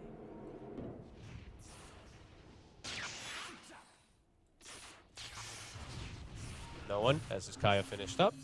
As you said, his farm has gotten slowed down massively at the bottom of the course. Quest looking to get a kill here to regain momentum. There's a swap. Opening things on towards DM. He's tanky, but not tanky enough to deal with this. That'll get him. I mean, Ducalis, he's already trying to scout things out potentially behind the tier 2. Watson's here. Pretty aggressive from Ducalis, and it'll only end in his own death. Gotta watch this. Is so scary. 7-1-1. CK pick completely different than the other two CKs we saw in this series so far. And they're smoking off of that kill. They might catch Malik mid. Just Rude. immediately Jump onto across him. there for no one. They're in with the control. They'll use the fear to try and push the back, but Watson's ready with the BKB. Pops the BKB so he can continue to try and stand his ground. The coils come down onto the three of them. TA2000, No one's he's going ready down. to step over. Magic missile into the swap on towards the storm. No one is dead. Fiend's Gate to cut them off. Hitomi TPing out. And Watson will get away. Nice bait from Malik. He walks right into him, but then Crimson gets popped. This time, outside of the base, he's safe. No Phantasm illusions back onto him this time. And no one dies again. 1 in 7. Complete different performance this time on his Storm. They have the answers for him. These pits, these little brambles. I feel like he's going to swap like 8 times into a silence as well. Nice fight execution. And Butterfly, I believe it is done. I think Bloodthorn is done also, but either way, I mean, that's going to be good versus everybody else, and it's going to be good when the Bloodthorn's not up. Does at least have the Manta as well to protect himself, so. But no, he doesn't have Butterfly yet.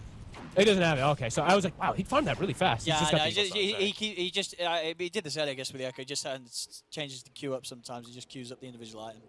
So yeah, he's got the Eagle song coming out. I was going to say, damn, he got a lot out of that last fight. Yeah, he got like 5k gold. That would have been rapid. He'd be able to sort of catch up for the CK then. Still a bit of a gap between TI2000 and Watson. Top lane. Ducalis again. He's trying to set things up, get some information. Watson's going to pop out the Phantasm. They'll leave Katomi behind, so the Grim will fall. Fishman as well, also to die.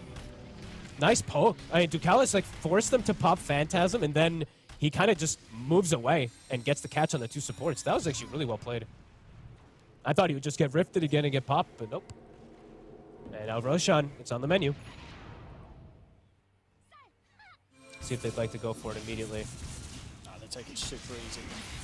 It's 20 seconds though, so it is the 2 supports. So they do respawn fast, but I think they can kill it in time. And did they just get that gem? I think they did just get this gem too, right? Yes, okay, thank you. Because I believe I saw Fishman buy it just before. So yeah, gem grabbed out immediately right after they picked it up. And into a Roche. Quest has started to gain, I mean, good momentum since the 20-minute mark, honestly. They were able to get quite a bit of kills. Besides that one mess up from Malik outside the base with the Fiend's Gate. It's been a solid 12 minutes for them. not losing control. How much do you think they're going to be able to push forward with this Aegis? Are they looking to try and break the high ground? At least tier 2. Get some control outside the map. Maybe they can poke a little bit.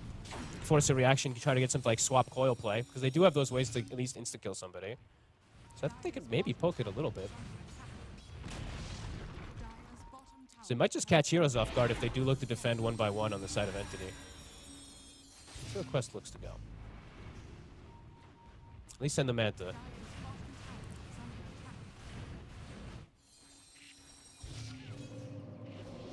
No one. Oh, they're going to get the silence onto the two of them. They get a They're able big to jump jump. both to Carlis and on towards the puck at the same time. And they're going to be ready to set up for round 2. Fishman, he can drop a black hole there to be safe, and he will. They'll try and fight it. They've come through the gate.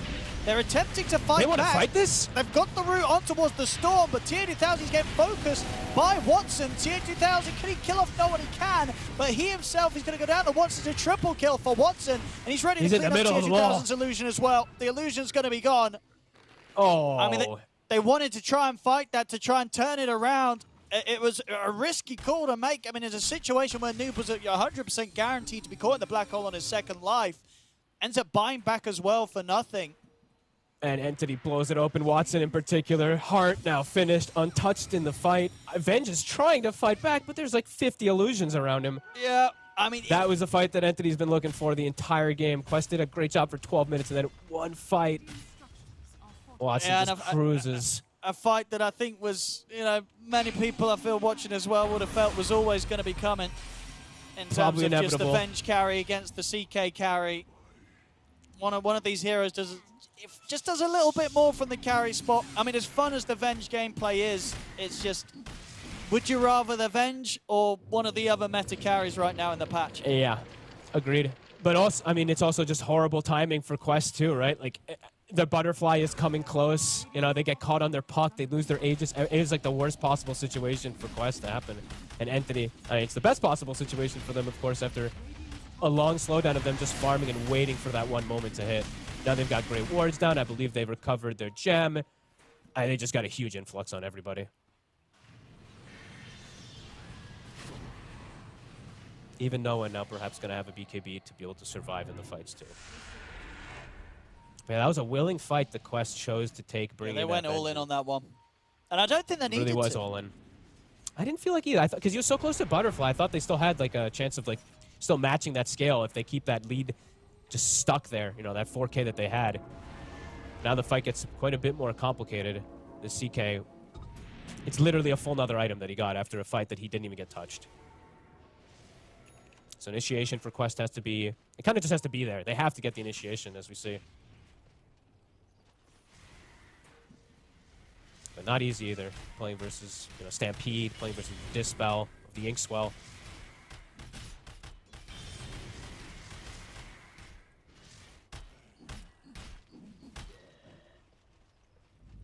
And Watson just truly massive.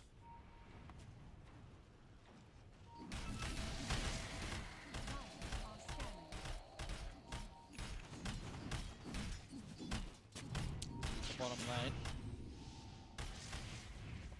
Entity, we're looking for an opportunity. Don't find it. Oh, they know where the rune is, though. And it's a big one. Uh-oh. Got a Be smoke careful, just Quest. coming out as well. Fishman's got the smoke if they want to try for something. And in the meantime, too, Entity with this control of the map. Look at these wards that they've been able to place. They have great vision, great control of the map in comparison. Quest has like no wards now after that last fight. Smoke up, Entity. They want the clash. Next fight finished. 2000. He's going to get caught by the Hoostop.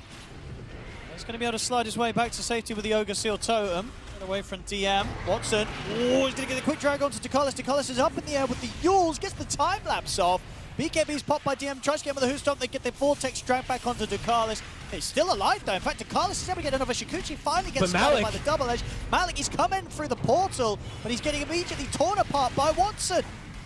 Watch. He's out for 80. At the CK, Too it much was to handle. always going to be a problem, and we're now at the stage where it absolutely has become one. A flawless performance from him. Malik just throws his body in, dies, feeds the Necro books too. I feel like this Necro didn't really do too much for him, unfortunately. He tried it out, didn't work. Now Watson onto the push, 60 seconds. Their best D push is dead. What do you do? How do you stop They're this taking CK? your base. Okay, swap coil stuff. there's Let's the see what they can do. BKB's up. Watson is able to turn, get the stun over towards TI13, but TI13 again keeps the distance. So that's the BKB charge forced out from Watson. See how much they want to try and continue with the push here on Entity. And the control continues to get laid down by Omar between Brambles, First Crowns. It is going to cause Entity to back off. They'll take the tower and they'll retreat for now. Swap coil, and yeah, these plays are a little bit scary at times. So they have to be a little bit careful, especially Puck's hit level 25 now, so we'll be able to pierce that immunity, and he's got Ags for some damage, and the Maelstrom. No one, we'll find a regen. Yeah, but Entity, they've got everything available, so they can look to take the fight. Everybody is healthy too with no one with this regen.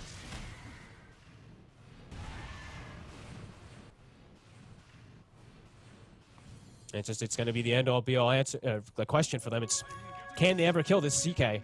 They could probably kill most of the other heroes, maybe isolate CK, but can they actually kill him ever? They just are definitely lacking in damage to be able to bring down Watson in particular, unless he's literally completely isolated. Because they also don't have like a Shivas or anything for that negation of healing versus the CK. Malik, he did get his item timings at a good time, with his auras and stuff, but they decided to go for the Aghanims rather than that, like Shivas or anything.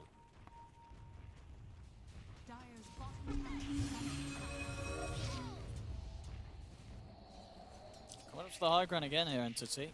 At the same time, Quest, seeing what they can tease out in response as they're up to the base of Entities. These are some Phantasm illusions getting the push going, both sides. Quest has to respond.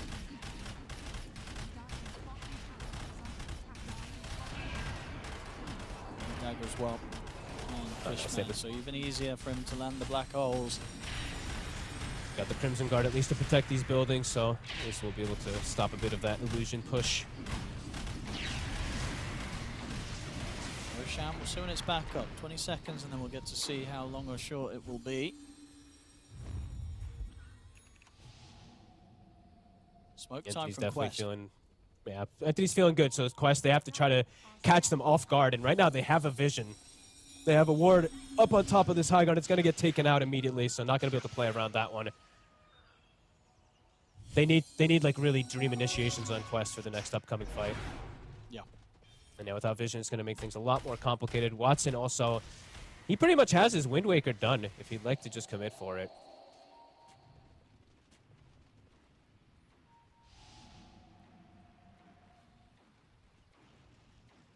And he just solo the Tormentor as well. No one will get it.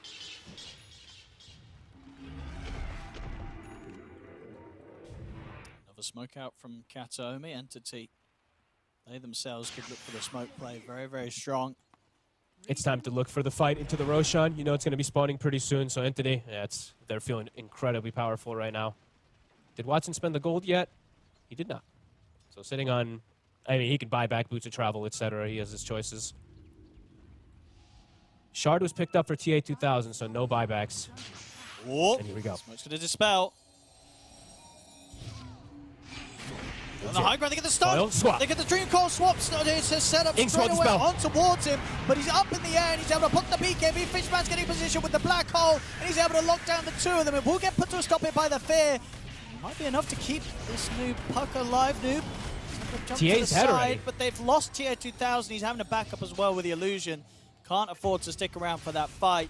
This all gets a little bit too messy for Quest. They try and do their best to piece things together and deal with the black hole threat of Fishman, but they only can do so much, it feels, at this point with these heroes.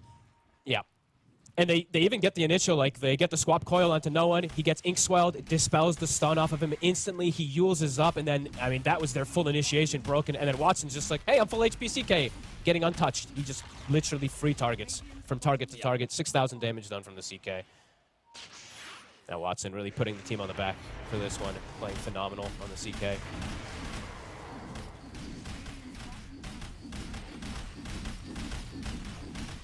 Base. A lot of trouble now. 3 heroes dead on Quest. Bottom racks being taken.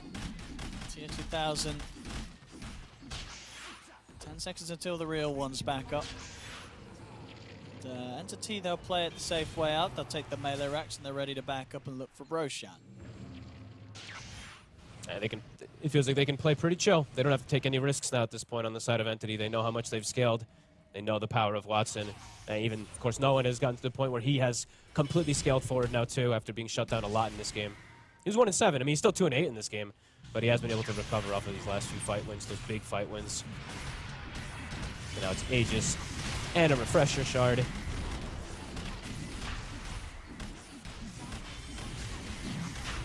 Unsure if it matters. I was trying to think who's probably the best one to get it, but I don't know if it even matters. There's so many good choices for the Refresher Shard this game.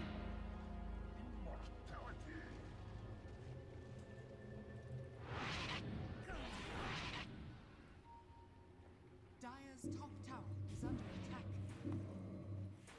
Quest, are they near any sort of upcoming major item timings? BKB is kind of close for TA2000. It's not going to help the damage problem, though. Clearing the CK issue. That was the thing. The Shivas for Malik is probably one of the bigger ones, but it's so far away. Because he got his Greaves, his Pipe, his Crimson. It just, yeah, the Aghanims doesn't feel like it's done a whole lot for him. They also have gotten into, you know, some pretty bad situations of fights in those last few moments as well, too, after he got it, but I guess, yeah, it would just be the BKB for the Avenge, but that's not, yeah, it's just not going to help them clear this CK. It's too much of an issue now.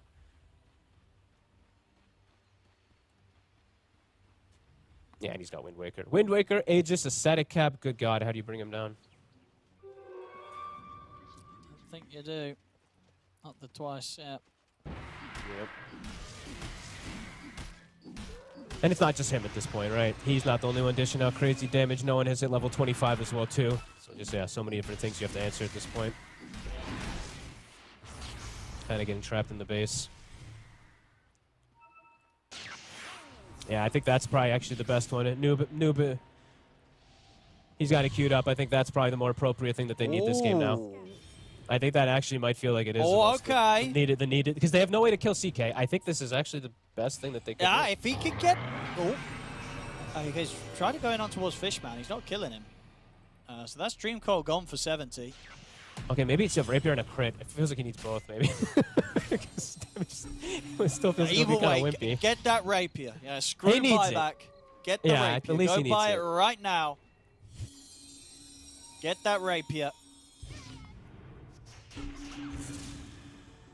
There we go. Because it could just be that last hurrah fight. Because Get if they, that okay, Rapier. so get some cool swap plays, right? Like swap coil, go for a target. They have a nullifier also for Ducalis. So if they full commit, they can kill targets. Okay, he Let's didn't just see if the they can get all Rapier. this. He wants to hold buyback gold. Okay, fine. All right, let's see. Oh, they can't get the nullifier on him.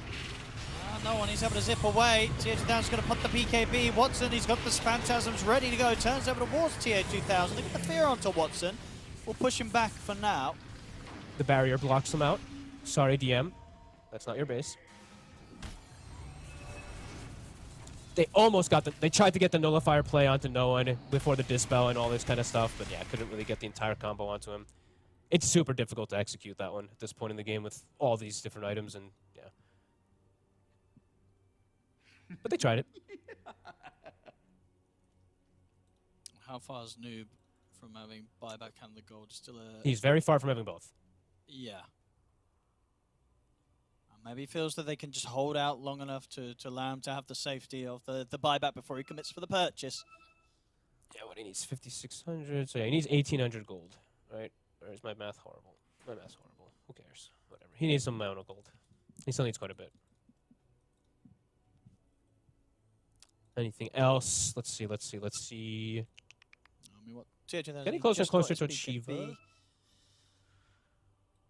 Don't know what he does next. It's kind of awkward. Wants to keep most of his slots.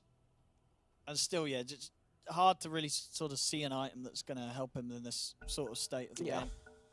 Yeah, no, agreed. Feels versus not CK, you know, perhaps, but it's just the fact that this is Phantasms and these illusions, they just don't have a way to deal. Because like, I saw him, he queued up Conda. He was switching around a couple of different builds. Like, this Conda is just, yeah. It just is the build. There's not really anything else that he feels like is great, I guess. Arcane Rune bottom. No one will be able to grab that one. DM. Whoop. Whoop.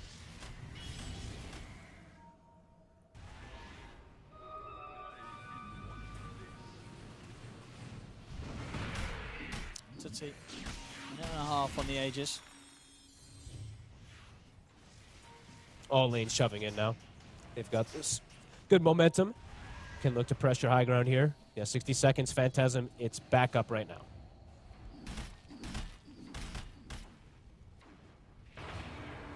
Playing it patient. They have an insane amount of gold on them. They have, what, 6k Centaur, 6k, 7k CK, 4k, yeah, across the board another two, so. Ton of gold being saved up, but holding on for buybacks just in case.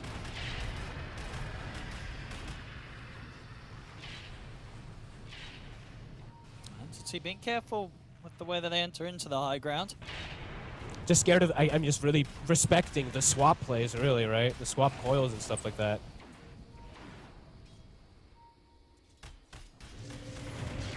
They're going to try and jump now.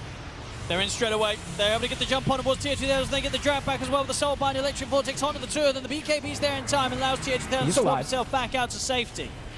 See on the back lines, they're dropping down the gates to see if they can come across and maybe cut them off from behind as Entity do start to retreat. Ramble onto Watson. TI2000 is going to have a swap again in 15 seconds. TI2000 to almost lose anyone. He almost killed himself hitting DM. Like, he's just hitting the Centaur and I'm watching his health go down from the Retaliate. Can't actually just even focus fire the Centaur. That's a problem. Well, it was Retaliate and Rattle Cage. Sorry. They do defend, and they, you know, during the phase where the Aegis was live on them, on Entity, True. now the Aegis is timed out. So they are definitely getting close to the timing and the gold required for Noob to have such luxuries as buying the Rapier and still having buyback available. Oh my god, he took the run. Oh, I'm going to have to yell at DM. I'm just saying, I really thought that he was going to do the Retaliate Aura. He's playing versus Puck Aghanims. Don't you just Retaliate Aura and you run in and he dies instantly? I've seen it before. But okay, whatever. He took the hoof stomp. Maybe he didn't think about it, but he probably doesn't need it. But like, I'm telling you, I've seen this before. I think I saw it in the one of the China games that someone got one-shotted. He blinked Ags coiled and died instantly versus a 25 Centaur. I mean, especially when you have a CK, right, who, of course, got an incredible amount of strength, so the Retaliate's going to be a lot coming off the CK. I mean, it's probably something he didn't think about at the time because the other talent's just so good. But you normally don't take the Retaliate one, right? Yeah. You normally want the extra timing on the stomp duration. But I have seen occasions where it's just absolutely ridiculous. So, I mean, whatever. It's just a small little nitpick, but it could have been really funny because I legit have seen it kill Pucks almost instantly. Especially Pucks because of the Agnes. Oh, here we go. And there we go. He's got it. Let's see. Baby. Noob's ready to go. He's looking at his Venge and he's like, well, you ain't going to carry the game, so it's all up to me. Is this enough?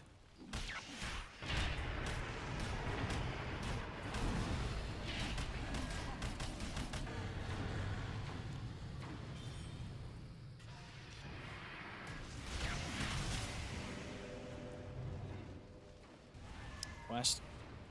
How much gold is he away from buyback? Because 200 gold, so he pretty much has buyback as well, Noob. He does, yeah. Oh, I thought that was 60 minutes. I was like, oh, we missed the last 10 minutes. What happened? Because it goes daytime. I was like, wait. No 60-minute items just yet. 50 seconds till Roche. Power Rune spawns bottom. They're stepping out of the base. West.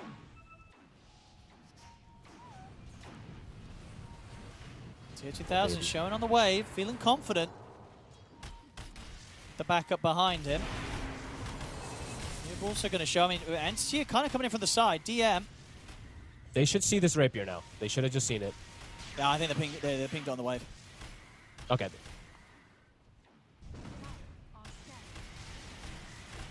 Scans hit, so Quest know that Entity's up here. These waves are They dealt wanna with. They have Eidolons pushing top. They have Phantasm Illusions pushing mid, and bottom's naturally pushing in. So eventually, I mean, Quest, you gotta take the fight. See what they catch. Well, they see no one. They got the swap. Straight into the Dream Coil. They're going to try and open things up Wind on the walls. No one can they take him down. The BKB's there. Stampede as fine. well. No one's able to get away from it all. And on the side, Malik's gets turned towards. They focus the Underlord first. They'll bring him down. See if they're able to get in with the puck. No one's going to be very careful. Our enters into this fight. They've lost the two of them, and they've had to come straight in with both of them buying back. Malik and Omar. Not able to take anyone down from Entity in return. And, It's so difficult. For them to execute that play, it has to be like every little thing layered perfectly, like nullifier plus the swap coil all at the same time. It's just too hard to do. No one gets the bailout from the Inkswell again.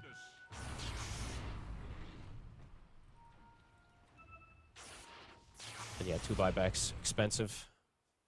I mean, any hope of them getting... Actually, they're still getting close to the Shivas, but any hope of them getting like another item and stuff, it has really slowed down a lot there again. Poor Omar. Yeah, Watson's able to get his Ags online now. Have the money for that. Oh boy, oh boy. And that's going to add another layer of impossibility for them to even kill the Storm as well. Another way for him to just like disjoin and be even more impossible to kill. They're going to try for DM. Is All right, this he's happening? tanky. It ain't happening. TI13's killing himself. Uh-oh. Time to run. He's still considering trying to turn for this, but I don't know if you can stick around. The backup comes in or throw out another magic missile, but the Stampede's been popped. Oh, right. Oh, yeah. I mean, Blackwall? They got him. Died, yeah. They got him. We didn't see it. That's the, yeah. Oh. That's rough. I was looking at DM. TI2000 just literally was killing himself. He can't touch the Centaur. And now no Rapier Dream for the puck. The Rapier is DM. gone. Watson's ready to play with it, and he's ready to close it up. Down the mid they go. There's going to be a buyback available for for Noob, but we'll see if it matters at all. DM is just... Watson's in. Still for tier 2000. Put the fear on the illusions at least. Also pushing back Watson. Jump forward as well with the Dream Coil. Again, though, no one's able to dance out with the Wind Waker. They are bringing him down. In fact, they've got him. They got him. They've got him. Rapier They've got retained. the Rapier back. The Rapier returns into the hands of Noob. TA2000, he's kiting out DM. Another one. They're going to get the catch on to no one. They look towards DM. DM with the BKB TP out. He'll make it out of there, but they manage to hold. The buyback comes in, and they get the Rapier back. How? Buyback from Noob. Fogged? They got him isolated. I think Yeah. they had nothing remaining. And Katomi is the one who's been bailing him out every single time. I think Katomi's been bailing out a lot of people, and this time they don't have that bailout. They're able to get that's their wild. Rapier back online. That How? was huge. I mean, to go from that position of losing your Rapier in the mid lane in the river and then getting it back just like that. There is hope still alive here for Quest, and now maybe even a Roshan. I think he's got also was like stuck in the Firestorm. I was like trying to look at what else did all this damage. The Pit of Malice talent 25 just kept him in Firestorm too, and Shiva's just finished for Malik. So another good hold and another lifeline. Oh my goodness. Hey, look how much gold now they have. Look, they have 6K on the TA2000. And they still have a ton of gold left over on Entity that they hadn't spent from before that I was talking about, like 6K, 5K, 5K, etc. But all right. See what Noob can do. Now Noob has the Refresher Shard as well and a Wind Waker. So now he has the double kind of coil plays too, and more ways to be able to bail himself out. Still will die if he gets caught in literally one disable. But let's see if he can make this magic happen.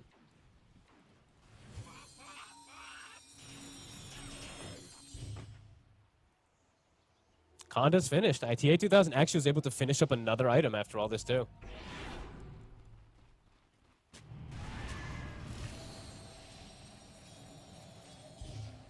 Entity. Everybody's back up. They've regrouped. Now playing into the Aegis of Quest, they may have to be a bit more careful than they were before. Still these two melee barracks standing between them and Mega creeping against Quest. They're still hanging out to so much gold on Entity. Just really not wanting to spend up even on Fishman. He has 5K. Like no one, he pretty much has his Hex also finished. DM will spend the gold. Just really wanting to make sure that they can buy back and I guess have those extra lives for the upcoming fight. We might get to see those 60-minute items. We might. Getting close, 55 minutes. Some pretty crazy ones this game too. Yep. Yeah, well, what are the big ones? there's I don't know. I mean, Giant String is always going to be crazy for CK, of course. But Arcanist Armor can always do some crazy stuff versus both lineups, especially versus some like Puck Rapier damages that are kind of kicking in.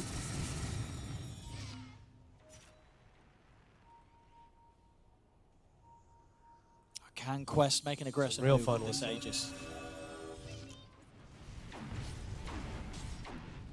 Shield Rune for DM. All right, stay away from DM.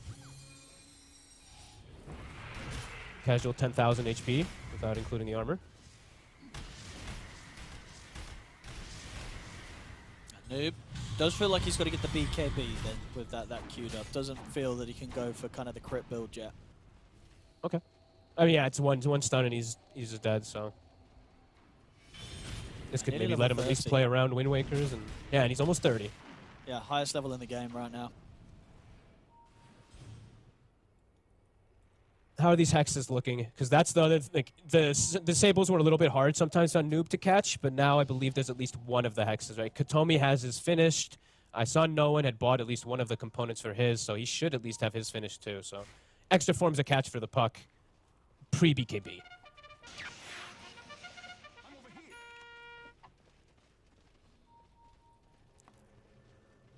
It's a kind of a perfect game 3, I feel like. It's even though it's been like very Anthony kind of dominant for the last 10-15 minutes or so, that early game from Quest was good, and now you know, Rapiers can change anything. High ground Rapiers plus swap plays. Yeah, it's just going to be big respect to Quest if they can get the win with this carry bench. Yep. TI13 has been a very different kind of game compared to the other two so far this series. Maybe it can all come together, even during the later stages. DM. Some good wards right now from the side of Quest. It's scouting out a lot. They see DM, they see the illusions, so they can play around this. Tomi getting vision of his own. Trying to get info.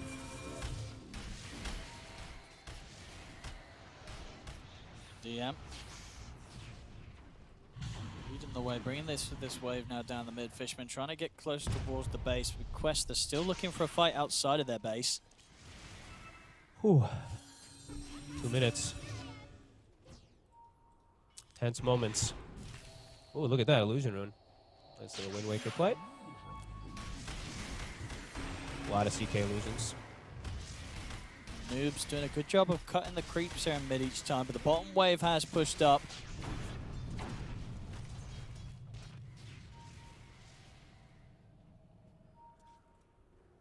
There's just so much current gold on everybody. Everybody's so rich.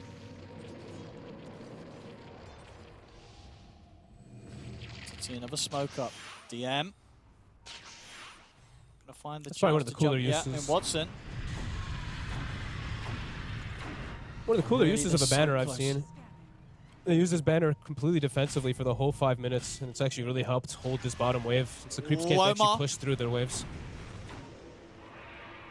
Oh my goodness, this game's getting tense. Buybacks are going to be It up is. pretty much across the board. We're just short of the Puck's buyback for a minute and a half. Everybody else has theirs. Oh, speaking of the Puck, Noob. also Noob. They can chase him in. No one's trying. We'll be They able to got get him with a Katomi. jump. Phase shift, but the Got the Hex Hex. is ready. Straight away, and that is Noob gone. His buyback is back up in a minute. So we'll only be no dead rapier. 60 of these seconds. He won't have a 60 of these rapier though 120 for seconds. unless he buys and has weights. That's... I mean, he can do that, but he can be back in the game in 60 if he doesn't spend up. Let's see, he's sending his Oh courier. my, He he spent. spent up. Oh, no, no, Wait, no, no, he may be no. changing his mind. Yeah, Too bad, though. Oh, no, he's not changing his mind. Nope. Okay. Okay. Well, we'll see. So he, as Can I they said, end the game? Because it's going to feel kind of rough if they do. It's going to be the jump in.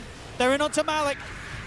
Look at the fear off in return. Fishman's in with the black hole. TA. He's got the black hole locked down onto TI13 and onto Ducalis. See if they can take out the Venge. TI13 is able to swap out to the side, get the BKB off. He's going to be gone the once, but now the illusion's ready to fight. The buyback comes out quickly from Omar. Illusion's in trouble. And from Malik. TI13, his illusion needs help.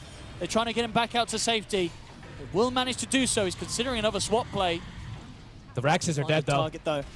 Indeed, the mid lane, the top lane, it's all gone now. The mega creeps are up here for Entity. No one, he's in with the jump, in with the hex. The swap save. TI13 getting his Weaver back up to safety. The buyback is there from Ducalis as no one's able to chase, take him down. No one popping the BKB. DM getting held close towards the Phantom, but he's so tanky, just standing here as this wall between them and the rest of the team. Watson pulls in Malik, grabs in the Underlord as he's out for 2 minutes. No buyback on him. The tier 4s are falling.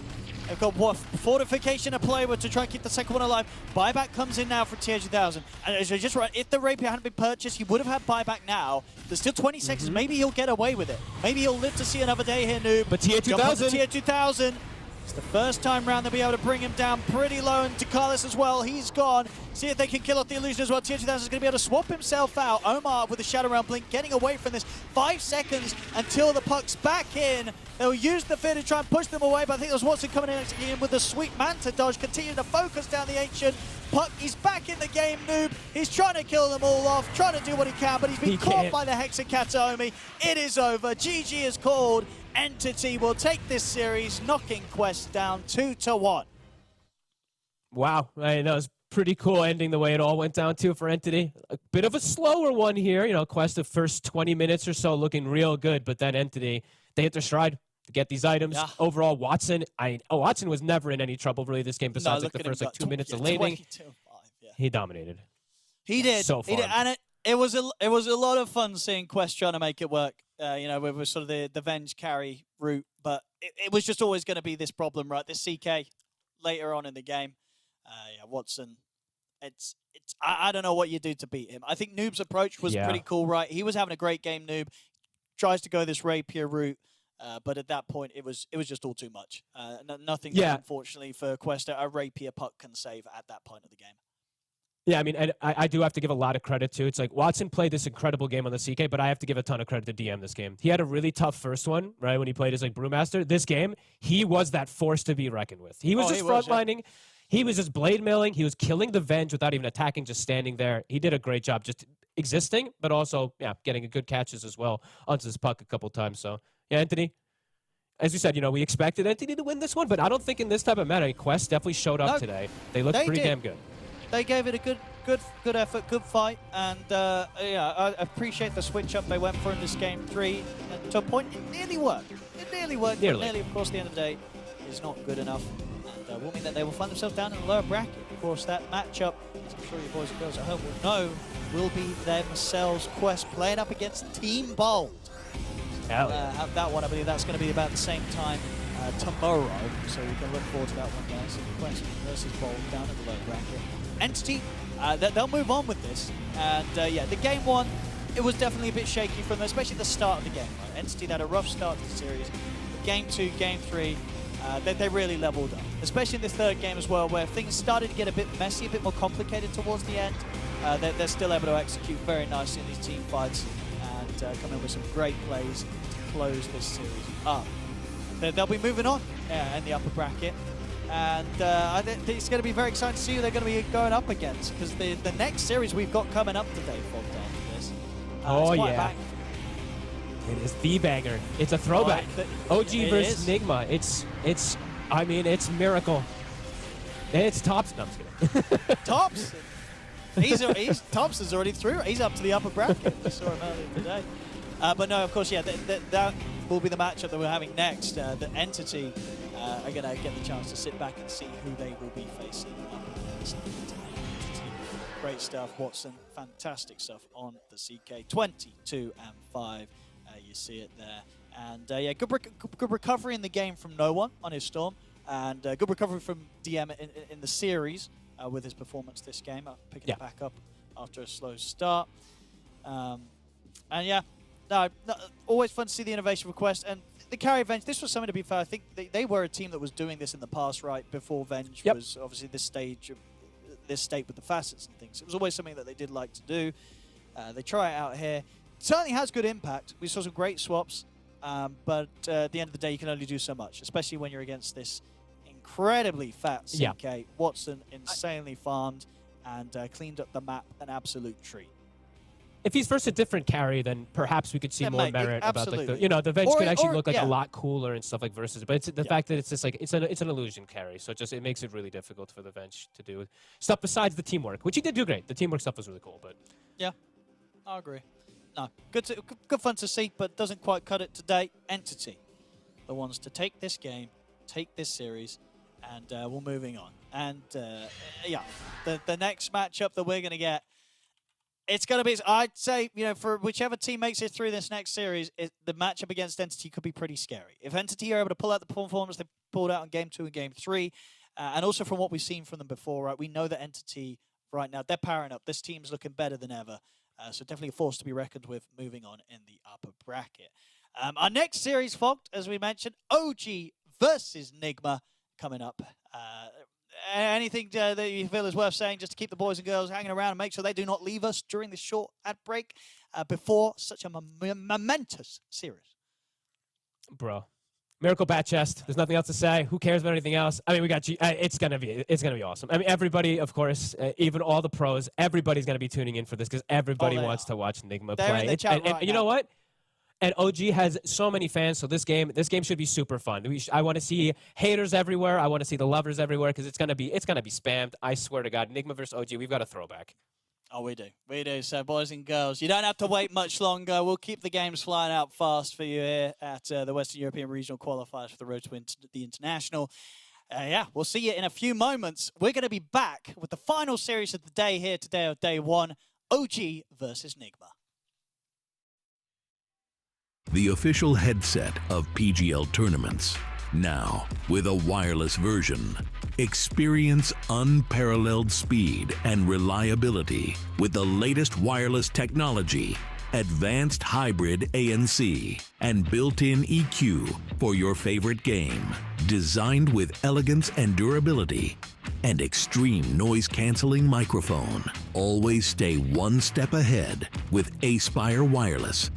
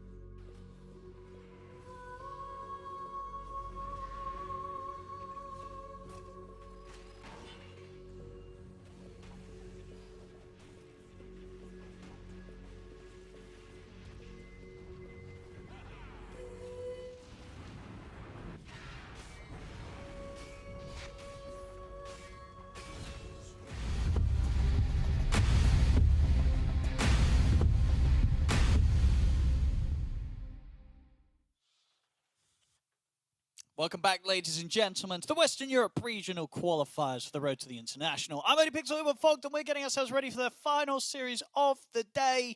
You will know what it is. It's OG versus Nigma. And Fogged, a delight to see, I'm sure. This game, this series, it's going to have it all. It's absolutely going to have it all. But to kind of get down to some crunch, we'll see actually, and we'll show you, ladies and ladies at home, the bracket, just so you have an idea of where exactly we are. And just give you a quick recap of what we've had so far today. Tundra, they got the 2-0. Secret, they got the 2-0. Entity, they got the 2-1.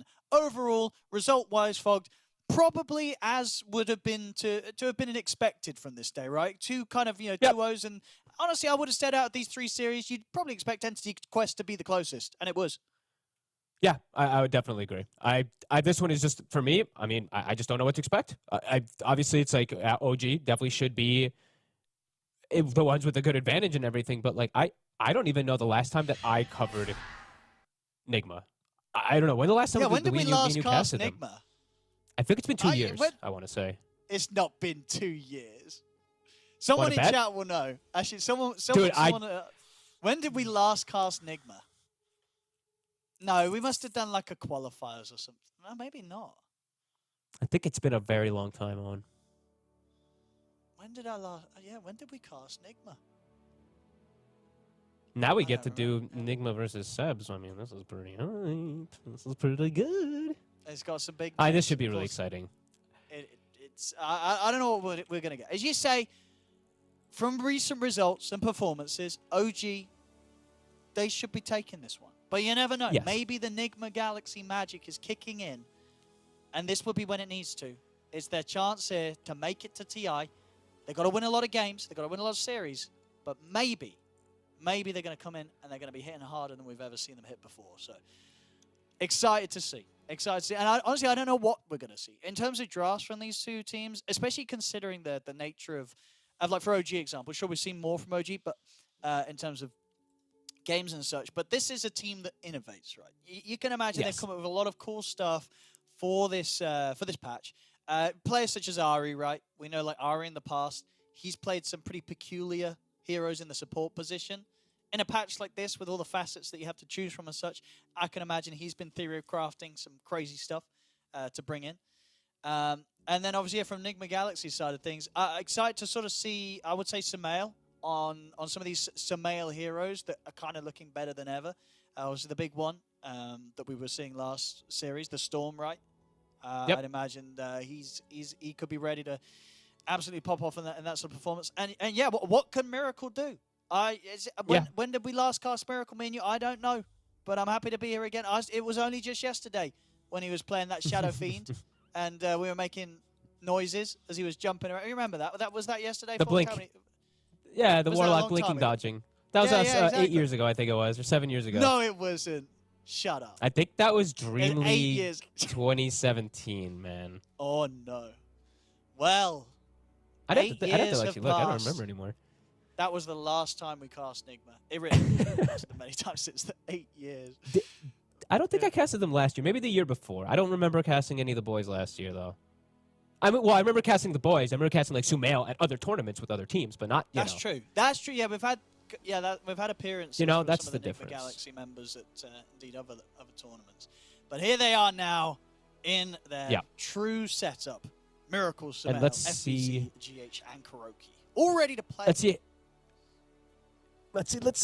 How are they going to fare versus OG when, like you said, bit of these guys that like to switch things up a little bit, but as particular Ari, right? Like the Marcy player. Yep, like you've got to remember a lot of these heroes. I think this offlane. Ban it. Like I'm looking at this offlane. My worry for Miracle really is that Whisper and Ari are a very formidable duo.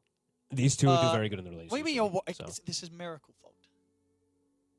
He can deal with it. He could play that lane solo. My brother. I'm ready for him to. He's going to say, you know what? I don't need no support. I'm ready to 1v2 these scrubs. We're going to find out now. The draft's beginning, so we'll be able to get that up on your screens, ladies and gentlemen, to see what OG and Nigma have in store for you beautiful people at home. Let's go, baby. See if we get any different drafts, too. How many Weavers are we going to get? I mean, I think Weaver's definitely going to show his face. Yeah. Maybe more so with these teams in the support capacity, I feel, especially like in the nature of like Ari and things. But bans so far, we have the Dark Willow and the Shadow Fiend taken out by OG. the Battle Rider and the Tiny taken out by Enigma Galaxy. So nothing too out Don't of blame the him. ordinary there. Yeah, the bat may be a little bit out of the ordinary. That's compared to- more, but there's yeah, more targeted against more OG. OG. Right? Yeah, Absolutely. just because they Darkseer flex. also out as well from OG's side of things. I don't. Some of these heroes I feel like we're just not going to get to see played No. in this qualifiers on this patch. Shadow Fiend being the big one. I think that's just going to be banned out every game, right? No, nobody's going to leave a Shadow Fiend in the pool. Yeah, SF. I mean, SF, Tiny, and Darkseer for me. Darkseer. People are going to try to play versus it. They're going to probably maybe do decent versus it in lane, and they're going to lose the game. I think I've seen it just every single time in this patch so far. This hero just wins every game. Like the mid game comes and you lose every team fight. It doesn't matter like what you have everything. I don't know. It feels like he really does provide just way too much lately. So I can keep. I will probably expect to keep seeing him banned, but yeah, maybe we do get these Weavers, these Spirit Breakers, some extra things trickling through, and let's see if we do have any. Yeah, just like deviations of drafts. Because both these teams, about 15 days or 20 days or so since they've played an official. Okay. And They've the had time. doctor. We get the doctor. Dire team Oh. Okay, Hooping. That's probably going to be what Ari's, right? He always plays the Hooping. Mm-hmm. He loves it. I tell you what, do you think Seb could be making a case for his 5 Enigma this patch? Just some Absolutely. Enigma. This hero's No, insane. he This hero's- loves it, right? Yeah. No, this hero's crazy. It really is. I don't know. This like he's just changed so much. Like it's not just his facets or anything like that. It's his innates as well too. Like he's just making his teammates take less damage. You know, it really is massive upgrades that this hero has gotten. So Let's see. Maybe they'll ban it. We'll see if they consider it. yeah. Enigma So Galaxy. So who's playing the Witch Doctor? It's always what played in the 4 or the 5. What was its best Yep. position? With this 4 or 5. Yeah, string? it's just one of the two. I mean, if you get an advantage as a 5 and you get, let's say, like a null or something like that early, and you can actually play very well to double zone offlaners and stuff. That's why I think Hoodwink is a cool approach because it's high burst damage. It can cause movement displacement a little bit, of course, with bushwhack and stuff, and it's minus armor. So it does give you everything because you buy Blightstone usually at the start, so you're gonna have extra kill threat on these squishier, more fragile 5 positions. That being said, though, this hero, ay. At least I get to see it in official. I haven't gotten to see the Witch Doctor in an official with this facet myself. I don't know if you did that. Let's see if it's as busted as it feels in the games that we've all queued into it in our matches. Everybody's experienced a Witch Doctor just being that annoying. Let's see if It's it can just do this so build. here in this game. Right, it's this build now that you just go what? I mean, you've probably experienced it as well. I've seen it in a couple of the pro games and stuff, but like 044, right, or 043, and you go one in cask, and then they just die. You know, they don't expect it. You die, they die. You gree, they don't gree. You're happy. Yeah, you just edict and like just dive towers with the Festeration, and what do you do against them? You know, you're not It drawing can be aggro, just problematic. doing this damage. It's insane. I wonder what people have theory crafted as the absolute best solution besides just full burst. I like full burst, like in the off lane and stuff. mean- If you are playing versus just things that just insta give him because he can be pretty fragile. I'm kind of a fan of the AA. We don't see it a lot, but you know, at the end of the day, a good old-fashioned ice blast can be an answer to a lot of your problems, Fogged. On the 5 witch. Okay, I'm not asking you again. What do you mean? You ice blasting with the it? 5 witch doctor. Get the hell out of me. Hey, hold up. This could be a miracle position 1 Witch Doctor. We just don't. All right, Anyway. all right. Here's the Storm. OG's going to take this. I like this. I think there's always the I like threat it. that Enigma Galaxy wanted to play some Storm this game. Yep. OG's not going to let them. They take it for themselves early. Yep, and Doctor, I mean, besides just not skilling casks anymore so much, cask is pretty irrelevant versus Storm Spirit as well, too. Can just quickly jump kill you. 5 seconds Sure. remaining. Now, what did we see? I mean, we've seen Storm have a pretty good day today. It's a slow start in some of the games, but still was able to wrap up the win. What kind of stuff do you do when you see a Storm come out early? What should you be thinking about? And what do you feel has worked, or at least in your experience, can cause a Storm to have a difficult Dire game? team pick. Radiant team Just lots of poke heroes. Lots of heroes that can poke and constantly get him low and then set up with some type of kill threat. You'd need to have disables in your draft, though. So Sure. they're going to go for this Ember. So, I mean, this is a very, Sumail classic kind of thing. Let's see if the Flame Guard like can it. actually withstand. Because he can Slight Dodge, he can Flame Guard, etc. and stuff like that in the laning phase. And then he has the further catch in 10 later. seconds So remaining. good old-fashioned clockwork. We're seeing clockwork throughout the day, every draft.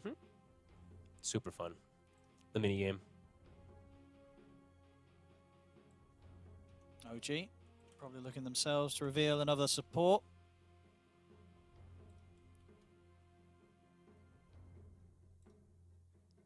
Some further catch could be nice, especially against this Ember. Again, I've been impressed with the impact of Enigma today. Yeah, I think it wouldn't be looks good. too sort of sad to see that show up here for Seb.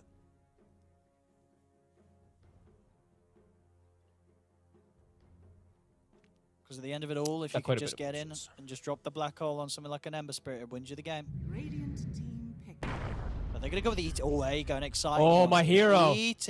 I tell you what as well, is this a support or is this the offlane? It doesn't matter. This hero, dude, I shouldn't reveal, but this hero's broken. Is it the off? Would you? Are they going to play it as the core? Or is this going to be Seb ET? This looks like Seb ET. Seb ET. Get the carry gyro. Yep. And then close things up for the offlane pick for Whisper. What you can do is you can put. 5 Yeah. seconds. No, go ahead. Sorry, I was thinking about something else. Or do you maybe want to do Whisper ET and then have Seb That's what I'm play the thinking. 5 gyro, and then get your carry in as the last pick? I think you can switch things up a ton. I think you can do it based off what you feel, like what looks best. What role does this ET and stuff look best in? Because this hero, this hero's crazy right now. Like the both facets are super useful in individual situations. Like if you have gyro, this magic/armor reduction one is insane because he's a mixed carry, and if you're able to stick with them, it's crazy. But the other one is just overall better in most situations. Yeah, I think yeah, I'd like to it's see possible. them do the ET as the core and have Seb on the gyro 5, because I don't know if you want to play the carry gyro into the Underlord lane. I feel like you're gonna have a hard time getting CS. But what do you make of that? You know, is Tomato sitting there saying, "Hey, I don't mind playing the gyro into this," or does he want something else? Maybe they just go for constant kill threat or something like that. Like they just like commit onto the Underlord with the ET and with the gyro over and over again, and then he just flaks off the cogs. Maybe Tomato's saying, "I want to play carry Venge." Why are you doing this Nah, to I'm me? kidding. Why are you doing this to me? Please no. No more carry Venge. Just Even though I it was a don't fun know. game, it gave us a nice 60-minute game. I did enjoy it. They did play. They did play well. They played did well have around impact. with it, but. Yeah, Okay, so Lifestealer ban is leaning me more toward gyro core. it is for sure. But that could be the But bait. it's also No. really good versus ET. That's the thing. Lifestealer in lane and stuff. Well, not in lane so much, but in the game is annoying. Can be annoying for ET. Not as much as it used to be, though. Honestly, this momentum fast changes a lot with these matchups. Even though no one plays this hero, and everyone's probably like, "What the hell is hero even do anymore?" Well, the ET. I've seen it in some high-level pubs. People are. The momentum is crazy. It's like you pretty much have built-in like 40 extra attack speed at level 1 in most situations, and it just gets better and better from there. So, Team ban. banning out the AM. Yep. Yep. It's a good ban. I think it's ET off. They just can pick carry last, right? That's what it's looking like. Yeah. But I don't know. I mean, they have options. They can pick. They can do what they want when they see it, right? When they see that last pick, they can just switch things around how they feel it looks best. But what is Miracle going to play? What have we got for Enigma Galaxy? Last pick, their carry. What's still in the pool that's been looking hot right now? CK still... Sven, you like Sven at the moment? No, I just think that's just like a Miracle Classic. It's Just going to get be the CK. CK. Damn it. Yes. This is good. This is safe. It's not crazy. It's not it's not exciting. It's the good old-fashioned CK that we've been seeing a lot of today. Did lose 2 of the games, right? No, that's not true. Yes, it is true. Seen 2 losses from it in the previous series. Won the It last did lose one. twice. Now, do you want to play the gyro carry into this, or say keep this sort of set up with the 5 gyro? I think you want to get something else to carry. What's left? That's what I I'm think you looking take the at. troll. Yeah, You like the looks troll? good. Take Good the troll. call. It's been banned every time versus the CK. It's one of the It's better been ones banned a versus lot. I think maybe we'll see if it plays out that way. I have some Because obviously trolls Enigma versus Galaxy, Underlords they've and been the banning Crimson- offlaners, so they don't expect this to be a carry pick. I think they might just And maybe do it is. gyro. And it is. But So they're just keeping keep the it. gyro carry.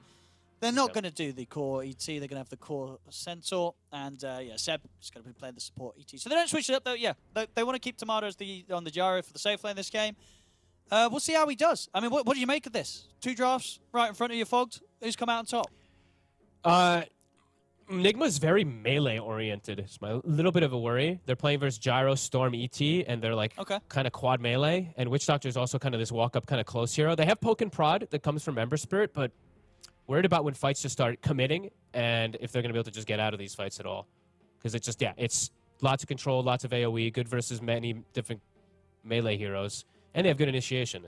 While for Nigma, their initiation is going to have to come from Sumail since they're playing the Underlord draft, who's also going Abyssal Horde. Okay, this is now twice that we're going to see the Abyssal Horde. Well, that is, yeah. I know what you say that's a bit surprising because from what else you've seen, people have been sticking with the other one. I mean, people have been doing both. I just don't. I'm still just uncertain how much this Abyssal Horde actually does because every time I see it used, it doesn't go. It doesn't hit heroes. It just runs and starts hitting some creeps. I guess you that farm up. Extra bit of gold. Maybe that's what it's for. Maybe. Oh well, there we go, ladies and gentlemen. Game 1, we've got quite the treat, I'd say, in terms of drafts. Obviously, with OG, we're going to see some Seb ET action. I think that's sort of the standout here. And then from the side of Enigma Galaxy, we'll get to see how OP this Witch Doctor really is. Kuro, ready to go with his Voodoo Festeration. We'll see how much of an issue that causes in the lane, because as we all know, it can be quite annoying to lane against. Okay, so now I got to read. I just got to make sure and see if he did take the facet before I go for it. Who? So, Whisper. So what he had taken initially was he had the Counter-Strike facet, and let's see if he does. So he's keeping it. So versus Witch Doctor, what I assume he's doing is that he's going to take so much Voodoo Festeration damage that his double edge is going to chop. Well, right? Let's see if that works out. I'm just theory crafting. Sure, because most of the time, I'm not crazy, right? Centaurs have been taking the strength for movement speed bomb, right? Exclusively. Oh, okay. So it absolutely has to be theory crafting unless he misclicked, and I don't think he misclicked. These guys are pro players, ladies and gentlemen. They don't misclick. So this will be cool because he's gonna. These guys don't. He's gonna constantly be taking damage in lane, so it's like 25%. Yeah, it could be a lot. I haven't gotten to see how much this spell does do a ton of damage. So, all right, let's see how much it does. This is cool. Let's see. And Seb, he did take momentum. It's just better overall. Yes. The other one has a lot of even good is the other one? uses. It's the minus armor from standing on top of people / minus magic resistance from your spirit on top of them. Like, it progressively gets better, you know? Did you understand? No. Every second it reduces... Okay, so every second that you're standing next to them with natural order, it reduces armor. Every time that your spirit is standing next to them, it reduces magic resistance. Yes. And when you're there, you've got both. And it increases per second. Yeah. It's pretty much just the hero is the same, but it's just strong. That's about it. Here an attempt for some early action. GH is in with the cogs. He's out with the cogs as well. Won't be able to get on top of them. We'll see the bounty runes. Going to be 2 for 2. Whisper's able to grab the 2 of them himself here. Yep. And Seb, of course, he's a big ET player. I'll be watching him a lot because I'm the nerd. Of course, the ET nerd. I mean, how's the lane looking for him? So he's in this lane. It's him and Tomato on this ET gyro. Can these two do much against GH and FPZ early on? I mean, I'm seeing 2 melee heroes, right? Yeah? Real good. Oh, yeah. It used to be a little bit worse versus Clockwork, but now it's changed because you just have so much attack speed. The battery assault isn't as much. And also, battery assault isn't really level 1 ability or anything. So, yeah, this looks good for Seb. This looks good for Tomato, shoving the waves out. Mid, Storm overall should have a good matchup, but I've seen, you know, some of these Embers playing around the slight dodges and stuff like that. Hold their own. Let's see if Sumail can.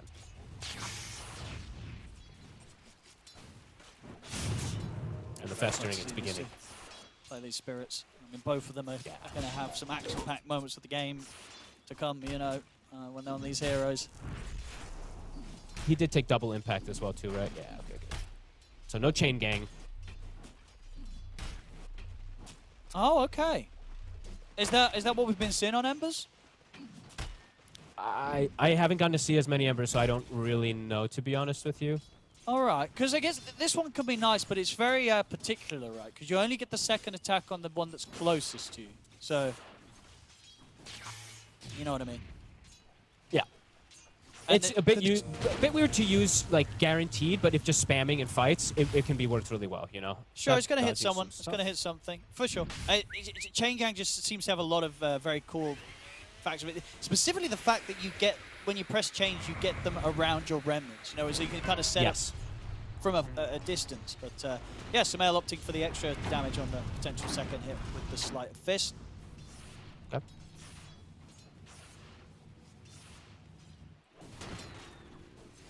So far, I mean, this bottom lane, Tomato said they played the first few waves very nicely. Tomato getting uninterrupted farm.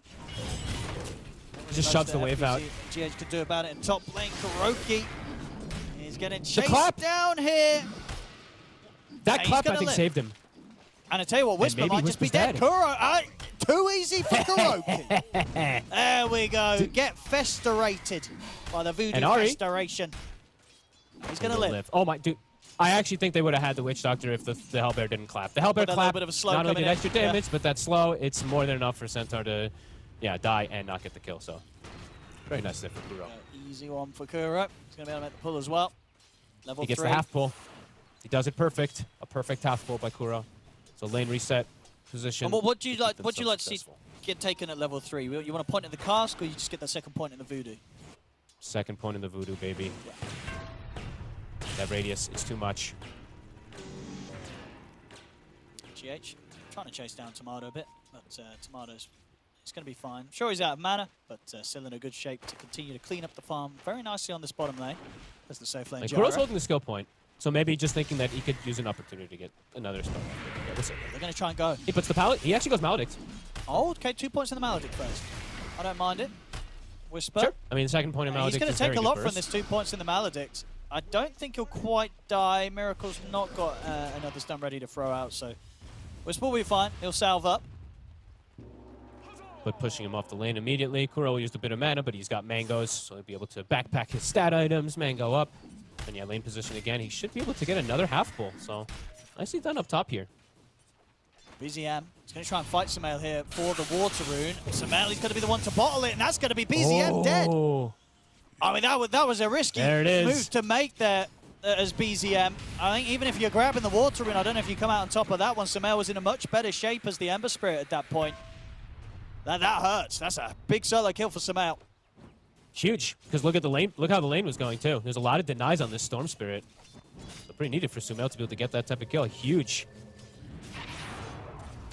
Gonna hit level 6 now. A good margin before BZM, so could even see early rotations come out from Sumail because of that to some of these side lanes or even early rotation mid. This time they're able to focus Kuro and take him down. They'll get the kill onto Kuro. See if Miracle can take down Ari in return.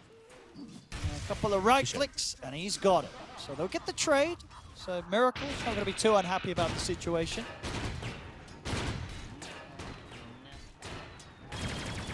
Nice huge. Let's take a gigantic barrage, but he'll be okay. Level 3 only on Seb still. I have to just keep looking mid right now. I feel like Sumail's just going to go for some type of plays because he's just sitting on wand charges and he's very close to that 6. And what's BZM got? He's going to get a refuel here needed as well from Ari. Ari will be able to step across, get him back in a bit of a better shape to continue. And Sumail just backs up, gets the refuel from the Bounty Rune. And Sumail probably telling his team right now, guys, he needed a refill mid. Look at me. Feeling pretty good. Level 6 on the corner. We're seeing, yeah, with the 3 points in Flame Guard, Sumail feeling very safe against the damage that BZM is trying to kick out at him in the lane. Yeah, he did.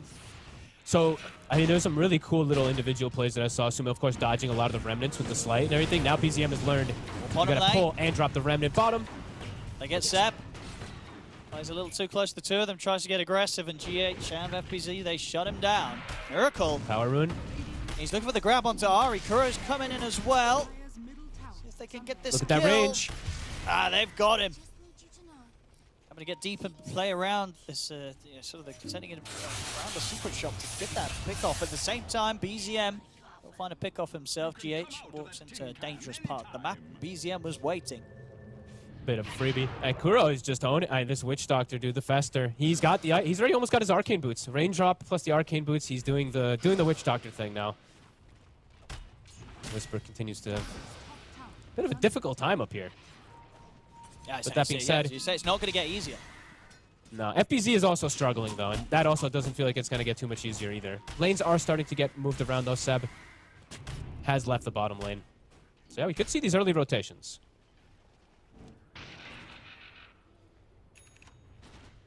Radiant are scanning. I think all in all, still great opening farm from Tomato. Gyro's had BZM. the freest of farm, nearly 50 CS. Oh. 7 minutes in. Not going to be able He to could die grab for that. this. He's going to try and get out, but indeed the chase is going to be here. Samael coming in with the rotation. BZM out of mana. Chains into play. As BZM will look to deny to the Ancients. Not going to happen. FBZ gets the last hit. Time top lane. Ari and Seb, I believe, able to take down Kuro. A risky play from BZM. He had the scan, it came up red, and he still jumped for it, so... Went for that play for the rune anyway. 2 times now. That's 2 deaths. 2 early deaths for the Storm Spirit. And that's important, these deaths, right? With the Galvanize, especially once you hit 6. And it literally hits 6, gets his stacks, and then dies right away, so... It was kind of bad for BZM. Sumail. Looks like he'll get his bottle filled up. 8-minute power in. They're trying to set up for it, bringing the supports in. Whoa, quick dodge of the Maledict there from BZM. 8-minute power into going to be top. It's a nice one. It's the haste rune. Samael, he's going to be able to head over and grab it. BZM jumps in to kill off Kuroki, but the chains are there on towards BZM. BZM, he's stuck in the cogs. He's gone. And Samael with his haste rune, he may see if he can try and go for more. He's looking over towards Seb. Seb punching back pretty darn hard, though. So Samael's not going to stand his ground any longer. He'll back off. Ooh, Ari missed the bushwhack. He shot the acorn before the bushwhack, and he actually didn't get the bushwhack connection on top of it. Perhaps a different situation if he changes it up there, if he gets the catch actually onto the Ember. Samael wants to see if he can maybe find a gank out of the top lane. He was considering it, but as it is, Whisper's playing careful. Not going too far out. Ward to scout him out. The 2 safe laners, absolute free farm. So They Miracle. Off to an excellent start, but same thing being said for Tomato. Very close early game. I'll just say that BZM's 2 deaths did hurt him a little bit, of course, because his Galvanized, he's down to 1. But they've got stacks to catch him back up. So I would say Nigma, after these laning phase, just a little bit ahead.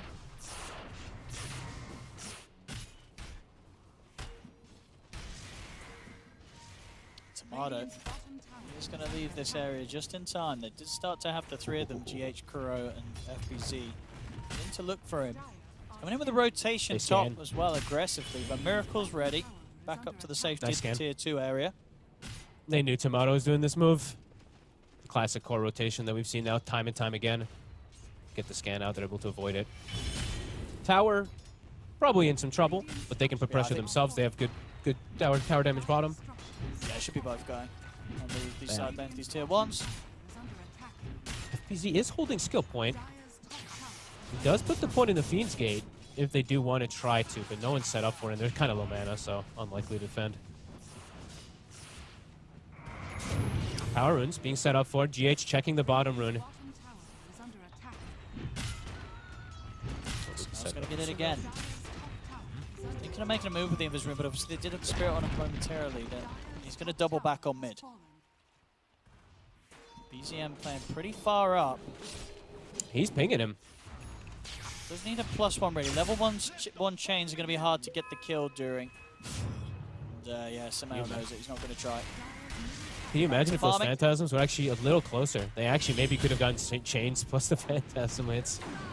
Would have been very close, obviously, anyway, but very difficult to at least get. But Tomato set up down bottom, still no level 6 on GH, so they can't commit. Pretty dangerous. I guess he feels safe because he's got Ari behind him, and he's also got Seb swinging across. Ari has got the 6 ready with the sharp shot. He's got BZM healing as well with the TP at the ready, so he's ready if they do dive him. Seb will scout it out.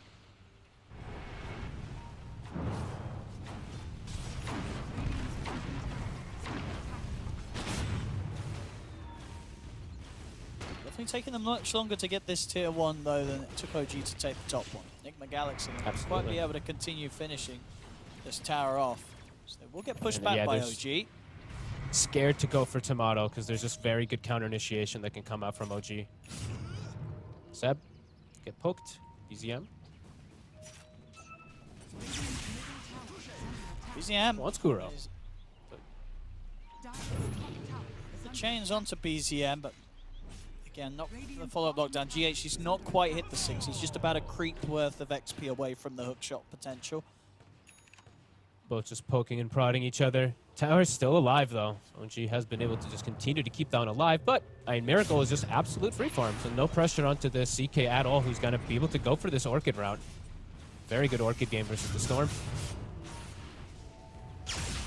Sending up for the 12-minute power rune. It's going to be BZM this time. We'll grab it and smell. Relatively low man. He's still got 14-1 charges that he's playing with. Through as well, coming Pushing in with the the arcanes. Chains onto BZM. We'll force out the illusion rune to stay safe. He's also able to step up and get the refuel further on the bounty rune. So BZM's going to be in fighting shape. GH, he'll try and start some action off over towards Seb. He's got the hook shot. Cooldown's coming in from Tomato. Will cause them to be a bit careful about how they continue to try and push for the kill. Seb is going to get the space to back away. FBZ's come in with the Twin Gate, has the root, but again, at this point, it's a bit too far for the rest of Nigma Galaxy to try and force the kill. Very awkward from Nigma there. They even, I mean, even Sumail came over. Sumail hasn't hit a creep in 2 minutes, I don't think. He's just been kind of running around, and you're seeing the net worth kind of reflect it.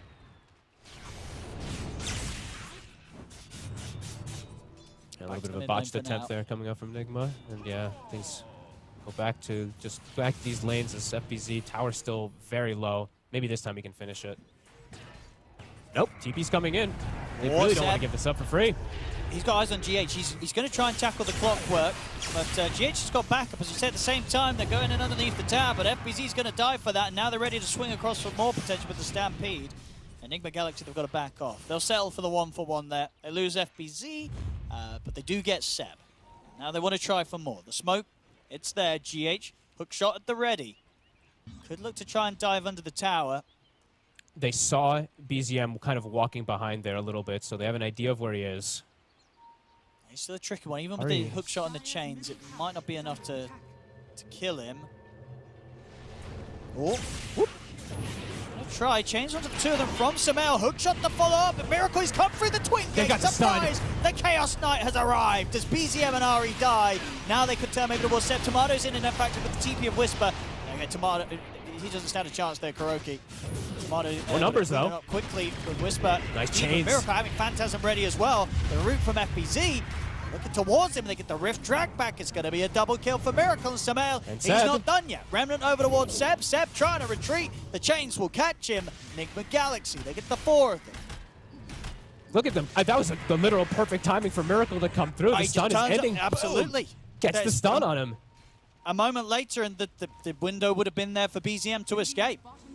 But just in time. Another death. I mean, BZM has still 1 Galvanized stack. I think this is the least Galvanized I've seen for a Storm Spirit at the 14-minute mark. Just keeps dying. And he's going to have to deal with an Orchid any minute now. I mean, Miracle's pretty much got it done. It's getting very close. It's getting harder for him. And the levels as well. Miracle, he's about to hit level 12. Yeah. In fact, he'll have it if he wants to go grab that Wisdom Rune. We'll see if... Nigma's playing this so far really nice. Yeah, 3K lead. 12-6. Yeah. And I like the itemization so far. I mean, it's not like super out of the ordinary or anything, but yeah, just your Orchid Armlet. You have it done already here on your CK versus the Storm. Sumail's got the Mage Slayer, so it's going to be very good versus both the Gyro and the Storm Spirit in the team fights. All right. Yeah, Sumail still has not really been hitting many creeps, but now showing up to bottom, he gets those extra successful kills and back up to that top 2 net worth. I'm going to see OG smoke up. You definitely feel like from OG's perspective, that they've got to find some action. They've got the blink on Whisper. See what they can get. Kuro, they'll settle for him. Now this blink on Whisper can start to change things a lot. Now they have these ways to start fights a lot easier on the side of OG. Nigma might want to fight back because Sumail's got an amplified damage room. Seb, he's gone. Yeah, the rest of OG, they've got to get out. So they make that move. It gets them a support kill, but in turn they lose a support themselves. Sumail, 4-0-5. And GH, another hook. He has a Spirit Vessel. It's a fair bit of damage. Fist in the second, and indeed Whisper, he's trapped in the cogs. He can't run. Nigma playing really, really well. 4-1 and 5 on GH. The only death he had was when he walked up into the high ground versus that Storm, too. And now getting tower push going. And these next few moments for OG look a little concerning if they don't start getting their act together in these fights and just get some pickoffs. You know, if they're split up, they're going to get picked from these CK Orchids and these Clockwork and Ember. Yeah, they just run. Movements are working perfectly. Now. Enigma Galaxy there, ready to go for anyone that shows themselves. BZM does have Orchid. He does have a regen rune, so does have good kill threat. The problem is heroes are a little bit tankier now. CK fairly tanky, at least the cores, right? These 3 cores are not going to be easy for the Storm Spirit to now bring down with an Orchid. Even Sumail, he has Mage Slayer. Lovely stats being made here as well by Kuro. Okay, Oh, yeah. knocks up the Ancients, he actually gets unlucky on. But then, still a triple stack for them to play with. Sumail cleaning up the gold. Yep, and he's Greegering. 620 already saved up, so he's pretty close to having that Glimmer already finished up. Actually, I mean, he pretty much does have it if you'd like to consume, but we usually see people wait until like 25-ish. Or further, of course. Well, level Try to 25. hang on to that as well. 25 minutes, sorry. My bad. We'll see. I didn't think I had to emphasize that one. If you want to hang on to it till level 25, Level I wanna- 25. Good aggressive wards. GH actually able to get a sneak in. Gets 2 deep ones placed out. Or BZM. Checking to see if anyone's hanging around here. It's not going to be the case. I mean, Enigma Galaxy, they're ready to back up some Sumail. You see, Kuro and GH, Oh, yeah. they're here on guard, ready to help him if anyone does try and make a move on towards him, which you'd imagine is probably going to come soon. They're probably going to want to try and kill this Ember Spirit. He's 4-0-6. This Ember Spirit, flawless game so far from Sumail. I love that we're seeing this a lot, though. We saw it in the last game as well, too, just the 2 supports sticking with the Spirit, right? Let the other 2 guys play on their sides, whatever, and then just, yeah, keep your supports just chilling. Yeah, that Spirit, because he's pretty much the only one that wants to make those early aggressive moves still. CK and Underlords can just catch up afterwards. And he pretty much has Maelstrom done, so his timings are being hit very nicely. He's actually in the same farm as the Gyrocopter. His bottom tower is under attack.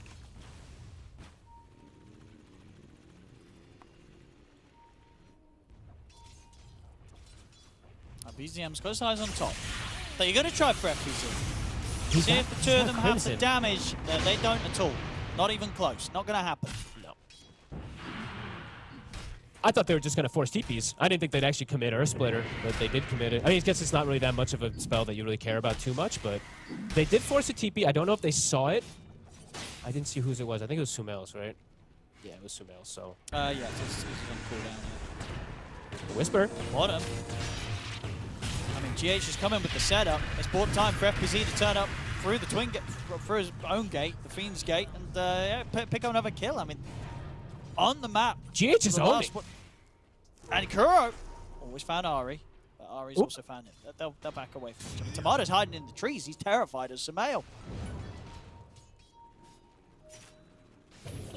Now I'm just watching this little clockwork run around the map by himself, just finding things. Like he's literally just making things happen. It's a treat to watch, and they have such good vision because of like this advantage they got. Like they're seeing everything. They just saw Ari walk out mid.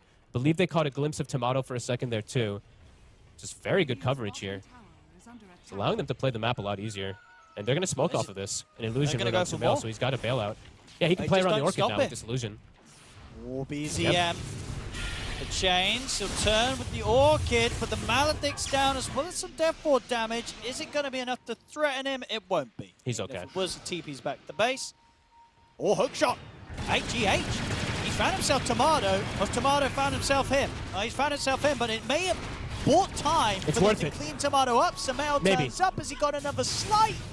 Oh, it's not enough damage.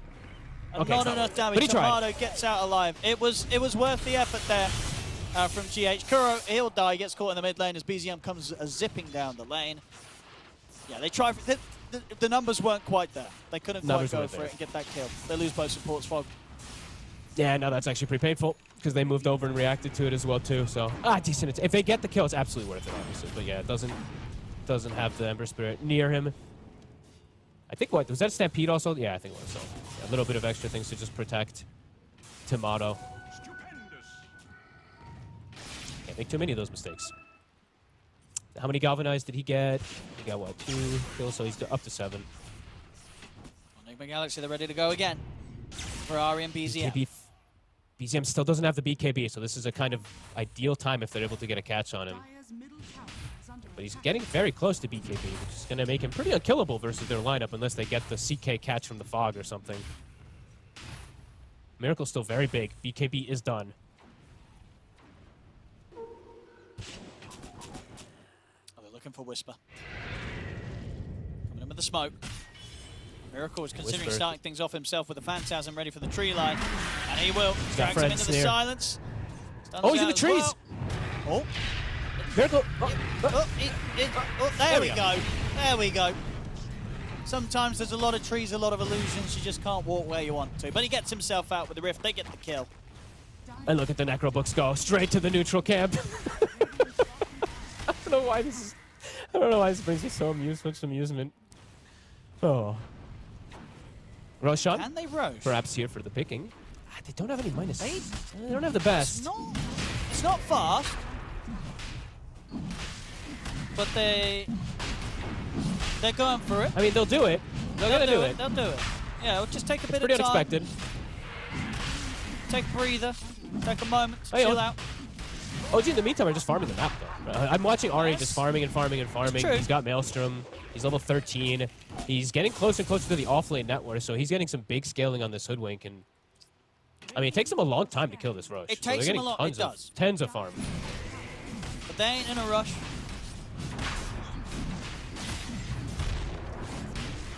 They'll get it. So There we go. Mike- Give that to Miracle, actually, not Samuel. Alright, get that on the CK. Miracle's having this fantastic game. The few things I will say is they do have very good ways to clear Phantasm this game. Some of the games that, like in the Watson game, the last one, they had no way to deal with illusions. This one they do. They have quite a bit of ways to be able to clear them out. So as great of a game it is, he has to keep consistent, has to keep himself having this great game or it could quickly turn. And OG, I mean, they're in a comfortable spot to be able to scale. They have very good late game scaling with this ET Hoodwink Gyro Storm is very threatening. Radiant's bottom tower is under And I attack. think OG knows that. I think they're very happy with just kind of farming. Radiant If the fight comes to them, if they go a little too far on the side of Enigma, they'll probably take it on the side of OG, but maybe waiting for one more timing. Maybe the BKB on the gyro and then full fights. Because they are very farmed. And Ari has a Gleipnir. Actually finished up already, so it's super early to have this on a 4 position. Level 14 as well. Radiant's bottom tower He's about to has take fallen. over the farm of his own Centaur. Dire's top tower Yeah. is under attack. Yeah, it's a very good hero versus CK. If we're able to get that farm on a Hoodwink. Smoke time from Enigma Amp Galaxy. damage. Looking for action around the mid. Dire's top tower Yeah, they have an amp damage on Sumail with his Gleipnir also finished, so big timing for them. Oh. Ari. All right. He's going to get He gets found. caught. Great kill. He spent his gold, but a good kill nonetheless. Can they turn it into anything is the question. Maybe at least a tier 1 top. And get that push. BZ. BZ out. Here. He's out. are scattered. Let's try. Radiant's middle Miracle's Can't really turn pressuring that tier into 2. anything. Yeah, okay. Okay. But he has to be careful. He has BKB, but there is a splitter to stop his TP. See how he plays his way out of this one, Miracle. He's got a missile heading his way as well. He's got GH by his side, but that's him dead Like, one. they're just going to drop... Are they going to drop splitter here? Let's see. The rest of the team's turning up. They've come through the Fiend's Gate, and they'll back off. So they're only losing the Aegis here, nothing more.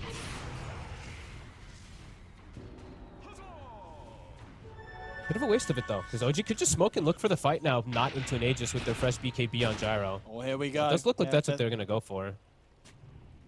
Feeling strong, so if they want to get Tomato involved in this move as well, you'd certainly imagine it. They may just focus on getting the tier 1 tower down first. Tomato bringing the creep wave in. Shot the tower, and then we'll see what they can go for. Enigma, they're focused on the top lane. Trying for the tier 1. We'll see the smoke come in from the mid now that they have Tomato joining them as well. Actually, no, they don't. Sorry, Tomato's he's pushing the tier 2. Doesn't want to be a He's part of shoving. this, but this may mean that Enigma Galaxy don't expect this move from OG because they see Tomato pushing in on the mid. They see the Spirit returning at the least, so they know he's at least in kind of this area. For a ton of damage. I mean, Tomato nearly got the whole tier 2. Reactions are being made. Yeah, they're Sumail backing is off still- Enigma Galaxy. They don't want to be here any longer. Sumail is sticking around for a second. Alright, he jumps away. Ooh. Looks like they felt that they may be able to find some else sticking around, but yeah, he was straight out.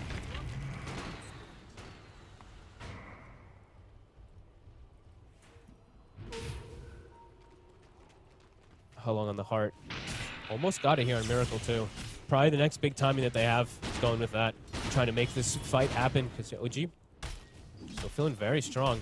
It's just the amplification that scares me with the ET and everything. That's what my concern for Enigma really is the ways that they have to be able to clear the Phantasm, and then just it's the ET that makes your late game absolutely terrifying. They're still getting good farm.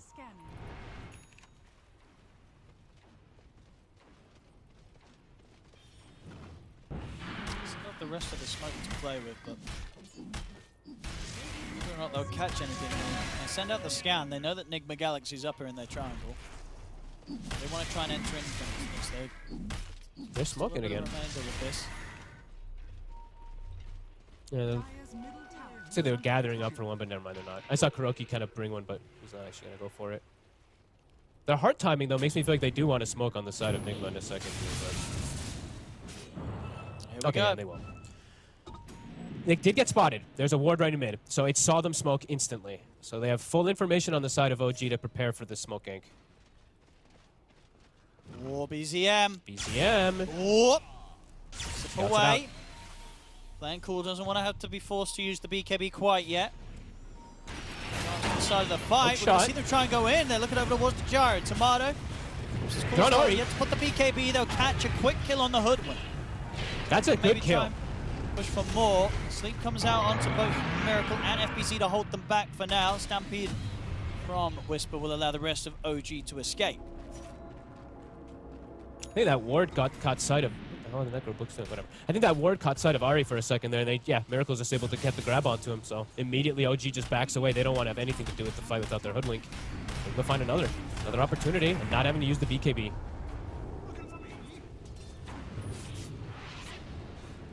Smell making good progress towards his own. Whisper and Seb. Whisper's got the lead in. Minus a chance to start this. Kuro turns with the Mallet to the cast. At the same time, from the high ground, Samel's coming in over towards Seb. Jump forward, they're with the silence on a Samel. They turn with the Vortex. Samel continues to stand his ground. He's going to get Glimmer. Jumps over to the side with the Ogre Seal Totem, but he is dead. Samel is gone, and now PZM, he's ready to clean up more. Jumps in, gets the catch onto Kuro. It's 3 dead on Nigma Galaxy. And did you see the side Tomato lives versus the double gank? Gets ganked from GH and from Miracle, pops BKB, kills Clock, and then runs away at super speed with the Afterburner. Oh, that's not what Nigma Galaxy wanted there. No, that hurts Sumail's perfect game so far. 5-0 and 8, now 5-1 and 8, and that BKB is going to get slowed down a lot. Another catch, perhaps. He's looking for the setup. They're in with the jump stun as well. They're straight in on top of FBZ. He'll bounce up to the high ground with the Ogre Seal Totem, but they'll chase him down, get themselves another. I mean, Miracle, he'll find Whisper, or maybe Lotus. No, it doesn't matter. Chaos Bolt stun damage enough. Will secure him the kill. So Miracle able to clean up something in return out of all of this. But they lose a lot. They lose tons of heroes, and it's Miracle top net worth, but his other cores are starting to fall further and further behind. I mean, CK, very strong hero in this patch as we've seen, but as I was mentioning before, there are a lot of different ways for them to deal with Phantasm as game progresses. Besides just natural itemization also from something like Gyro, his next items, the next 2, are the big ones. Right now he's got all the survivability in the world, decent damage, but once he gets Butterfly in particular on Gyro, that's when it's like the game becomes very difficult for someone like CK. Yeah, he can go Bloodthorn, but it still is, it's complicated to just stick onto something like a Gyro with that. 25 seconds till we'll see when the Roshan's back up. Nigma Galaxy can Sumail needs this BKB. Forced out, they might be able to set up for that second Rosh. Sumail needs this BKB before this Rosh. If he can get this before the next fight, that fight can look good for them. If he gets caught, it's going to be a big concern. He's, what, 600 gold short, 500 gold short. And the fight's already coming for them. OG smoked up on their way towards Tomato Nigma massive. Galaxy. Tomato has the Satanic now finished up, so hard for them to ever focus fire him at all. Satanic, sorry. Satanic or Satanic? My bad. Satanic. Oh, in the trees, Kuro's hiding. He's got the cast, he's ready with the Death Ward, he's going to voodoo switcher as well, but they've made the jump over towards the turn, and Tomato's going to burst over, he's able to get the BKB off. Sumail jumps in, they're trying to focus this gyro, but this gyro is too strong. Tomato turns it towards FBC, the buyback comes out from Kura. See if Miracle can get another grab here with the Rift, looks towards Tomato. Ooh, he's able to drag him back a little bit, they get the stun and the silence onto him. GH closing in as well with the jetpack, the clock's down. They've caught Tomato, Miracle in with the damage, they bring Tomato down low, they take him out. Nicely done, and it's with that Roche now spawning. I mean, it's a long spawn, but they're also going to get Whisper. The whole time, Kura and Sumail were kind of dancing around with him around the twin gate. They get the kills. Yeah, Roshan not to be up for another 2 minutes or so. They did have to buy back on Kura to make that fight work, but they certainly made it work. They get big kills. They get Tomato. They get Whisper. The hook shot and everything was really cool, too. The Cogs kind of trapped everybody inside with Miracle, and he actually has so much lifesteal. He was able to just stand his ground and not take damage from the gyro at this point yet, so way too much sustain. They might try and get a high ground push out of this. I mean, there's 40 seconds, no Tomato. Hook shot Nice in GH. try. He's trying to get the catch on a Seb. Creep waves in the way. Up top, Sumail. He's trying to stand his ground a little bit. He's, in fact, with the climb here, he's kind of doing it. He's bringing BZM down low, but the shield broom was there for BZM. BZM got the pullback with the vortex. The hammer comes down onto Sumail, but BZM is in trouble. GH cuts off his escape. BZM's Look at dead. Sumail go. Sumail does not go down. Easy. Oh my god. He doesn't, but I can imagine. He's probably saying ease right now. Same time, the bottom lane, they're losing the base. The barracks are being taken. Miracle too tanky. They went for a risky play there on the side of OG. Rather than trying to hold base, they go for a kill, and that went it turns on them horrifically. completely. Absolutely horrifically. They lose a set of Rex. Sumail gets a double kill. OG, they're suddenly 7k behind. It goes horribly wrong for them. Perfect timing for everything to kick in. Sumail back in state, back at the top. CK now maybe able to get that itemization. Gyro slowed down massively. The king is back. That was sick, 2v1. And now Roshan Fighting is through. coming soon. 20 seconds. They check it again in 20 seconds. They'll see that it's up in 20 seconds. And so far, I mean, I was mentioning Ari's net worth a lot in this game. I haven't really felt it, gotta be honest. I feel like they've been getting on him a lot on this Hoodwink in this game. GH's net worth overall is almost the same, and I felt a lot more of GH's impact in this game so far. Yeah, GH has been doing a lot. And making some cool stuff happen with that jetpack that he was able to get early on from the Tormentor. Roshan's on. Amplified damage room in the grid. Leave a team of vision on it right now. Oh, a little Pauzerino.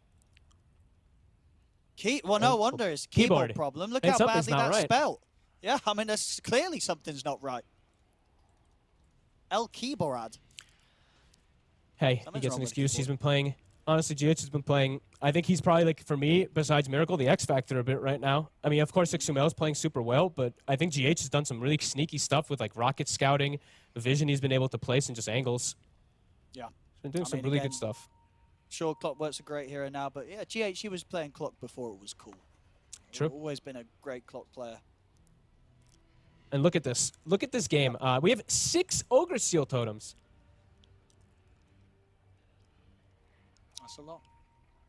Pretty good item. A lot of Ogres and Seals died for this. I think. Is that what this is made out of? Is that why it's called an Ogre Seal? I don't know. I don't know the lore. Let me mouse over it. Oh no, it's just because you flop like an Ogre Seal. There you go. Yep. It's not made I didn't out know of that they ogres added or an seals. animation. I didn't even notice. Apologies for Look at that. Misinformation. Don't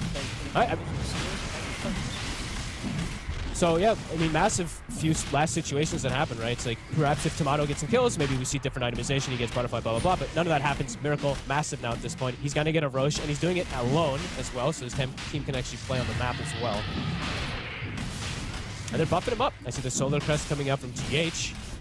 Make sure that he's just gonna be at maximum. Now, if there's a Tomato, it doesn't need those 2 items.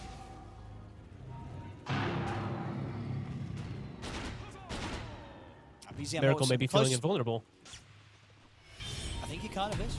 Yeah, 8-0-4. Yet to die this game. They can't touch him so far. Whisper.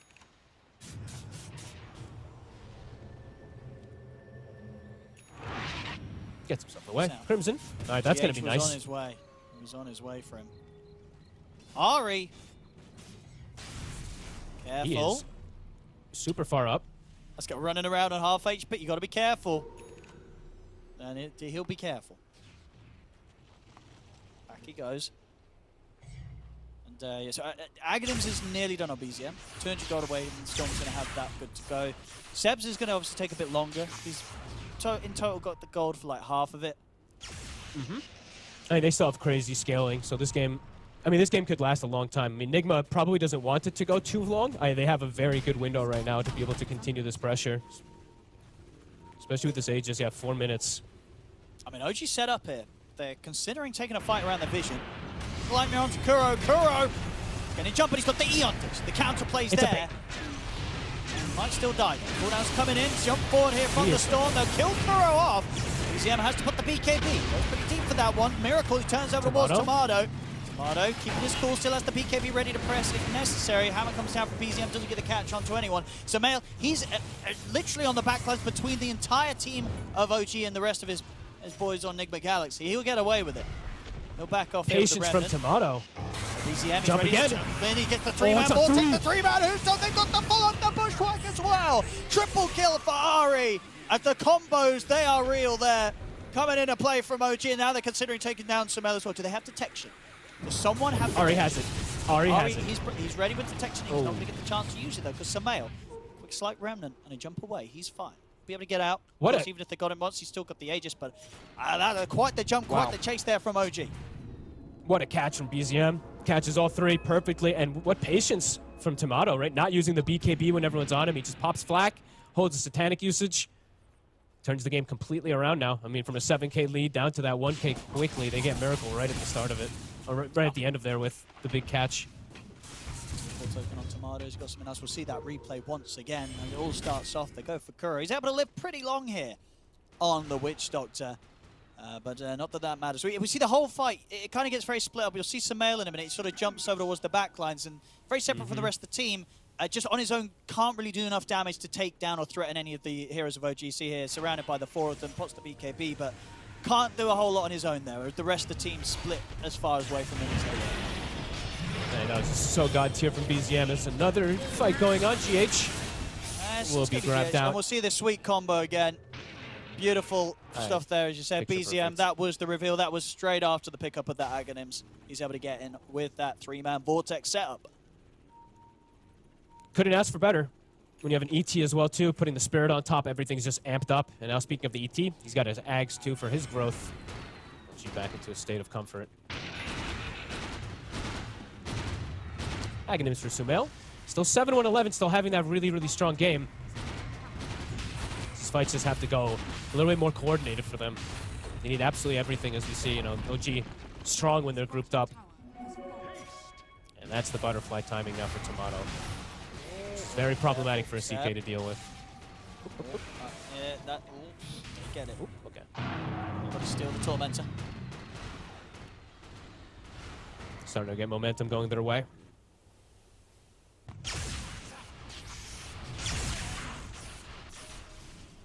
Timeless Relic for Sumail. That's the nice one. Best thing he could have got.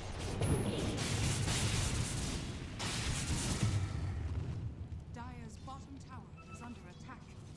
Radiant Nice play from Seb, using the shard to its best possible thing. Just keep his back, stomps back in. Still able to play around here as 4 while RAD pushes. Sumail maybe considering to try to dive past him and catch, but it's a risk.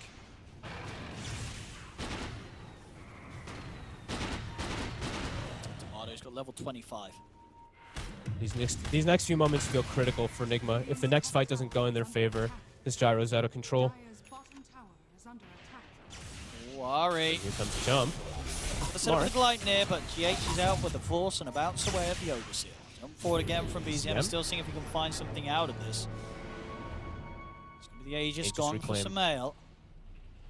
They've spent their gold as well, too. Sumail. He jumps into the entire team. He's got the BKB. I think he's going to want to jump straight back out. I mean, he's going to throw another remnant down. Miracle's coming in. They're going to see if they can make this work. They look for BZM, but BZM's able to zip away. Oh, 20 Tomato, HP. BKB is standing his ground. He's healing up as well with the Flat Cannon and the Satanic. Getting onto Miracle's ready to fight. So then he's caught by the root. They're able to drag him in with the rift. They get the stun as well to follow things up. They brought down Tomato. They'll turn towards Whisper. They'll get the Centaur as well. Patience from Miracle. 90 seconds, no gyro. He waited and waited with the Phantasm. Waited for his usage to wait for this gyro to get out of position, and he was. Nicely done.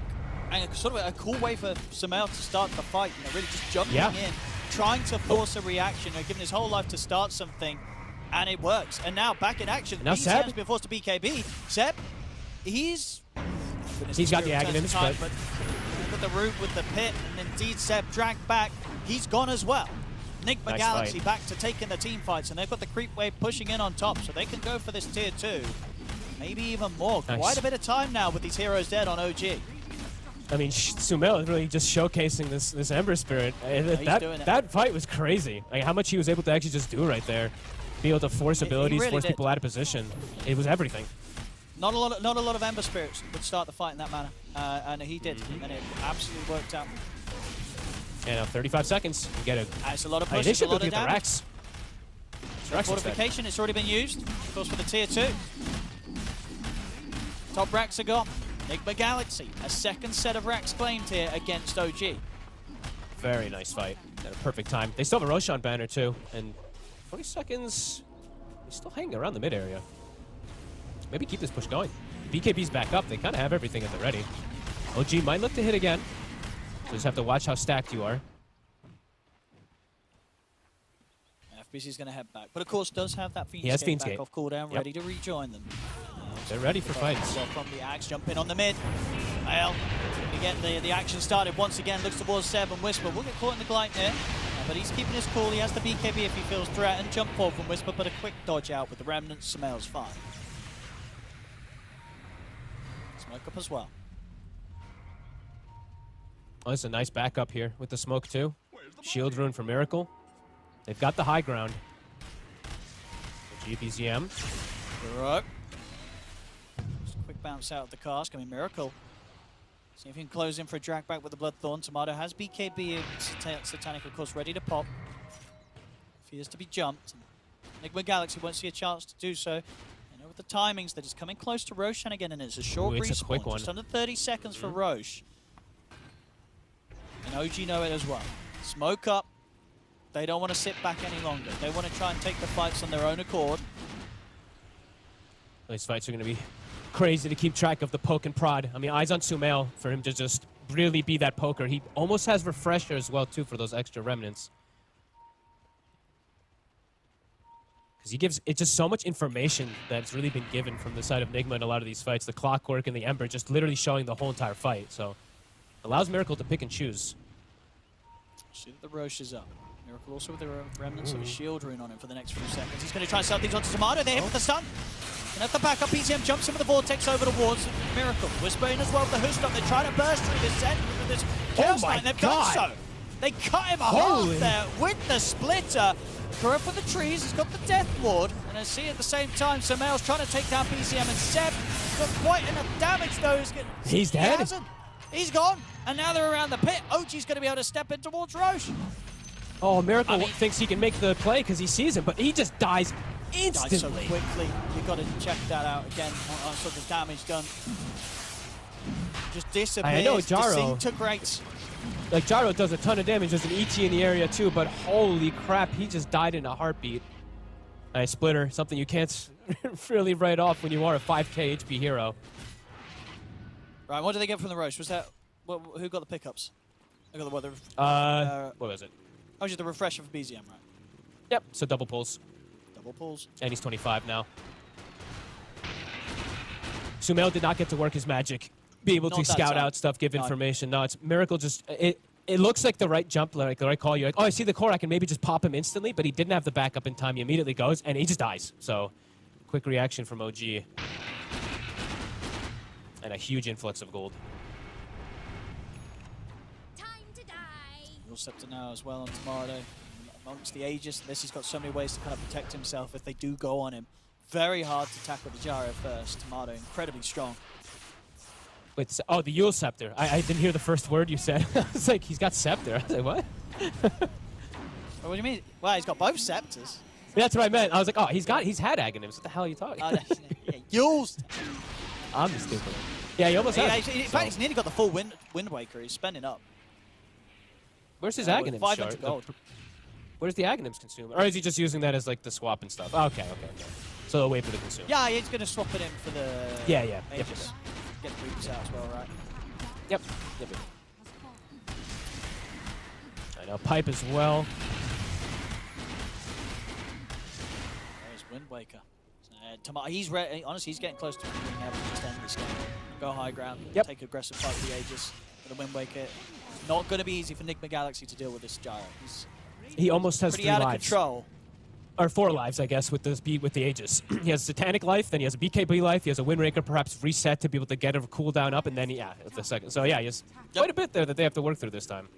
And then when Whisper's got the Aghanims, he's going to have a 4th life. With the workhorse. I mean, in time. I mean, Whisper has literally taken the biggest backstep I ever feel he's taken. He's literally like the full support centaur this game. He buys a late game pipe and everything, too. It's definitely working out for them, so why not? Even though I honestly, Ari's been a little bit more quiet than usual. It still is, the right choice to make.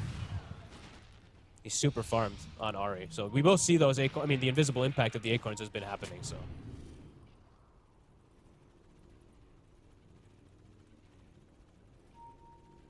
All right, Nigma Galaxy.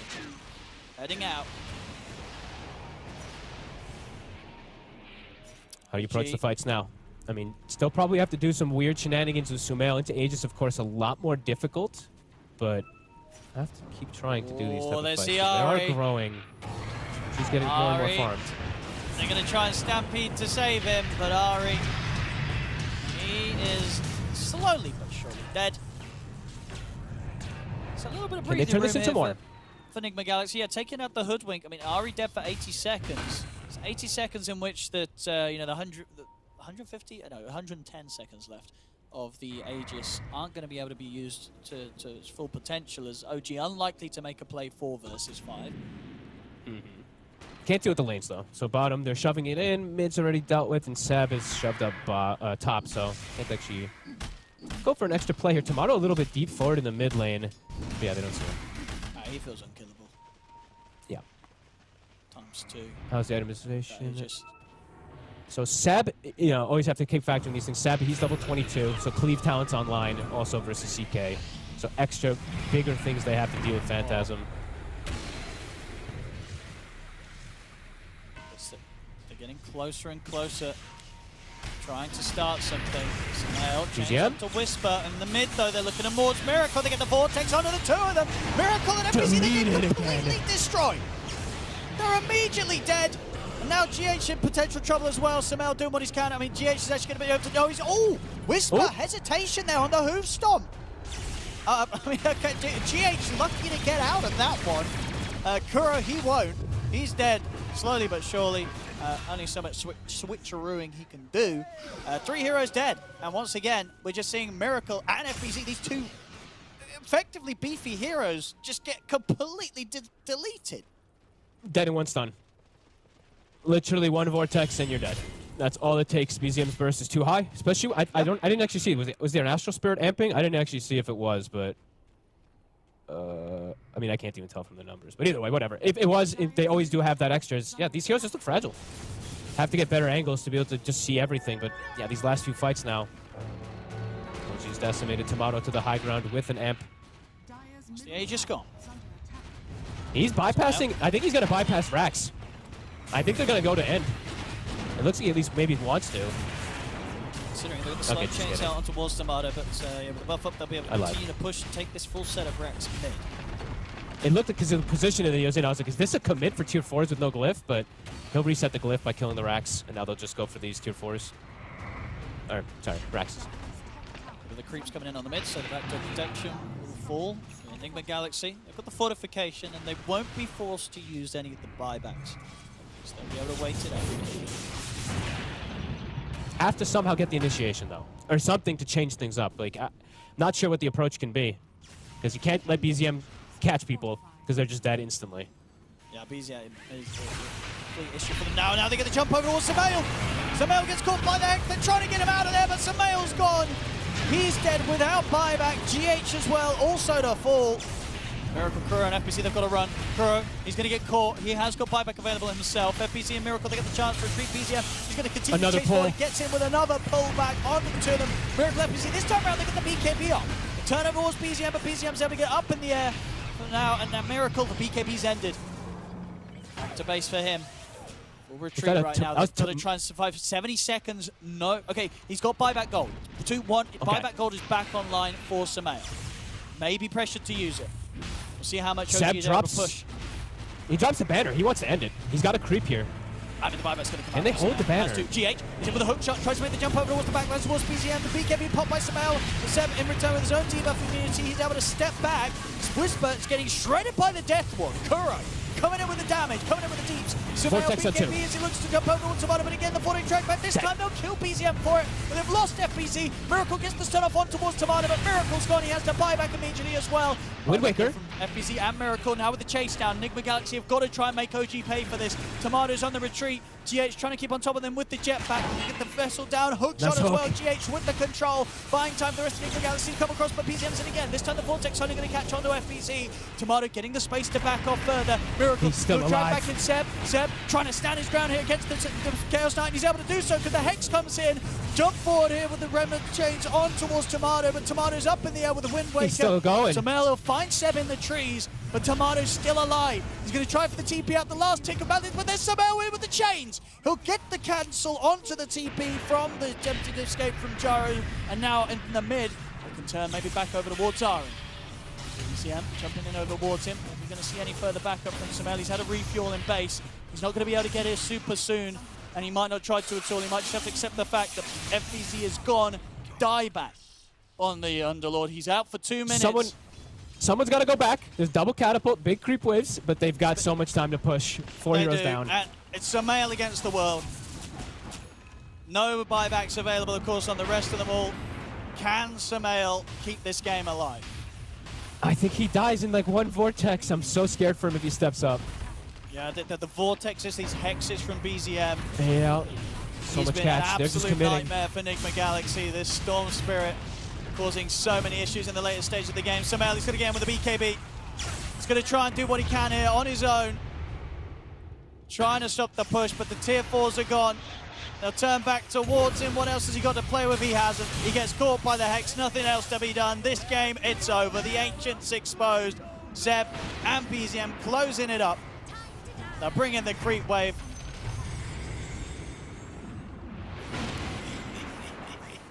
I mean, 10 seconds to Kuro. They're not making it. He can't do it anymore. It's Discuss GG for the is next. called, ladies and gentlemen. OG will take this game 1 against Enigma Galaxy. An exciting 53 minutes. Quite a game. Quite a game. But Very at the end of back it all, and I got it. Just BZM. This Storm Spirit, show. these vortexes. He gets the Ags online, and then the game seems like it was over from that point onwards. Each and every time, getting these jumps and making these fights impossible for Enigma Galaxy to play. They could not deal with the Storm Fog. No, it was a bit of like the Sumail show before that too, with like his Ember Spirit plays like 7-0, then the Aghanims 1 catch, the triple, then the bottom play as well too. These back-to-back, it was what, like 2 or 3 fights in a row that OG get those back-to-back big cleanups. And Miracle, after having a pretty flawless start, ends up 10-5 too. Those last few engagements, he just dies instantly. I don't think he expected. I don't think anybody expected it, because it's 1 vortex and a 5,000 HP CK died. Yeah, the sort of the speed they were able to take him down, I think it caught a lot of them by surprise. I mean, do you think there was sort of a window earlier where maybe Enigma Galaxy could have gone for more? You know, where sort of outside of, you know, kind of before the fight with BZM comes a big time with the Aghanims Vortex, do you think things started to slow down? I think they're actually in a good, that top fight that they win, like right before the Gyro gets Butterfly, and I mean, that's a really good position for CK, because these big talents and these levels aren't hitting for the other heroes that deal with the Phantasm and stuff. And then the Roche thing happens. I feel like when Miracle tries to go for this poke kind of play, I mean, he dies instantly in the fight. Like, they end up getting Roche. They get so much out of it. So that's probably the play, because they were what, 2 racks up, 2 sets up. So definitely a window for them to be able to try. This is a much closer game than I expected, I have to be honest. Oh, it was. It really was an absolute banger, really, to start this best of 3 series off. OG, these late game moves. We see that it's pretty much the beginning of the end, the beginning of a long drawn out end. I think the game went on for 20 minutes after this. But yeah, perfect turn up from BZM with that Aghanim's. And Like here here, again, probably. another instance where Miracle is getting jumped. It even had sort of the shield rune. It didn't matter. It didn't matter. They just delete him before he's able to do anything, Fog. And I think this is, I mean, there's, yeah, you can probably say a lot of other places as well, too, but this is probably the most important one because with the shield rune, he died that fast. I'm sure he was like, wait, what? I'm dead that quickly? Okay, well, that's insane. So that probably caught him off guard. Either way, a pretty good showing, I would say. I was very happy with a lot of the movements that they did early on. Good pressure plays to be able to shut down and stuff. I just think, yeah, OG, they had the lineup that scales really nice. They had good itemization, and they got to this point where, yeah, one catch on a CK, and he's just dead from full to zero. ET power, man. ET plus Storm late game. Yeah, it looked very, very good. And for reason to believe, I think next game, OG, they don't really need to stray too far from this sort of draft. No. Yeah, sort of outside of kind of the BZM show and such. Tomato, his farm on this Gyro, fantastic. I think that lane set up at the beginning, having Tomato and Seb on this Gyro ET, it did cause issues for Nigma Galaxy's lane very early on, right? Because Tomato, he got free farm. The scene was sort of set for this Gyro to have a very easy game when it came to just staying ahead in farm the whole match. Yeah, I think that's why I was probably the most impressed with not most impressed with him out of the whole game or anything, but very impressed with GH's movements. It was a tough lane that ends up coming out to him making a lot of really successful movements and getting his team in a good position. So yeah, I mean, I'm looking forward to this next game. I think OG, they got very, very strong heroes, but they also got a lot of very comfort ones. Sure. And for the side of Nigma, they got a lot of comfort ones. It's just a little bit more crisper things, and this game could have been theirs. Well, a lot of fun was certainly had in this game one. That's for sure. Definitely for myself and Fogged, and I'm sure for you lads and ladies at home. Quite a brawler of a match, back and forth, just as you'd hope to see between these two teams. And that's the great part of it. We've got so much more yet to come. That was just game one. OG able to secure. But we'll see if Nigma Galaxy is to come back in game two and can maybe draw out that game three. Or if maybe OG, this was maybe sort of the warm-up. Now they're in position to clean the series up. As I would say before this series, most people would expect. Seeing OG with recent results, quite the team to beat. But Nigma, they came close. See if they can come a bit closer in game two. Don't go anywhere, ladies and gentlemen. The series as it stands, 1-0 for OG. The official headset of PGL tournaments. Now, with a wireless version. Experience unparalleled speed and reliability with the latest wireless technology, advanced hybrid ANC, and built-in EQ for your favorite game. Designed with elegance and durability, and extreme noise-canceling microphone. Always stay one step ahead with Aspire Wireless.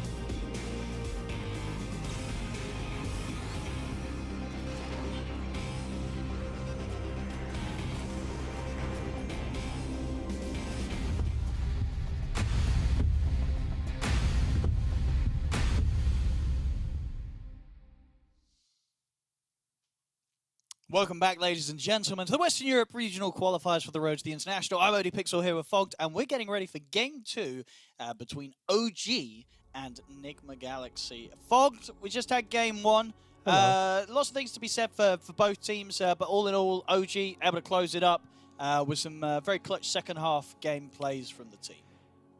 Yeah, no, absolutely. I think Enigma did play. I think they played pretty damn well early on. It's just a couple of these fights, a couple mistakes, ends up causing some big mistakes. I think as the game progresses too, it becomes a lot easier to make these mistakes look more apparent when you're playing something like CK. He's playing in a hard game as it gets to the later stages as a CK. There's a ton of control, ton of stun, ton of damage.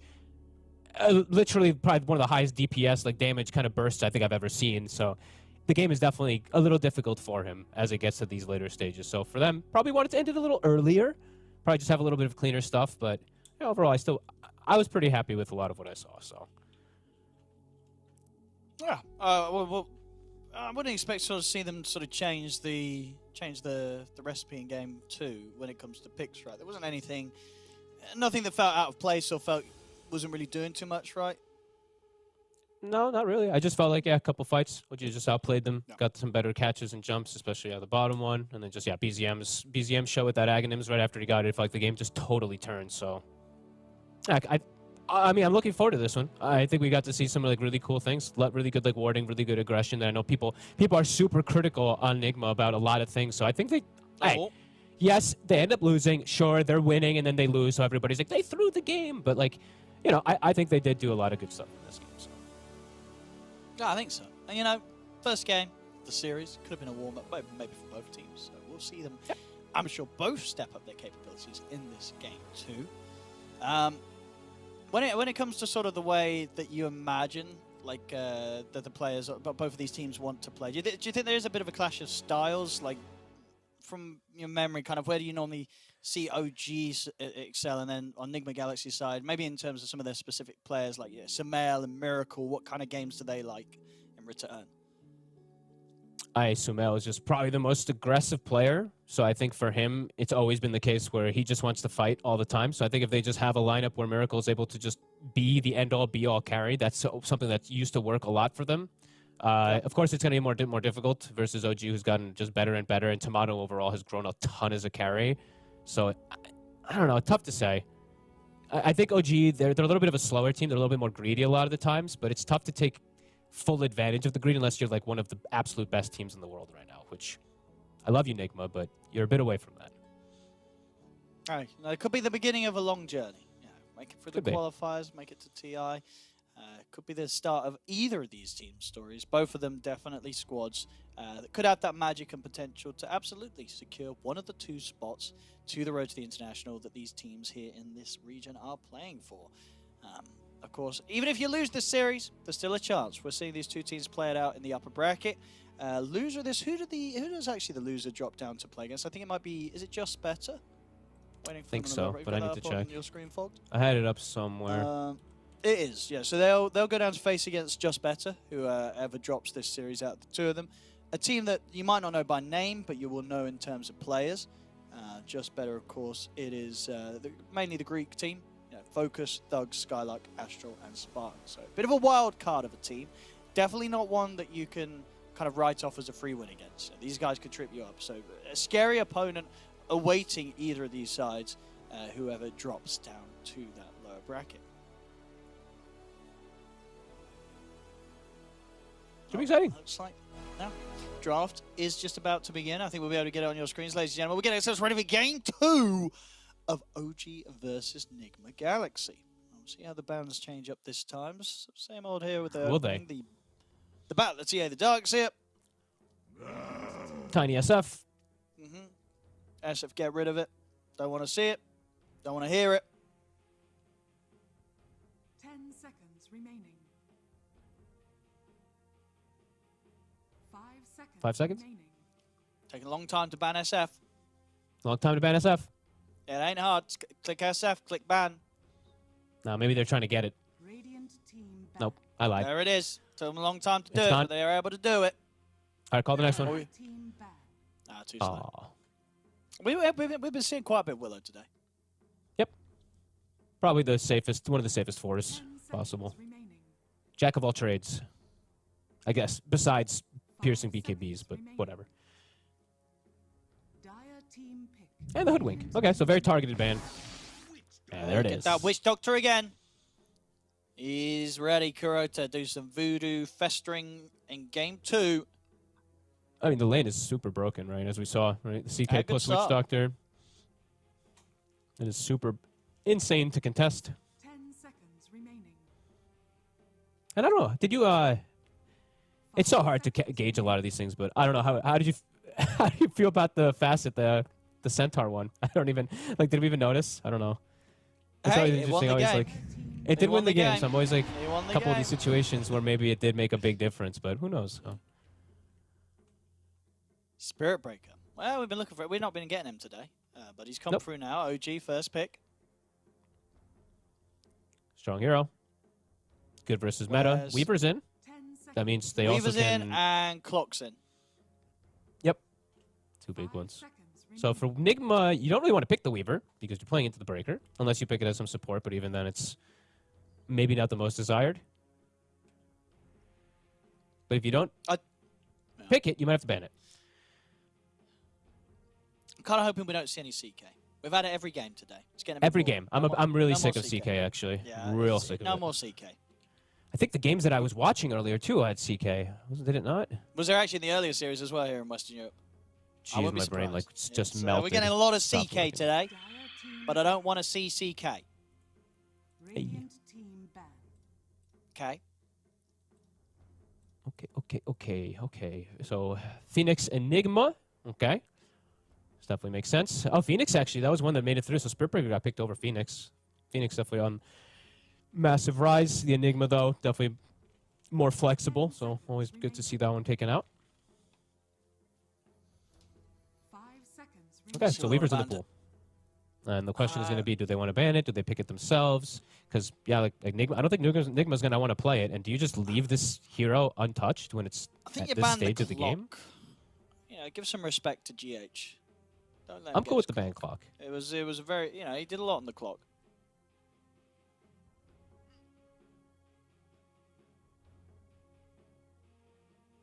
Radiant team pick. They'll ban Samel's Ember. Dire team pick. I did pop off on it. He So. did a lot. Okay. It's gonna be Storm And- again for BZM. All right, the challenge is on. They've got to beat this Storm Spirit. He did so much in game 1. He did so much in game 1 after the early game. So I think that's the other thing that they're looking at is he actually had one of the harder early games I felt like for a Storm. He had one galvanized stack at like like almost level 10 or something. So I think banning the Ember, they're trying to set up BZM for a better early game so he doesn't struggle so much until he gets to that point when he's a god. Because he did really struggle until he got to that point. Look at the puck. But now he's gonna have to So play that's- versus the puck. So We saw the puck 10 seconds. tried as an answer to the Storm already today. And that definitely was the game right where the Storm had a very slow opening. Took him time to get there, but did eventually win the game. yeah, he started 1-7, I believe was the score in the Yeah. game, and then he ends up like a pretty decent. I think he ends up actually like 2-8 on no one, but he won. I think he did good. He did good in the lane. He beat the puck, but then they just constantly set up for him, and they constantly were able to find him. So Let's have a look. OG.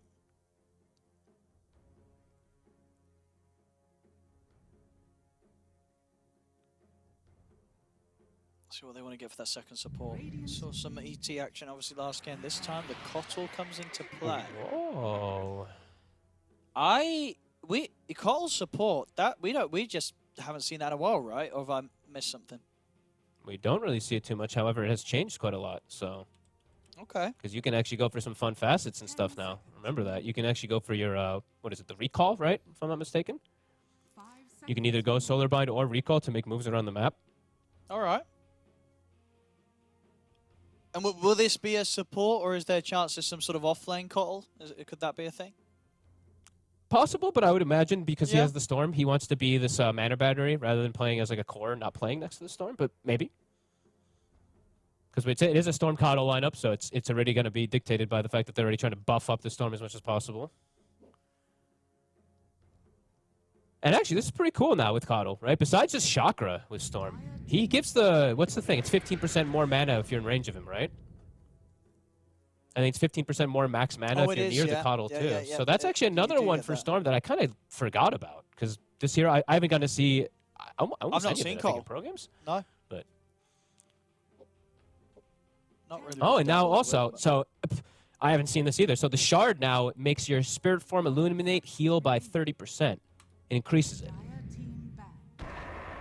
Okay, so I mean, definitely some changes that have happened for this Coddle, and now they're looking for more pairings where the Coddle looks good as a support. So now it could even be 5 position something with a CK. A little bit weird, but with a CK can make it work Radiant team because you've got the your Chakra Refresh spells and everything like that, and he's got an innate grab. You Interesting know what pick. would be really cool here? What's that? Coolest of cool. A miracle Tango? anti-mage. Oh, they're gonna ban it. Maybe now with Spirit Breaker 10 actually. seconds remaining. That's true. And because they did ban it last game. 5 They did. seconds And remaining. maybe indeed you just don't want to play it because of that. But it's you just tunnel vision on the Storm and the Coddle and you're thinking, Radiant yum, yum, team yum. banned.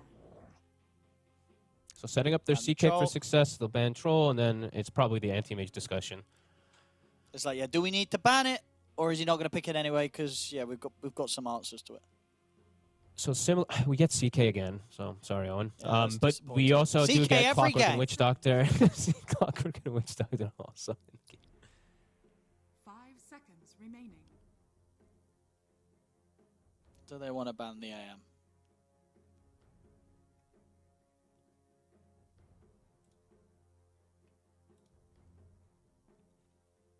OG. Wild how much will we do? I mean, the Underlord happens because the CK happens. Will he take the Necrobook Facet thing? Now, we also do have the same thing from the other game that we saw earlier today, where it's the Puck with the Underlord, where there's the coil setups with the Global Fiends Gates and stuff like that, too. So keep your eyes on this. And maybe the other thing about the Underlord, besides it versus the CK, it's probably just mostly that about the lane end versus the CK in game. But now he actually also has the match versus the recall. Fiends Gate versus, if there is a recall, he can go for the Fiends Gate to be able to kind of interact it. So cool global responses. And Gyro gets Where's the taken out. So ban? AM's in. It is in. I said if he wants to be a cool 10 kid, he picks it. seconds remaining. 5 seconds Doesn't have remaining. absolute last pick. He doesn't. But what would a safer carry be in this situation? What else is left in? Well, the Weaver, I guess, but Weaver doesn't feel Weaver's great made here, it. right? Not versus the does it- Spirit Breaker. Yeah, I feel like Weaver would be a big risk. An unnecessary one. Nyx is in the pool still, but we haven't seen any of it. Teams are getting ignored. ignoring him. I don't know what they're missing with it. That hero's pretty insane. Well, yeah, for you. Well, why is Lifestealer bad in these games? Why are people just not playing Lifestealer? Maybe they just don't like it. Maybe the pros don't like it. Too slow. Doesn't do enough damage and stuff. Because it's not played almost at all. Sure. Yeah. It's I've seen a lot literally less the of it, highest win sorry. rate in pubs right now. High on Mars. Like 55 Good possibility this game. Radiant team pick. Ooh, got the Morphling route. That's also a pretty cool hero, so we'll give him that. How's the Morph doing nowadays? I saw one person own with it. It was Munkush. Munkush in the one win. He was playing it super well. 10 seconds remaining. And then also, 5 seconds. by the way, somebody did point out to me, I forgot to mention this earlier, but everyone's taking Abyssal Horde, by the way, so they don't like the cleave. Okay.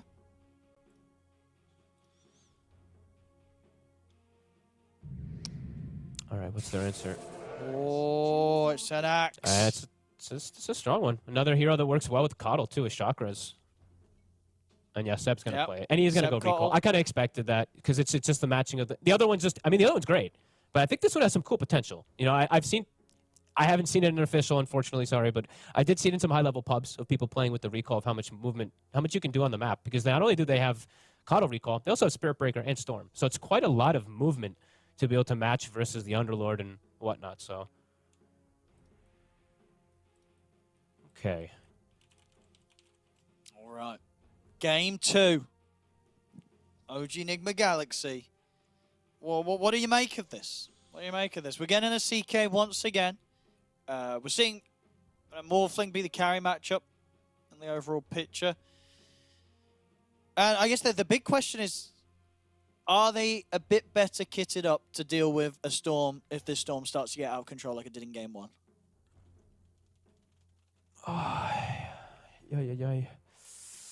A little bit better with the puck compared to the Ember, but they have the same other heroes. Yeah. Pretty much. So I would say slightly. Oy.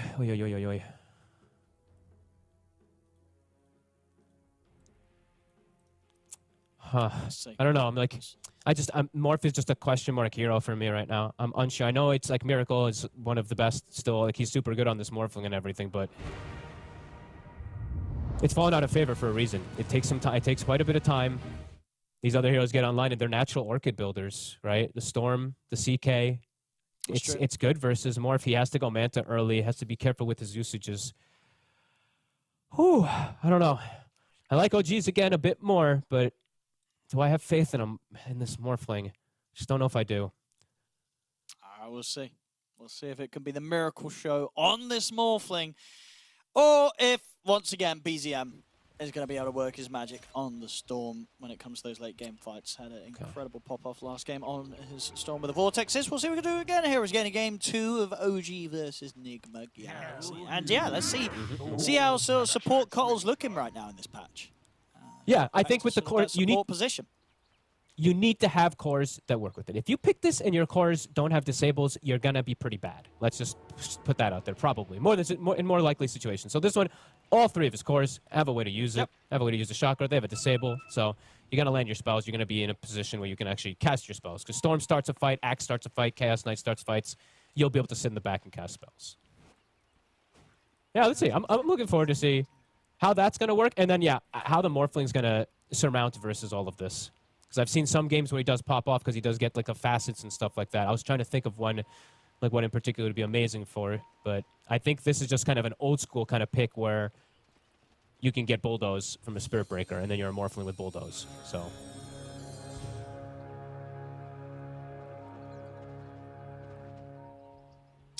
So looking at the lanes, it is the double melee top. So Spirit Breaker Axe versus Morphling Witch Doctor. So on paper, Miracles should have a pretty good lane. I might even get the chance for kills if Kuro's able to set them up, bring them down low with a Festeration.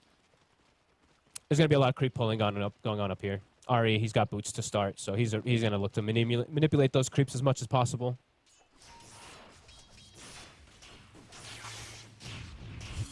Let's see how that mid goes down. Yeah, this is the one to watch. Last time round, Samel was getting those early kills on his Ember against the Storm. See what he can do on the puck.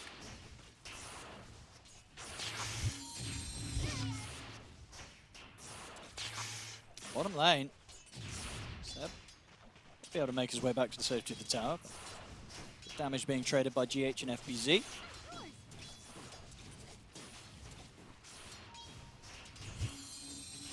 This mid matchup, definitely one where we could see an early solo kill. Both of these players are ready to play aggressive. We saw it last game in their laning.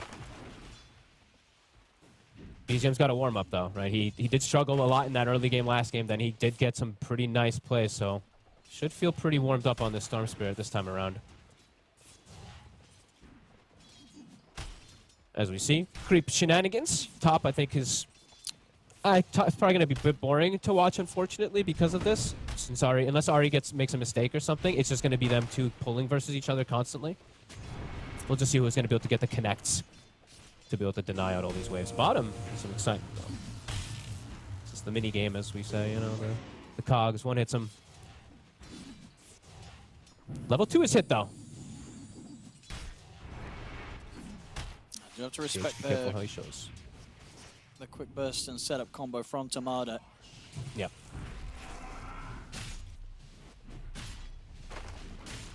Bonked out. They'll be able to protect. So Sab, yeah, he's gone for the blinding light just to be able to push GH out of those cogs as well too, just in case of anything. Yeah, top is just a wild lane. It's not even really a lane. Continue to sort of set in his position between the tier 1 and the tier 2. Yeah, Whisper's just going to keep trying to drag aggro, get that farm going for himself. So Miracle should have absolute free farm up here. Radiant's courier has been killed. Look at the courier. GH there with the snipe. Trying And to go in onto Seb? Seb. Fire Some really good damage coming in as well, but not enough to kill him. Seb's fine. So there's that verify as well. If he gets any closer to being threatened. The mid lane matchup very close so far. Sumail 13 for 2 against BZM's 14 and 4. Lotuses. Both to the side of Nigma.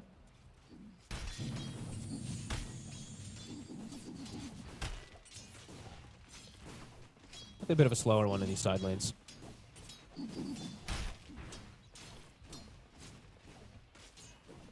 I really think this is the mid lane where if we see an early kill, that's where it's going to be. Yep. Some mistakes Level are 3s made are on these hit. Side lanes. Tomato. Again, he's fine. Also has the Freya fire at the ready if he feels threatened. I want to He hold puts the it to second try point. and maybe bait them in. He put second point in Chaos Strike. GH, if he was 3, that's a kill. So not quite there. FBZ is the 3. Not enough damage, but soon. I mean, this bottom lane is probably the one to watch also. Just either side could probably get killed if GH gets a level 2 cogs onto Tomato. Could see that one go down.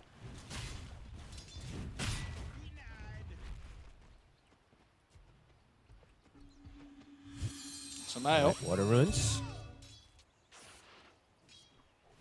might be able to make it up towards the top one as well, Sumail.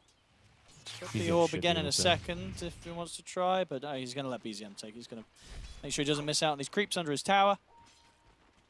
The thing you have to always worry about is the puck is, even though you have this like kind of, great lane versus Storm, just sometimes you don't know where that Spirit Breaker is. Just keep tabs. Yeah, he's level 1 still, so he doesn't have charge yet, but he's just moving around top constantly. So if you make a slip up going for like a rune or something, yeah, you could get killed. Radiant's top tower is under attack.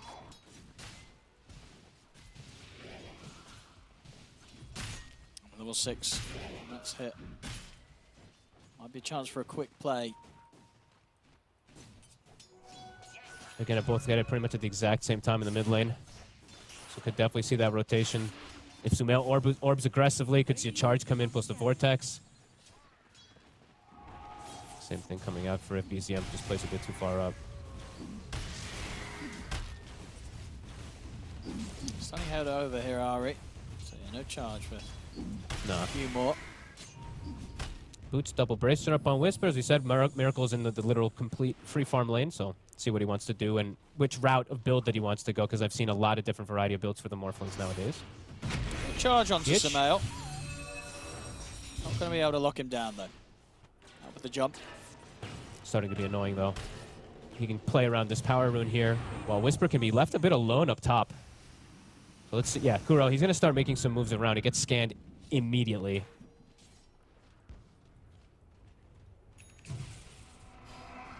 And Ari actually making the move down here, too. So getting a charge off, and yeah, they're going for Kuro.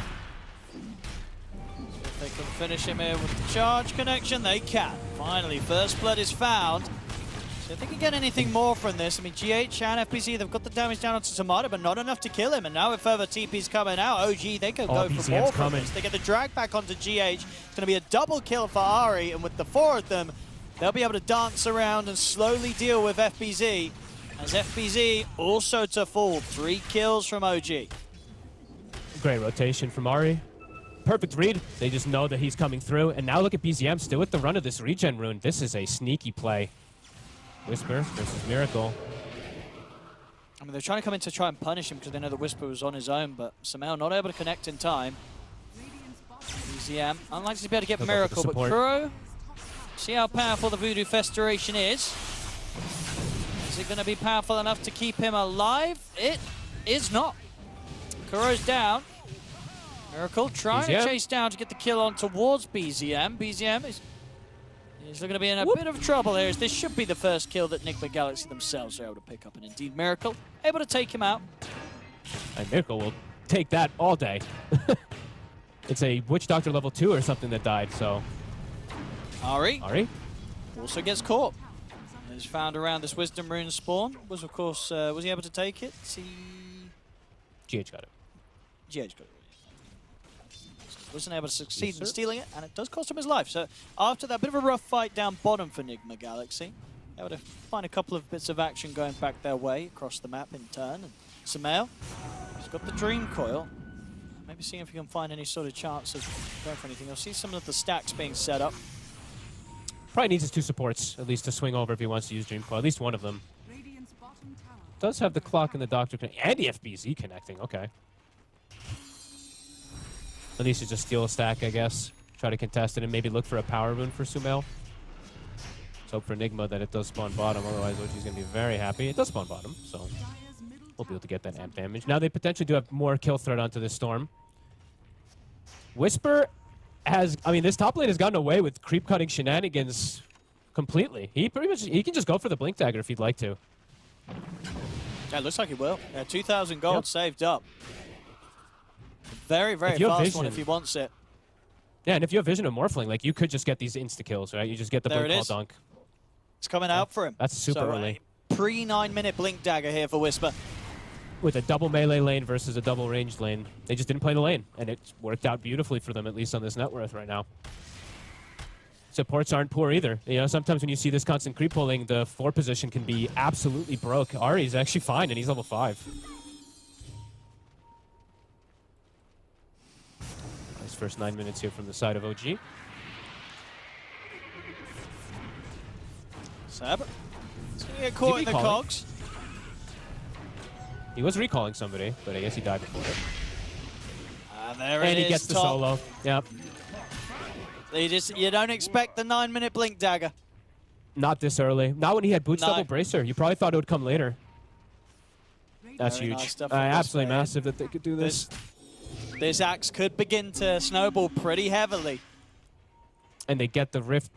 Tomato is able to get through the portal too, so Mel can't get on top of him there.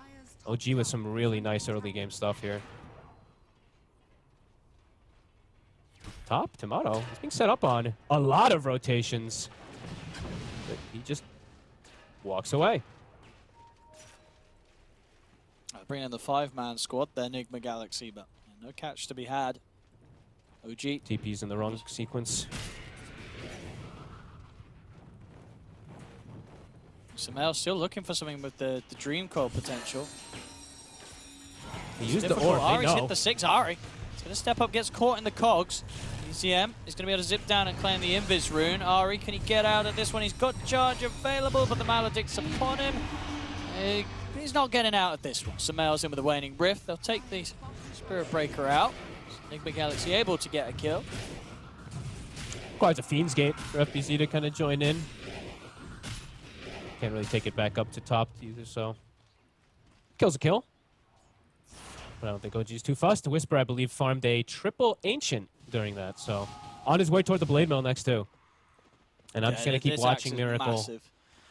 Yeah, it's just any of these calls could just catch him. Does he have Spirit Form available? He does, so he can look for recall plays.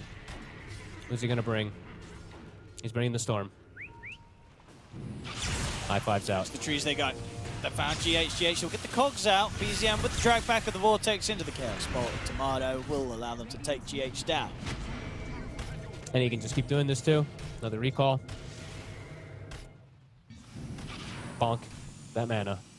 I really think this is going to be something that we're probably going to see more. I've been seeing it growing in pubs just because of how powerful this chakra recall thing is. Because it applies, you know, the chakra on the recall. So something Storm, like Storm, just gets super enabled by this.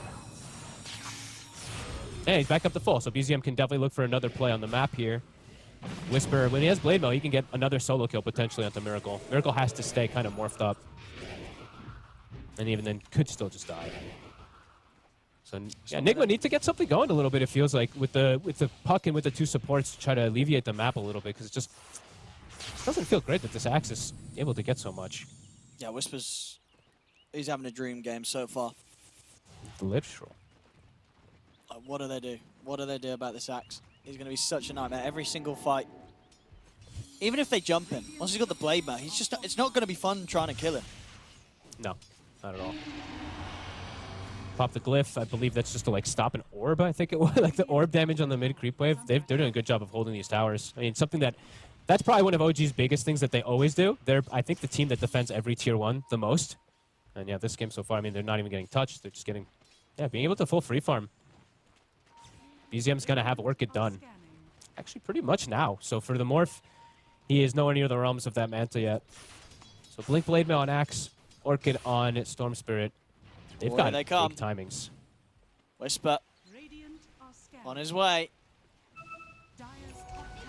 Miracle. Sumail has to be ready for the counter gank. He's already shifting, so he should be fine. And now with a hook shot coming in, GH is able to get the catch onto Ari. We'll see a zip across from BZM. He's going to look over towards the back lines. He's focusing Sumail, but Sumail's able to step away from now, and now Enigma Galaxy can kill off Ari. So all right, they were prepared ready for that time round. They were absolutely. Super ready. An instant Fiend's Gate from FBZ, no hesitation. So they brought the numbers. And that will, give them the information as well. They know that the Orchid's online. They know that the Blade Mail's online as well. Absolutely. And Sumail didn't have to, use coil or anything too, so he could look for another. He could look for a play these next few moments. And yeah, he's gonna instantly queue up that Yules at that protection versus the Orchids at the least. There we go. Axe setting up for a play. A charge is coming out onto FBZ. Seems to be aware. Starting to do a much better job overall of reacting to these plays. I mean, they're just going to continue to try and look for this with the smoke. They know that FBZ is likely to have backed up to farm this area. Yeah, 14-minute wisdom as well, too. I mean, it looks like Nigma's getting the right read, though. The scan was there. He's got people in the area. They're going to get the jump on FBZ, but backup's coming in. Hook shots comes across. FBZ's still alive for now. The coil comes out from Sumail. Ariel step back, but the call here from Miracle in return. Nice call from Miracle. Oh, there we go. Morphs into the axe, and indeed the two-man call. He gives Whisper a taste of his own medicine and picks up a kill on BZM as well. What a beautiful read. Godly read of the map. I mean, an instant scan comes out. They knew that they were there, and it's a perfect catch, Sumail. It's a three-man coil. Everything to follow. There we go. Nice axe call. And now, I mean, that's pretty close to having the Manta. So now he'll have at least that Orchid dispel before he's even been caught by it. Nicely done. They needed that Enigma Galaxy. The early game was starting to get a little out of hand. So. Yeah, just with how big the axe was in particular. But now getting a kill, slowing the momentum down. Your Morph is back up to the top. I thought it was potential for him dying maybe like one or two or maybe even like a third time or something. But no, Miracle joining the team up, and they read the map movements.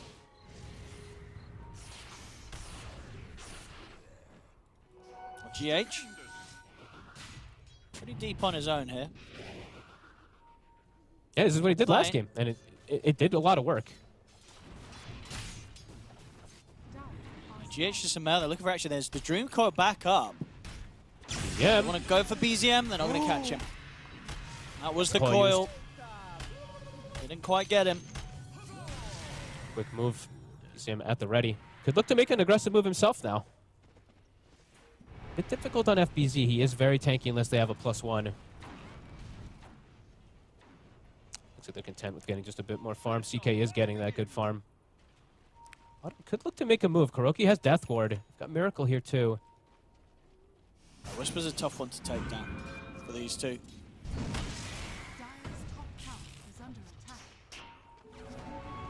Focus around the mid now. Both teams coming across there for the power ring. Sumail's going to find himself a shield rune, though. Just going to clear out the illusions. Not getting the chance to jump any of the real heroes. Space is being made here on the bottom. Miracle continues to stay top farm. The recall is happening. They want to try to slow down Miracle now that he's showing on a lane. See if they can get him. And he's going to get back up coming in through the Fiend's Gate. And he has the Mantra at the ready. Miracle able to get out for now. Whispers in with the call. He's caught Miracle in this. Miracle also getting hit by the ultimate from Ari, but he's still alive. Miracle's going to be fine for now. He'll waveform out towards the side, turn into the Spirit Breaker charge, back across over towards Tomato. Tomato, he's dead. They couldn't burst Miracle. They couldn't even really come close to bursting him either. Miracle perfectly fine and able to assist in the turnaround. They're so quick. They're reading these moves very nicely. FBZ is extremely fast with these Fiend's Gates. Tomato kind of just jumps into death this last time. Fast movements, fast responses, it's working out. Slowing down any of those good item timings that OG had. Now Nigma's got their good item timings coming in. Greaves soon to be finished for FBZ. Manta +1 onto Miracle too, level 13. Whisper. Look at this. Oh, he's out with the blink, but Samael, he's in with the silence. He's going to drop the Dream Coil for the axe. So if Miracle can get him with the damage, waveform forward, the Glimmer Kit will buy Whisper some safety. Actually allows Whisper to get the call off onto the two of them, but the hook shot's in to follow things up. Whisper, he's gone. And towards the next target, they get the silence onto Seb for the lockdown, but again, Enigma Galaxy with these moves slowing down Whisper's game. He had a very explosive start and very fast item timings, but Enigma Galaxy, they're dealing with it. I mean, Sumail, again, is doing kind of what he did in the last game, where he just seems to be in the right place at the right time every single time. Yeah, he missed the coil up top, but he's landed the big ones. He landed the 3-man one on the right side. He landed that one there, too.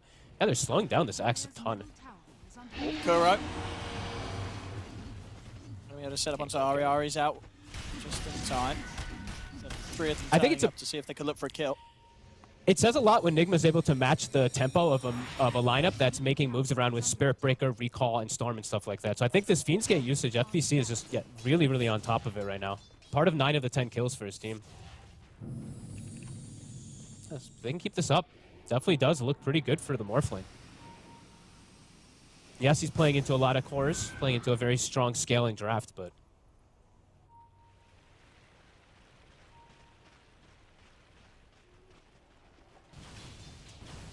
Super hard to go on right now. Not really a hero they can kill unless they catch him by surprise. And it only happened the once so far this game. Miracle outside when he was of completely that. when he was alone too. That's the thing. That one only happened because he was alone. I think every other time I've seen it, GH or Kuro are always just like kind of in the area to bail him out, and then they always have that Fiend's Gate follow up too. So just doing a great job of protecting each other. Radiant's top tower has fallen.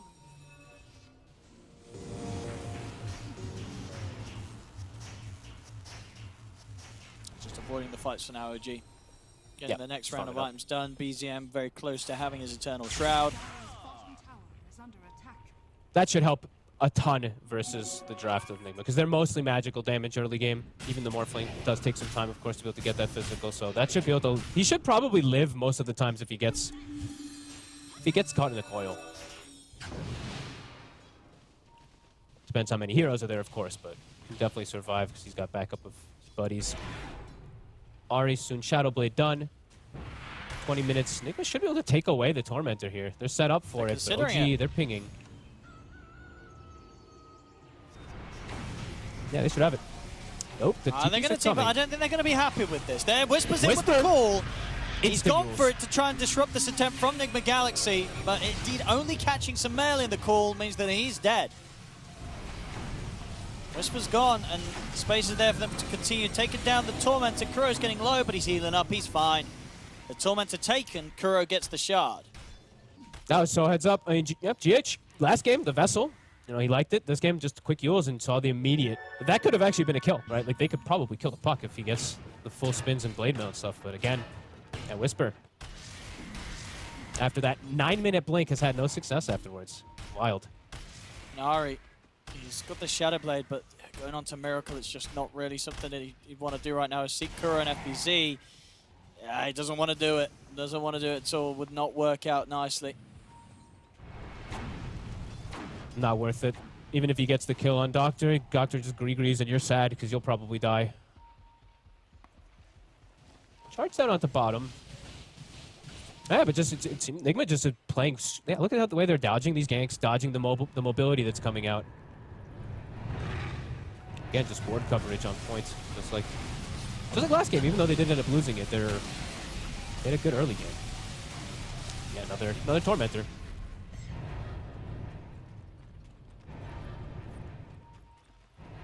Seb. Top. Yeah, he's not going to get away with this one. Sentry's down. Seb punished for pushing out that wave. Give it a Enigma miracle. Galaxy just continuing to be in control of the map right now. OG not able to catch up in this sort of mid-game the same way that they were able to do last game. The lead for Enigma Galaxy just continues to grow with each passing minute. And they did get 2 really good shards as well, too, from those Tormentors, as we pointed out. I actually really like the one now on the Underlord. Now that you can put it on allies, since you don't have to just run in. You can just throw it onto something like a Puck or a Morph. It can be very strong. And then, of course, yeah, the Witch Doctor one, I think we all know. Dire's bottom tower has fallen.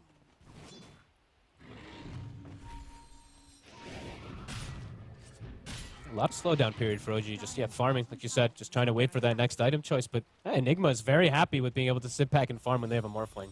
Radiant are scanning. Conda's done, on his way toward Lincoln's as well, too, versus that Spirit Breaker versus these Orchids. Nice move by Ari. Reads the play.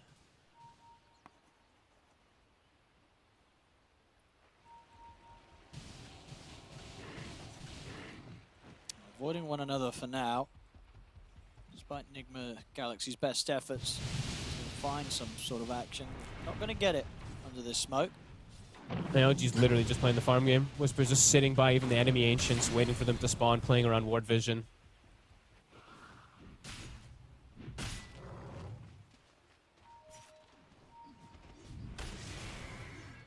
Charge onto Sumail.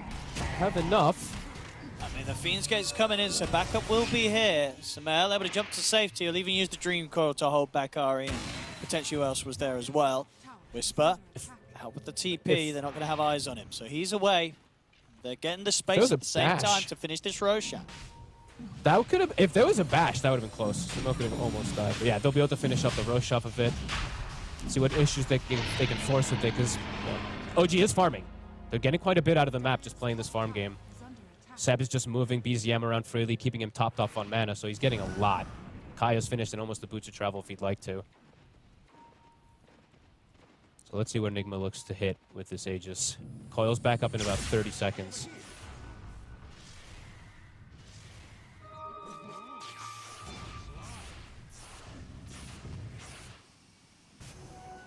I guess the question is if we're going to see hitting creeps. Yeah, I mean, another game maybe where it's going to be up until that Aghanim's point, and then when BZM gets that, the turnaround starts to happen. For now, though, they are going to get the jump on BZM. Catch him in the silence, death ward down, and a hook shot there to perfectly lock him in position. Give him no chance over escape. That's BZM out for 50. Very well executed, pretty much perfect. And now they can swing across the map. Their lanes are in good positions to be able to swing toward their morph if they'd like to. Speaking of Miracle, he's going for Whisper. He's going to try and go for this on his own. He's have to be a bit careful now with the charge coming in, but I mean at the same time, they can't touch this lad at this point. He's got, they're going to need a lot to take down this Morphling.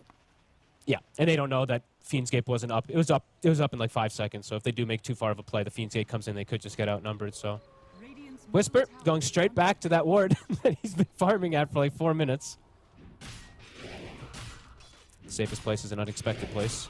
He's got the pipe queued up, but I imagine he wants the BKB so he can get the blink calls with the Blade Mail instead of getting Eulst every time. So OG looks like, yeah, farming until they hit a bit of an item timing to feel comfortable to fight versus Enigma when they're all grouped up and strong right now.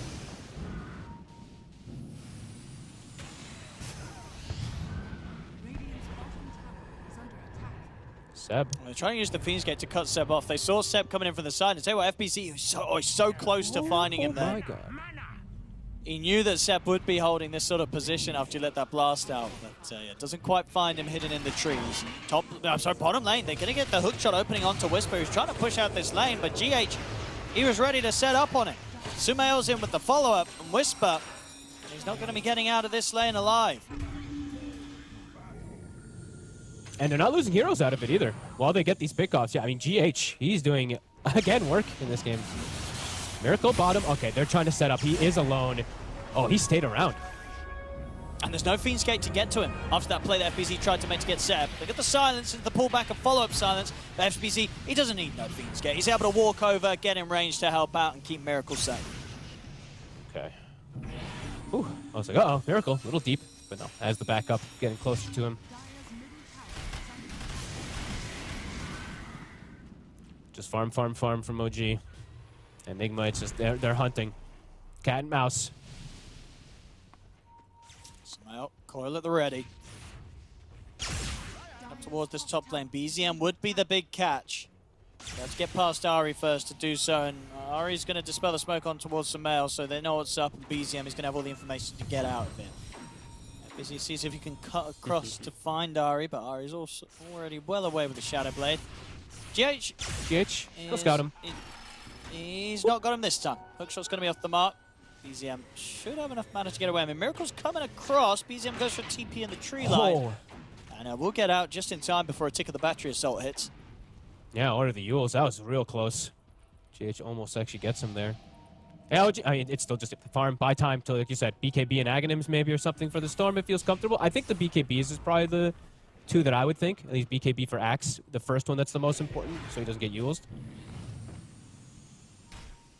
Yeah, they're content with farming. I mean, BZ, I'm going Boots of Travel kind of has a big tale about what they were trying to do with this game because it's just very uncommon for Storm, especially this early on. Yeah, just as it's splitting the map, dodging fights, and trying their best to keep up in farm. Yeah, wait till they hit that power spike. Wait till they hit that peak where Tomato feels like he's just going to be that end-all, be-all carry.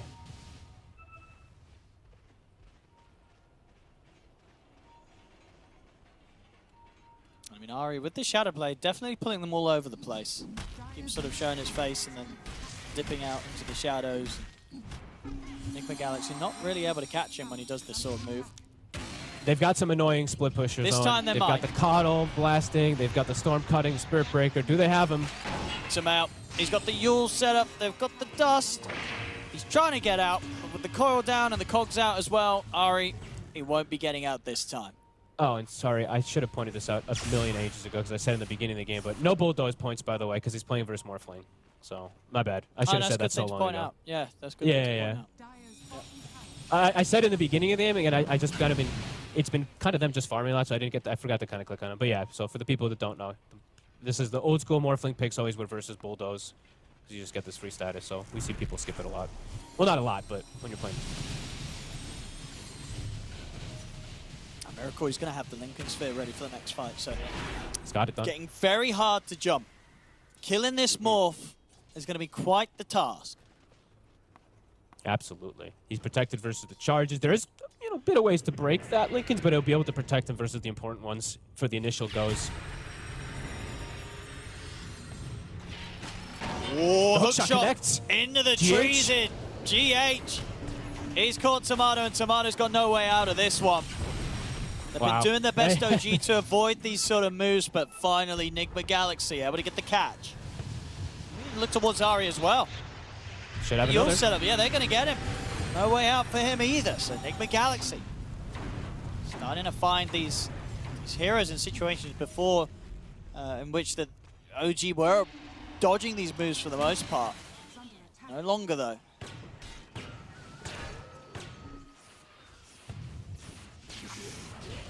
See what they can do with All this. right, Kuro. How long we holding the Gree this game, baby? This is one of those games that the Gree can really Oh, it's just building up. fester up there, baby. That's true. I think last game he popped at about the 21-minute mark. I think it was about 21, right? Yeah. It's going to be pretty rich. Crimson again on FBC. Radiant's middle tower is under attack. Even though G's farming, like I said, you know, that Morphling, Enigma is probably pretty content. The later and later it goes, yes, there's some scaling, of course. The Storm and the CK, it's probably, you know, probably a problem, you know, because they do scale very, very hard, but Morphling can do some crazy stuff if he's able to get that good itemization and stuff too, so. Yeah. We'll get pulled away. BKB, yeah, his BKB's done now too, so what? That's 2 BKBs. Tomato is just not going for it. He's going full aggro. He's going for the Bloodthorn. But that could be the call to make a fight happen. Or to at least try. They're going to do it. They're going to go for the smoke from the mid. It's leading the way. Dream catch. It's going to be either Sumail or Miracle. That's what they're after here, OG. Sumail does have a way to protect himself. He's got the Aeon Disc locked right now. So if they do go on him, probably not the target anymore. They probably do want to just get that morph.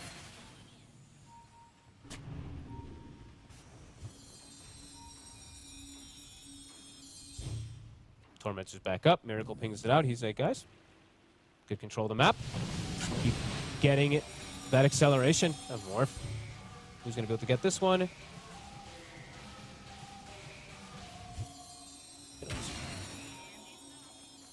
That's nice. Especially now that he's got the quiver, too. One of the slower games I think we've had in this batch. 7-17. It OG is. just literally been farming for 15 minutes trying to get themselves back into position in this game, but Enigma is... Honestly, the lead has grown. Be it slight, it's still something. I think BZM got the BKB. It really the hex. That's the point in which they're like, right, we've got a way to sort of kill this Morphling. Play around the Lincolns, get him with the hex. They can trip him up, catch Miracle by surprise. They've got a chance of killing him.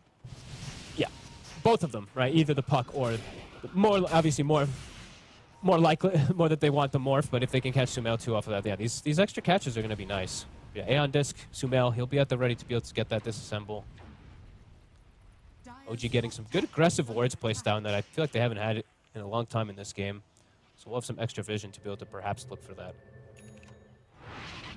As the lead starts to shrink back. Miracle sitting outside that Roche pit, giving some time for OG to get their farming going again.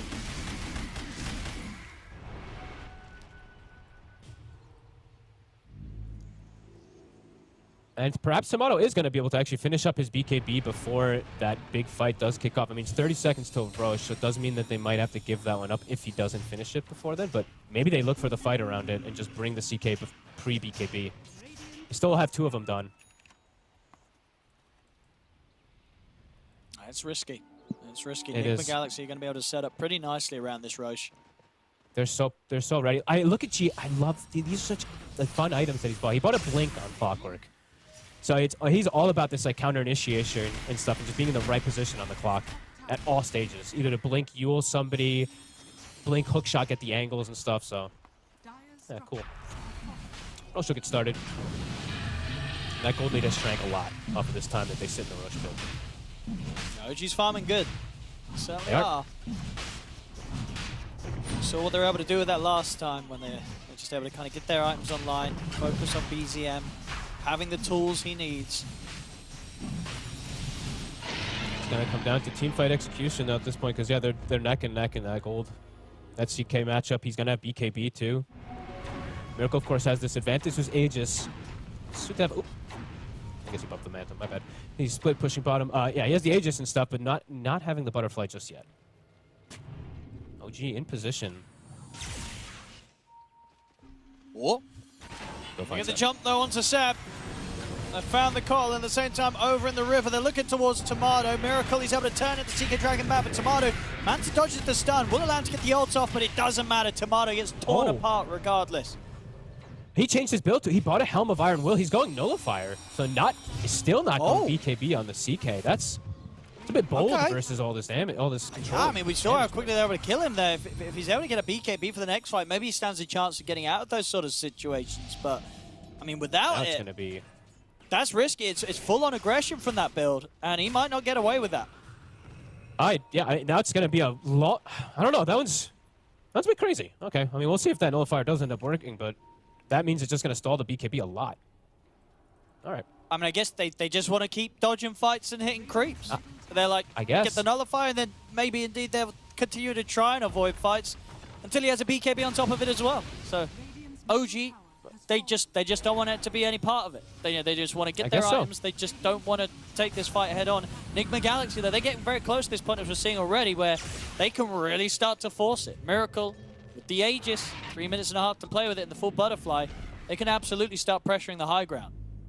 No, absolutely, and they can get these great pickoffs on the people that are just, ratting on the side lanes constantly. GH has literally just been doing that the whole game. 30 minutes of him just running around hunting. Sumail, Octarine is finished, so now he can actually use the components that he was using for his Aeon Disc earlier into that Octarine. So that'll be very nice for him to be able to play in and out of the fights. Oh, yeah, we'll see if this Nullifier works for Tomato. I mean, it's very risky move. Very glass cannon. Yeah, they have to start the fights with them getting the jump and deleting one of these core heroes. Yeah, because if there's any sort of chance for the fight to stretch out and Enigma Galaxy as a whole to turn towards the CK, Tomato probably not going to stand much of a chance. Oh, PCM. Trying to hammer the wave, but Sumail, he's ready with the Dream Coil. See if they get the follow-up in time. The rest of the team heading over. GH, he's got the hook shot. There's the pit. He's got the Yules, and of course he has got the BKB, and he'll have to pop it. BKB is zipped to the side, and a TP out will get BZM back to safety. Cool little thing. GH Yulesing him and trying to use the pushback from the cogs. Tries to do every little thing to get this kill, but can't quite. Does force BKB, so 80 seconds that they can at least take like a tier 2 or something if they'd like to. Oh, I like this as well. Tomato Nullify's done, but he really wants to try and forego getting a BKB this game. He's got the Silver Edge queued next. Okay.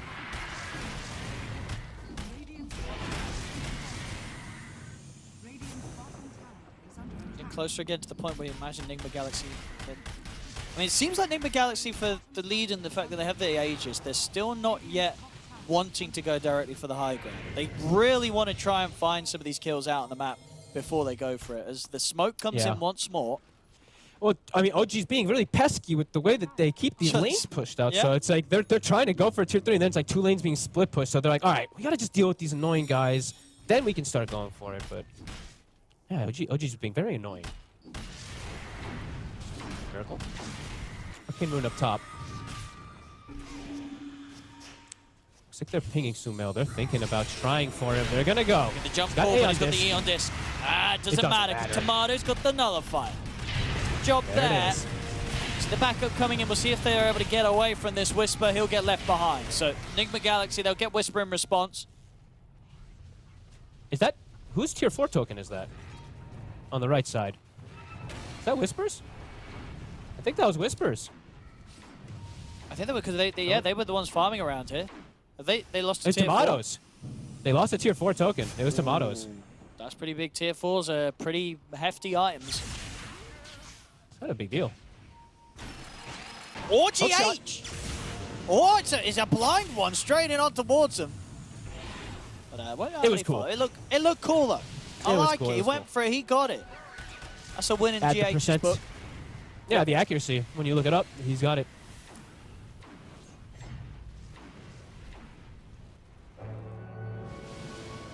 OG, I mean, getting that kill. Tomato's getting very close towards making good progress on the next item.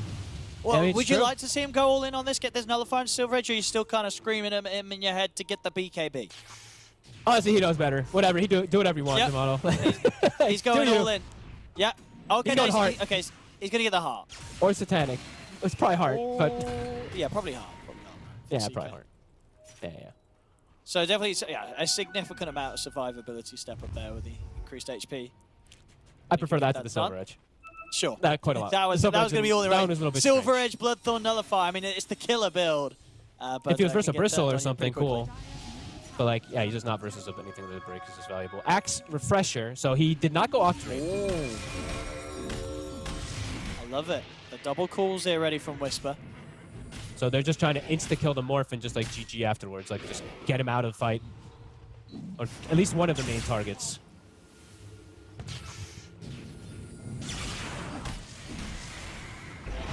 I mean, it's a slow build-up from OG's strat. It's 40 minutes. They had 7 kills at like the 10-minute mark or something, I feel like. IGH. Catch. Taking the hook shot to Ari, but the BKB TP out will be there. There's nothing to stop it. Keeps the gem alive. BZM will get recalled out as he's cutting the wave. You get dragged down towards the bottom lane. And honestly, the game might have the same sort of it could. It really could. Aghanim's queued up by BZM. It is. Maybe BZM's just going to get the Aghanims, and then OG's just going to win. And then they get like a 3-man charge follow-up or something. It could happen again. I don't want to see.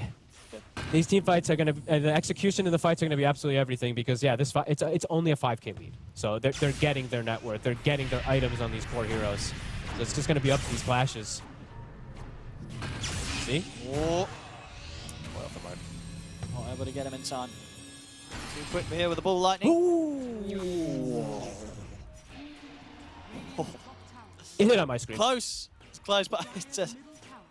OG just continue to avoid these fights. Tomato, he's got his full heart done. In the mid, Kuro. Voodoo switcheroo, but the Hex to follow up as he comes out of it. They'll bring down the Witch Doctor. Miracle turns into the Spirit Breaker, charges over towards Ari. He's going to try and fight this Miracle with the waveform forward. He'll get the kill. He'll get caught in the drag back at the Vortex, but he's already building up the strength. Standing his ground, but he's caught by the call of Whisper. Not enough to threaten him. The Miracle's perfectly fine. He's still got 4,800 HP to play with. Turns towards Whisper, and with the help of Sumail, they take him out before Whisper's able to try and escape through the Fiend's Gate of FBZ. Forward again here from Miracle. He's able to use the powers of the Spirit Breaker also against Seb's Call. did start putting bulldoze points in. Miracle does have bulldoze now once he turns into that SB. Quickly just doesn't Here's work the with high that. ground I believe siege. the axe call lasted like I don't even know. It lasted like no time, it felt like, because of that. He tried to do the zip to clear the way, but they catch him with the Yules. So not BZM? anywhere out. This has got BKB queued up. You're told cooldown for 55 seconds. BZM is dead. gone.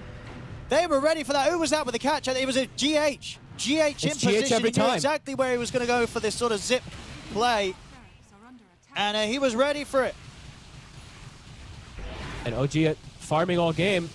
The fight doesn't go in their favor. The big one that they try to take, I mean, Miracle, I'd have to see exactly again, but I think the double axe call went onto a bulldoze. I didn't have to see exactly, but he didn't seem like he was stunned as long as I thought he was. It felt like a single axe call, if even that. It did. Like it Yeah. did not slow down Miracle's flow in the team fight at all there. He had Satanic before the fight anyway, plus Paladin Sword, so he had insane lifesteal that was coming out from it. Now, yeah, 2 sets, and potentially that third one, they have to buy back. BZM, oh my god, he didn't TP it. That was risky. Close again. If that was a Risky, man. GH and not a Kuro with a Yule Scepter, he might have been dead again. Tomato. Fiends skate down bottom, they're looking for Tomato. And they've caught him in the coil, he's going to get glimmered. BZM trying to help out, trying to draw attention away from him. The turn of the Hex on towards Kuroki with the Lotus Orbs there, so BZM ends up vortexing himself. It's the two of them dead without buyback. Seb and Tomato are gone. Miracle doesn't even get touched. Tomato literally does no damage to him whatsoever. Tomato 600 gold short of the buyback. With the way it's spent up on the heart after the Snellifire. Time Those for the push to racks come are in, Enigma Galaxy. Yeah, they have a glyph, but it's dead. They still have this top racks, the range racks. But a long time when CK is gone. Should be able to get the Mega Creeps. Enigma Galaxy, they're pushing this towards a game 3, it looks to be. This Looks OG very can come likely. in with some crazy turnaround. The tier 4s are focused. The banner's They down. don't have the full team alive. BZM's got to try something. He's going to zip him, but he immediately gets caught by the silence. Is he able to get the BKB Again? off? He has, but the coil's there. He's dead. 2 minutes, no That's it. storm. They're looking to close it up, Enigma Galaxy. The first tier 4 gone. 10 seconds until Seb's back. But that feels like far too long. As the Ancients exposed, Miracle closing this one up. Seb's back in play. They'll put the Lincolns. BKB's there. Ari tries to jump in with the ult, but Enigma Galaxy, they know it's game over. They focus the Ancient. They'll get the victory. OG cool GG. Ladies and gentlemen, we are going to a game 3. Hell yeah, too. And in a game where the Axe gets a 9-minute Blink Dagger, Morphling dies downhill from immediately there. to that Blink Dagger, and he never dies again. That's quite a performance there from Miracle in Yeah. particular himself, but the team overall setting it up. GH, I'm seeing them giving him a back rub. I think he put in a lot of work on this clockwork, just like he did in that last game, even though they didn't win the first one. Again, Enigma's impressing me. They're looking pretty good. They are. Yeah, in a game as well where OG really tried to make them work for it, right? They were able to stretch the game out. They were getting their items. It didn't matter. It didn't matter. Enigma Galaxy, they stayed resilient and just kept their sort of heads down and focused, especially in, as you say, Miracle's position. 13-1-7 on the Morphling. Doesn't get much better than that. Comes in as the last pick and really just play out perfectly. They got all this farm as well on their cores on OG side of things. BZM, he gets pretty far by the end of the game getting this Hex online. And Tomato as well, there's Heart, Nullifier. It just didn't matter. Last few fights, No. they were never able to pull it together as they were trying to gear towards OG. No, they couldn't. Honestly, FBZ was so fast. Like, these movements early game that OG was trying to set up, it was every single time responding. Enigma was actually the ones with the numbers every single time, either with you know, this portal in from FBZ or the puck just being there in position. And with their draft, too, you can see, like, they have great ways to move around the map. They have Coddle recalling, they have Storm, they have Speed, like we talked about multiple times, but it was Enigma set up for the moves.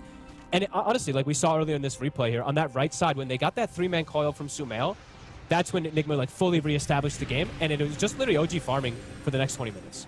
And not able to find that play to ever really get them back into anything. And also, OG just tried to play the map, but Enigma Galaxy then knew how to close this one up.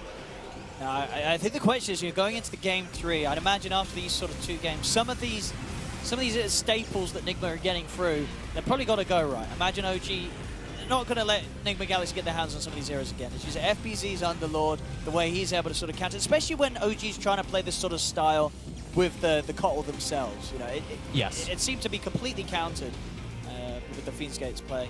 And yeah, GH on the clock. I think it's probably time if you're OG to try and force this man to play something else, because his clockwork, it's yeah, a bit too good.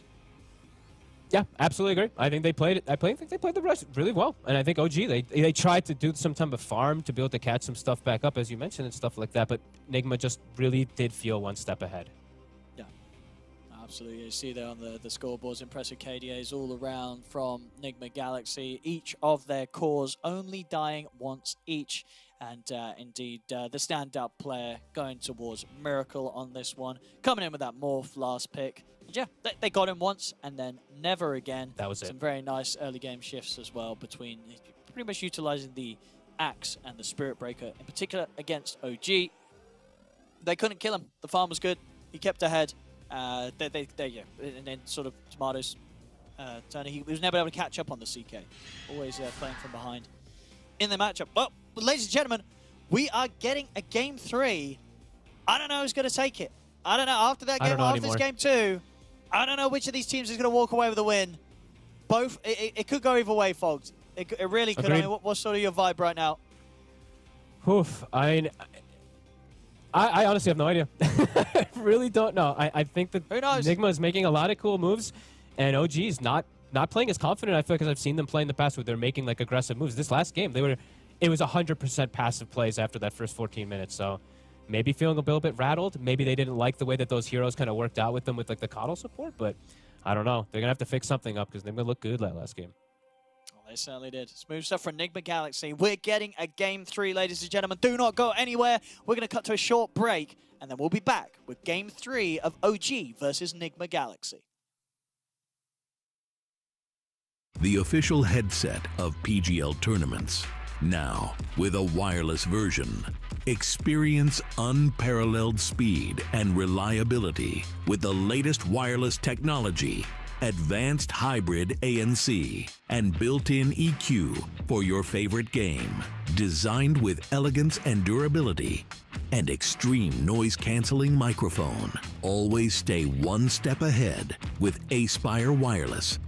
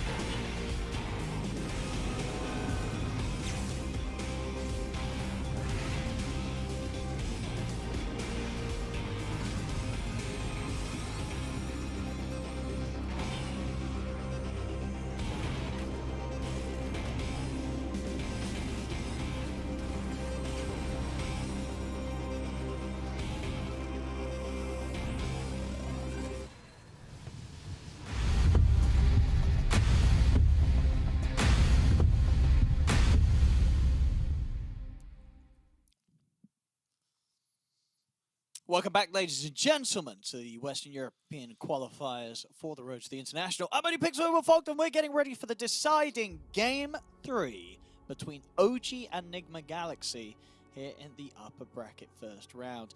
Fogged, it's been a crazy series so far. I'd say, you know, from what we've seen from the two teams, definitely seems like Enigma Galaxy as a whole are the ones being a bit more proactive today in their play. Yeah, does seem like it. I mean, they kind of have been for a while, even when they were, you know, when they've been losing a lot and everything. They've had good early games in some of these games. It's just in the mid game and afterwards, it's completely fallen off a cliff. So today, at least, things are looking a little bit better. You know, the mid game in that first game was looking good. It was just a later game that started to fall off. But I can't fully blame them. I think OG's draft does outscale them in that first game quite heavily if it gets to that point. But they played well. So I'm looking forward to see if we have any change-ups. You know, we did get to see Weaver make it through without getting picked or banned in that last one. Now, hopefully, it's CK for me and your sake. We say CK every day, every game, every damn game. We get CK. We don't want to see CKK. Okay, not anymore. No more CK. But we're probably going to get it again because I guess it's just one of those heroes that you don't feel like banning. You let it in, and it happens. Because to be honest, I think the win rate's been kind of up and down today. I think, you know, it's won games, it's lost games. Yeah, we just saw it lost one for sure. We did see it win some earlier. So if anything, might even be 50-50 so far. I don't know the exact numbers, but it's going to be there whether we like it or not. We'll see what else is going to be there whether we like it or not. As the draft for Game 3, ladies and gentlemen, has begun. Let's see what we get with the opening bands and see if indeed OG gives some earned respect to GH's Clockwork Fogged, or is he just going to get to play it again? Agreed. Are they just going to get Witch Doctor Clockwork again? Are they just going to get to bring it back? And another Underlord, too, because they did have 3, of course, of that same 5 that looked really good. Honestly, those 3 looked excellent. Yeah. So, yeah, we'll have to see if they do look to adapt things around. Maybe they do stray away from, like, the Coddle support. I don't think it's what lost it for them, but... So we'll get some change-up. So Doctor's out. Sorry, Kuro. So we'll see what he wants sort of the backup pick instead. Indeed, with the Witch Doctor not available. See if one of those other 2 heroes also gets banned. Probably not, considering everything else. The SF, there it is. Always Standard. on cue. That's the banner. And Enigma Galaxy. Who else has been left in? What do we get? Do they want to ban out Ari's Hoodwink? Maybe? Willow. Willow. Yeah, that's true. Willow maybe a bit further up the priority. Or maybe we see things just totally switch with some stuff like some Storm Bands or some other things, because there's a lot of heroes that are just like untouched, right? We've seen just very similar drafts, so we'll get the Hoodwink. So let's see if the Willow does sneak through. GH has his Clockwork available if he'd like it. So just do the Willow. Maybe take the clock yourself if you're OG. I guess OG supports just a lot of heroes they prefer instead of clock. That's what I think. Yeah, they don't really like to play clock. Which probably mean that Enigma Galaxy is going to get the chance to get that for GH once again. What else will they first pick though? That's what I'm trying to think for OG. Hey, we thought we'd see this at the start of the series. Yeah. I was thinking Enigma or Phoenix were the 2 that I was looking at for them to first pick there. So. All right. I mean, this is a really strong one. Flexible as well. Played in at least 2 roles. 10 seconds remaining. Yeah, no, you can't really go wrong with this. I think Enigma, 5 solid opening. Same to be said for the Willow. Yep, both heroes super safe. Enigma just gives you so much now because, yeah, of course, it's become more and more about not black hole as the days go on.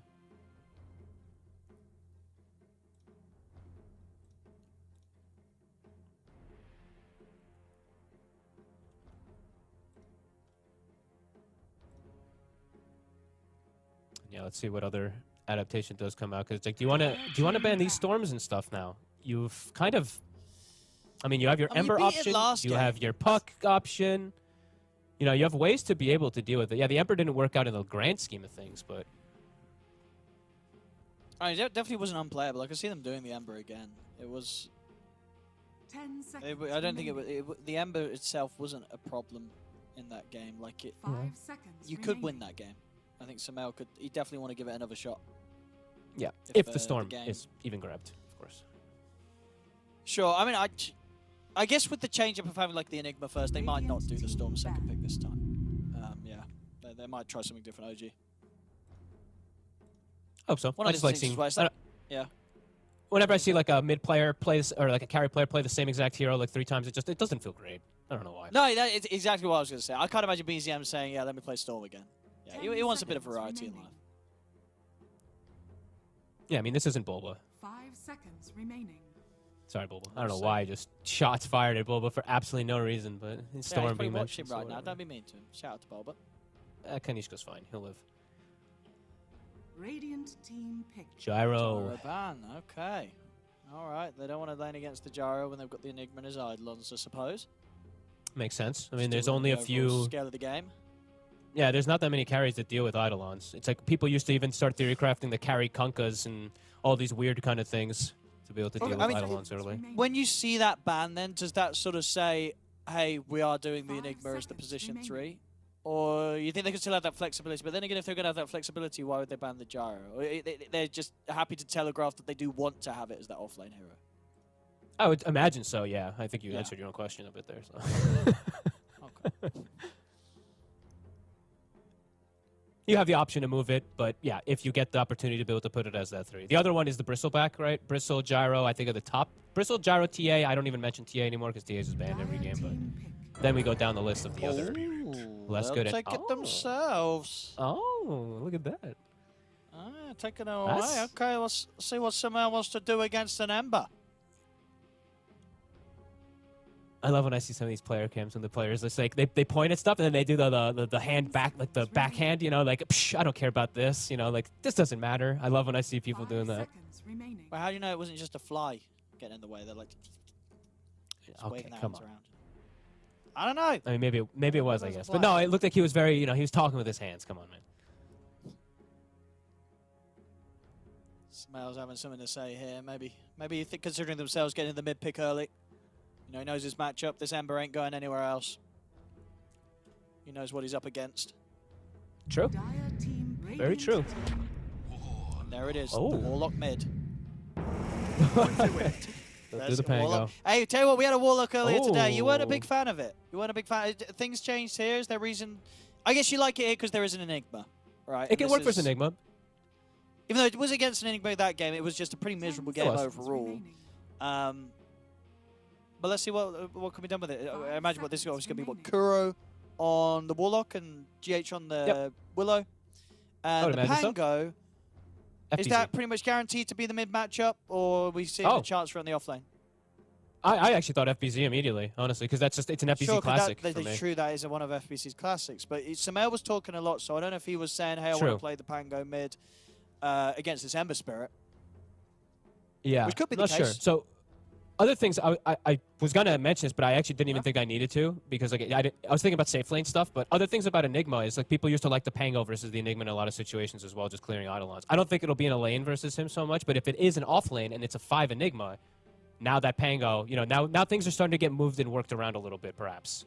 All right, all right. But yeah, the Warlock. I have some just not a question fan. marks about this hero. I'm not. I think it's a little too slow currently with the meta. Yeah, you do a ton of damage and stuff now. I'm not sure like if the Shadow Word change really did anything. I haven't even really seen anybody like max Shadow Word. I'm still seeing the same skill builds. So I'll have to learn something from this one. See if maybe he has another idea around it. But versus the here Enigma, we you go. can see some merit. It's the Pudge. And that's probably going to be an Ari Pudge, right? Ari, he's the Pudge player for the team, right? I think so. Yeah. I think mean, so. He's Warlock's gonna be Wisp. incredibly Yeah. immobile. New Pudge hook facet, if you've had some fun with it, it does insane damage. You just have to land those long hooks, which something like Warlock standing still and upheavaling is possible, or just Warlock in laning phase was very immobile.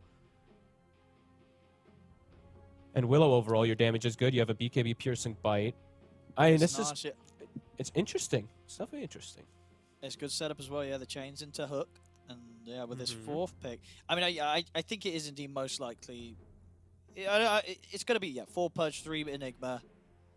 That's what I'm thinking. Mid Ember, and here I would say is could be honestly, but it could be either carry or off lane. Probably carry.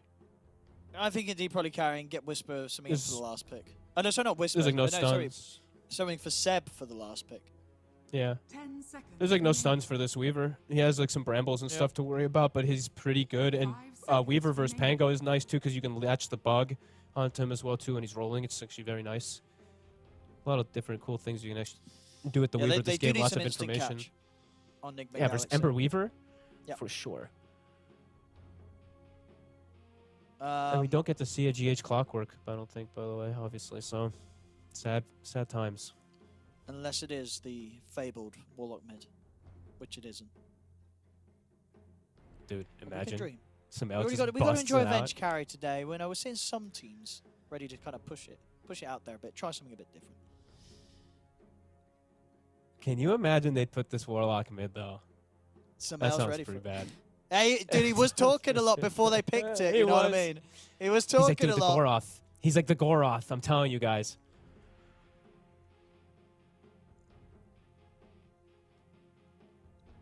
Is it just something boring?